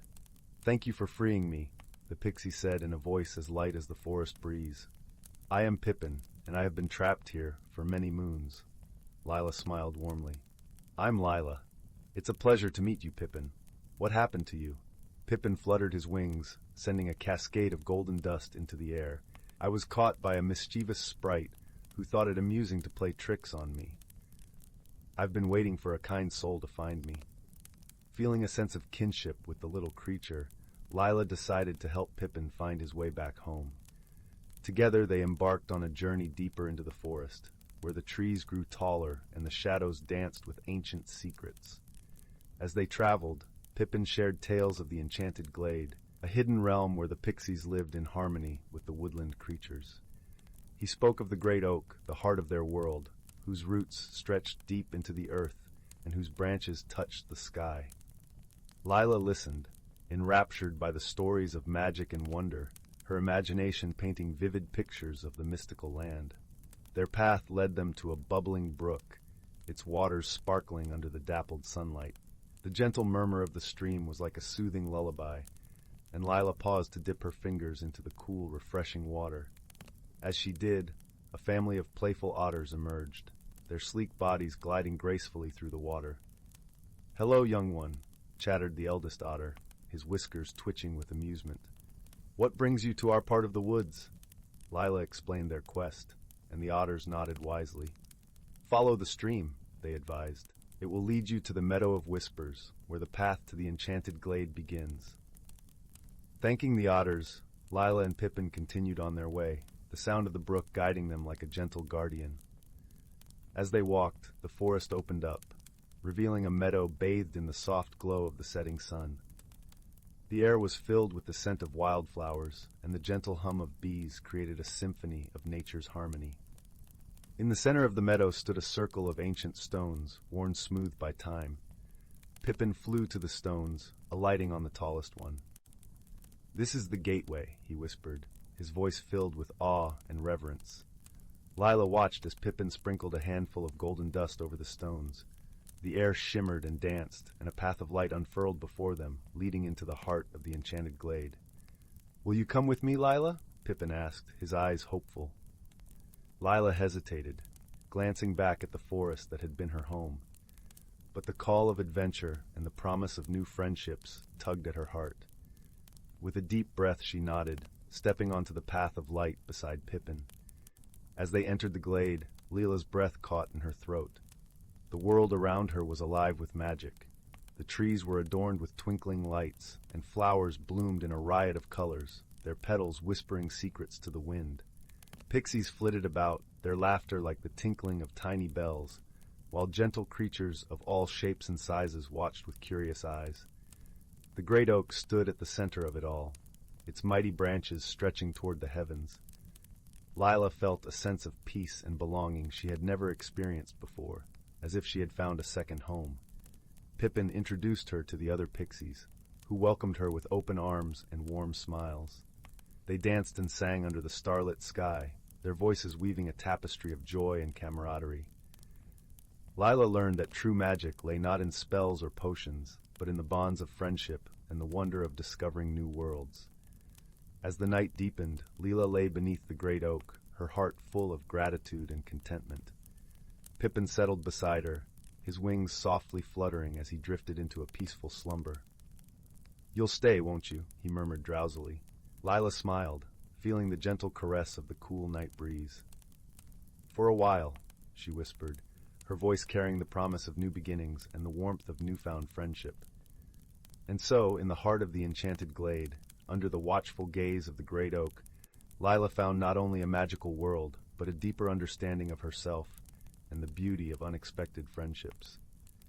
As she closed her eyes, the world around her sang a lullaby of peace and wonder, guiding her into sweet dreams beneath the starlit sky. Story 76. In a quaint village nestled at the edge of an ancient forest, where the air was always sweet with the scent of pine and wildflowers, lived a young woman named Maya. Maya was a dreamer, with a heart as gentle as the morning mist that often cradled the village in its soft embrace. Yet despite her tender nature, she found herself struggling with the very notion of change. Maya cherished the familiar rhythm of her days, tending to her garden, weaving baskets with the village elders, and listening to the tales spun by the firelight at the village square. But life, much like the seasons, was ever shifting, and Maya felt the winds of change beginning to stir around her. One crisp autumn morning, as the golden leaves whispered secrets of transformation, Maya found herself drawn into the forest. The path she followed was dappled with sunlight, and the air was alive with the rustling of leaves and the soft chatter of woodland creatures. She had heard tales of the enchanted glade, a place where the veil between the ordinary and the magical was thin. It was said that those who entered with an open heart could find guidance there. As she walked deeper into the forest, Maya's heart beat in time with the rustling branches, a comforting rhythm that eased her apprehensions. Soon, she came upon a small clearing bathed in a gentle, otherworldly light. In the center stood an ancient oak, its branches reaching high into the sky like the arms of a wise guardian. Beneath the great oak, a shimmering pool reflected the sky's azure hue. Maya knelt by its edge, the cool water lapping softly against her fingers. As she gazed into its depths, the pool began to shimmer and swirl, revealing visions of her life. She saw herself as she was and as she could be, a tapestry of potential woven with threads of courage and change. As Maya watched, a gentle voice, like the rustling of leaves, spoke to her from the depths of the pool. "Embrace the unknown, dear Maya, for it is in the heart of change that you will find your true self." Startled, Maya looked around to find not another soul in sight, only the comforting presence of the forest watching over her. She pondered the words and realized that the voice had come from within, a part of her that understood the necessity of transformation. Her thoughts were interrupted by the soft arrival of a fox, whose fur glimmered with an ethereal sheen. The fox approached with a coy wisdom in its eyes, and Maya felt a kinship with this creature of the woods. "I am here to guide you," the fox seemed to say, though no words were spoken. Over the following days, Maya returned to the glade, each time guided by her fox companion. Together they explored the forest's secrets, from the hidden paths cloaked in moss to the ancient stones that hummed with forgotten songs. With each journey, Maya's heart opened a little more, her fears softened by the forest's gentle lessons. One evening, as the sun dipped below the horizon, painting the sky in hues of lavender and rose, Maya sat beneath the oak, the fox curled beside her. She realized that change was not something to be feared, but to be embraced like a new friend. The forest had taught her that just as the trees shed their leaves to make way for fresh growth, so too could she let go of her old apprehensions. Her heart swelled with gratitude, and she knew it was time to return to the village, her spirit renewed and ready to weave the lessons of the forest into her life. As she made her way home, the fox walked beside her, a silent promise of the magic she now carried within her. Back in the village, Maya found herself sharing her newfound wisdom with others. Her hands, once hesitant, now crafted baskets imbued with the beauty of change, each weave a testament to her journey. The villagers, inspired by her transformation, began to see the value in embracing the unknown, and a gentle shift spread through the community, as warm and welcome as the first breath of spring. And so, Maya learned that personal growth was not a solitary path, but one that blossomed into a tapestry of connection and understanding. The forest, with its timeless magic, had mirrored her inner journey, teaching her that true transformation lies in the heart's ability to trust in the unfolding of life's wondrous seasons. As the stars wove their luminous dance across the night sky, Maya lay in her little cottage, tucked beneath a quilt of dreams and possibilities. She knew that the magic of the forest was now a part of her, a gentle reminder that change, like a faithful friend, would always guide her toward the person she was meant to become. And with that comforting thought, she drifted into a peaceful sleep, the fox's spirit curled around her heart. Story 77. Once upon a time, in a quaint little village nestled between the whispering woods and the gentle embrace of rolling hills, there lived a young girl named Leora. The village was a tapestry of cobblestone paths and thatched-roof cottages, where every morning the air was filled with the sweet scent of blooming lilacs and the melodious song of sparrows greeting the dawn. Leora had an insatiable curiosity about the world around her. Her eyes sparkled with the golden light of adventure, and her heart was as open and warm as the summer sun. She spent her days exploring the fields, befriending the creatures that scurried and fluttered, and dreaming of the infinite wonders that lay beyond the village's borders. One crisp autumn evening, as the leaves danced like fiery embers descending from the trees, Leora set out towards the edge of the forest. The air was cool and carried the earthy scent of fallen leaves, mingling with the distant hint of wood smoke from the village hearths. She donned her favorite woolen scarf, its hues a blend of forest greens and sunset oranges, and ventured forth with a lantern in hand. As twilight settled over the land, casting a gentle silvery glow, Leora found herself at the entrance of an ancient wooded path.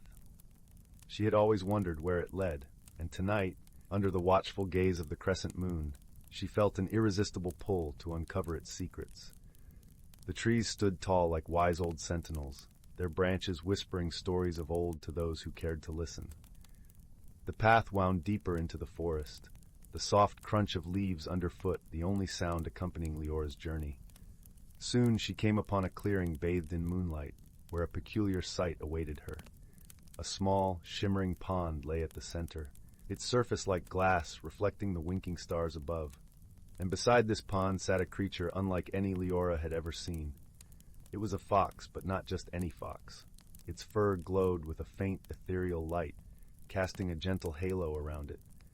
The fox's eyes were like pools of liquid amber, filled with an ancient wisdom and a playful twinkle. Leora approached cautiously, her heart fluttering with a mixture of awe and excitement.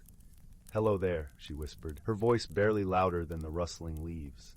To her amazement, the fox inclined its head in a gesture of greeting, its eyes warm and inviting.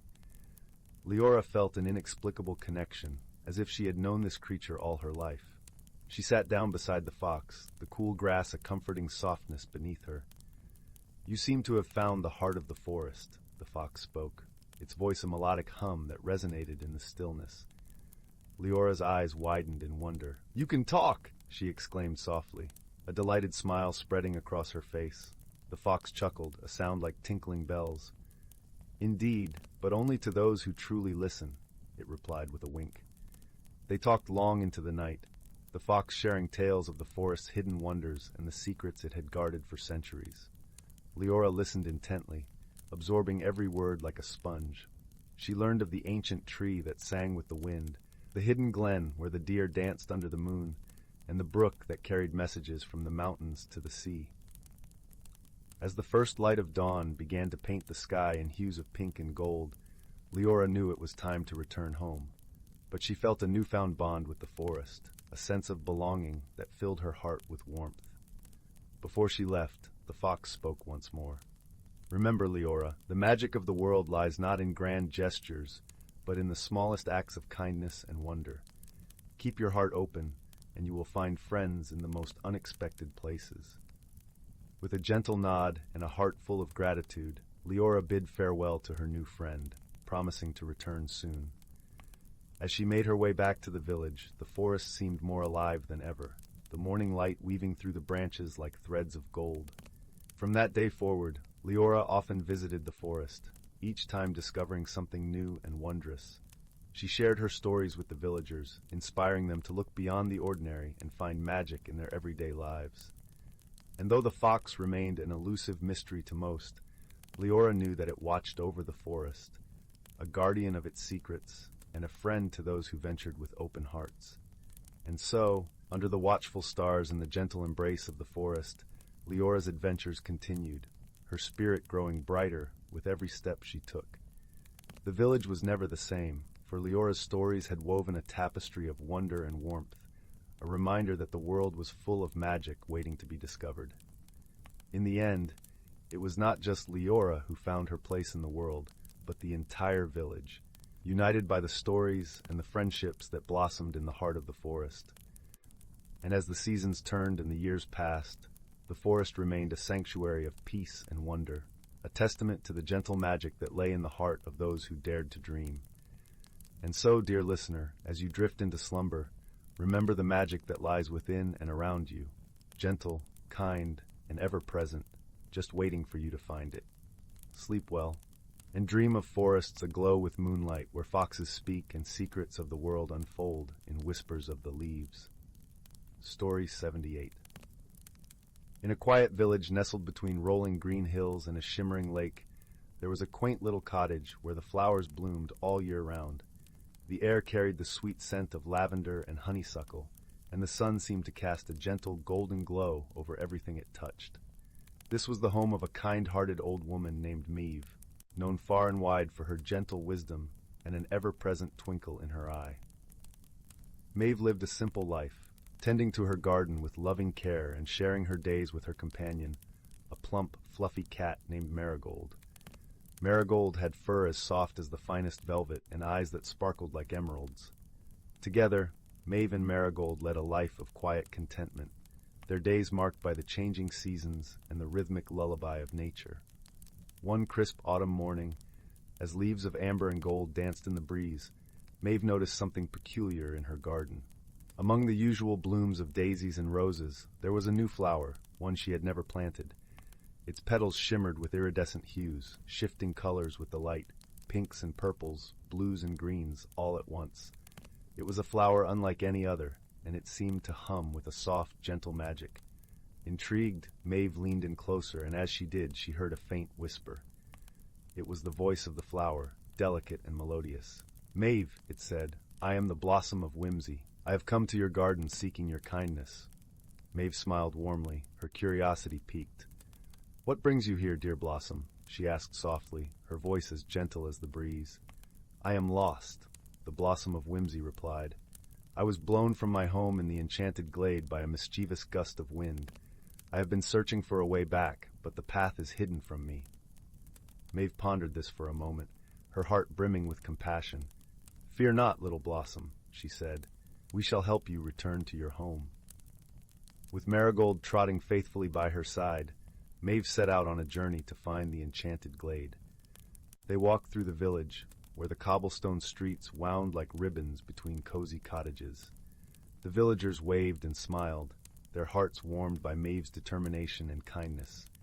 As they ventured beyond the village, the landscape transformed into a tapestry of vibrant colors. The forest they entered was alive with the songs of birds and the rustle of leaves.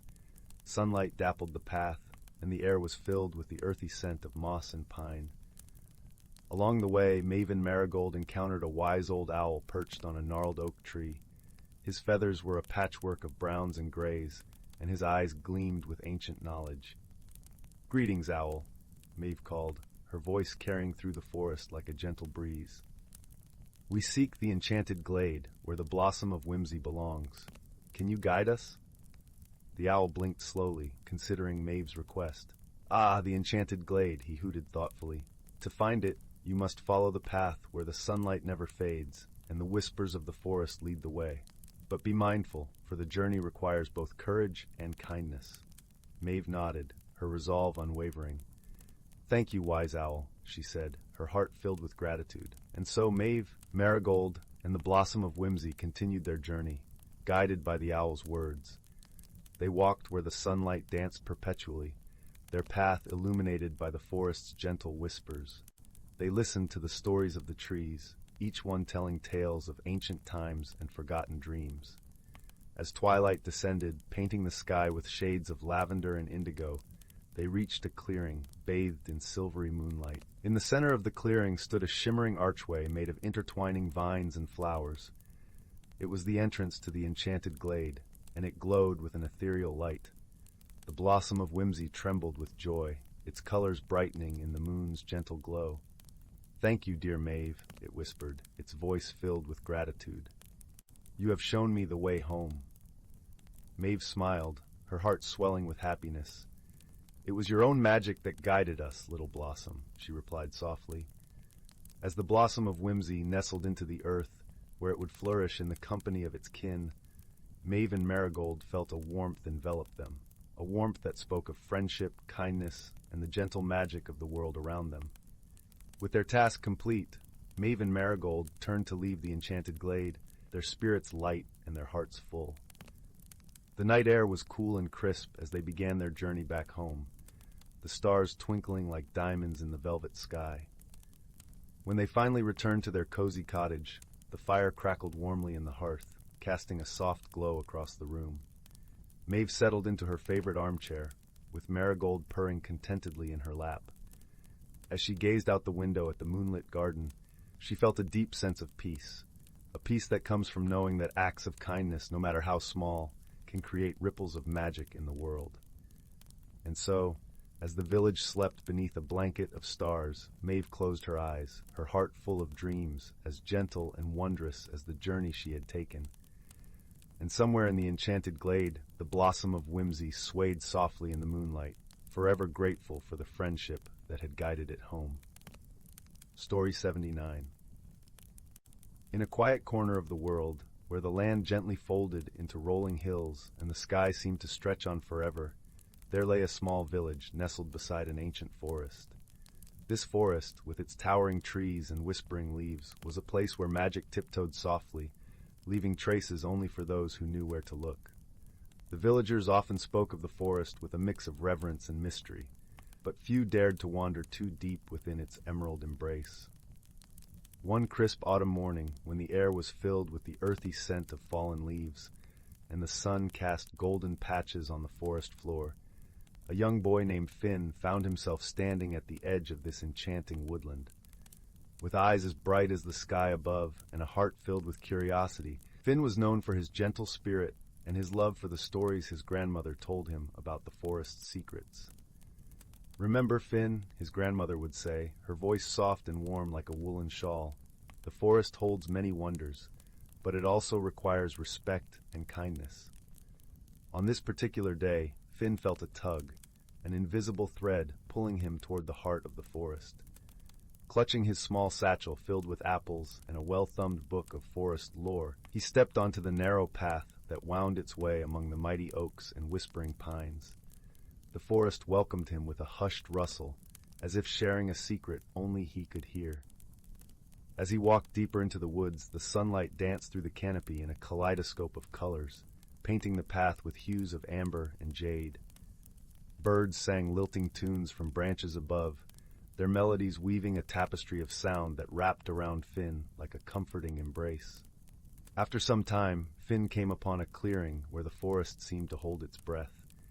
In the center stood an ancient oak, its trunk wide and gnarled, covered in moss and age-old wisdom. Beneath its boughs, a shimmering pool mirrored the sky, its surface broken only by the gentle ripple of an unseen breeze. As Finn approached, he noticed something unusual at the edge of the pool, an animal, small and delicate, with fur that shimmered like moonlight on water. It was a fox, but unlike any Finn had ever seen. Its eyes were a striking shade of violet, filled with both mischief and gentleness. "Hello there," Finn said softly, crouching down to meet the fox's gaze. "What brings you to this magical place?" The fox tilted its head, its ears perking forward as if understanding his words.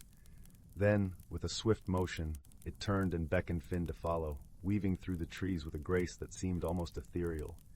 Intrigued and feeling a sense of companionship, Finn followed the fox deeper into the forest, their path illuminated by shafts of dappled sunlight. They traveled in a comfortable silence, the forest's quiet symphony their only companion. After what felt like hours, the fox led Finn to a hidden glen where the air was filled with the fragrance of wildflowers and the soft buzz of honeybees. In the center of this secret haven stood a circle of stones, each one etched with symbols that glowed faintly in the dim light. The fox paused, its violet eyes locking onto Finn's. It seemed to be waiting, expectant and patient. Finn took a deep breath, feeling the gentle pulse of the forest around him. He reached into his satchel and retrieved his book of lore, flipping through the pages until he found a passage about the Circle of Whispers, a place where the forest spoke to those who would listen. Gently, he sat down on one of the stones, the cool surface grounding him. As he settled, the forest seemed to lean in closer, its whispers growing louder, more distinct. Finn closed his eyes, letting the symphony of rustling leaves and distant bird calls wash over him. In this serene moment, Finn realized that the forest was not only a place of mystery, but also a teacher, offering wisdom to those with open hearts. He understood that he was part of something much larger, a tapestry of life that connected him to the earth and every living thing. As the understanding unfolded within him, the fox stepped forward, brushing its soft fur against Finn's hand. In that simple gesture, Finn felt a bond of friendship and gratitude, a silent promise that they would watch over each other. The fox led him back through the forest as the sky began to blush with the approaching dusk. Shadows lengthened, and the air grew cool, but Finn felt a warmth within him, a glow kindled by his newfound connection to the forest and its gentle guardian. When they reached the edge of the woods, the fox paused, looking up at Finn with those luminous violet eyes. Finn knelt down, resting his forehead against the fox's.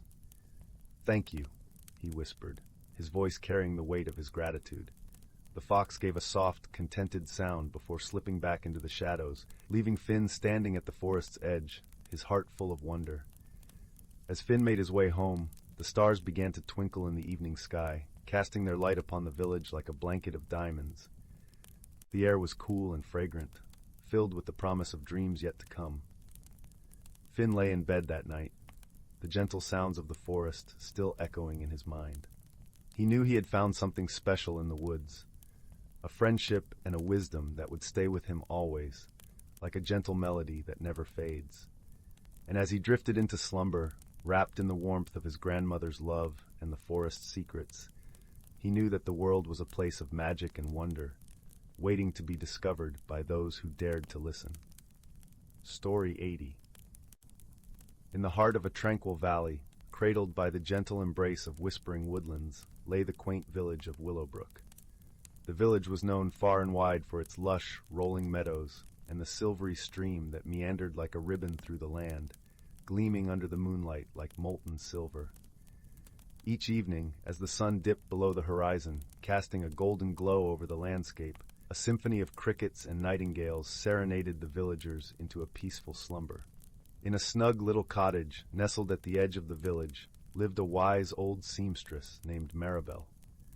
Her hands were as deft and nimble as the wings of the butterflies that danced in her garden, and she was known for her extraordinary talent in weaving stories, as well as she wove fabrics. Her quilts, crafted with love and adorned with tales stitched in vibrant threads, were cherished by everyone in Willowbrook. One fine autumn evening, as the leaves whispered secrets to the wind and the air was imbued with the sweet scent of ripening apples, Maribel sat by her fireplace, her heart warmed by the crackling flames. She was stitching a new quilt, its colors a rich tapestry of the changing season, when she heard a soft rustle at the window. Peering out into the twilight, Maribel spotted a small, timid fox with fur as red as the autumn leaves. The fox's eyes, bright and curious, seemed to hold a world of stories within them. Maribel gently opened the window, her voice a soft melody. "Hello there, little one," she greeted, her smile as welcoming as the hearth's glow. The fox, though initially hesitant, was drawn by the warmth of Maribel's voice and the promise of kindness. With a graceful leap, it entered the cozy room, sniffing the air that was rich with the scent of cinnamon and cloves from the tea brewing nearby.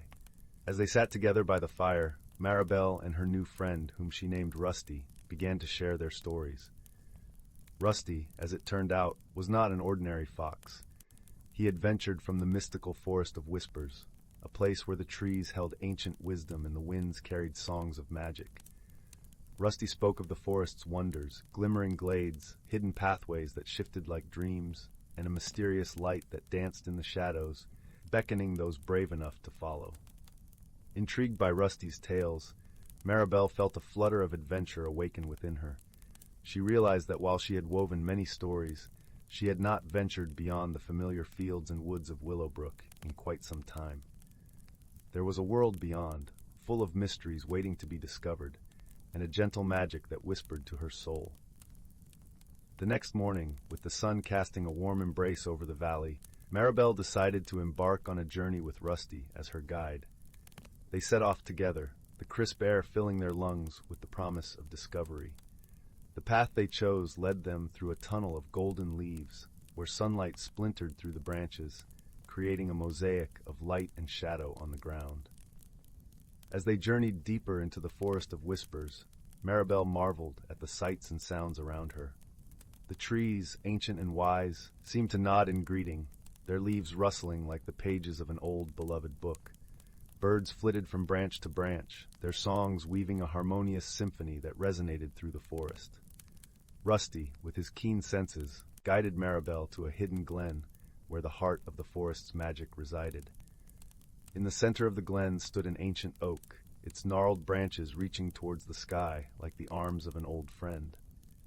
Beneath its boughs, a gentle light shimmered, a pool of water that reflected the sky's azure hues and the whispers of the trees. Maribel knelt by the pool, her reflection mingling with the stars that seemed to dance across its surface. It was here that she felt the forest's magic thrumming in her veins, a gentle reminder of the interconnectedness of all things. She understood then that the stories she wove were not just threads of imagination, but tapestries that connected her to the world and its wonders. As the sun began its descent, painting the sky in hues of pink and gold, Maribel and Rusty made their way back to Willowbrook. The journey had filled Maribel with a renewed sense of wonder and a deep appreciation for the natural world and its mysteries. Back in her cottage, Maribel resumed her quilting, her fingers weaving tales of her adventures with Rusty into the fabric. Each stitch was a testament to the friendship they had forged and the magic they had discovered together. Her heart was full, and as she worked, she whispered a gentle promise to herself to always seek the wonder in the world and to cherish the unexpected friendships that made life so rich. As the first stars began to twinkle in the night sky, Maribel placed the finished quilt on her bed. Its vibrant colors, a reflection of the journey she had taken. With Rusty curled up by her side, Maribel drifted into a peaceful sleep, her dreams filled with the gentle magic of the forest and the warmth of newfound friendship. And so, with the crackling fire casting its comforting glow, the village of Willowbrook settled into another restful night, wrapped in the embrace of stories that would be cherished for generations to come. Story 81. In a secluded valley surrounded by lush rolling hills and whispering forests, there lay a quaint little village known as Willowbrook. This village, with its cobblestone paths and ivy-clad cottages, was embraced by the gentle hum of nature, where every breeze carried the scent of wildflowers and the songs of distant streams. Here the air was perpetually filled with the magic of stories told by the villagers, tales that danced like the flickering flames in their hearths. In the heart of Willowbrook lived a gentle soul named Thalia. She was a young woman with eyes the color of the twilight sky and hair as dark as the deepest reaches of the forest. Thalia was known for her kindness and an insatiable curiosity about the world beyond her village. She spent her days tending to a small apothecary passed down through generations, where she crafted remedies from the herbs and flowers she gathered during her daily wanderings. One particularly crisp autumn morning, when the mist clung to the earth like a soft blanket, Thalia set out on her usual path through the woods. The leaves crunched under her boots, and the air was filled with the earthy musk of fallen foliage. As she walked, she hummed a tune that the wind seemed to carry along with her, a melody she had learned from her grandmother. As she ventured deeper into the forest, she came upon an ancient oak tree, its gnarled branches reaching out like the wise arms of a sage. It was here, nestled among the roots, that Thalia spotted something peculiar, a small, iridescent feather, shimmering with colors she had never seen before. Intrigued, she picked it up gently, feeling a warmth spread through her fingertips, as if the feather had a heartbeat of its own. Suddenly, a soft, melodic voice broke the stillness of the forest. "You found my feather," it said, carrying a gentle lilt that seemed to come from everywhere and nowhere at once. Startled, Thalia looked around, but saw no one. "Who's there?" she called softly, her voice mingling with the rustle of the leaves. From behind the oak, a small creature emerged, unlike anything Thalia had ever imagined. It was a bird, yet not quite. Its body was slender and adorned with feathers that mirrored the colors of dawn, shifting from azure to rose gold as it moved. Its eyes were bright and curious, reflecting the canopy above like twin pools of starlit water. "I am Lyra," the creature said, bowing its head gracefully, a guardian of the forest's secrets. Thalia's heart swelled with wonder. "A pleasure to meet you, Lyra. I am Thalia. I've never seen a creature like you before." Lyra fluttered closer, her wings barely whispering against the air. "Few have, for I am a being of the in-between, where the seen and unseen worlds touch," she explained, her voice as soothing as a lullaby. "What brings you to this part of the forest?" Thalia inquired, curiosity sparkling in her eyes. "I am searching for something lost," Lyra replied, a hint of sadness in her tone. "A song, a melody that binds the harmony of this forest. Without it, the balance is faltering, and soon the forest will fall silent." Thalia felt a pang of empathy for the creature. The forest was her sanctuary, a place where she found solace and inspiration. "How can I help you find this melody?" Lyra looked at Thalia with gratitude. "There is an ancient glade deeper in the woods where the song was last sung, but it is hidden, known only to those who listen with their hearts." With a nod of understanding, Thalia agreed to help. Together, they ventured further into the embrace of the forest. As they walked, the trees began to whisper secrets, and the underbrush seemed to guide their steps. The deeper they went, the more Thalia felt a gentle tug at her heart, a pull toward something she couldn't quite name. After a time, they arrived at a clearing bathed in the soft glow of the afternoon sun. In the center stood a circle of stones, weathered by time, yet glowing with an inner light. The air was alive with a faint, almost inaudible melody that danced on the edge of awareness, elusive and enchanting. "This is the place," Lyra said, her voice barely above a whisper. Thalia closed her eyes, allowing the music to wash over her. It was a song unlike any she had ever heard, filled with the laughter of streams, the rustle of leaves, and the gentle sigh of the wind. It spoke of life's simple joys and the profound interconnectedness of all things. In that moment of stillness, Thalia began to hum the melody she had learned from her grandmother, the one she often sang as she walked through the woods. As her voice mingled with the forest's song, a transformation occurred. The melody grew richer, fuller, as if the forest itself were singing in harmony with her. Lyra joined in, her voice weaving through the air like a silken thread, binding Thalia's song to that of the forest. Together, they created a tapestry of sound that filled the clearing, vibrant and alive. As the last notes faded into the gentle susurrus of the forest, a sense of peace settled over everything. Thalia opened her eyes to see Lyra glowing with a renewed brilliance, her feathers shimmering with a light that seemed to come from within. "You have restored the song, Thalia," Lyra said with a joyful trill. "The forest will sing once more, and balance is returned." Thalia smiled, feeling a warmth spread through her heart. "It was your song too, Lyra. Together, we found the melody." With a grateful nod, Lyra flitted up to rest on Thalia's shoulder. "Thank you, dear friend. You have shown great heart and wisdom." Thalia felt a gentle breeze caress her face, carrying the scent of wildflowers and the promise of new beginnings. She knew that she would carry this experience with her forever, a reminder of the magical harmony that existed in the world. As the sun dipped below the horizon, painting the sky in hues of amber and violet, Thalia and Lyra made their way back to Willowbrook. The village was bathed in the soft glow of lanterns, and the air was filled with the comforting aroma of hearth fires and evening meals. Thalia felt a deep sense of belonging, not just to her village, but to the forest and its wonders.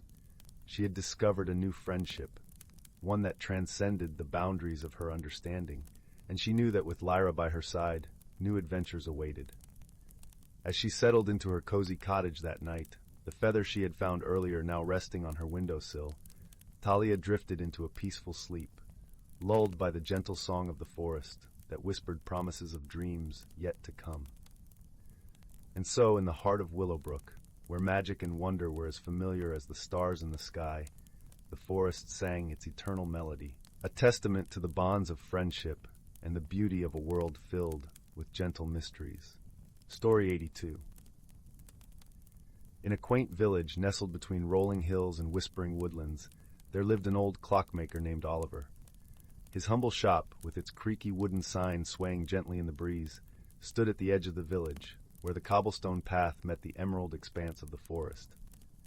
This shop, filled with the soft tick-tock of clocks and the scent of polished wood, was a haven of time and tranquility. Oliver was a gentle soul with eyes that sparkled like the stars.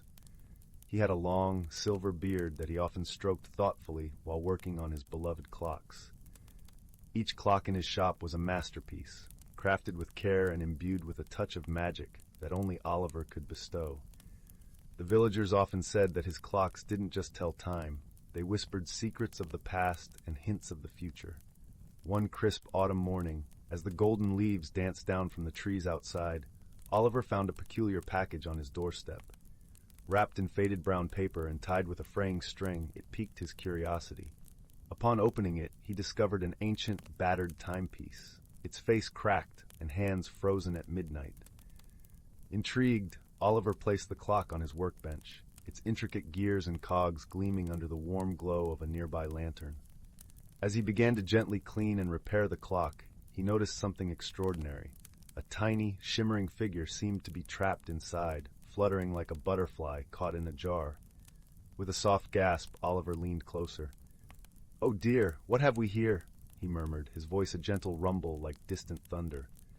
The tiny figure, now clearly visible, was a delicate, ethereal creature with gossamer wings that shimmered in hues of moonlit silver and dawn's blush. She looked at Oliver with eyes wide and luminous like a night sky full of stars.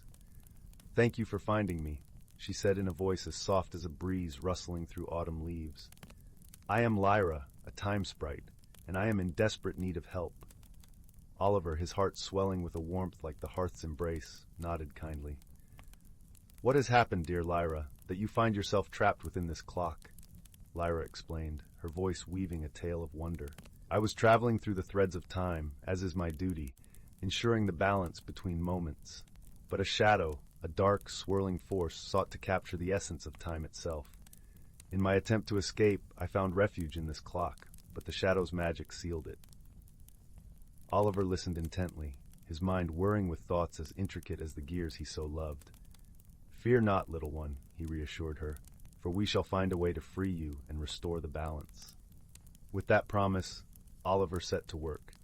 His shop became a sanctuary of gentle determination, the air filled with the soft sounds of ticking clocks and the occasional flutter of Lyra's wings. The villagers, unaware of the magical quest unfolding within those walls, went about their days, warmed by the knowledge that Oliver's steadfast presence watched over them. As days turned into nights and nights into days, Oliver and Lyra formed an unexpected friendship. Over cups of fragrant chamomile tea, they shared stories, Oliver of his life in the village and Lyra of the wonders of time she had witnessed. Together they pored over ancient tomes, seeking a way to banish the shadow and release Lyra from her imprisonment. One moonlit night, as the silver beams danced across the shop's floor, they found their answer. Hidden within the pages of a weathered book, they discovered a spell, a delicate weaving of words and intention that could undo the shadow's magic. Oliver gathered the ingredients needed, a feather from a nightingale, a drop of dew caught at dawn, and a sprig of rosemary from his garden. With Lyra perched gently on his shoulder, they set about performing the spell, their voices harmonizing in a melody that seemed to echo the very heartbeat of the earth. As the final words of the spell left their lips, a soft glow enveloped the clock. The hands began to move, and Lyra, with a joyous laugh that sounded like the tinkling of wind chimes, emerged fully from her prison. Her wings unfurled, casting a gentle light that filled the room with a warmth akin to the sun's embrace. "Thank you, dear Oliver," Lyra said, her voice brimming with gratitude. "You have not only freed me, but have proven that the bonds of friendship are stronger than any shadow." Oliver smiled, a deep contentment settling over him like a cozy blanket. "It is you who have shown me the wonders of the world beyond time," he replied, his voice as comforting as a lullaby. With the shadow banished and balance restored, Lyra prepared to return to her duties, promising to visit Oliver whenever she could.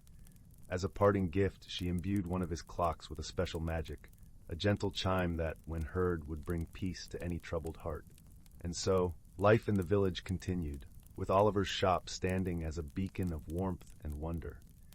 Each night, as the villagers drifted into slumber, the sound of the enchanted clock's chime would float through the air, wrapping them in dreams as soft and serene as the gentle glow of 1,000 stars. In the quiet of his shop, Oliver would often pause, listening to the harmonious ticking of his clocks, knowing that somewhere, in the vast tapestry of time, his dear friend Lyra was watching over them all. And with that comforting thought, he would close his eyes, letting the soothing rhythm of time guide him into a restful sleep. Story 83.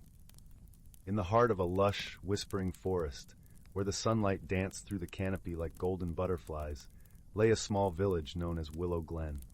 The villagers were a merry folk, living amidst the towering trees and the gentle murmur of a crystal-clear brook that wound its way through the verdant landscape. Willow Glen was a place of peace and enchantment, where magic was woven into the very fabric of everyday life. Nestled at the edge of the village, in a cozy cottage with mossy green shutters and a doorstep lined with cheerful marigolds, lived a kind-hearted young girl named Marin. With her keen eyes the color of the summer sky and a mind as bright as the morning sun, Marin had a curious nature that often led her to delightful discoveries around the village. Her constant companion was a small, wise owl named Pippin, whose feathers shimmered like moonlight. One misty morning, as Marin and Pippin ventured into the forest to gather wildflowers, they noticed something unusual. The air was filled with a soft, melodic chiming, as though the trees themselves were singing. Intrigued, Marin tilted her head, listening intently. The sound was both beautiful and mysterious, resonating from deeper within the woods. Pippin fluffed his feathers with curiosity. "Do you hear that, Marin? It seems the forest has a song in its heart today." "It does," Marin replied, her eyes sparkling with wonder. "Let's follow the music and see where it leads us." With Pippin perched on her shoulder, Marin walked deeper into the forest, her feet treading softly on a carpet of emerald moss. The further they went, the more enchanting the melody became, weaving through the trees like a gentle breeze. As they rounded a bend in the path, they came upon a glen bathed in dappled sunlight. At its center stood a magnificent willow tree, its branches swaying gracefully to the rhythm of the melody. To their surprise, nestled among the tree's roots was a circle of tiny, luminescent creatures, no taller than a blade of grass. These were the Glimmers, a seldom-seen group of magical beings known for their ability to create music that could heal and soothe. "Welcome, Merrin and Pippin," chimed the Glimmers in unison, their voices as soft as the tinkling of wind chimes. "We have been expecting you." Merrin blinked in surprise. "Expecting us? But how did you know we would come?" The Glimmers giggled, their laughter like the gentle patter of rain. "The forest whispers many secrets. We have a little mystery on our hands, and we were hoping you might help us solve it." "Of course," Merrin said eagerly. "What seems to be the problem?" "Each night," began the eldest Glimmer, whose light shone with a soothing lavender hue, "our music is interrupted by a peculiar shadow that passes through the glen. It does no harm, but it causes our melody to falter, leaving us quite perplexed." Pippin ruffled his feathers thoughtfully. "A shadow that interrupts music? That is indeed curious." Determined to help the Glimmers, Merrin and Pippin decided to stay in the glen until nightfall to observe the mysterious shadow. As the sun dipped below the horizon, casting a warm golden glow over the forest, the Glimmers began their nightly song. The air filled with their harmonious melody, a soothing balm that wrapped the forest in tranquility. Merrin and Pippin watched patiently, their senses attuned to any movement. As the stars began to twinkle, a soft rustling caught Merrin's attention. From the corner of her eye, she spotted a gentle flicker of movement, a shadow gliding silently along the forest floor. "There it is," Merrin whispered, pointing towards the shadowy figure. "Let's see who our visitor is." With careful steps, they followed the shadow to the base of the willow tree. There, in the moonlit glow, stood a small creature with sleek, silvery fur and eyes that sparkled like stardust. It was a moonkit, a shy and elusive being known for its affinity with moonlight. The moonkit gazed up at Merrin and Pippin, its eyes wide with surprise. "Oh, I didn't mean to disturb the Glimmers," it said softly, its voice barely more than a whisper. "I come here each night to listen to their beautiful music. It's the only thing that helps me sleep." Merrin knelt down, her expression gentle. "You haven't caused any harm. The Glimmers were just curious about the shadow that interrupted their song." The moonkit's ears drooped with relief. "I didn't realize I was causing trouble. I just loved their music so much." Pippin gave a wise nod. "Perhaps there's a way for you to enjoy their music without disrupting their melody." The Glimmers, who had gathered around, chimed in agreement. "You are welcome to stay with us, dear moonkit. We can weave a lullaby just for you, one that will let you rest peacefully without causing our song to falter." With a grateful smile, the moonkit settled among the roots of the willow tree, listening to the Glimmer's special lullaby. As the gentle notes filled the air, Merrin and Pippin watched as the moonkit's eyes slowly closed, a serene expression spreading across its face. The mystery of the shadow had been solved, and harmony was restored to the glen. With hearts full of warmth and friendship, Merrin and Pippin bid farewell to the Glimmers and the moonkit, making their way back to their cozy cottage under the starlit sky. As they walked, Merrin thought about the day's events. It's amazing how a little understanding and kindness can solve even the most curious mysteries. Pippin hooted softly in agreement, his feathers brushing against Merrin's cheek like a feathered hug. "Indeed, and the world is always a bit brighter when we help others find peace." With these comforting thoughts, they reached their cottage, where the fire crackled warmly in the hearth, and the scent of lavender lingered in the air. Merrin tucked into bed, with Pippin perched beside her, and drifted off to sleep, her dreams filled with the gentle song of the Glimmers and the soft glow of moonlight. And so, Willow Glen remained a place of wonder and enchantment, where mysteries were met with kindness, and every creature found its place in the melody of the forest. Story 84. In a quaint village nestled between rolling hills and vast whispering woods, there lived a gentle soul named Finn. Finn was a weaver, known for creating tapestries that captured the vibrant essence of the changing seasons. However, despite his skill in weaving the world's transformations into art, Finn himself feared change. he liked things just as they were, predictable and calm. Each day, Finn would sit by his loom, the soft clack of the shuttle echoing in his cozy cottage. The air was always filled with the earthy scent of wool, mingling with the sweet aroma of spiced tea cooling by the window. Outside, the seasons unfolded in their perpetual dance, painting the landscape with colors that Finn expertly translated into his work. Yet, as autumn began to blush the trees with fiery hues, Finn found himself unsettled. The villagers were abuzz with tales of a mysterious change sweeping through the forest, a transformation that left the leaves shimmering like gold and the air tingling with a peculiar magic. Curious whispers spoke of a hidden glade where the heart of the forest pulsed with an ancient power. Despite his apprehension, Finn felt an undeniable pull toward this enchanted place. One crisp morning, when the mist clung to the ground like a silvery veil, he decided to seek out the glade.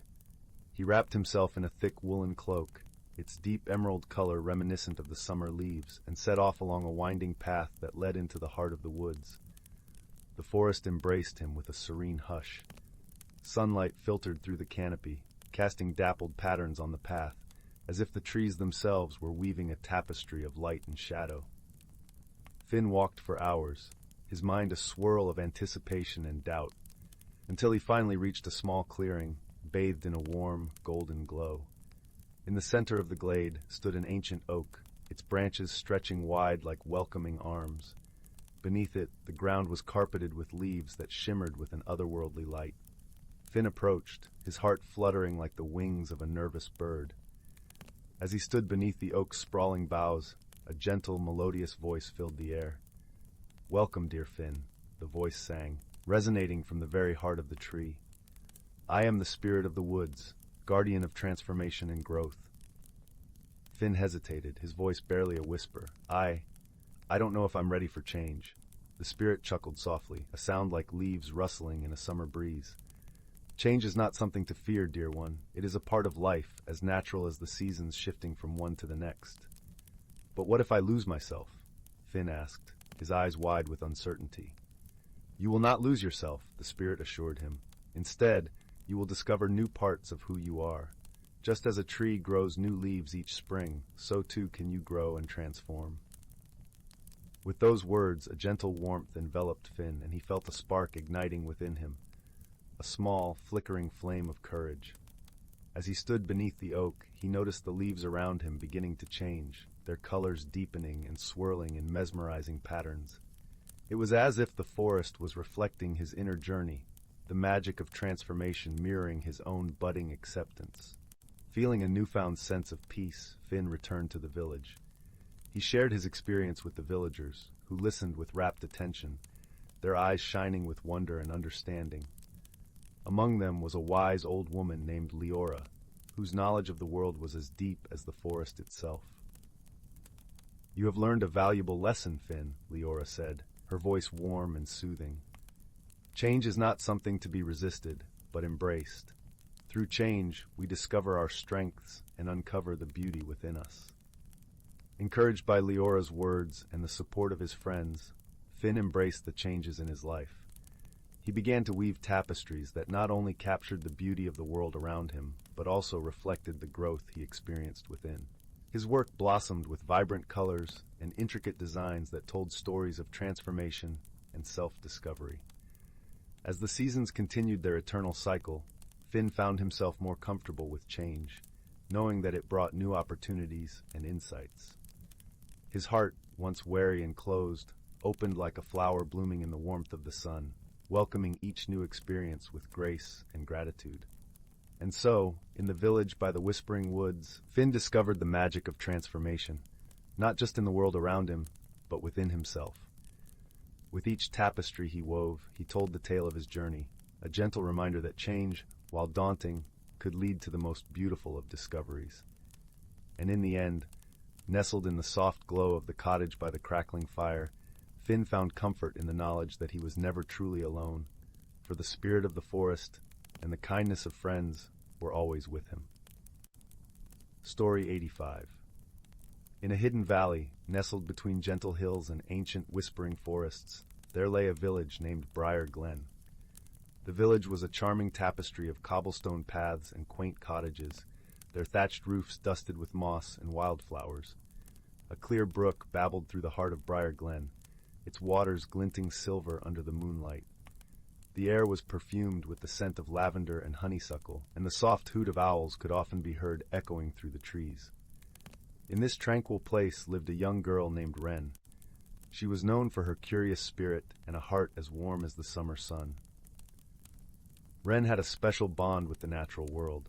She could often be found wandering the forest, listening to the secret songs of the wind through the leaves, or watching the delicate dance of butterflies in the dappled sunlight. One evening, as twilight draped the village in a cloak of indigo, Wren ventured into the woods to collect some firewood for her family. The forest was alive with the gentle rustle of leaves and the soft calls of night creatures stirring from their slumber. As she walked deeper into the woods, she came upon a peculiar sight, a soft, pulsating glow emanating from a cluster of ancient oaks. Curiosity piqued, Wren quietly approached the light. Nestled among the roots of the mighty trees was a tiny creature, unlike any she had seen. It was a fox, but not just any fox. Its fur shimmered with the hues of 1,000 sunsets, and its eyes sparkled like the clearest night sky. The fox was tangled in a mess of brambles and looked at Wren with an expression of gentle pleading. "Oh, you poor thing," Wren murmured softly, her voice as soothing as the brook. She carefully knelt down and began to free the fox from its prickly prison. As she worked, the fox remained still, watching her with eyes full of trust and gratitude. Once the last of the brambles had been removed, the fox stood up, shook its coat, and gave Wren a look that felt almost like a smile. "Thank you, kind one," the fox said, its voice as soft as a breeze. Wren blinked in surprise, but she felt no fear, only a warm glow of wonder and friendship. "I've never met a talking fox before," Wren said, her eyes wide with delight. "I am no ordinary fox," the creature replied, sitting back on its haunches. "I am a guardian of this forest, and you have shown me great kindness." Wren felt her heart swell with joy. "I'm glad I could help. My name is Wren." "I know," the fox replied, its voice filled with a gentle magic. "Your heart is known to all creatures of the forest. I am called Lumen." Lumen explained that the forest was alive with magic, a delicate balance that needed care and protection. In gratitude for her kindness, Lumen offered Wren a gift, a small, smooth stone that shimmered with an inner light. "This is a stone of connection," Lumen explained. "It will help you understand the whispers of the forest and guide you when you are lost." Wren took the stone with reverence, feeling its warmth seep into her palm. "Thank you, Lumen. I will keep it safe." With a nod, Lumen turned, but not before casting a look back at Wren.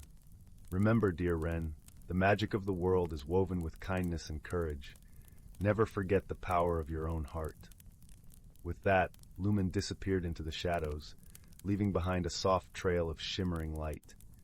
Wren returned home, her heart aglow with the wonder of her encounter. She kept the stone close, and over time she found she could indeed hear the whispers of the forest more clearly. She knew when the deer were passing silently through the trees, when the flowers would bloom, and when the rains would come to quench the earth. As the seasons turned, Wren became a gentle guardian of the forest, just as Lumen had been.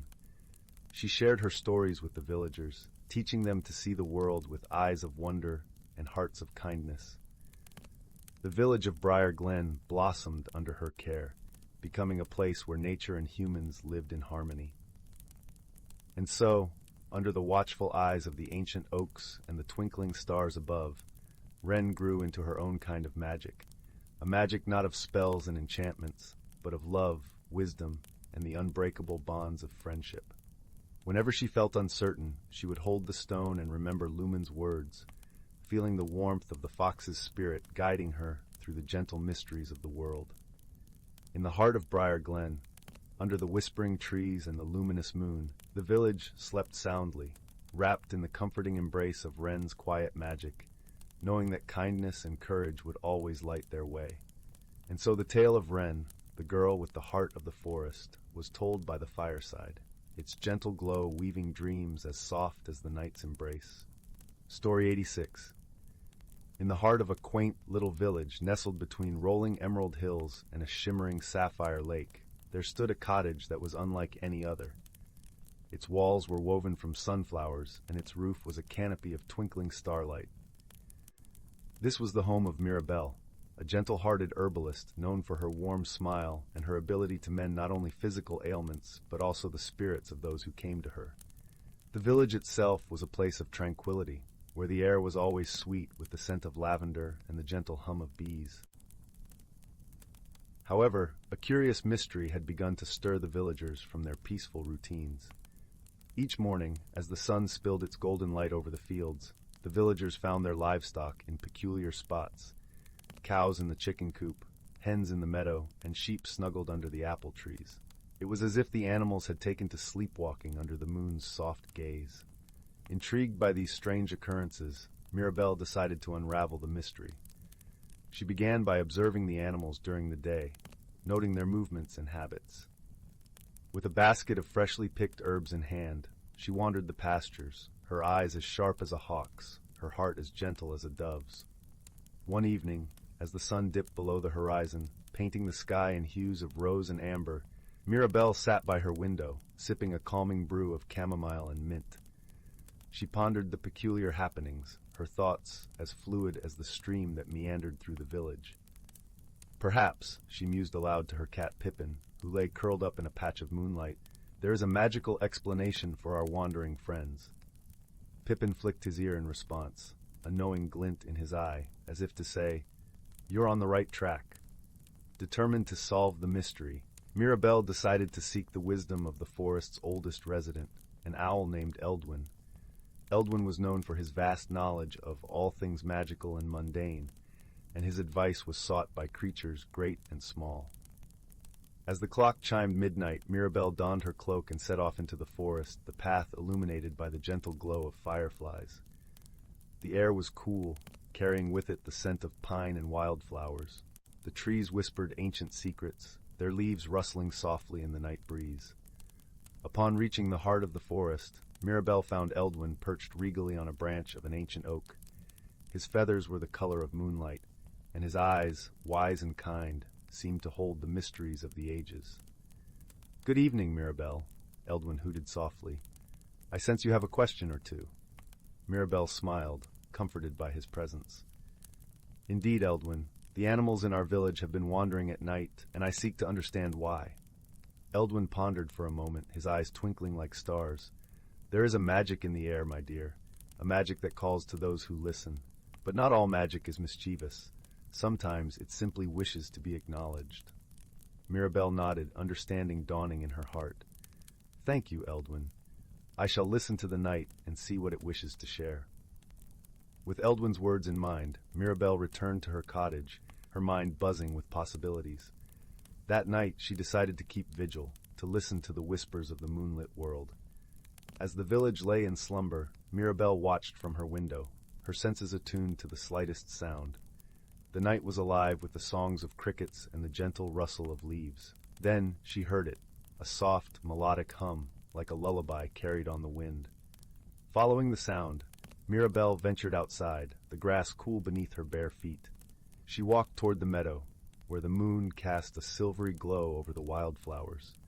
There, in the center of the meadow, she discovered a gathering of creatures: foxes, deer, rabbits, and even the village's own livestock, swaying gently to the rhythm of the night. At the heart of the gathering was a small, ethereal sprite, her wings shimmering like dew-kissed petals. She sang a song of dreams and stars, weaving a tapestry of peace and wonder. Mirabelle approached quietly, her presence calm and reassuring. The sprite paused her song and turned to Mirabelle, a mischievous yet kind smile playing on her lips. "Welcome, Mirabelle," she chimed, her voice as light as a breeze. "I am Silva, and I meant no harm. I merely wished to share the beauty of the night with our friends." Understanding flooded through Mirabelle. Silva's song had enchanted the animals, inviting them to join in the magic of the moonlit world. It was a gift, not a trick. "We are grateful for your song, Silva," Mirabelle said warmly. "But perhaps you could sing a little earlier in the evening, so our friends can rest well and be ready for the day's work." Silva nodded, her eyes twinkling with understanding. "Of course, dear Mirabelle. I shall sing at twilight, so they may dance and dream before night's deep slumber." With the mystery resolved, Mirabelle and Silva shared a moment of friendship under the stars. As dawn painted the sky with the first blush of morning, Mirabelle returned to her cottage, her heart light and content. From that day forward, the villagers found their animals in their proper places each morning, and as the sun set, they would often hear Silva's gentle song, a reminder of the magic that dwelled in their midst. Mirabelle continued her work as an herbalist, her days filled with healing and kindness, her nights occasionally graced by Silva's melody. The village remained a haven of peace and wonder, where mysteries were met with open hearts and gentle wisdom. And so, as the fire in the hearth crackled softly and the stars kept their silent watch, the village and its magical companions drifted into a deep, restful sleep, wrapped in the warmth of friendship and the gentle embrace of the night. Story 87. Once upon a time, in a quaint village nestled between rolling hills and shimmering streams, there lived a gentle-hearted young boy named Thorn. Thorn was known for his curious nature and his penchant for collecting peculiar objects he stumbled upon during his daily wanderings through the lush, verdant meadows that surrounded his home. One crisp autumn morning, as the golden leaves danced in the soft breeze and the sky was painted with hues of blush and amber, Thorn set out on a familiar path that wound through the whispering woods. His eyes, always scanning the ground for treasures, soon caught sight of something peculiar, half buried beneath a pile of rustling leaves. It was an old, weathered pocket watch, its face tarnished with age but its hands ticking with an unusual vigor. Intrigued, Thorn picked up the watch and dusted it off. As he did, the forest around him seemed to shimmer with a faint magical glow, and the air was filled with the soft, melodious chime of distant bells. The watch, he discovered, was no ordinary timepiece. When he wound it, the hands spun rapidly, and with each turn, the world around him shifted ever so slightly. Just then, a gentle voice broke the silence. "Ah, you found it at last," said a small, delicate creature perched on a nearby branch. It was a robin, its feathers a brilliant patchwork of red and brown, and its eyes twinkling with wisdom and mischief. "I am Rowan, the watch's guardian," the bird chirped, fluttering down to Thorn's shoulder. "This watch holds the power to reveal the hidden truths of the heart." Thorn's eyes widened with wonder. "Hidden truths?" he echoed, feeling the weight of the watch in his palm as if it were alive with possibilities. Rowan nodded, a sparkle in his eye. "Indeed. But such power is not to be wielded lightly. It will guide you on a journey, one that will change you in ways you cannot yet imagine." With Rowan as his guide, Thorn set off on a journey through the heart of the forest, where sunlight streamed through the canopy like liquid gold, and the scent of pine and earth was rich and comforting. Along the way, they encountered an array of helpful creatures, each with their own unique gifts and wisdom to share. First, they met Anwen, the wise old owl, whose eyes were like pools of midnight. Anwen perched on a low branch, her feathers soft and silent. "In seeking truth, young Thorn, remember that sometimes the answers lie not in what you see, but in what you feel," she hooted softly, her voice like the rustle of leaves in the night. Next, they came across a family of playful foxes, their fur a blaze of fiery orange. The youngest, a sprightly fox named Fen, bounded over with a mischievous grin. "Sometimes, laughter and lightheartedness can reveal what seriousness cannot," he said with a wink, before darting back to join his siblings in a game of chase. As Thorn and Rowan ventured deeper into the forest, the trees grew taller and the light dimmer, creating a tapestry of shadows and soft whispers.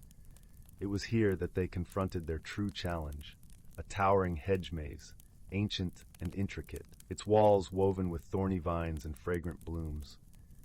"This maze holds the key to unlocking the watch's full potential," Rowan explained.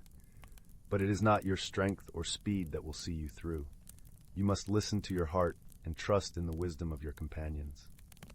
With a deep breath and a steady heart, Thorn stepped into the maze, feeling the cool, misty air wrap around him like a soft, comforting cloak. As he walked, he remembered the words of Anwen and Fen, allowing his senses to guide him rather than his eyes alone. At every turn, the maze whispered its secrets, and Thorn began to understand that the journey was not just through the twisting paths, but through the depths of his own heart. With each step, he felt a growing sense of peace and clarity, as if the very essence of the forest was speaking to him in a language only he could hear. Finally, after what felt like an eternity, Thorn emerged into a clearing bathed in the gentle glow of twilight. In the center stood a fountain, its waters sparkling with a light that seemed to come from the stars themselves. As he approached, the watch in his hand began to glow, its face reflecting the myriad colors of the fountain's waters. Rowan landed softly on Thorn's shoulder, his voice a soothing melody. "You have done well, my friend. You have learned that true understanding comes not from what is seen, but from what is felt within. The watch has shown you the way, and now it is time to return." With a newfound sense of purpose and understanding, Thorn made his way back through the forest, the watch ticking gently in his pocket as if keeping time with the rhythm of his heart. Along the way, he bade farewell to his companions, each of whom had taught him invaluable lessons about the world and himself. When Thorn finally returned to his village, he was greeted by the familiar sights and sounds of home, the warm glow of lanterns in windows, the soft murmur of the river, and the comforting embrace of the night sky. As he lay in his bed that evening, the watch safely tucked under his pillow, he felt a deep sense of peace and contentment. From that day forward, Thorn lived his life with a renewed appreciation for the magic in the ordinary and the extraordinary in the everyday. He continued to explore the world around him, guided by the wisdom he had gained and the friends he had made along the way. And though the watch remained a treasured keepsake, it was the journey itself and the truths it revealed that he carried in his heart forevermore. And so, as the stars twinkled gently above and the world drifted into a peaceful slumber, Thorn's story became one of many whispered on the winds, a tale of discovery, friendship, and the hidden magic that resides within us all. Story 88. In the heart of a lush and rolling valley, where the emerald grass danced in the soft whispers of the wind, lay the quaint village of Willowmere. The village was known for its cozy cottages with thatched roofs and the gentle, melodic chime of bells that adorned the doorways, welcoming visitors with a lilting song. One morning, as the sun rose gently above the horizon, painting the sky in hues of pink and gold, the villagers awoke to an odd discovery.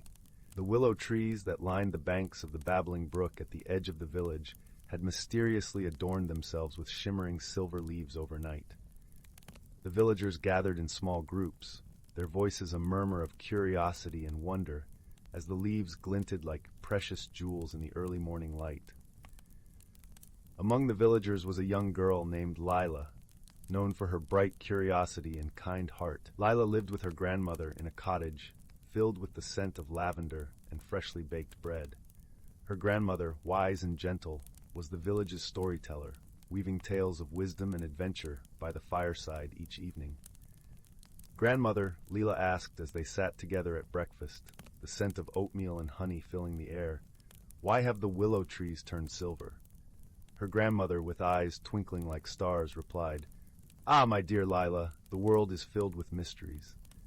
Perhaps it is time for you to discover this one." Encouraged by her grandmother's words, Lila decided to explore the mysterious transformation of the willow trees. She donned her favorite cloak, the color of ripe blueberries, and set off towards the brook, the soft earth warm beneath her feet. As she approached the shimmering willows, she noticed a peculiar sight. Nestled among the roots of the largest tree was a tiny, luminous creature, no bigger than a sparrow. Its wings sparkled with the iridescence of moonlight, and its eyes were like pools of liquid gold. "Hello there," Lila greeted softly, crouching down to meet the creature's gaze. "Are you the one who has given the willows their silver leaves?" The little creature nodded, flapping its gossamer wings gently. "I am a moon sprite," it chirped in a voice as soft as the rustle of leaves. "I bring the magic of the moon to the earthly realm. The willows asked for a touch of silver, and I granted their wish." Lila smiled at the sprite's generosity, but noticed something else. "Why do you look so tired?" she asked, her voice filled with concern. The sprite sighed, its glow dimming slightly. "I have used much of my magic to grant their wish, and now I am too weak to return to the moon." Lila's heart swelled with compassion. "How can I help you regain your strength?" The moon sprite thought for a moment, then replied, "I need moonlight to restore my strength, but the sun is too bright. I must find shade until nightfall. Lila considered the sprite's predicament. She glanced around and noticed a cluster of tall ferns nearby, their fronds swaying gently in the breeze.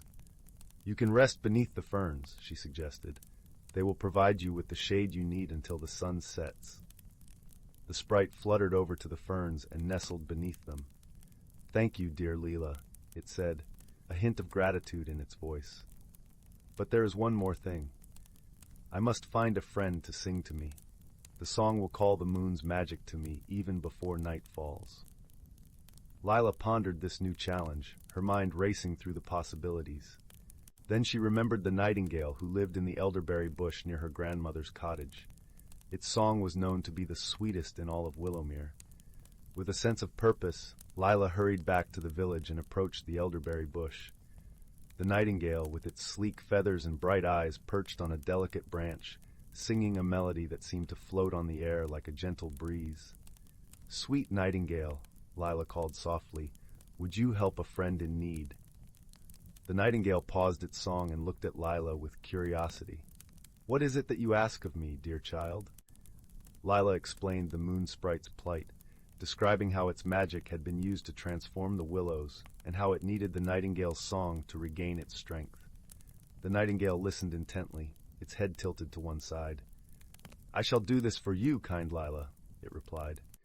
Lead me to the sprite, and I will sing my heart's melody. Together, Leela and the nightingale returned to the brook, where the moon sprite lay resting beneath the ferns.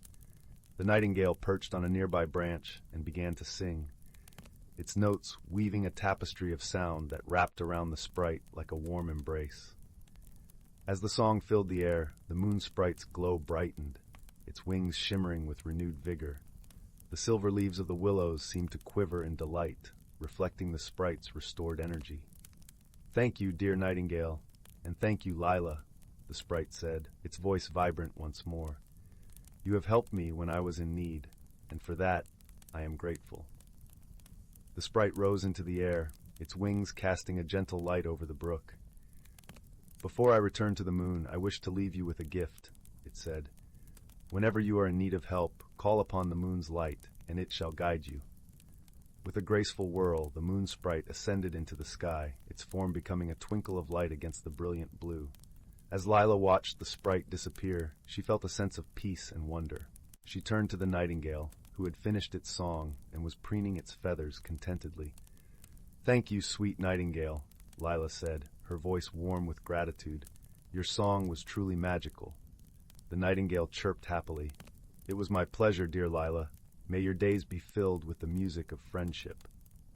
Lila returned to the village, her heart light with joy and the knowledge that kindness and friendship could solve even the most curious of mysteries. That evening, as the sun dipped below the horizon and the first stars began to twinkle, she shared her adventure with her grandmother, who listened with a smile and eyes that glimmered with pride.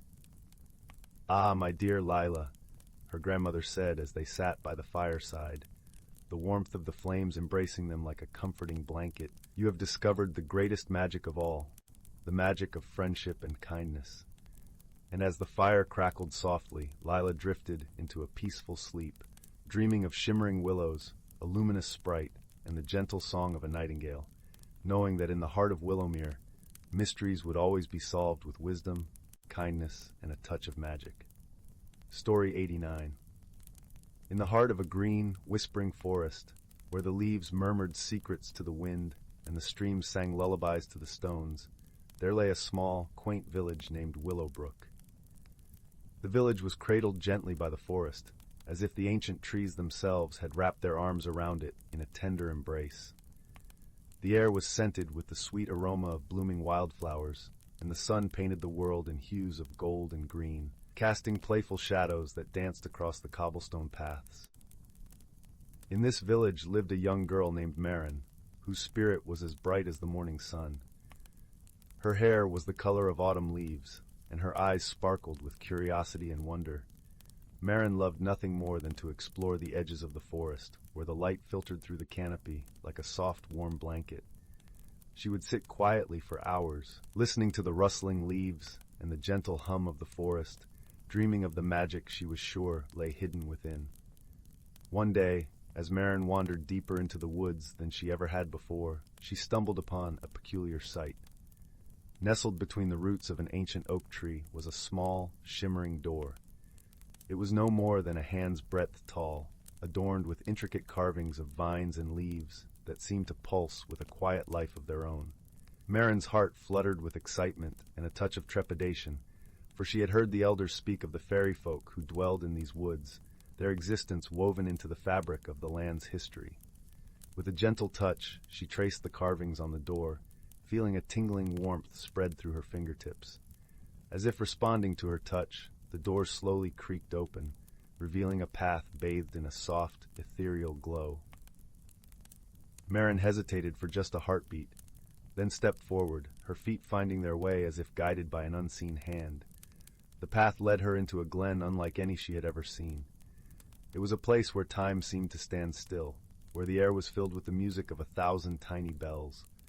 Flowers in colors she could not name bloomed in wild abundance, and a gentle breeze carried the scent of honey and dew.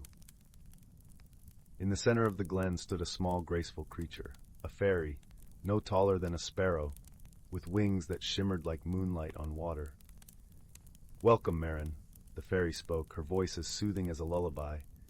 "I am Lyra, keeper of this glen." Marin's eyes widened in wonder. "You know my name?" Lyra laughed, a sound like the tinkling of raindrops on a spring morning.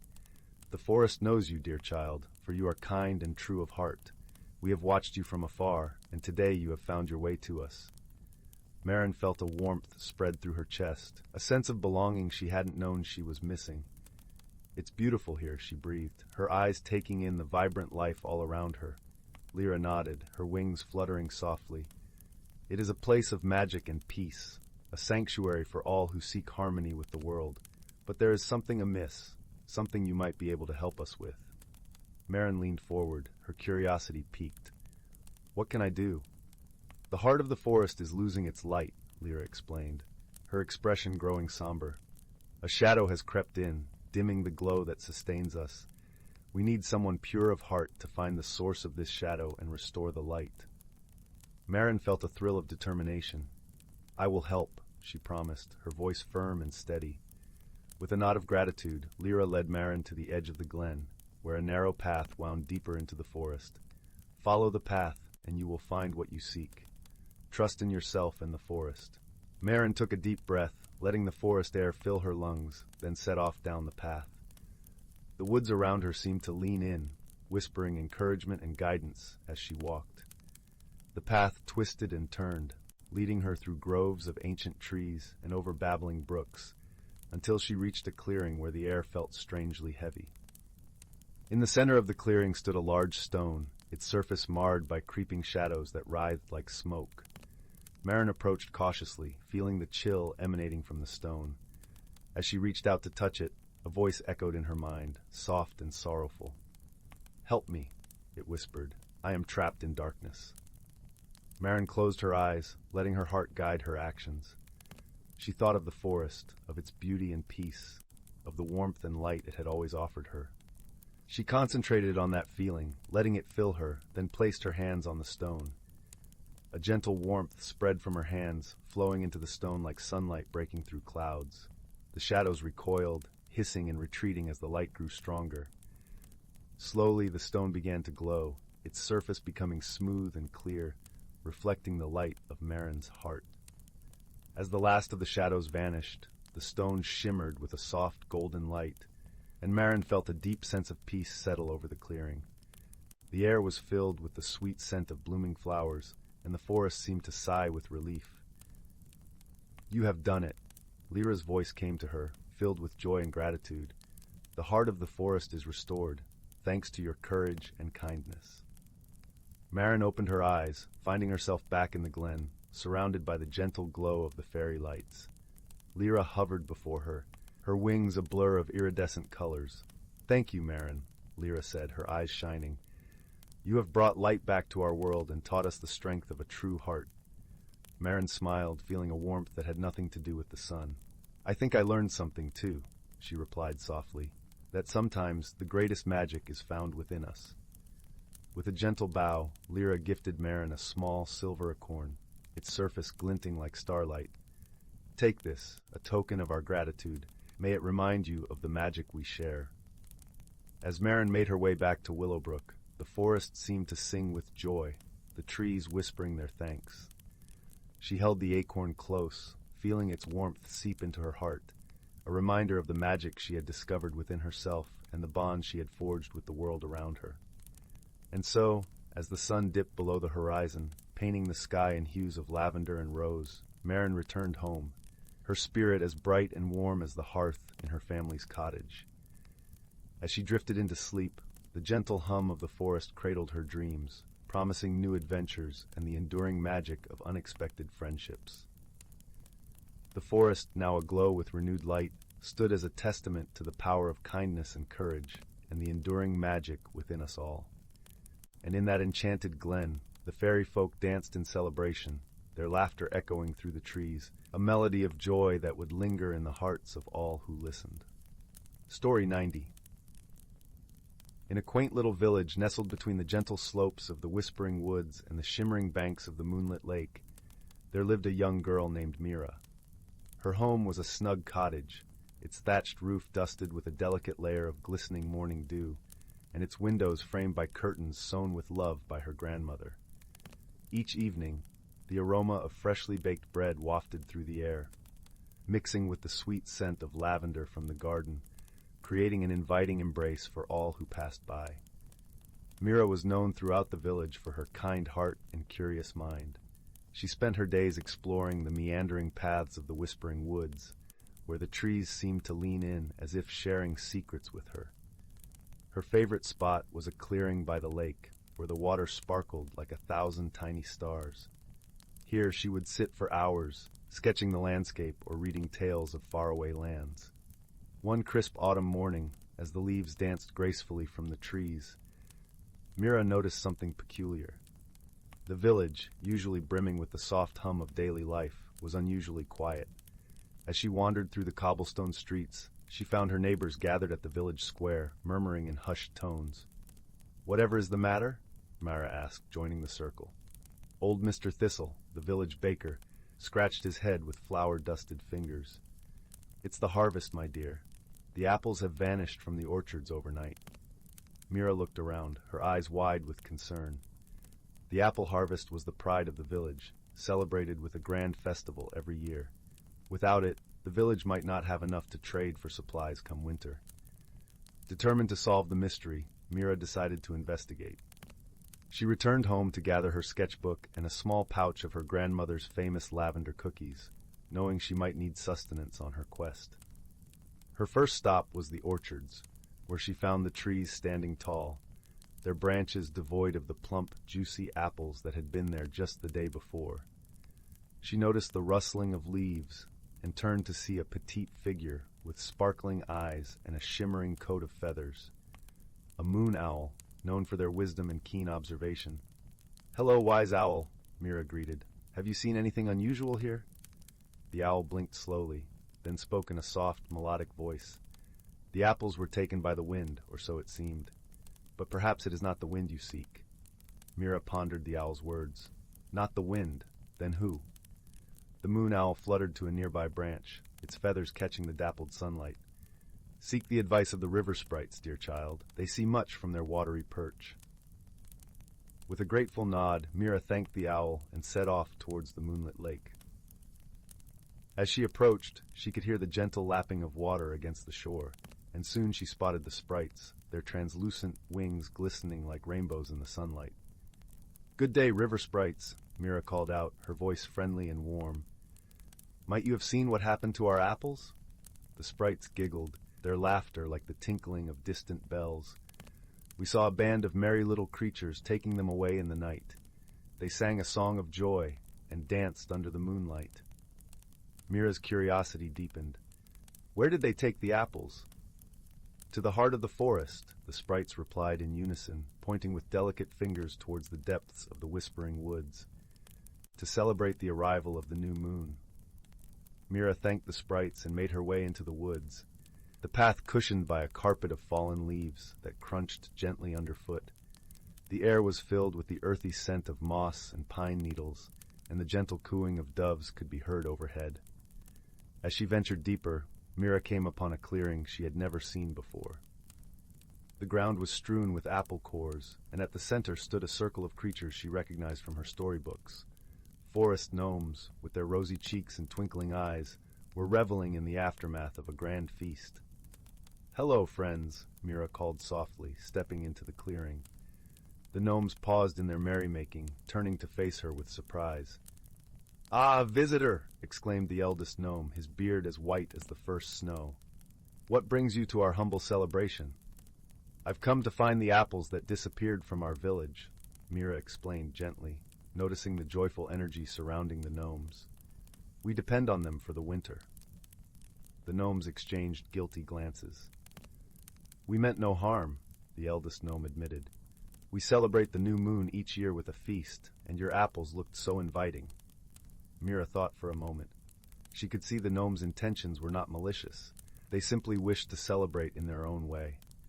An idea began to take shape in her mind. "Perhaps we can share the apples," Mira suggested. "We could join in your celebration, and in return, you help us gather enough for the village's needs." The gnomes huddled together, their whispers like the rustling of leaves. Finally, they turned to Mira with bright smiles. A splendid idea indeed. With that, Mira and the gnomes worked together, gathering the apples left in the forest. As they harvested, Mira shared her grandmother's lavender cookies, which were received with delighted squeals. As the sun dipped below the horizon, painting the sky in shades of pink and gold, the village and the gnomes came together for the first time. They celebrated under the twinkling stars, sharing stories and laughter, united by friendship and understanding. When the festivities came to an end, Mira returned home, her heart full and content. The mystery of the missing apples had been solved not through conflict, but through kindness and cooperation, a lesson she knew would stay with her forever. And so, with the village's stores replenished and new friendships forged, the gentle night wrapped its comforting arms around the world, whispering promises of peace and dreams as Mira drifted into a restful sleep, her mind at ease beside the crackling warmth of her fireplace. Story 91. Once upon a time, in a world where the earth met the clouds, there was a village nestled snugly at the edge of a vast forest. The village was a tapestry of tiny cottages with thatched roofs, each one painted in soft hues of blue yellow. Smoke curled lazily from chimneys, filling the crisp air with the comforting scent of pinewood fires. Beyond the village, the forest stretched endlessly, its trees standing like ancient sentinels, their leaves whispering secrets to the wind. In this village lived a young boy named Finn. Finn was known for his curious nature and a smile as bright as the morning sun. He spent his days exploring the nooks and crannies of the forest, searching for hidden treasures and befriending the creatures that called it home. His closest companion was a small, fluffy squirrel named Nutmeg, who would scamper along the branches above, chattering excitedly as Finn shared stories of his adventures. However, Finn's world was about to expand beyond anything he had imagined.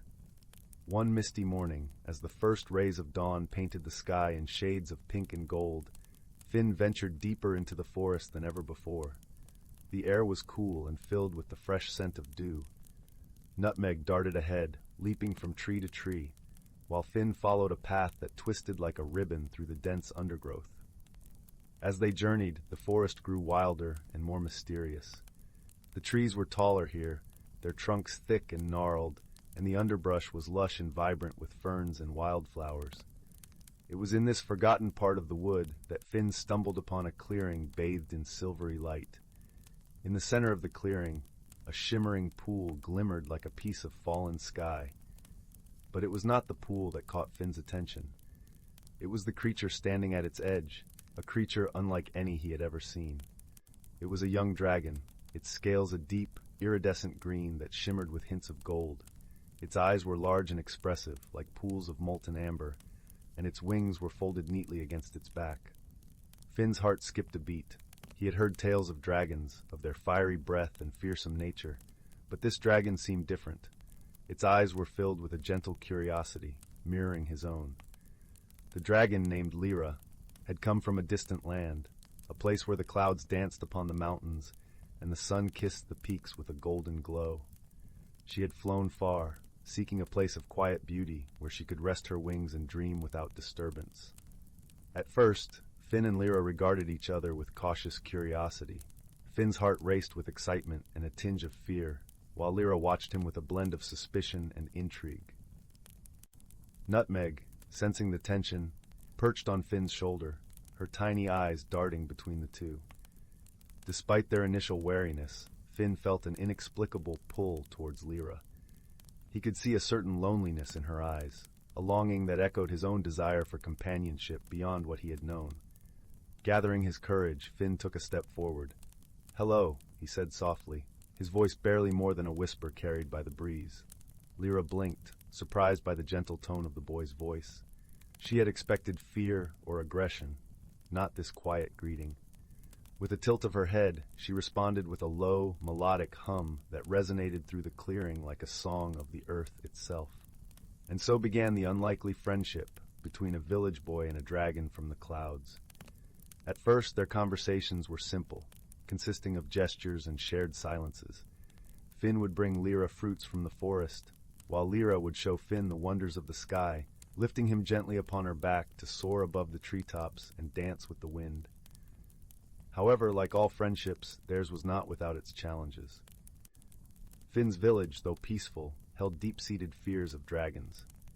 Tales of fire and destruction had been passed down through generations, weaving a tapestry of fear that was hard to unravel. When villagers caught sight of Finn and Lyra soaring through the sky, panic rippled through the community. One afternoon, as Finn returned home with Nutmeg, he found the village in an uproar. Whispers filled the air, laden with fear and suspicion. The villagers, normally warm and welcoming, now regarded Finn with wary eyes. "Dragons bring nothing but trouble," muttered Old Man Thistle, a gnarled figure who sat by the village square. "Mark my words, boy, you'll lead us all to ruin."